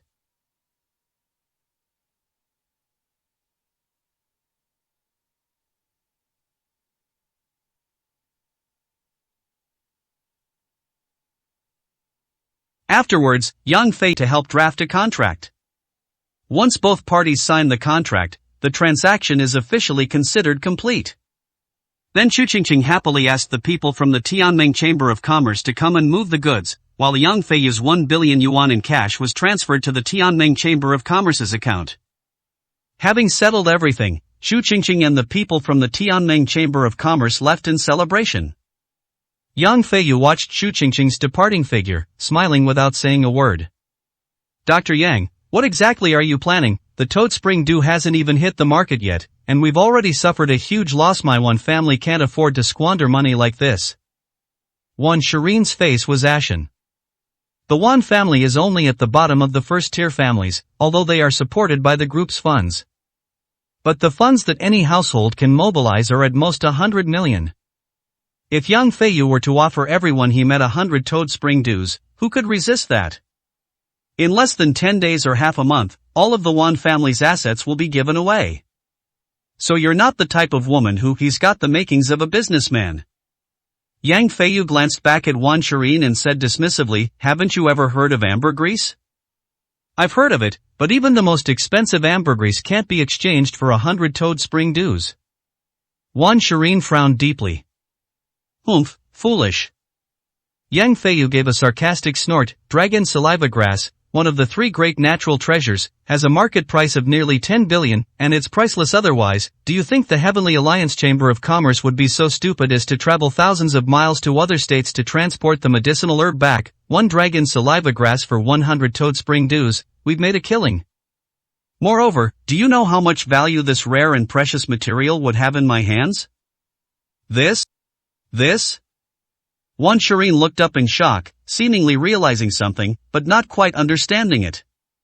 But a feeling had already crept into my mind that this matter was not as simple as it seemed on the surface. In short, just you wait and see, these 100 toad spring dew pills won't be given away for nothing. Moreover, once I refine a 6th grade divine medicine, and others find out that I personally refined all of your one family's toad spring dew pills, no matter how high the price, your one family's medicine will be snapped up. Yang Feiyu burst into laughter and turned to leave. 316, Chapter 316. You're a real scumbag. A 6th grade divine medicine? Wan Shireen was dumbfounded, stunned on the spot, unable to recover for a long time. Yang Feiyu's actions were actually quite simple. In other words, as long as he obtains the dragon saliva grass and refines the dragon roar pill, he will let the entire 9 provinces know that he can refine 6th grade pills. His fame will resound throughout the land like thunder. As a result, the price of the toad spring dew that he personally refined increased many times over, and countless people were vying for it.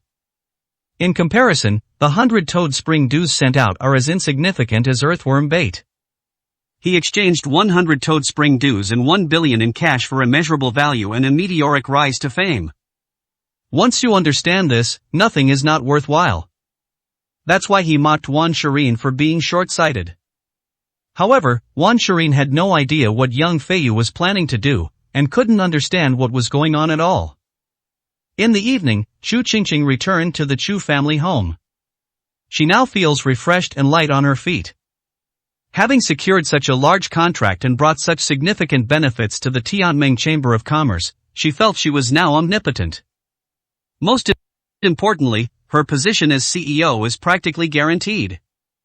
Pushing open the door and entering the living room, I saw that Su Ming had also returned and was sitting in the living room talking to Lin Shoyun.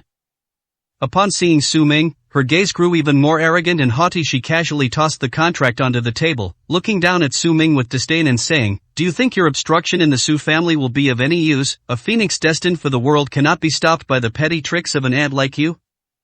You're like a praying mantis on a railway track, thinking you can overturn a train with just one arm. It's utterly stupid and ridiculous." Not knowing what was wrong with this girl again, Su Ming glanced at Chu Qingqing without saying a word. Lin Shoyan asked in confusion, "Qingqing, what are you talking about? What is this?" "This is my contract with the Wan family. It's a formal contract signed by both parties. I've already obtained the marketing rights for Toad Spring Dew from the Wan family. Moreover, in addition to giving me the medicine at the lowest price, the Wan family also gave me 100 pills for free. When someone is destined to get rich, it's their fate. No shameless scoundrels can stop them." Chu Qingqing let out a triumphant laugh, her words filled with mockery and humiliation towards Su Ming. "Real?" Inside the room, Chu Yingkai, upon hearing Chu Qingqing's words, immediately came out overjoyed. "Qingqing, you've really turned your life around and made a fortune by securing this contract. From now on, you'll have to drop that acting from your title of acting president. You've completely established yourself in the Tianming Chamber of Commerce. As expected of my daughter, she's incredibly capable." Chu Yingkai was overjoyed and kept praising him. Su Ming frowned. The Wan family has already refined the Toad Spring Dew? It seems the Wan family has come up with a solution. But that's normal. No matter how slow or incompetent the Wan family is, they are still a top-tier family and should be able to come up with some solutions. Chu Qingqing's ability to secure the marketing rights for Chan Chunlu and Yunqing demonstrates that she does possess some skill. Let's leave Chu Qingqing, the acting president, for the time being. Su Ming was making plans in his mind. Chu Qingqing lowered her head, stared at Su Ming, and sneered mockingly, "Speak up, weren't you going to great lengths to stop me? Why are you silent now? Do you realize the difference between you and me now? You think you can compare to me just because you married into the Su family, huh?" Chu Qingqing is so arrogant it's almost outrageous. Su Ming ignored him and got up, saying, "I've been busy for 2 days and haven't taken a shower. Aunt Lin, I'm going to take a shower first." Someone's going to run away in panic, someone's too ashamed to show their face, even a despicable and shameless person like you will feel ashamed. Chu Qingqing laughed triumphantly, as if she had gotten her revenge. Su Ming has already gone into the bathroom. Qingqing, how did you do that? The Wan family can't just give you such a big benefit for no reason, right? What trick did you use? Tell me so your dad can learn from you. Xu Yingkai asked excitedly. It's nothing much, I just traded it for a medicinal herb from the Tianming Chamber of Commerce. I think it's called something like dragon saliva grass. It's just a medicinal herb. It can't be that expensive. Being able to exchange it for such a large fortune is also due to my personal ability. Chu Qingqing sat down, crossed her legs, and said with a face full of pride. That's true, no one else could do that. Xu Yingkai then showered him with praise. Meanwhile, Su Ming was taking a shower and didn't hear what Chu Qingqing said at all. If he knew that Chu Qingqing had sold the dragon saliva grass that he had gone to great lengths to have Jiang Yilan bring back before it even arrived, he would probably be so angry that he would vomit blood on the spot. Chu Qingqing was still boasting in the living room. Turning her head, she saw Su Ming's coat lying on the sofa. Thinking back to today, a bunch of rich young masters were washing Su Ming's clothes, and they still couldn't get them clean. This piqued her curiosity. What's so special about a coat? She couldn't help but reach out and pick it up to examine it. As soon as the clothes were picked up, a bright green bracelet slipped out of the coat pocket. Upon seeing the bracelet, Chu Qingqing and Xu Yingkai both showed expressions of shock. Qingqing, isn't this your bracelet? How did it end up in that good-for-nothing's coat? Did he steal it? Xu Yingkai asked in shock. No, it's not. Chu Qingqing's eyes widened instantly. She then recalled that she had asked someone to deliver the bracelet to Shen Luoyun when she visited the heavenly palace on the cloud top. In the end, the person was never found, and the bracelet was never returned. This incident bothered her for a while. But how did it end up in Su Ming's pocket? Could it be that Su Ming was also inside the heavenly palace on the cloud top at that time? Could it be that kid? Chu Qingqing's eyes widened in surprise. It seems they've sensed something.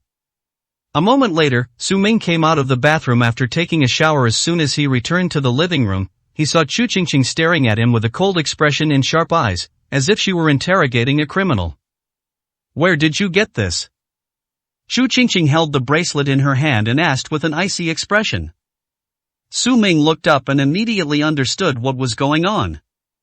He answered casually, I found it. Found it? Found it? Where did you find it? This was a gift from my mother, something I've worn since I was little. I had someone pass it on to Shen Luoyun, but Shen Luoyun was greedy and shameless and kept it. Now it's on you, and you say you found it. Do you think I'm stupid? Chu Qingqing's face was gloomy and she sneered. Su Ming rolled his eyes. So how do you think I got here?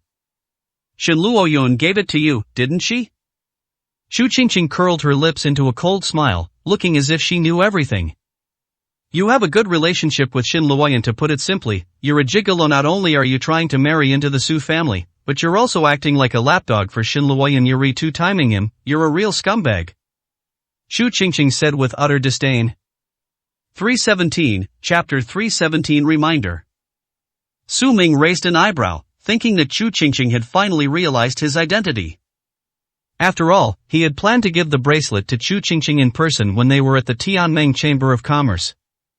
I never imagined that just saying something like that would make me realize this girl's brain is beyond saving. If Chu Qingqing thought about it carefully, she could guess some clues about Su Ming's identity if the things she sent to the Cloud Palace could appear on Su Ming's persona. But Chu Qingqing was convinced from the bottom of her heart that Su Ming would never be able to enter the heavenly palace on the cloud top in his lifetime. They immediately assumed that the bracelet must have been a private gift from Shen Luoyun to Su Ming. Her belongings were given to Su Ming by Shen Luoyun. This thought made her incredibly angry, and even made her feel nauseous. So I couldn't help but use extremely sarcastic and cutting words. If Su Jingyun finds out about this, do you think the Su family will still allow you to marry into their family? I originally thought you were just a gigolo who lived off women, but I didn't expect you to be such a greedy scumbag. You really disgust me. Chu Qingqing said with a sneer. Something's wrong. Su Ming glanced at Chu Qingqing and said, consider the bracelet back to you. I don't have the patience to argue with you. After saying that, Su Ming turned and went back to his room. Trying to run away when you're in the wrong, did I hit a nerve? Chu Qingqing gave a smug, cold laugh. Not a single word Chu Qingqing uttered was to the point. He did not marry into the Su family. It's even less likely that he would become Shen Luoyun's lapdog. It's even more absurd than trying to have two relationships at the same time. These are all impossible things, they are all Chu Qingqing's own assumptions, which she firmly believes.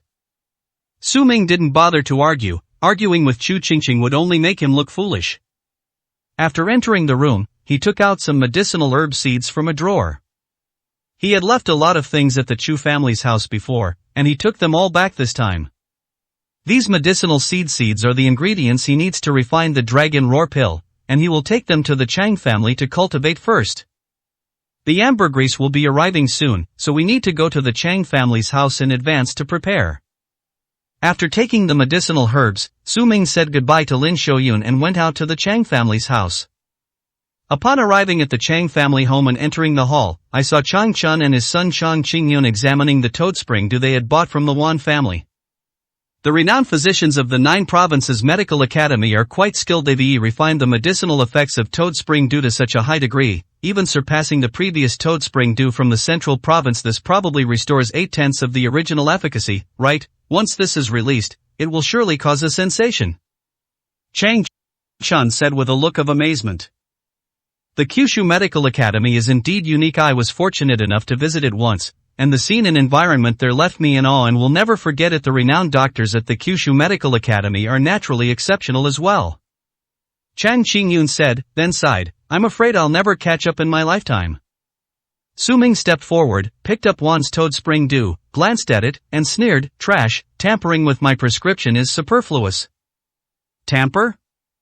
Chang Chun and Chang Qingyun both looked up in shock. Did Dr. Young tamper with the prescription? But as a member of the 9 provinces medical academy, he has unique insights into medicine, so it should be reasonable for him to make slight changes. Opinion?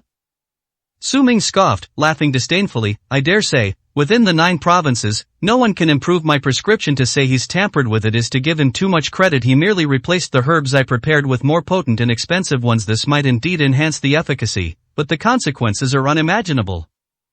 A famous doctor, what a fool. After Su Ming finished speaking, he casually tossed the toad spring dew onto the table, and then said to Chang Chun, come with me, I have something to tell you. Yes, Prince Su. Chang Chun hurriedly got up and followed Su Ming toward the medicinal herb garden behind the Chang family. Chang Chun, still pondering with a puzzled expression, slowly said, I naturally believe what Prince Su said without a doubt, but if there really is a problem, wouldn't the Wan family have to take the blame? Wouldn't the Wan family be finished? Upon hearing this, Su Ming paused slightly. Originally, he thought that since the Wan family could find someone like Yang Feiyu to refine medicine, they should naturally bear the consequences. But Chang Chun's words reminded him. If these drugs were actually sold and leaked out, millions of people in Yunqing would suffer. At that point, things will get out of control. Moreover, after being married to Wan Shirin for 3 years, he didn't want her to really end up in a hopeless situation. Thinking of this, Su Ming handed the medicinal herb seeds in his hand to Chang Chun and said, take these to the herb garden first, I'll make a phone call. Good. Chang Chun took the seeds and hurried away. Su Ming took out his phone, found Wan Shirin's number that he hadn't dialed in a long time, thought for a moment, and then dialed it. A short while later, Wan Shirin answered the phone. Hello? Wan Shirin made a sound. Su Ming paused for a moment before speaking, there's a problem with the Wan family's toad spring dew. Stop selling it, it's not too late now, otherwise, if it's fully released, the Wan family might not be able to bear the consequences. Are you Su Ming? Wan Shirin looked at the phone number repeatedly before letting out a cold voice. What exactly do you want to say? After all this time, you're calling me just to say this. I'm not trying to say anything, I'm just reminding you. Su Ming said calmly. Remind? Wan Shirin couldn't help but laugh, her tone laced with sarcasm and disdain. Do you know who our Wan family invited to help us refine medicine? It's Yang Feiyu from the 9 provinces medical academy, the divine physician Yang. Are you questioning me, or are you questioning divine physician Yang? Have you even heard of the 9 provinces medical academy? If you can't even trust the 9 provinces medical academy, Then how can I trust what you say? Wan Shirin said with a sneer. Su Ming really hasn't changed at all. When they call, they say the same boring things, which only makes her laugh. I also think Su Ming's sad. I may only ever say these ignorant things in my entire life, and I will never make any progress. I've accomplished absolutely nothing since leaving her. Back when they were still married, she would take him into high society so he could broaden his horizons and gain more experience. After the divorce, Su Ming's memories and experiences remained only in the past. Most importantly, Su Ming was completely unaware of this and still thought he was the same old him, with no progress whatsoever. That's the most tragic thing. Cheyenne, who are you talking to on the phone? Luo Hongxia's voice came from the other end. It was Su Ming. He said there was a problem with the toad spring Dewey refined, so he called to remind me, Wan Shirin said with a smile. That kid is still calling to harass you. Is he trying to come back and cause trouble because he sees our one family is about to get rich? Let me talk to him. Luo Hongxia snatched the phone and shouted at Su Ming, you piece of trash, listen up, you're only alive now because of your abilities. It's just that the one family let you go. Don't be ungrateful if you keep bothering Shirin. Don't blame me for taking your life. Luo Hongxia said fiercely. Upon hearing Luo Hongxia's voice, Su Ming lost all interest. He replied coldly, believe it or not, it's up to you. After saying that, Su Ming hung up the phone. 318, Chapter 318 Medicinal gas pours out. Look, this piece of trash got caught by me and hung up the phone in a fit of rage. Luo Hongxia returned the phone to Wan Shirin with a disdainful sneer. Then, with a heavy heart, he reminded her, Shirin, your status is different now. You can't get entangled with this kind of idiot anymore. It could easily damage your reputation and standing when the toad spring dew is fully released. It will cause a sensation in Yunqing, and even in Zhangzhou at that time. You will be frequenting top-tier venues and associating with wealthy and powerful people. So many talented young men are waiting for you to choose, but this kind of person is like a stray dog on the street. He should have been abandoned long ago. You can't stay stuck here. Okay, Mom. Wan Shirin looked up and took a deep breath. Yes, after working so hard for so long, it's time for her to step into a wider world. The people we need to contact are the top figures in Kyushu. Everything in the past, like regrets, should be forgotten and discarded. Because she has already gone very far, she has even taken a leap. Su Ming is rather pitiful. Wan Shirin sighed heavily. These are the seeds of the heavenly jade vine, and these are the 10,000-foot ginseng. These are all extremely rare and top-grade medicinal herbs. In the herb garden, Chang Chun was shocked to the point of madness as he looked at the medicinal herb seeds that Su Ming had given him. These medicinal herbs are extremely rare, only seen once in a century. He had lived most of his life and had only ever seen them growing on trees. Unexpectedly, the medicinal seeds that Su Ming took out were all rare and precious treasures that are only seen once in 100 years. My goodness, so many top-grade medicinal herbs. What kind of medicine are they going to make? Chang Chun was speechless. Refine the dragon roar pill. Su Ming slowly walked out. Dragon roar pill? Chang Chun turned around in surprise. It is said that the dragon roar pill's energy permeates the entire body and is a 6th grade divine medicine. Prince Su, do you intend to refine a 6th grade divine medicine? That's right. Once Jian Yilin delivers the ambergris, all the medicinal herbs will be ready. Su Ming replied. I see. Chang Chun's face was filled with shock. A 6th grade divine medicine, I never thought I would see one in my lifetime. I guess only the people of the 9 provinces medical academy could refine a 6th grade medicine. Being able to witness Su Ming refining such a top grade elixir firsthand will be of great help to him. He couldn't wait to see it.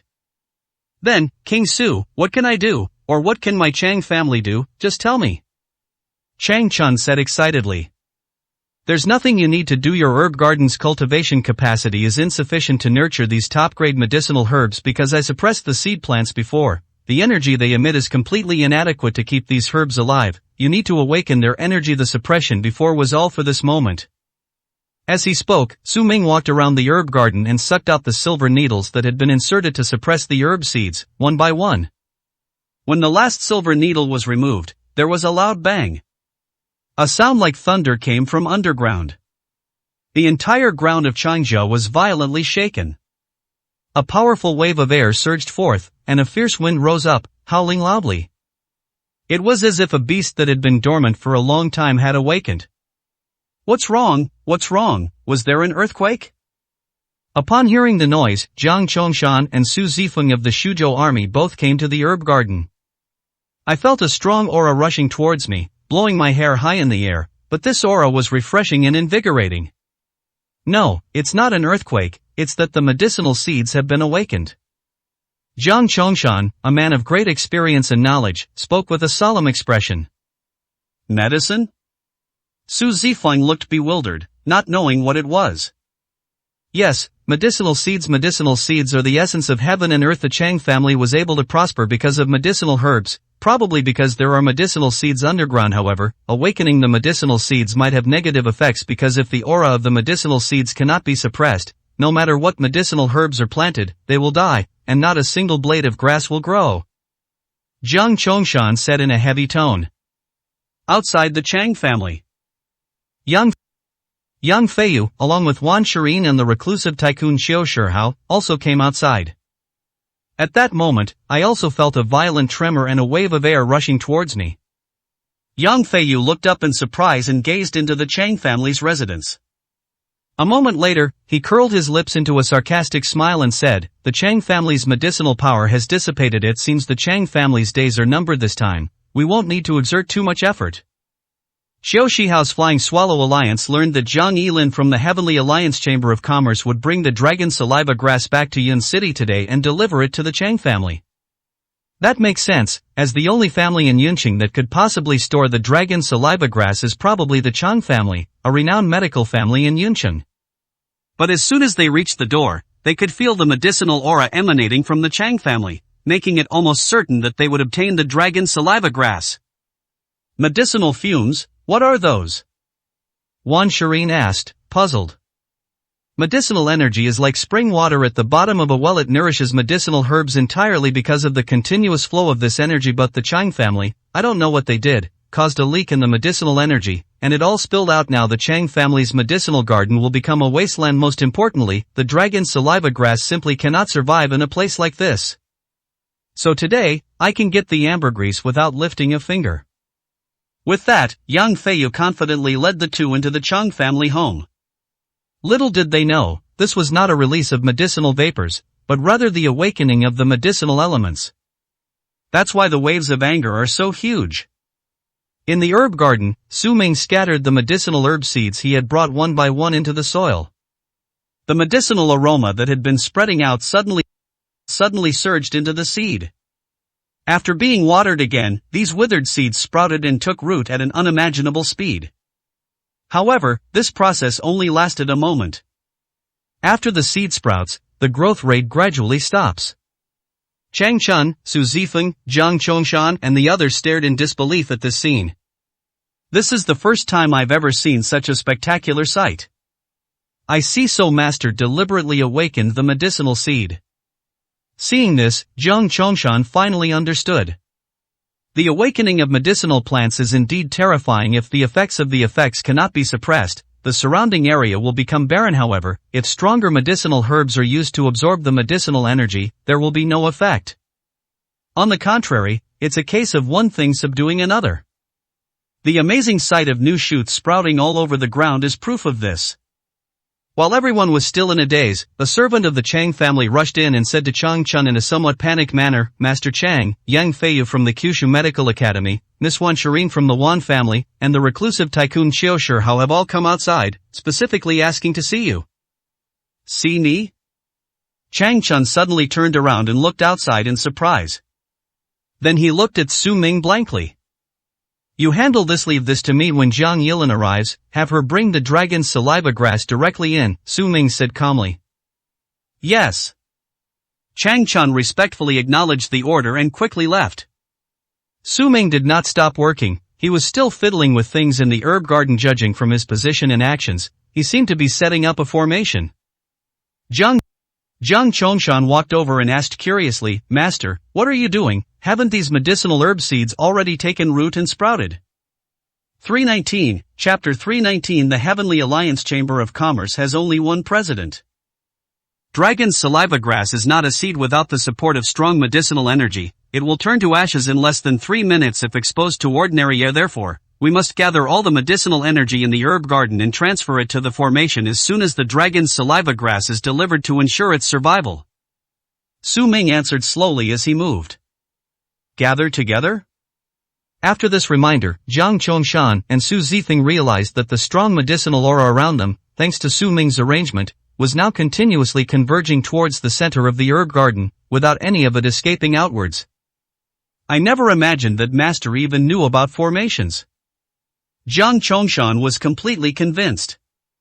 Even the slightest doubt they had about Su Ming before vanished at this moment. He immersed himself in the art of war for half his life, yet he only managed to earn the empty title of Master of Military Strategy. At Su Ming's age, he is not only a master of military strategy, but also of alchemy, formations, martial arts, and alchemy. How could he possibly compare to that? There is probably no one else in the entire 9 provinces who can compare to Su Ming. Moreover, Su Ming is only in his 20s. He has so many years ahead of him, who knows what heights he can reach. A genius is a genius. Jiang Chongshan could only sigh inwardly. He felt that even he himself seemed insignificant in front of Su Ming. Su Zifeng was even more alarmed. She originally thought that she was only in her 20s and that being able to bring down the 9 provinces was already an extraordinary achievement. She has always been confident and proud of her identity. But now that they have witnessed Su Ming's abilities, they truly realize that the real strong are those who keep their abilities hidden. Su Ming is so skilled and proficient in so many things that he doesn't even want to show it off to others. That's absolutely terrifying. Master Chang. As Chang Chun stepped into the hall, Yang Feiyu raised his hand and greeted him with a deep smile. Chang Chun slowly raised his head, his gaze sweeping over Yang Feiyu, Zhou Shihao, and Wan Shirin.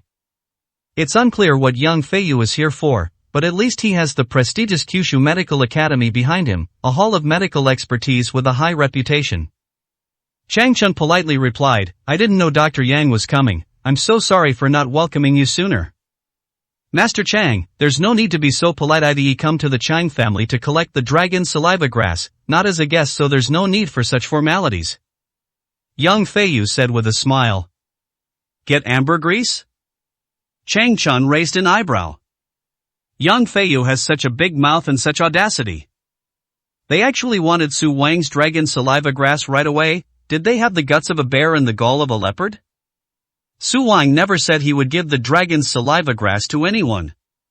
Moreover, Su Ming's current arrangements in the medicinal garden at the back clearly indicate that he intends to cultivate the ambergris in the Chang family's garden. This is great news for Changchun. The fact that they can cultivate ambergris in their own medicinal garden means that the entire Chang family can benefit from it and receive its nourishment. Moreover, they will be able to witness Su Ming refining a 6th-grade divine medicine in person in the future. These are all things he has been looking forward to. Yang Feiyu wanting dragon's saliva grass, is this some kind of ridiculous joke? Chang Chun grinned and sneered, Dr. Yang, what makes you say that? Is this dragon's saliva grass yours? Wasn't it brought back by the Heavenly Alliance Chamber of Commerce? What does it have to do with you? Ha ha. Ha ha ha. Yang Feiyu let out a smug laugh. I knew you'd say that. Look at this. Yang Feiyu pulled out the contract he had previously signed with Chu Qingqing, slammed it on the table, and said with a smile, Come here, open your eyes wide and take a good look. The Tianming Chamber of Commerce has already transferred the dragon saliva grass to mites all in black and white. Besides, your Chang family's medicinal energy is leaking out, so you can't keep the dragon saliva grass alive anymore, right? This proves that your Chang family is not qualified to possess ambergris at all. Yang Feiyu said with a smile, in a teasing tone. When Shang Chun got closer and took a look, his face immediately turned pale. The contract really does state that the dragon's saliva grass was transferred. What exactly happened? Chang Chun was terrified. Where does Chu Qingqing of the Chu family get the right to sell the dragon's saliva grass? Chang Chun was immediately horrified. What would be the consequences if Su Ming found out? Just then, a sound came from outside. Zhang Yilin has arrived. A convoy of cars stopped at the gate of the Chang family's house. A loud shout came from the doorway, "Master Chang, President Jiang has arrived, come quickly and help move the dragon's saliva grass. You've come at the perfect time." Yang Feiyu's lips curled into a wide smile.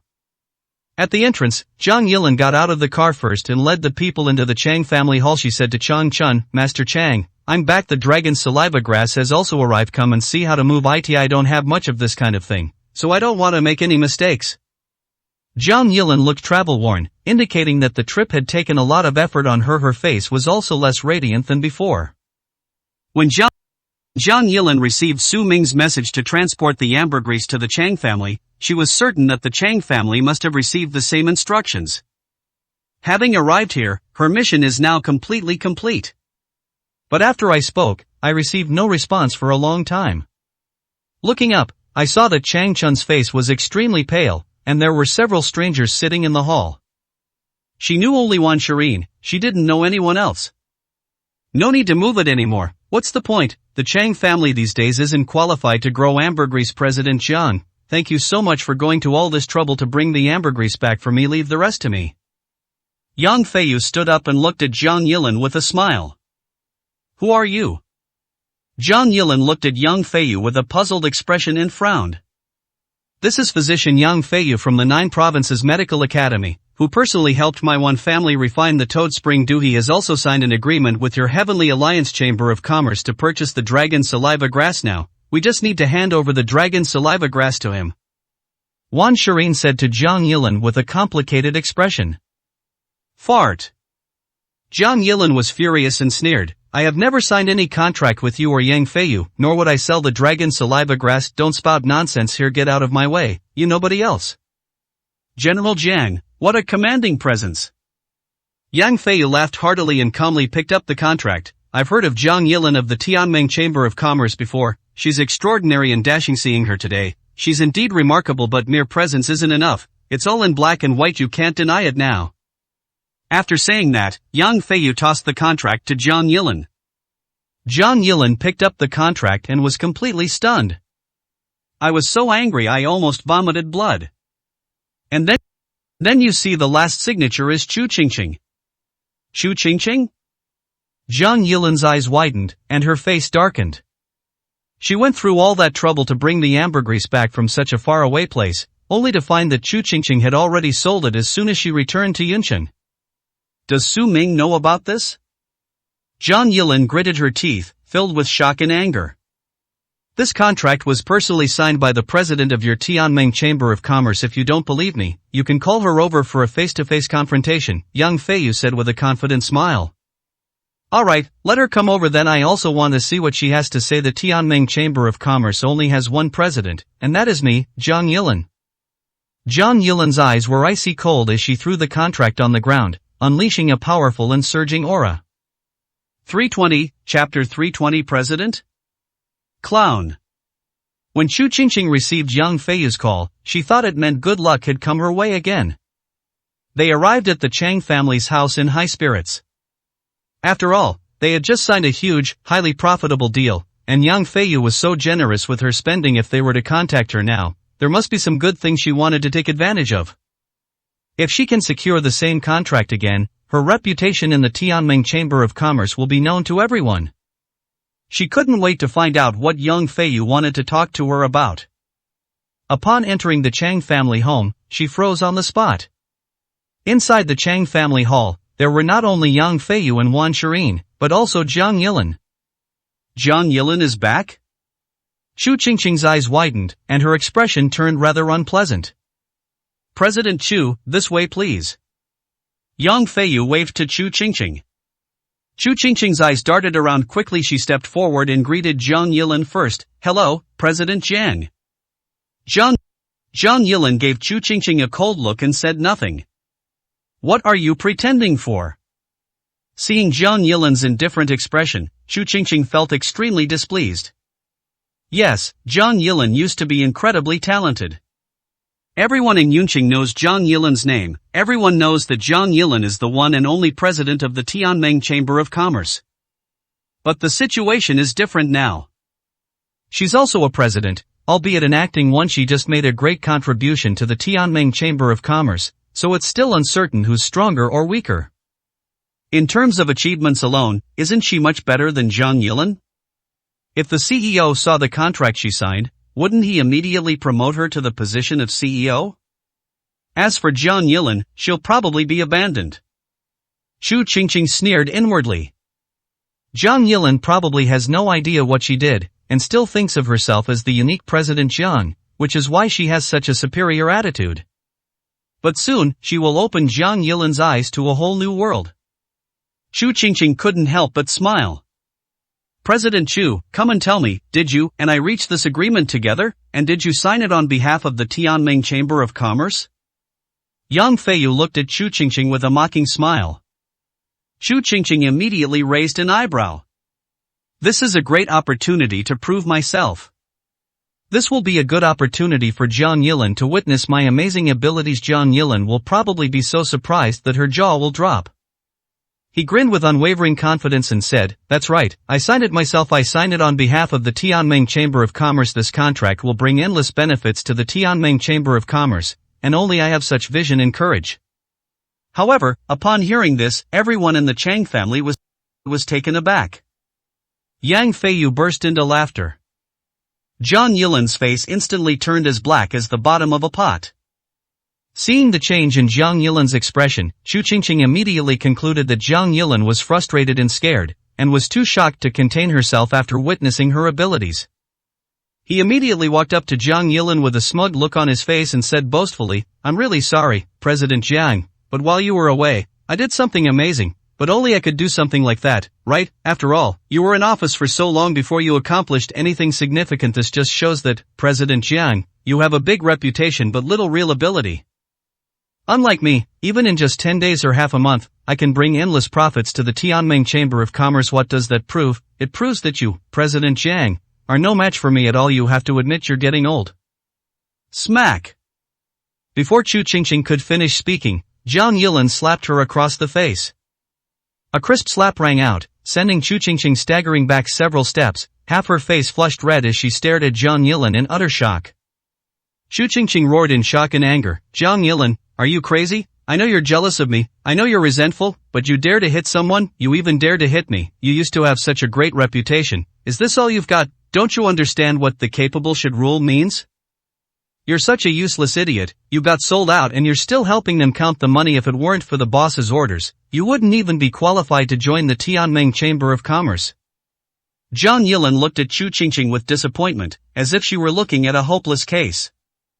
What did you say? What nonsense are you spouting? My entry into the Tianming Chamber of Commerce wasn't due to my own abilities, so what does it have to do with anyone else? Chu Qingqing scoffed, believing that Zhang Yilin was just being resentful and talking nonsense.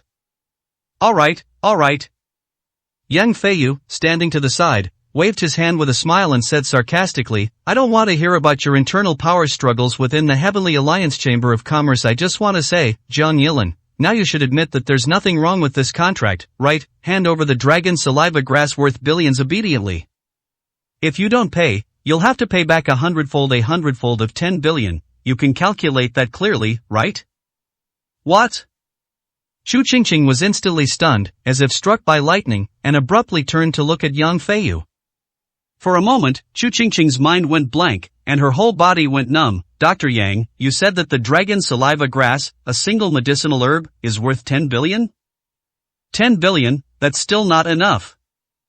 Yang Feiyu curled his lips into a mocking smile, looking at Chu Qingqing as if she were an idiot. "That thing, one of the 3 great rare treasures, is worth 10 billion. That's the price someone offered because it's simply unavailable on the market. Whoever has it will keep it hidden. Don't even mention 10 billion. No one would sell it for 100 billion.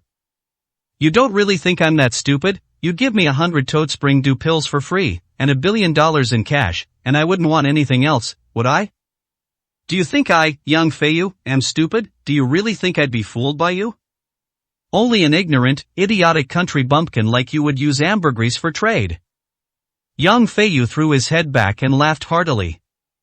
A multi-billion-dollar ambergris? A medicinal herb is worth this much money? Chu Qingqing felt as if she had been struck by a heavy blow, staggering back several steps before collapsing to the ground with a thud, her mind filled with only the number 10 billion. This is impossible. What exactly did she do? The contract she signed was worth 10 times more. It doesn't necessarily bring back billions in profits.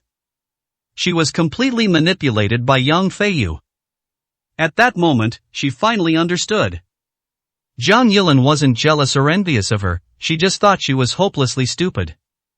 No wonder that when she wanted to buy medicine at the Wan family's house, Wan Shirin refused, but Yang Feiyu offered her such an exorbitant price. She was completely fooled like a fool. President of Tianming Chamber of Commerce? She became a millionaire in someone else's eyes. Chu Qingqing looked up blankly at Zhang Yilin, her eyes filled with guilt, unease, shame, and indignation. Zhang Yilin didn't even glance at her, but stared at Yang Feiyu and said, "Even if the contract is real, even if you pay 100-fold compensation, I won't give you the dragon saliva grass because you simply don't deserve it." Zhang Yilin's eyes were firm and her gaze was piercing, showing no sign of backing down. Just kidding, Su Ming specifically requested the ambergris. The entire Tianming Chamber of Commerce was working tirelessly for this. A mere doctor from the Kyushu Medical Academy, trying to take it away with a few tricks. Does she really think Zhang Yilin is a pushover? 321, Chapter 321. You like playing like this, huh? Fine, Zhang Yilin, you're trying to renege on your promise, aren't you? You're not even going to honor this legitimate contract. Fine, then don't blame me for not giving you a chance. Yang Feiyu sneered and looked at Zhang Yilin as if she were a fool. Then he turned to Wan Shirin beside him and said, "Miss Wan, call the enforcement team and have them come and enforce the law. If the Tianming Chamber of Commerce dares not comply, tomorrow, the entire Tianming Chamber of Commerce will be completely banned. Then, you won't even have anywhere to cry to. You think you can play with me? Don't you know who your opponent is?" Good. Wan Shirin nodded and slowly took out her phone. Although Yang Feiyu's methods were somewhat underhanded, eliminating a powerful force like the Tianming Chamber of Commerce would only bring benefits to the Wan family, with no drawbacks. Zhang Yilin's gaze also became exceptionally sharp. Having reached this point, with no other option, she could only gather the forces of the Tianming Chamber of Commerce to fight against Yang Feiyu and the Wan family. Do you think someone from the 9 provinces medical academy can just run rampant in Yun City? Although this would be a loss for the Tianming Chamber of Commerce, there was no other way to protect the dragon saliva grass. But what Zhang Yilin didn't know was that Yang Feiyu had already made thorough preparations. If Zhang Yilin really wants to fight to the death, then there is a hidden tycoon, Xiao Shihao, standing by her side. Xiao Shihao's Flying Swallow Alliance has hundreds of thousands of members, plus the border troops, totaling nearly 1 million. As long as Xiao Shihao makes a move, the Tianming Chamber of Commerce will only face certain death. He's now hoping Zhang Yilin will take a hard line. This makes it even simpler and more direct. Xiao Shihao stood to the side, his face expressionless, but a smile involuntarily appeared on his lips. It has to be said, Yang Feiyu, as expected of someone from the 9 provinces medical academy, his methods are truly brilliant. However, at that moment, a voice came from behind. No need to fight, no need to notify the law enforcement team. If you want to enforce the law, my Shuzhou army is here and can enforce it on the spot. A cold, sharp voice echoed through the hall. Everyone was stunned for a moment, and when they turned to look, they saw Su Zifeng striding out with a dashing figure and an imposing aura. Su Zifeng, the commander of the Shuzhou army and a female war goddess? Everyone was stunned. Yang Feiyu's eyebrows also rose high. The commander of the Shuzhou army was also at the Chang family's house? Su Zifeng slowly walked into the crowd, took out a document, threw it to Yang Feiyu, and sneered, "Take a look yourself. This is an order from the head of the Tianming Chamber of Commerce. A week ago, Chu Qingqing's position as acting president was revoked. In other words, any decisions she makes afterward, any contracts she signs, are irrelevant to the Tianming Chamber of Commerce and have no effect whatsoever. The contract in your hand is just a pile of waste paper." What? Yang Feiyu's expression changed, and he hurriedly picked up the document to examine it closely. The notice clearly stated that Chu Qingqing had already been dismissed from her post, and the date was exactly 1 week ago. There is also the personal seal of the chairman of Tianming Chamber of Commerce. Yang Feiyu was dumbfounded. What kind of trick is this? Does the Tianming Chamber of Commerce have a general boss? Who is it? Why has he never heard of it before? It turns out he was the one who was being played. Yang Feiyu froze on the spot. This contract was actually drafted by Su Mingkai. He was in the backyard when he heard the report from the Chang family, too lazy to waste time personally going out, and since he still needed to maintain the array in the backyard, he casually drafted this document and asked Su Zifeng to bring it out to resolve the issue. As for dates and such, they can't be changed so easily. Yang Feiyu was both shocked and furious. He suddenly turned his head, glaring at the distraught Xu Qingqing, and roared, "Is this true? You were dismissed a long time ago?"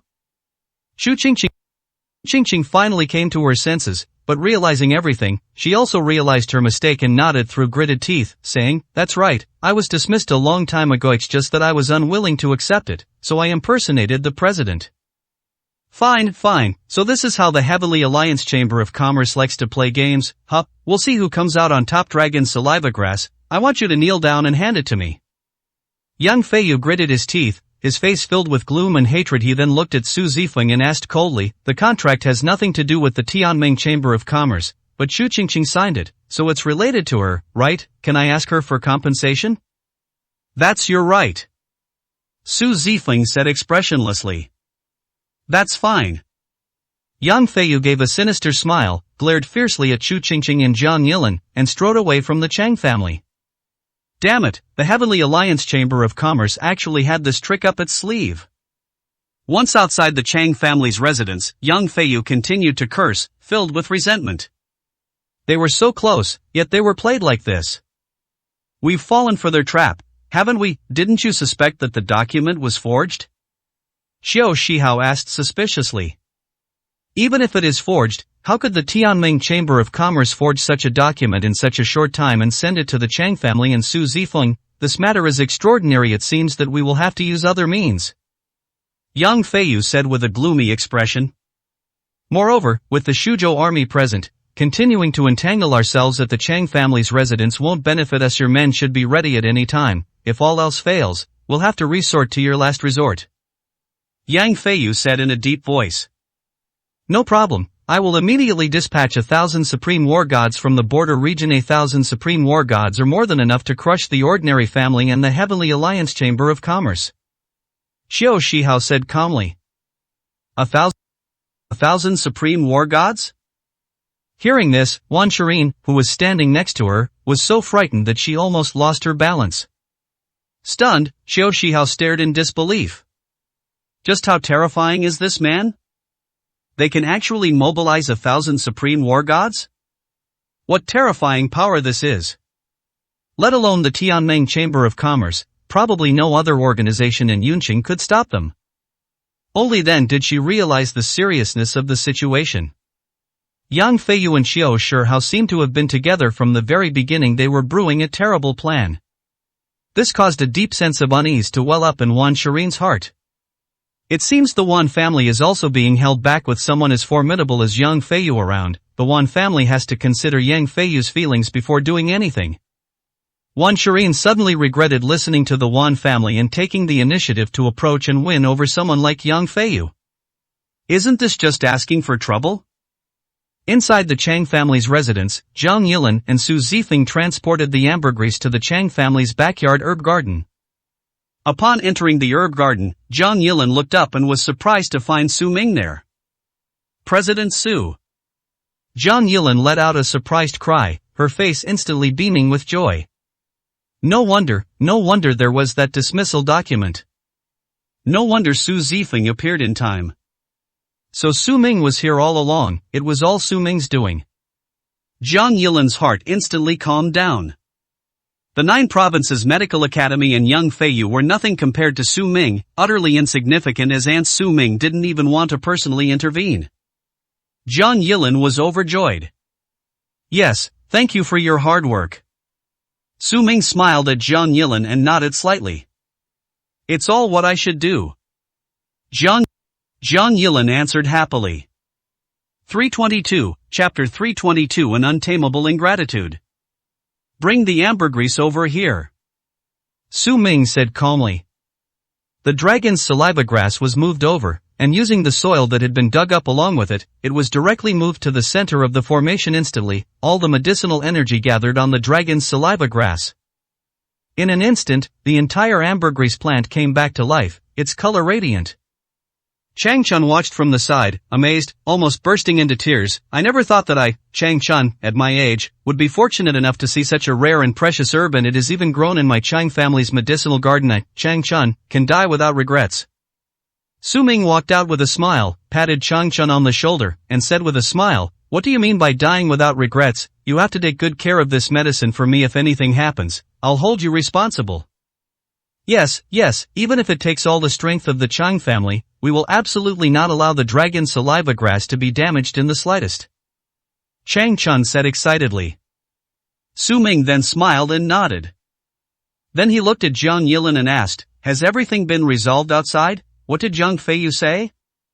Jiang Yilin respectfully replied, "That guy has already left, but he seems very unwilling. Moreover, he made some harsh remarks when he left. Judging from his appearance, I'm afraid he's going to make a move against Chu Qingqing after all. He'll have to think twice before trying to compete with our Tianming Chamber of Commerce." But Chu Qingqing is all alone, and the Chu family has no powerful backing. If we make a move against her, she probably won't be able to withstand it. How about we don't remove Chu Qingqing from her post yet, President Su, let her continue. How about we don't remove Chu Qingqing from her post yet, President Su, let her continue as acting president. That way, it will be harder for Yang Feiyu to make a move. Jiang Yilin said thoughtfully. You're such a good woman, you're so sensible and understand the bigger picture. That's what I admire most about you. Su Ming looked at Jiang Yilin with admiration. Jiang Yilin traveled a long distance to bring back the dragon's saliva grass, and even though she was covered in dust from the journey, she didn't utter a single complaint. Even at the very end, she was still able to keenly perceive Yang Feiyu's intentions and think of Chu Qingqing's well-being. He was not at all angry or embarrassed by Chu Qingqing's usurpation of his position and her foolish actions. With this mindset, he will not disappoint Su Ming's expectations. Upon being praised by Su Ming, Jiang Yilin blushed and said shyly, "President Su, you flatter me too much. It is my honor to be of help." Su Ming smiled and said, "However, I have already made up my mind. Will dismiss Chu Qingqing directly. She will no longer be a member of the Tianming Chamber of Commerce." This. Jiang Yilin was slightly taken aback. She thought Su Ming was just removing Chu Qingqing from the position of acting president, but she didn't expect him to kick Chu Qingqing out of the Tianming Chamber of Commerce. It seems that Chu Qingqing's actions this time have thoroughly angered Su Ming. However, this was Chu Qingqing's own doing. Jiang Yilin nodded immediately. "I understand." "Alright, you must be tired too. Go back and get some rest," Su Ming said calmly. "Well, I'll take my leave now." Jiang Yilin responded and turned to leave. As soon as they entered the Chang family's main hall, Chu Qingqing crawled up on her knees and kowtowed to Jiang Yilin, saying, "President Chang, I was wrong. I am an idiot. I was so arrogant that I did such a thing. Please forgive me and give me another chance." Chu Qingqing now feels like she wants to die. She knew she was doomed after doing something like that. "If I go back now, I might be sued by the Tianming Chamber of Commerce, and I might even go to jail." They could only beg Jiang Yilin to show leniency. However, Jiang Yilin merely glanced at Chu Qingqing indifferently and said expressionlessly, "You don't need to beg me, because from now on, you are no longer a member of the Tianming Chamber of Commerce. You don't need to come to work anymore. What you do is your own business. If you like to show off, then show off to your heart's content." After saying that, Jiang Yilin strode away. Only Chu Qingqing remained, kneeling on the spot with a look of despair on her face. That afternoon, Su Ming returned to the Chu family.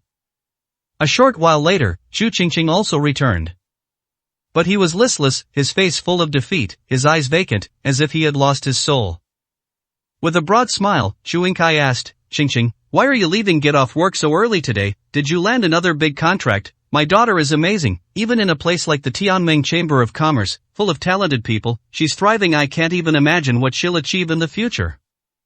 If it were before, Chu Qingqing would have jumped for joy upon hearing such words. But at this moment, it sounded so harsh, like a slap across her face. Now, she has finally realized her incompetence and uselessness, as well as the gap between herself and Jiang Yilin. Let alone Jiang Yilin, she might not even be as good as Wan Shireen. Acting president, it all feels like a dream. I've been fired by the Tianming Chamber of Commerce, and I don't need to go to work anymore, Xu Qingqing said with a look of despair. What? Xu Yingkai stood up in shock, looking at Xu Qingqing with disbelief. I'm starting to wonder if there's something wrong with my ears and I've misheard. He asked in shock, Qingqing, what are you talking about? How could you be fired? You're the CEO. Who could fire you? What happened? Dad, please stop asking. I am so tired. I need to rest. Tears streamed down Xu Qingqing's face as she walked into her room, slamming the door shut behind her, and then fell silent. Xu Yingkai sat there blankly, his face glazed over. What exactly is going on?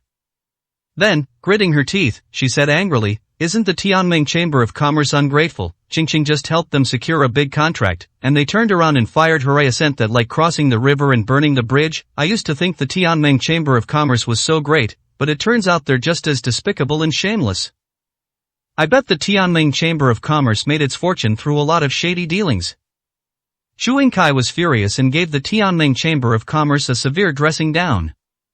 Su Ming, listening from the side, rolled his eyes and said irritably, how come when something goes wrong, it's always someone else's fault? Shouldn't we look for the problem within ourselves first? What questions are you looking for? Xu Yingkai flew into a rage and slammed his fist on the table. He had nowhere to vent his anger, so he seized the opportunity and immediately unleashed it on Su Ming. He roared at Su Ming, my Qingqing, I personally trained her. Do you think I don't know how capable she is? Do you think I don't know what she can do? Qingqing is so outstanding, others would kill for her. The Tianming Chamber of Commerce is so ungrateful they actually fired her. This shows that the Tianming Chamber of Commerce is full of mediocre people, and the boss is a blind idiot. Xu Yingkai lashed out randomly, but his words inadvertently landed on Su Ming, giving him a good scolding. It's precisely because of your training that they are the worst. Su Ming was speechless. But now, Xu Yingkai won't listen to anything I say. I couldn't be bothered to reply. Then Xu Yingkai pointed at Su Ming and cursed, Qingqing was fired, and you're still defending her. What are you up to? You're secretly delighted to see my Chu family suffer, aren't you? You're such an ungrateful wretch. No, you're a dog. Su Ming pouted. Utterly speechless. Go ahead and curse all you want, Xu Yingkai, there will be a time when you cry. And this moment came especially quickly. That evening, Yang Feiyu and the Wan family came to the door and threw out the contract that Xu Qingqing had personally signed. Xu Qingqing and the Chu family must pay 100-fold in compensation, along with 1 billion yuan in cash. This terrified the entire Chu family. Xu Yingkai, in particular, was so shocked that he almost couldn't catch his breath and fainted on the spot. 323, Chapter 323, Paying off a debt with one's life. Therefore, the two parties reached an agreement to trade 100 toad spring dews for dragon saliva grass, 1 billion in cash, and a promise to purchase each toad spring dew at a low price of 100,000 in the future. If there is any breach of contract in the future, the breaching party shall bear all responsibility and compensate the breaching party with 100-fold amount of the terms of the transaction. If the party fails to keep its promise, the matter can be reported to the court and the enforcement team for compulsory enforcement. This contract is valid indefinitely. Signed, Yang Feiyu, Xu Qingqing. In the Chu family's living room, Xu Yingkai buried his head in the table, carefully reading through the entire contract. Sweat poured down his forehead like a torrent, his face was pale and his lips were white, and he was so frightened that he couldn't utter a single word. 100 times? That's 10 billion, or 1,000 Toad Spring Dew capsules from now on. Each Toad Spring Dew capsule will cost 10 million. The last one isn't really relevant. At worst, I'll just stop buying Toad Spring Dew. But those 2 points alone are enough to destroy the Chu family. 10 billion? Where can I get it? Even if the entire Chu family were sold off, and everyone in the Chu family sold themselves for money, they still wouldn't be able to repay this 10 billion. Not to mention 1,000 drops of Toad Spring Dew. If Xu Qingqing hadn't been dismissed, she could have tried to find a solution through the Tianming Chamber of Commerce. Although the Tianming Chamber of Commerce couldn't possibly bear 10 billion, at least they had extensive connections and might have been able to find a way to resolve the issue. But now that Xu Qingqing has been fired, the Chu family can only rely on themselves. This contract is like a bottomless pit that can never be filled. At this moment, Chu Yingkai suddenly understood why the Tianming Chamber of Commerce had expelled Chu Qingqing. This is a timely attempt to cut losses. Likely that the Tianming Chamber of Commerce already knew about the contract, which is why they quickly severed all ties with Chu Qingqing. Chu Yingkai sat there blankly, his face ashen and filled with despair, unable to utter a sound. Yang Feiyu sat to one side with his legs crossed, staring at Chu Yingkai with a cold smile, waiting for the Chu family to give an answer. Wan Shirin stood to the side, her gaze slowly sweeping across the room, and saw that Su Ming was also present. However, Su Ming remained silent, sitting on the sofa, as if he were an outsider. Wan Shirin couldn't help but shake her head.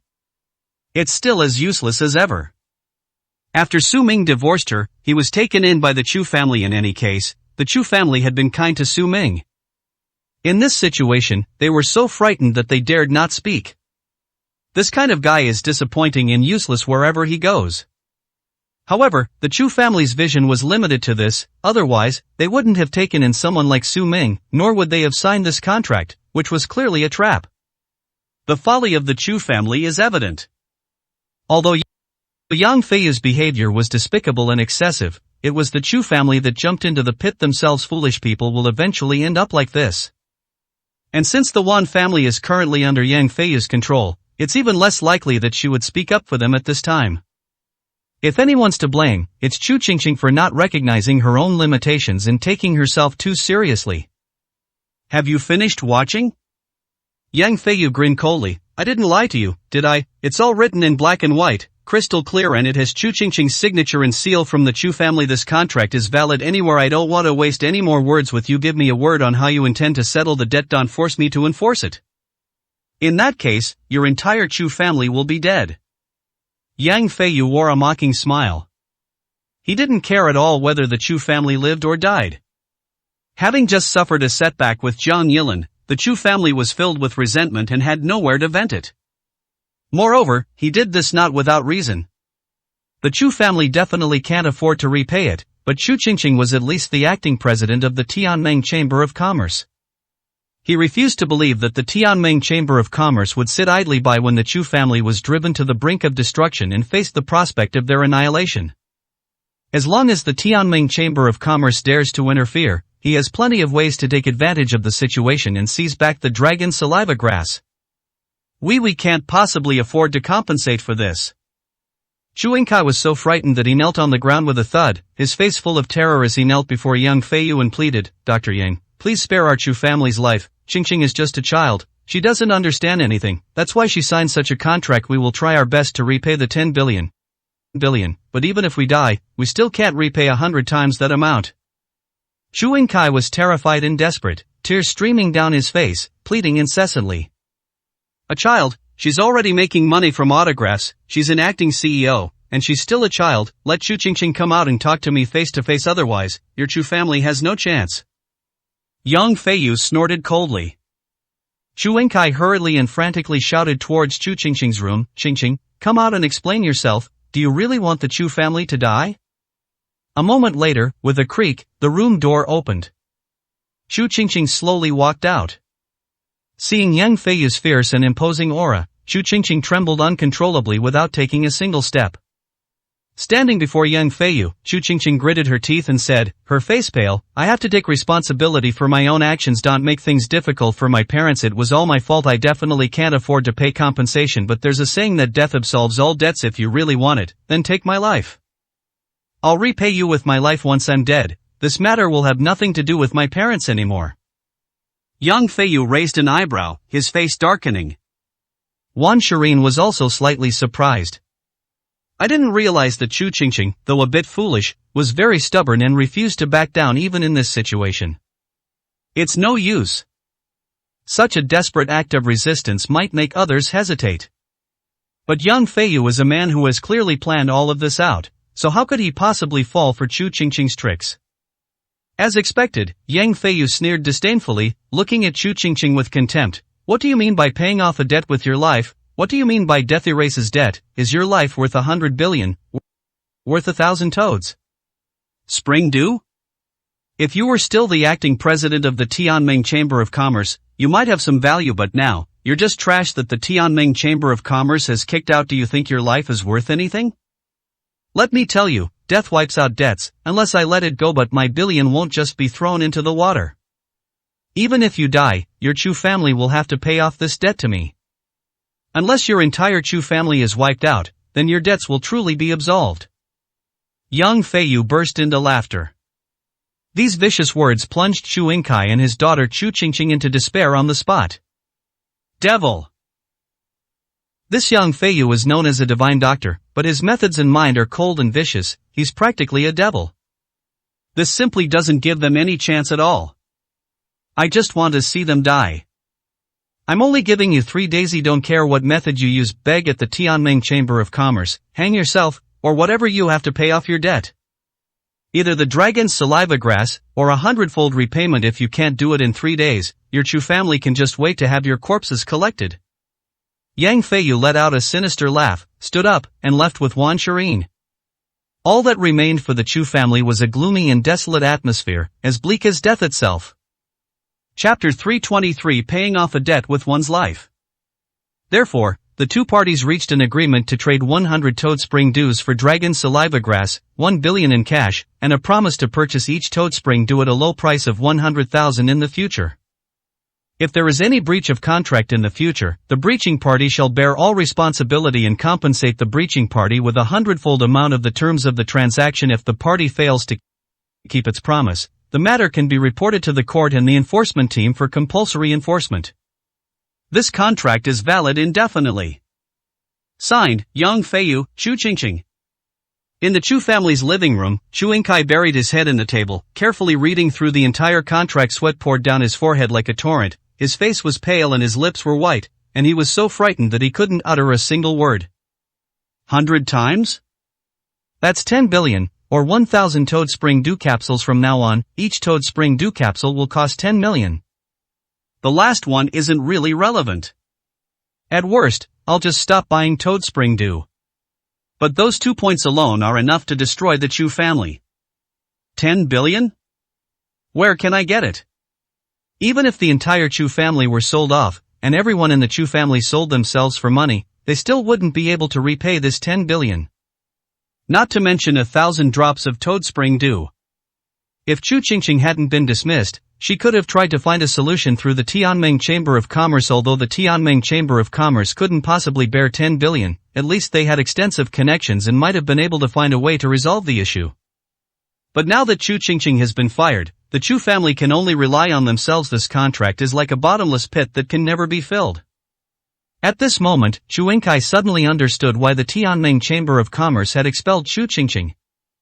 This is a timely attempt to cut losses. It's likely that the Tianming Chamber of Commerce already knew about the contract, which is why they quickly severed all ties with Chu Qingqing.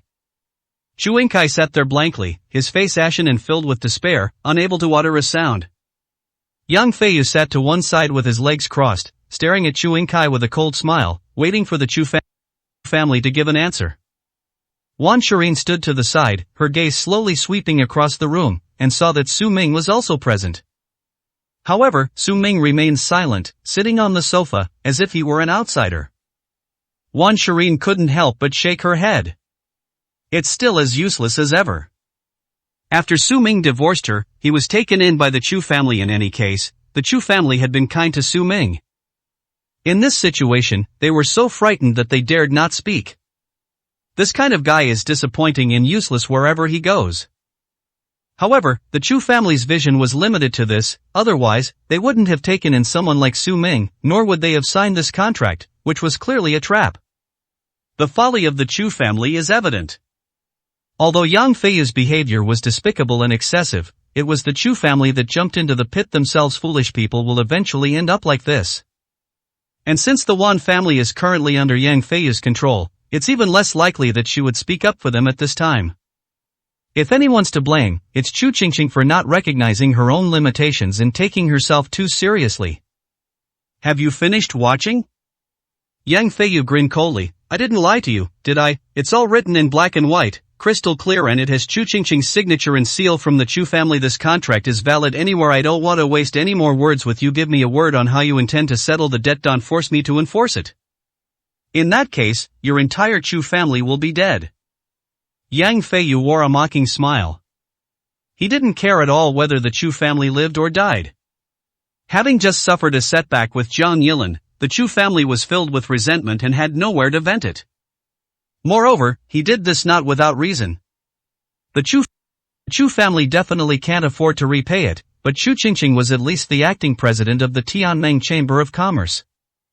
He refused to believe that the Tianming Chamber of Commerce would sit idly by when the Chu family was driven to the brink of destruction and faced the prospect of their annihilation. As long as the Tianming Chamber of Commerce dares to interfere, he has plenty of ways to take advantage of the situation and seize back the dragon saliva grass. We can't possibly afford to compensate for this. Chu Yingkai was so frightened that he knelt on the ground with a thud, his face full of terror as he knelt before Yang Feiyu and pleaded, "Dr. Yang, please spare our Chu family's life. Qingqing is just a child. She doesn't understand anything. That's why she signed such a contract. We will try our best to repay the 10 billion, but even if we die, we still can't repay 100 times that amount." Chu Yingkai was terrified and desperate, tears streaming down his face, pleading incessantly. "A child? She's already making money from autographs, she's an acting CEO, and she's still a child. Let Chu Qingqing come out and talk to me face to face, otherwise, your Chu family has no chance." Yang Feiyu snorted coldly. Chu Yingkai hurriedly and frantically shouted towards Chu Qingqing's room, "Qingqing, come out and explain yourself. Do you really want the Chu family to die?" A moment later, with a creak, the room door opened. Chu Qingqing slowly walked out. Seeing Yang Feiyu's fierce and imposing aura, Chu Qingqing trembled uncontrollably without taking a single step. Standing before Yang Feiyu, Chu Qingqing gritted her teeth and said, her face pale, "I have to take responsibility for my own actions. Don't make things difficult for my parents. It was all my fault. I definitely can't afford to pay compensation, but there's a saying that death absolves all debts. If you really want it, then take my life. I'll repay you with my life once I'm dead. This matter will have nothing to do with my parents anymore." Yang Feiyu raised an eyebrow, his face darkening. Wan Shirin was also slightly surprised. "I didn't realize that Chu Qingqing, though a bit foolish, was very stubborn and refused to back down even in this situation. It's no use. Such a desperate act of resistance might make others hesitate. But Yang Feiyu is a man who has clearly planned all of this out, so how could he possibly fall for Chu Qingqing's tricks?" As expected, Yang Feiyu sneered disdainfully, looking at Chu Qingqing with contempt. "What do you mean by paying off a debt with your life? What do you mean by death erases debt? Is your life worth 100 billion, worth 1,000 toads? Spring due? If you were still the acting president of the Tianming Chamber of Commerce, you might have some value, but now, you're just trash that the Tianming Chamber of Commerce has kicked out. Do you think your life is worth anything? Let me tell you, death wipes out debts, unless I let it go, but my billion won't just be thrown into the water. Even if you die, your Chu family will have to pay off this debt to me. Unless your entire Chu family is wiped out, then your debts will truly be absolved." Yang Feiyu burst into laughter. These vicious words plunged Chu Yingkai and his daughter Chu Qingqing into despair on the spot. Devil! This Yang Feiyu is known as a divine doctor, but his methods and mind are cold and vicious. He's practically a devil. This simply doesn't give them any chance at all. I just want to see them die. I'm only giving you 3 days. I don't care what method you use. Beg at the Tianming Chamber of Commerce, hang yourself, or whatever you have to pay off your debt. Either the dragon's saliva grass, or 100-fold repayment. If you can't do it in 3 days, your Chu family can just wait to have your corpses collected." Yang Feiyu let out a sinister laugh, stood up, and left with Wan Shirin. All that remained for the Chu family was a gloomy and desolate atmosphere, as bleak as death itself. 324. Chapter 324. You could die 1,000 times wouldn't be enough. It's over, our Chu family is really finished this time. Chu Yingkai slumped to the ground, his eyes vacant and lifeless, as if he had aged more than 10 years in an instant. His eyes darted around, and he hurriedly said to Chu Qingqing. "Qingqing, go ask the Tianming Chamber of Commerce for help if they're willing to help. We still have a chance to survive. It's not a dead end. The Tianming Chamber of Commerce is the #1 in Yunqing. They'll definitely have a solution." Chu Yingkai's eyes widened in panic. "I've already been fired and have nothing to do with the Tianming Chamber of Commerce anymore. What's the use of begging?" Chu Qingqing was on the verge of tears. "Now I feel nothing but regret and sorrow." She blamed herself for being too stupid and impatient for quick success, allowing young Feiyu to completely outmaneuver her. But you were once the acting president of the Tianming Chamber of Commerce, so they would have given you some face, right? You've been president for over half a month, and you don't even have that much connection or status. What kind of president are you? Chu Yingkai was both angry and furious. He crawled up to Chu Qingqing, his eyes red, and said, "Do I have to kneel down and beg you? Do I have to kowtow to you before you'll go to the Tianming Chamber of Commerce?" "Dad!" Chu Qingqing cried out sadly, tears streaming down her face, almost having a mental breakdown. "It's useless." Su Ming said calmly, "The Heavenly Alliance Chamber of Commerce will not intervene." He ordered Chu Qingqing's complete dismissal because he anticipated that young Feiyu would do the same. They will definitely use Chu Qingqing's life, and the Chu family's life, to coerce the Tianming Chamber of Commerce. If the Tianming Chamber of Commerce gets involved, the contracts in young Feiyu's hands can be amplified infinitely, even threatening the Tianming Chamber of Commerce itself. Even though it's 10 billion, he can afford it. 1,000 drops of spring dew are nothing. But he could not allow young Feiyu's evil scheme to succeed. "Shut up!" Chu Yingkai whirled around, glaring angrily at Su Ming as if he'd gone mad. "What do you know? Who gave you the right to interrupt? Even if my Chu family is in dire straits, you can't just spout nonsense like that. The Heavenly Alliance Chamber of Commerce won't intervene. Who do you think you are? The owner of the Heavenly Alliance Chamber of Commerce? You think you know everything? Why didn't you say a word just now? Now you're kicking me when I'm down, you piece of trash. You better get out of the Chu family." Chu Yingkai roared angrily. "Stop talking, I'll go to the Chu Tian Alliance Chamber of Commerce." Chu Qingqing closed her eyes in despair, wiped away her tears, and when she opened them again, only a resolute look remained in her eyes. The pressure on her had reached its limit, beyond what she could bear. She will go this time, and she no longer cares about the outcome. "That's great, Qingqing, you're such a good daughter. Go quickly, I'll try to figure something out here. I'll let your mother know, and we'll work together to raise the money. We can definitely solve this," Chu Yingkai said hurriedly and excitedly. Chu Qingqing didn't say anything, but slowly walked out the door and headed towards the Tianming Chamber of Commerce. Su Ming also stood up and calmly said, "I'm going out for a bit." "Get out of here, get as far away as you can, and you'd better never set foot in my Chu family again, you jinx. Nothing good ever comes of your presence in my Chu family, you ungrateful wretch. The farther you go, the better." Chu Yingkai roared at Su Ming's back. Su Ming didn't bother to respond and left the Chu family.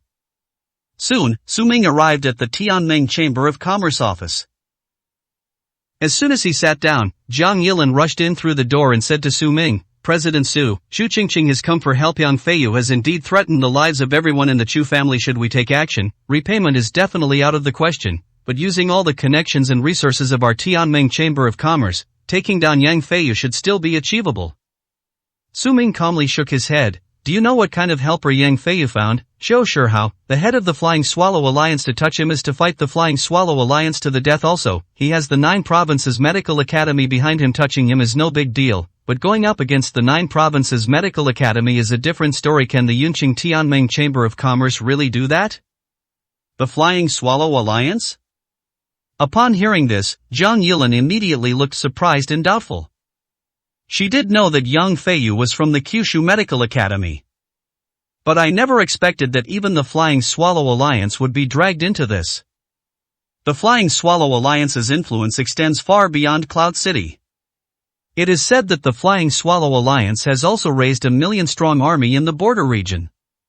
If we were to fight the Flying Swallow Alliance, even 10 Heavenly Alliance chambers wouldn't be enough to defeat them. Chu Qingqing finally understood why Su Ming had fired her completely. Now, it's truly hopeless for the Chu family, no one can save them. Zhang Yilin sighed helplessly.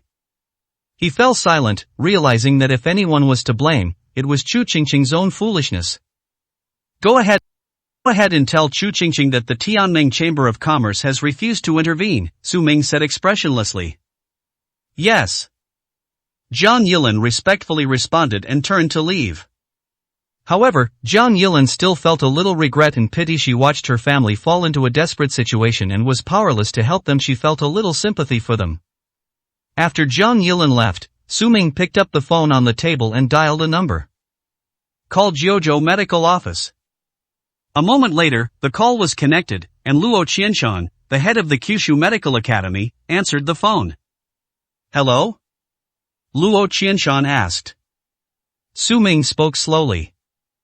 "Luo Qianshan, you're quite the absentee manager. Is this how you discipline the people of your Kyushu Medical Academy? First there was Wang Han, and now there's Yang Feiyu, both of them coming to me and causing trouble. What? Are you tired of being the head of the Kyushu Medical Academy? Do I need to notify the War God Army to personally make a trip to Kunlun Mountain?"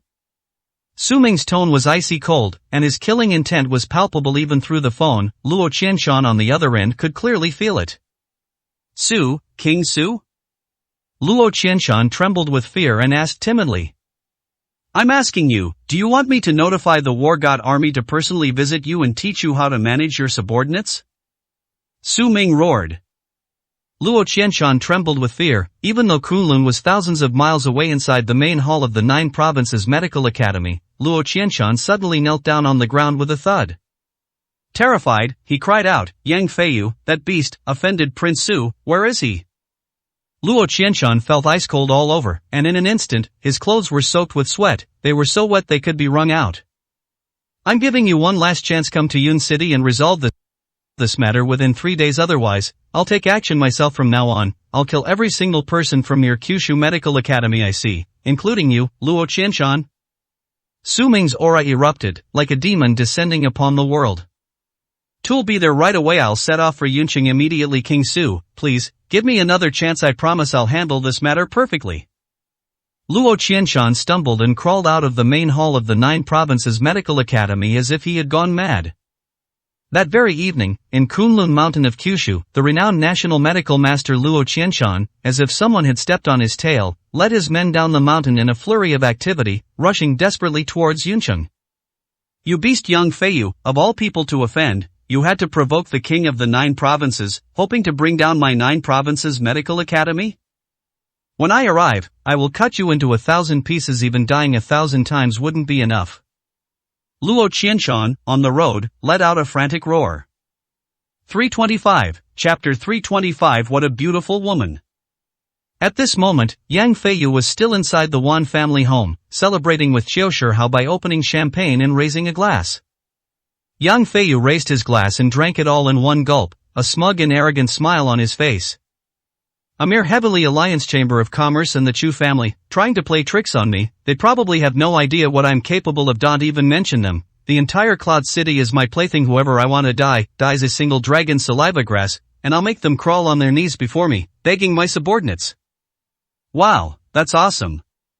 Qiu Shihao also began to look at Yang Feiyu with new respect.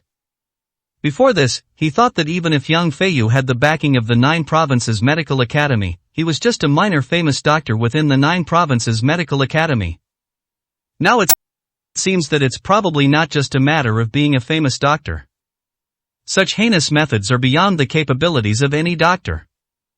"I was all set to make my move, but it seems you don't need me at all, Dr. Yang. The 1,000 supreme war gods I mobilized will arrive outside Cloud City tomorrow, including 3 Grandmaster war gods. It seems we don't need them anymore." "Should I send them back?" Qiu Shihao asked with a smile. "No, keep them as a precaution. Just have them outside Yun City, ready to receive orders at any time. And there are the 3 Grandmaster war gods, Boss Qiu. Your power is growing stronger and stronger." Yang Feiyu, in turn, offered a couple of compliments.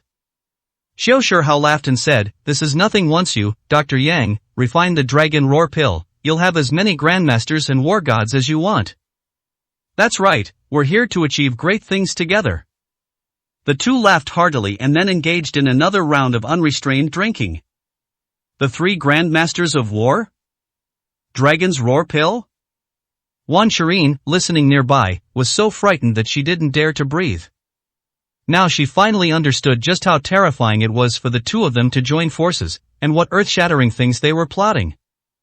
These two guys probably never had Yunqing as their target. It's all just for the ambergris. She didn't even dare to imagine what she would do after obtaining the dragon's saliva grass. Compared to this, the Tianming Chamber of Commerce is nothing but an ant. Yang Feiyu was right, the entire Yun City was his plaything. Not to mention the Chu family, who are ants among ants. Chu Qingqing is just a speck of dust in this vast torrent, an unlucky soul. That's absolutely terrifying. Wan Shireen finally understood how insignificant she was compared to these truly remarkable people and big shots from Kyushu. She did her best to help the Wan family turn their lives around, but in other people's eyes, it was nothing. Nothing. She and the Wan family were ultimately too insignificant. Wan Shireen was filled with a deep sense of powerlessness. Seeing Wan Shireen sitting silently to one side with a pale face, Yang Feiyu grinned and raised his glass to her, saying, "Miss Wan, why aren't you saying anything? Aren't you happy to see our great undertaking about to succeed? Don't worry, your Wan family has also contributed a lot after I refined the Dragon Roar pill. Your Wan family will definitely get a share. I guarantee that your Wan family's wealth will increase more than 20-fold, how about it?" Upon hearing this, Wan Shireen's eyes lit up again, and she looked up, asking with some doubt, "Is what Dr. Yang said true?"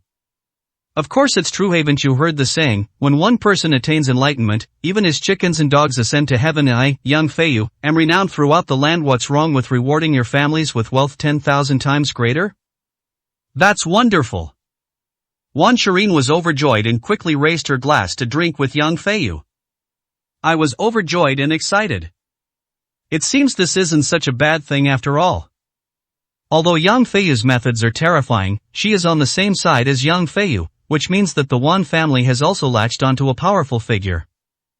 Wan Shireen's anxious and hesitant mood vanished, replaced by a beaming smile and boundless joy. "Oh, what do you mean by even chickens and dogs ascend to heaven? That's rather disrespectful to describe Miss Wan. Miss Wan is a famous beauty in our Yin city. I think Miss Wan should at least be a phoenix. How about this? I see that you, Dr. Yang, are also single. Miss Wan is also unmarried. If this matter is settled, why don't you two get married and become a couple?" Xiao Shihao smiled from the side, trying to please Yang Feiyu and Wan Shireen. He had noticed long ago that Yang Feiyu's gaze towards Wan Shireen was a little different. If Yang Feiyu had no interest in Wan Shireen, why would he choose to plot against a mere member of the Wan family? There are countless families in Yunqing that are more outstanding than the Wan family.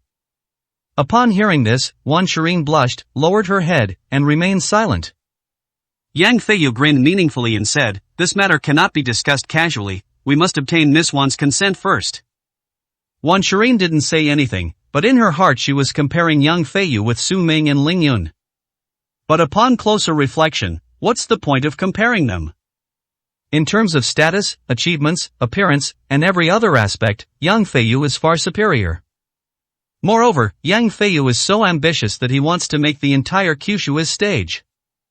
Someone like Ling Yun is nowhere near as good as him. He's destined to be just a playboy, a good-for-nothing. Not to mention Su Ming. That's utter garbage, not even a hair on Yang Feiyu's head. If she can really be paired with Yang Feiyu, it will be equivalent to simultaneously getting involved with the Kyushu Medical Academy and Xiao Shihao, a hidden tycoon. Just thinking about it, she already imagines a vast and beautiful world waiting for her. What else is there to think about? I agree to this marriage.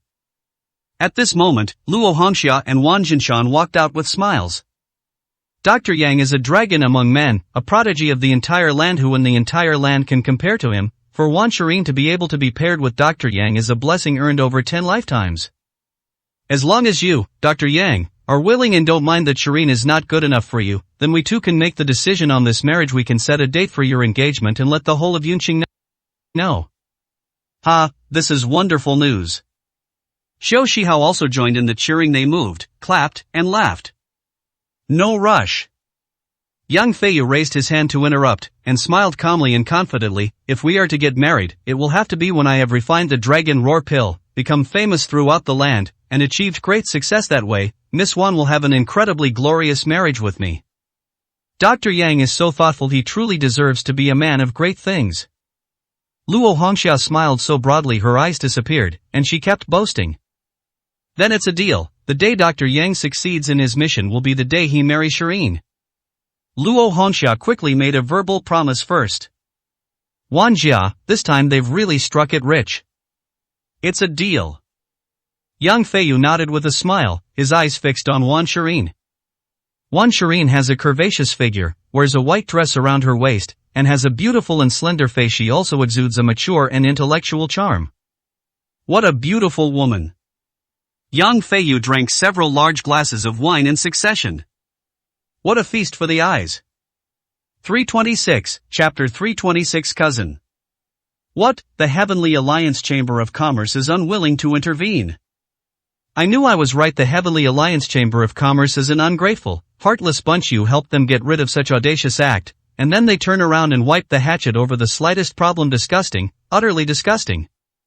In the Chu family's living room, upon hearing the news brought back by Chu Qingqing, Chu Yingkai was so angry that he cursed loudly. Lin Xiaoyun's face also turned ashen and pale. What should we do now?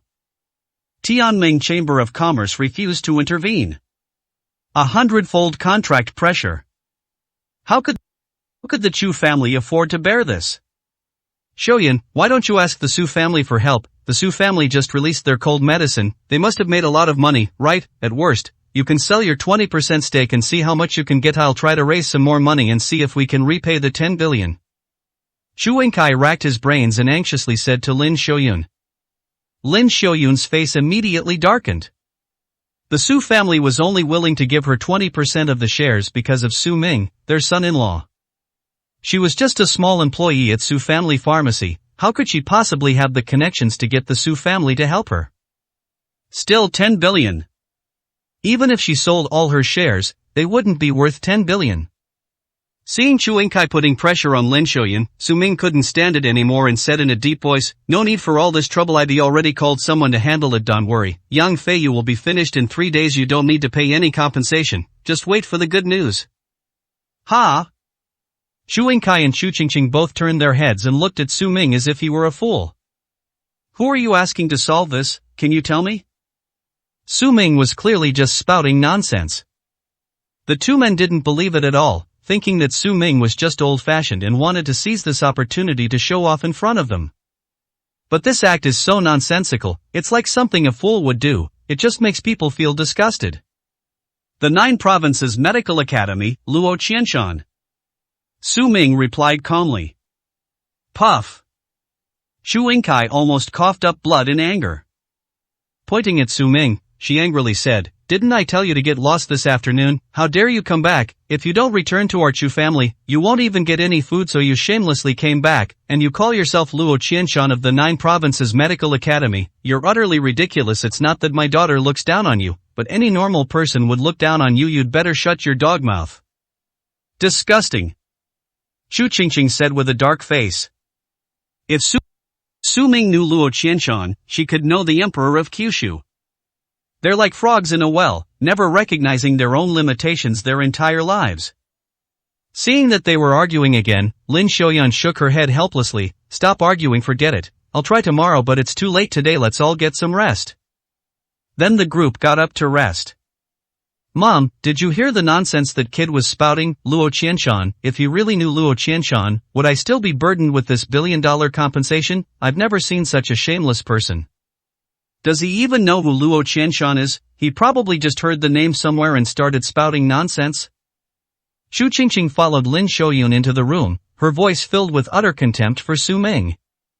Never mind, Xiaoming just wanted to help, but he probably didn't have any good ideas, so he just said it casually. Lin Xiaoyun reassured him.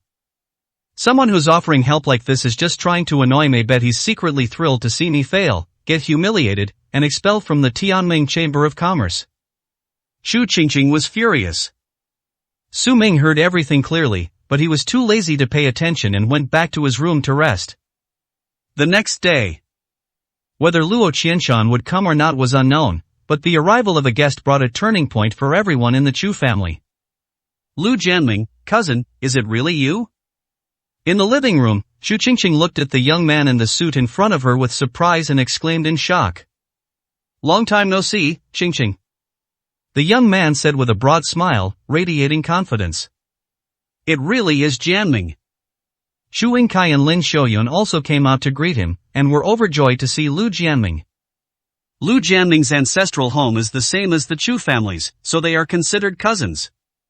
However, Lu Jianming later went to Kyushu to develop his career, and we haven't seen each other for more than 10 years. Uncle Chu, Aunt Lin. Lu Jianming greeted Chu Yingkai and Lin Xiaoyun, his every move exuding the confidence of a successful person. "I brought you some gifts, see if you like them." Lu Jianming carried the bags of gifts upstairs. Upon opening it, the Chu family members were all shocked and dumbfounded. This, Jojo Yunhai Mountain Green Tea, how much does this cost? It must be worth millions, right? And this, a gold watch personally crafted by a renowned master craftsman, with the master's inscription and signature on it, wouldn't that be worth tens of millions? Oh my god. Even though Chu Yingkai has now been promoted to manager and has seen a lot of the world, he still exclaimed in surprise when he saw these expensive gifts. Jianming, what position do you hold now, or have you made a fortune? This is incredibly generous. The Chu family members stared at Lu Jianming in disbelief. It's nothing, just a junior physician at the Kyushu Four Seas Medical Association, nothing to brag about. Oh, and these pills, you can keep them. Lu Jianming took out a few black pills and handed them to Chu Yingkai and his family of 3. The Four Seas Medical Association? It's the Four Seas Merchant Guild, which is second only to the Kyushu Medical Academy, but even larger in the business world. My god. Chu Yingkai was so shocked his jaw almost dropped. In such a vast and extensive medical association, even a junior doctor could earn countless amounts of money in a year.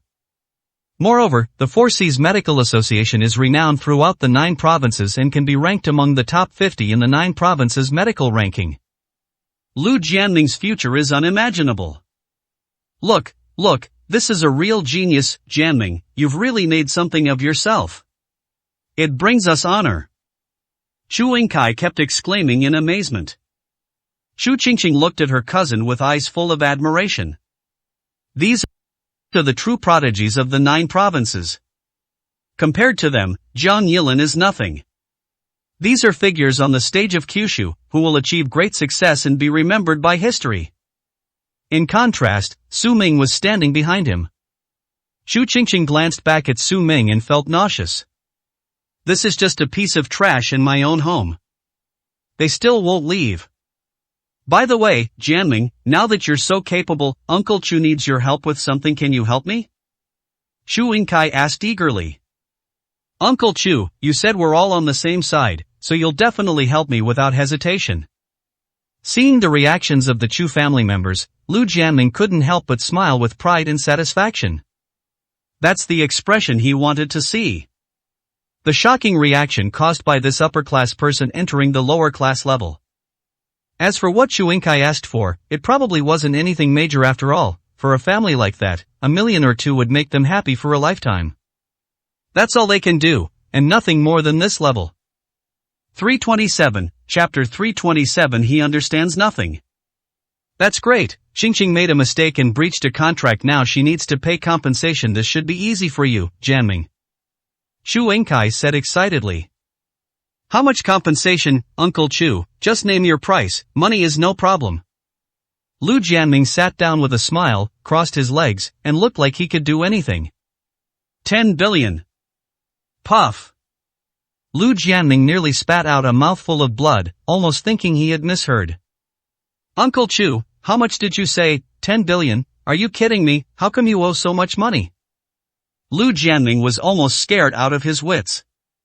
This is ridiculous, an ordinary family owes 10 billion yuan, and Chu Yingkai actually said that.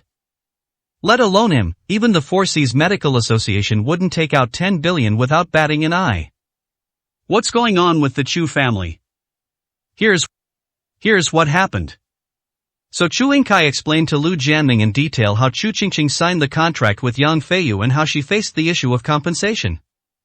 Lu Jianming's face grew increasingly grim as he listened. After hearing this, his face turned so somber it could drip water. Chu Yingkai and Chu Qingqing thought that Lu Jianming was standing up for them because he was angry that Yang Feiyu had gone too far, which was why his face looked so bad. But inside, Lu Jianming was terrified. The Chu family has actually offended the people of the 9 provinces medical academy. That's so ungrateful. He also angered Yang Feiyu. Even begging him won't help. He can't possibly offend the 9 provinces medical academy for the sake of the Chu family. What about his own future? He couldn't understand how a mere Chu family, a well-off family, could have offended such a powerful force as the 9 provinces medical academy. Ultimately, it all boils down to one word, stupid. It seems the Chu family is truly foolish.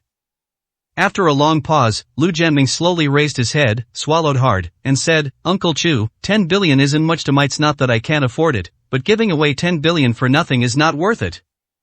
Right, we also think it's not worth it, that's why we asked you for help as expected. Yang Feiyu went too far, deliberately digging a pit for Qingqing to fall into. Chu Yingkai hurriedly chimed in.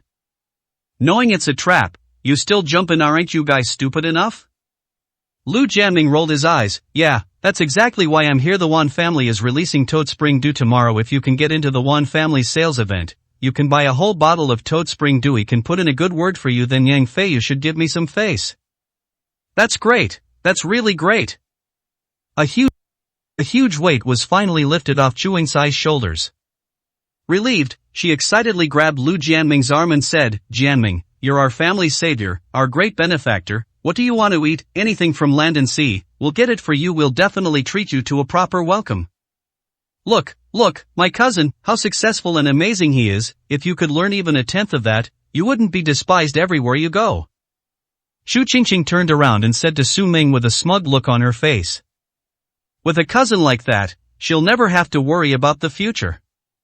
It's great that the Tianming Chamber of Commerce fired her now. In her eyes, the Tianming Chamber of Commerce is nothing.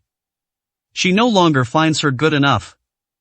If Lu Jianming gives her a recommendation, she might even be able to get a job at the renowned Sihai Medical Association. Just thinking about it made Chu Qingqing excited and thrilled. How successful can they be? If they were successful, they wouldn't be buying junk as gifts. Su Ming glanced at the things on the table and smiled wryly. What did you say? What shoddy goods? Chu Qingqing blared angrily. What is this kid trying to say now? Why can't you ever say anything nice? Didn't understand? Fake goods means counterfeit goods. That gold watch is a high-end replica. That original sells for 30 million each, but this one here, at most, sells for 3,000. Su Ming said with a smile. You bastard. Chu Yingkai also let out a shout of shock and anger. If you don't understand, shut your mouth. Nobody thinks you're mute. Lu Jianming's expression changed instantly, his eyebrows shot up, and his surprised and cold gaze fell on Su Ming. How did this kid figure it out? The gifts here, apart from a few pills he refined himself, were all genuine counterfeit goods he found in the Yiwu market. He thought to himself that the Chu family was a family that had never seen the world. It doesn't really matter whether it's real or fake. Giving the real thing would be a waste. The Chu family is not worthy at all. He thought he could just fool them with some counterfeit goods, but to his surprise, Su Ming saw through it immediately. This made Lu Jianming lose face, and his face turned red with anger. I, Lu Jianming, never deliver counterfeit goods. Everything I buy is genuine. You can eat whatever you want, but don't say whatever you want. You have to take responsibility. Lu Jianming stared at Su Ming with a grim expression. If you dare to question me, I can sue you. You'll have to pay double the compensation. Are you sure you want to keep spouting nonsense? Lu Jianming exuded a powerful aura as he stared coldly at Su Ming. This should scare the kid so much he'll pee his pants. You still dare to question him? However, Su Ming remained unhurried, grinning as he continued, I'm not questioning you, I'm just stating the facts. Not only this gold watch, but also this green tea, is just ordinary Maojin tea, only repackaged as for your few pills. They're utter garbage. Su Ming picked up a pill, threw it on the ground, and crushed it. You son of a bitch. Lu Jianming flew into a rage, leaping up from his seat. All his confidence vanished, replaced by fury and exasperation. You're insane, you idiot. Chu Qingqing and Chu Yingcai's expressions changed drastically, and they cursed. At this moment, Lin Xiaoyun spoke up promptly, hurriedly shouting at Su Ming, Xiao Ming, stop talking, come on, let's go buy groceries. Calm down, this is a misunderstanding. Then Lin Xiaoyun apologized to Lu Jianming, saying, Jianming, I'm sorry, he doesn't know anything and is just talking nonsense. Don't take it to heart. Then Lin Xiaoyun hurriedly pulled Su Ming out the door. Chu Yingkai and Chu Qingqing apologized to Lu Jianming. Jianming explained Su Ming's identity to him, and clarified their relationship with Su Ming. After hearing this, Lu Jianming's anger subsided considerably. He sat down again, sneering disdainfully, so this is the kind of trashy IS. I almost got into a fight with a piece of trash. How laughable. This kind of person only dares to spout nonsense here. If he dared to say such things within the Kyushu and Forces Medical Association, I could have his mouth slapped raw.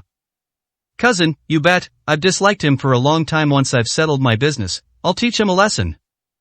He's a good for nothing, he doesn't know anything. Chu Yingkai also cursed. Outside the Chu family.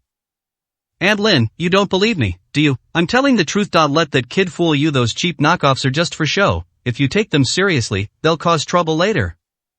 Su Ming explained. He didn't care how Lu Jianming pretended. After all, I've seen plenty of people like that. But Lu Jianming's expression clearly showed that he was treating the Chu family and Lin Shouyun like fools. If things go wrong, Chu Qingqing might believe it and cause trouble again.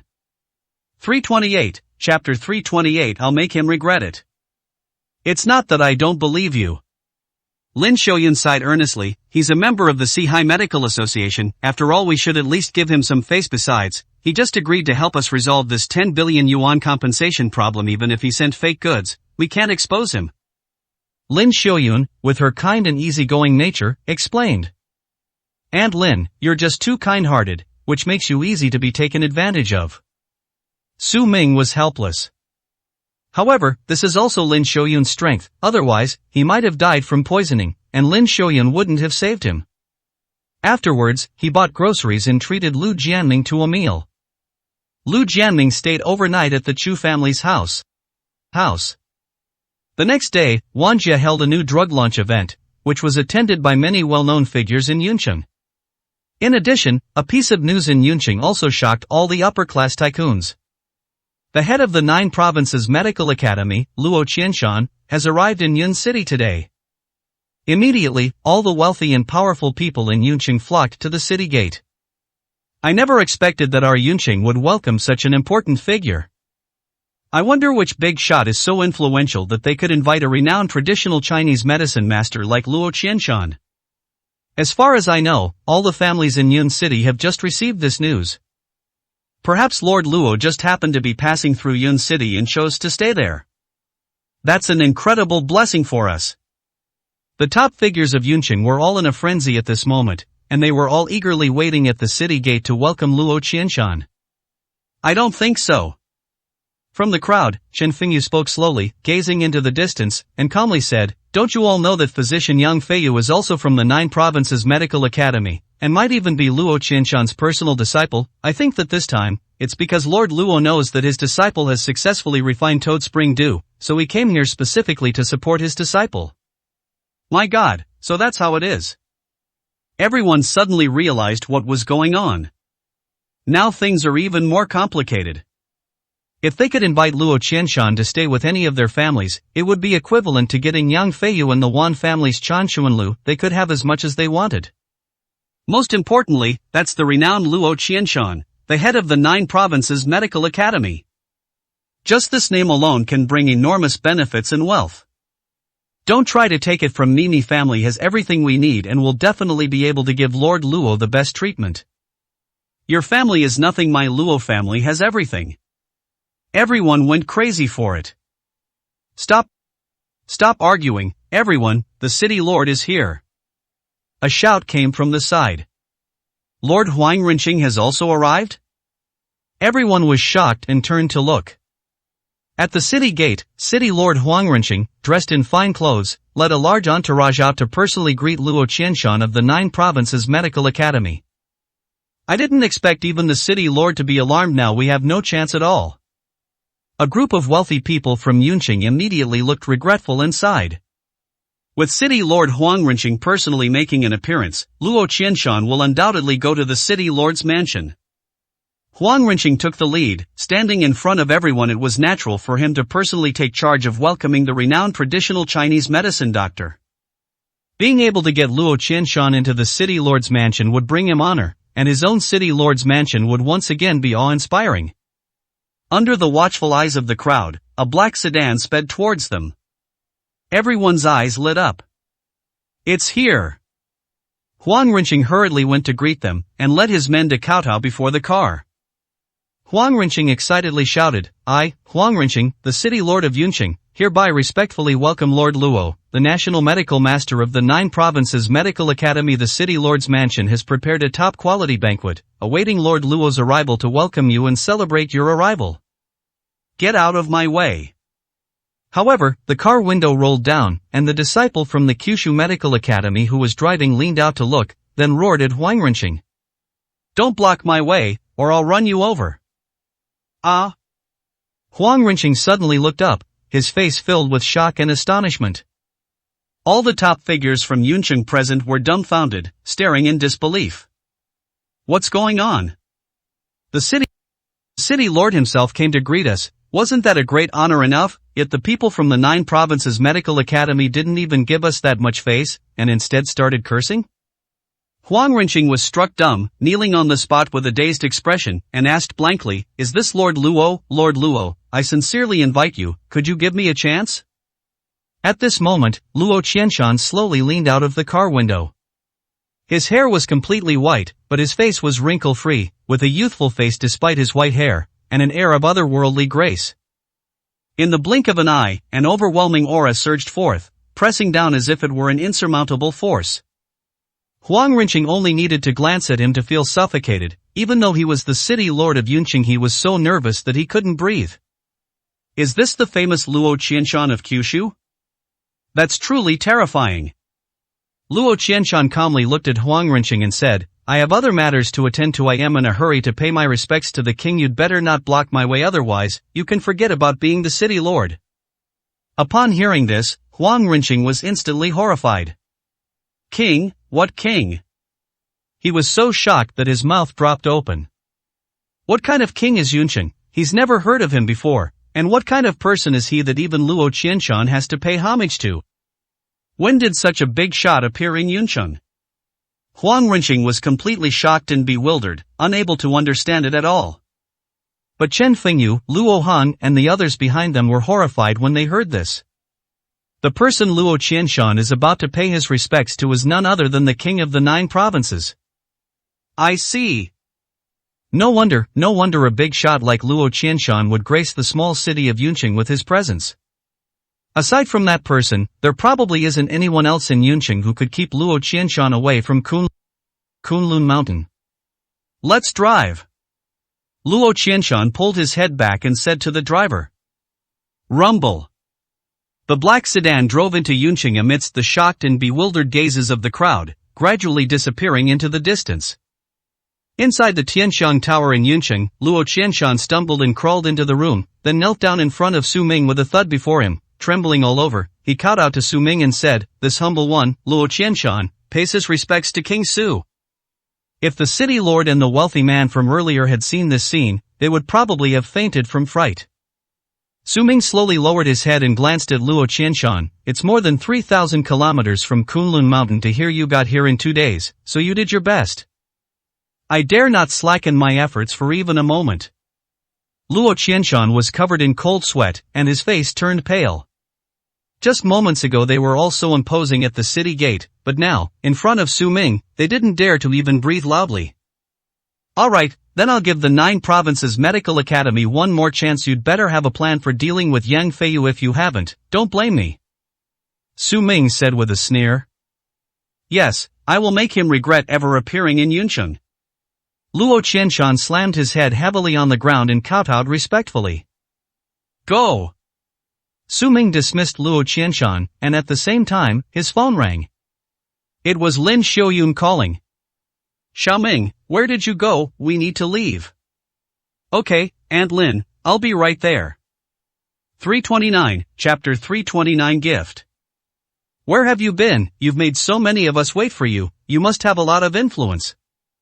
Downstairs at the Chu family's house, Su Ming was met with a cold shoulder from Chu Qingqing as soon as he returned. I went and got some gifts for Yang Feiyu. Su Ming said with a smile. The gift he prepared for Yang Feiyu was Luo Qianshan. When Luo Qianshan arrives, Yang Feiyu will probably be quite surprised.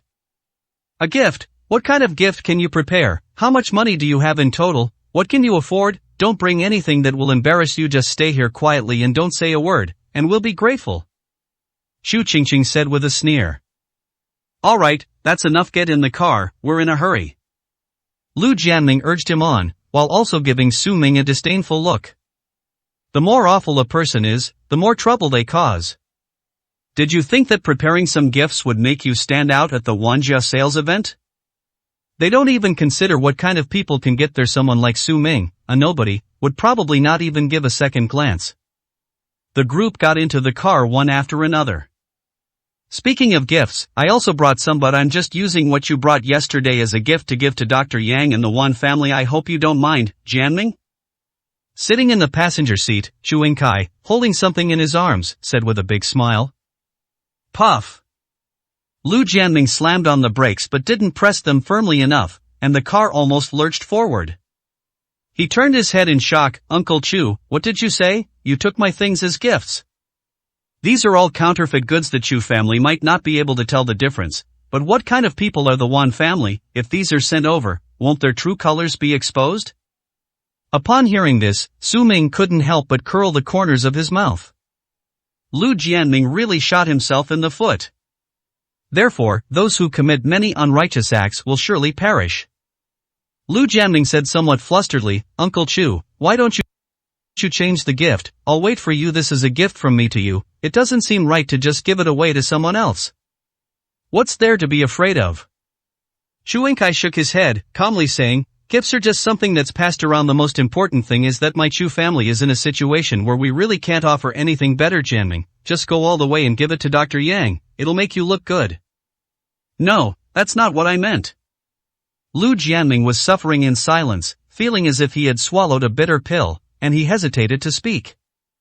He couldn't very well say that these things were fake, could he? He'd lose all face before even reaching the Wan family. Cousin, do you think these things are too cheap to be considered gifts? Shu Qingqing asked curiously from the side. Yes, that's exactly what I meant. Lu Jianming hurriedly nodded and explained, who is Dr. Yang? He spends tens or hundreds of millions of dollars at a time. Even a single contract is worth hundreds of billions. Would he even bother with something worth a few million or tens of millions? Besides, there's the Wan family, who possess the ancient formula for Toad Spring Dew. Once Toad Spring Dew is released, the Wan family's wealth will be immeasurable. Aren't you just making a fool of yourself by taking these gifts? Lu Jianming finally found a suitable excuse and gave a long speech of persuasion. I see. Chu Yingkai also showed a hesitant expression. With a complicated expression, he said, but our Chu family is completely broke. Qingqing has been expelled, and we simply can't afford to buy any more gifts. How about this, Jianming? Could you lend us some money? 300 or 500 million to buy gifts. We'll definitely earn the money and pay you back as soon as this is over. 300 million? 500 million? Lu Jianming was so angry he felt like he was going to vomit blood. Chu Yingkai really dares to speak his mind. A moderately well-off family asks for 300 to 500 million yuan. Can they afford that? Even if the 10 billion yuan compensation is resolved, the Chu family won't be able to pay it off within 3 years. Most importantly, he simply didn't have that much money. He was just a junior doctor at the Sihai Medical Association. Although he had some savings, he was saving it all to buy Toad Spring Dew for research. With the help of Toad Spring Dew, I will have a better future at the Four Seas Medical Association.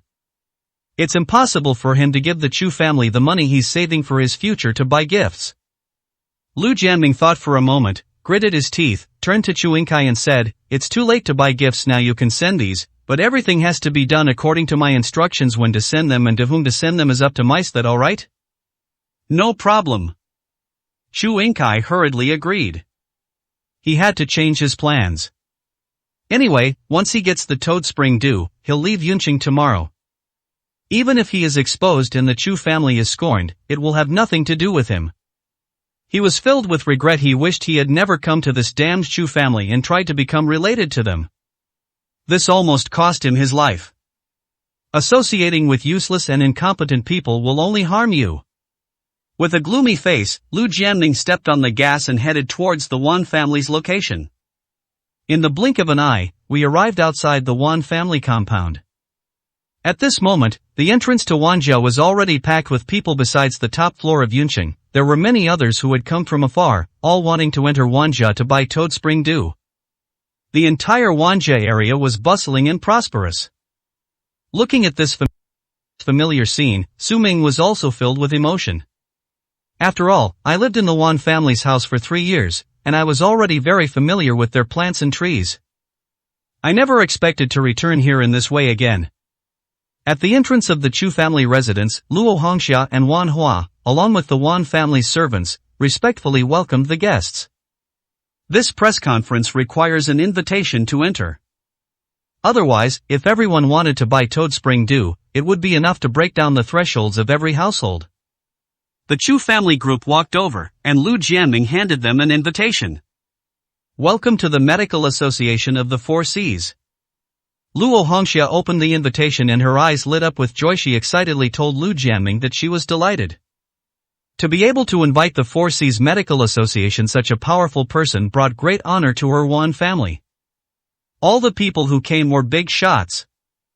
Lu Jianming must have brought along some elite talents from the Sihai Medical Association. This will make the Wan family look very prestigious. Even the Medical Association of Kyushu and Sihai has honored us by purchasing Toad Spring Dew. This is enough for every household to boast about for a year. However, when Luo Hongxia looked up, she was immediately stunned.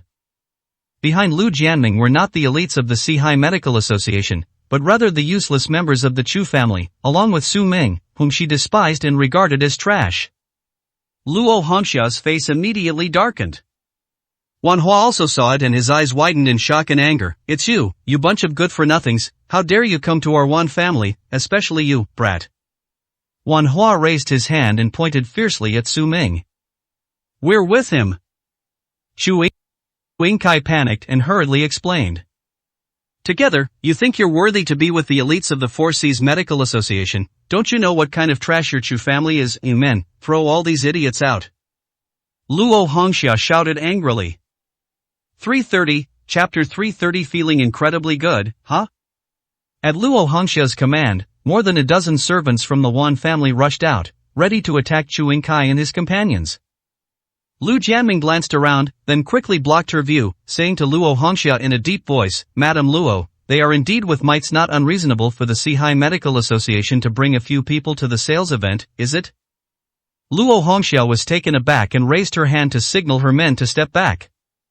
Chu Yingkai and his companions were already drenched in sweat from fright. The current situation is quite different from the past. This scene is indeed terrifying. With Dr. Yang Feiyu in charge of the Wan family, they probably wouldn't have been able to even get through the Wan family's gate today if it weren't for Lu Jianming. You said they were with you, is that true? Luo Hongxia stared at Lu Jianming and asked in surprise. Of course it's true. Can we go in? Lu Jianming asked with a confident expression. Of course, if you're from the Four Seas Medical Association, the more the merrier, Mr. Lu, please. Luo Hongxia said hurriedly and respectfully. Thank you. Lu Jianming nodded slightly, then turned to Chu Yingkai and said, Uncle Chu, let's go. Seeing this, Chu Yingkai, Chu Qingqing, and Lin Xiuyan finally let out a heavy sigh of relief. Thankfully, it was a close call. Look at him, this is my cousin. How impressive and influential he is. He can get the Wan family to let him pass with just a word. Besides my cousin, who else in Yunqing can do what the Four Seas Medical Association can? Chu Qingqing couldn't help but reveal a hint of pride and smugness, feeling quite pleased with herself. He turned around and gave Su Ming a smug look. Su Ming smiled but didn't reply. The group entered Wan's house. Wan Hua's face darkened as she watched, especially Su Ming's retreating figure, her gaze turning cold and sharp. Mom, are you really letting these good-for-nothings in? Everyone who came to our Chu family today is a top figure in Yun City. If others see this trash from the Chu family, wouldn't that be an insult to the Wan family's reputation? Luo Hongxia revealed a sinister smile. They want to die, so why shouldn't they? They owe Dr. Yang such a huge debt, and Dr. Yang hasn't even taken the initiative to settle the score yet. But they've delivered themselves to our doorstep. I am letting them in, just waiting for the sales event to start so I can take down the Chu family. That way, we can establish the prestige of the Wan family. Let everyone in Yunqing see that the Wan family is different now, and that the Wan family is about to rise to power. From now on, anyone who dares to offend us will end up like these good-for-nothings. Luo Hongxia's face was full of sinister and treacherous intent. I see, Mom, that was a brilliant move. Wan Hua suddenly realized what was going on and gave Luo Hongxia a thumbs up in delight. Now, the Wan family is about to undergo a complete transformation and become famous throughout Yuncheng. Lu Jianming led the Chu family members into the Wan family home and found a place to sit down. Su Ming sat down as well. There were already many big names in the room, including the top 10 on the Yunqing rich list. But these people weren't actually there for Wan Jiachan Chunlu, nor were they there to give face to Yang Feiyu of the Kyushu Medical Academy. Rather, it was because Wan Shirin had once been husband and wife with Su Ming now that the Wan family was holding a sales event, Luo Hong, Chen Fengyu, and others were thinking about it. The ex-wife of the king of Kyushu is holding a product launch event, so I have to come and show my support. Sure enough, as soon as Su Ming sat down, they spotted him. Luo Hong was the first to see it and was overjoyed. I was right. Although they are divorced, the king of Kyushu is loyal and righteous, and he will definitely appear at this launch event in this way. Their support will have an effect. Luo Hong, beaming with joy, hurriedly made his way through the crowd to greet Su Ming. Upon approaching, Luo Hong's gaze fell upon Su Ming, and he respectfully bowed, saying, I am Luo Hong, and I have come here specifically to pay my respects. When the Chu family saw Luo Hong, they were all stunned and shocked. However, upon further reflection, he immediately understood Luo Hong probably knew Lu Jianming's identity, which was why he came over to say hello. That's normal.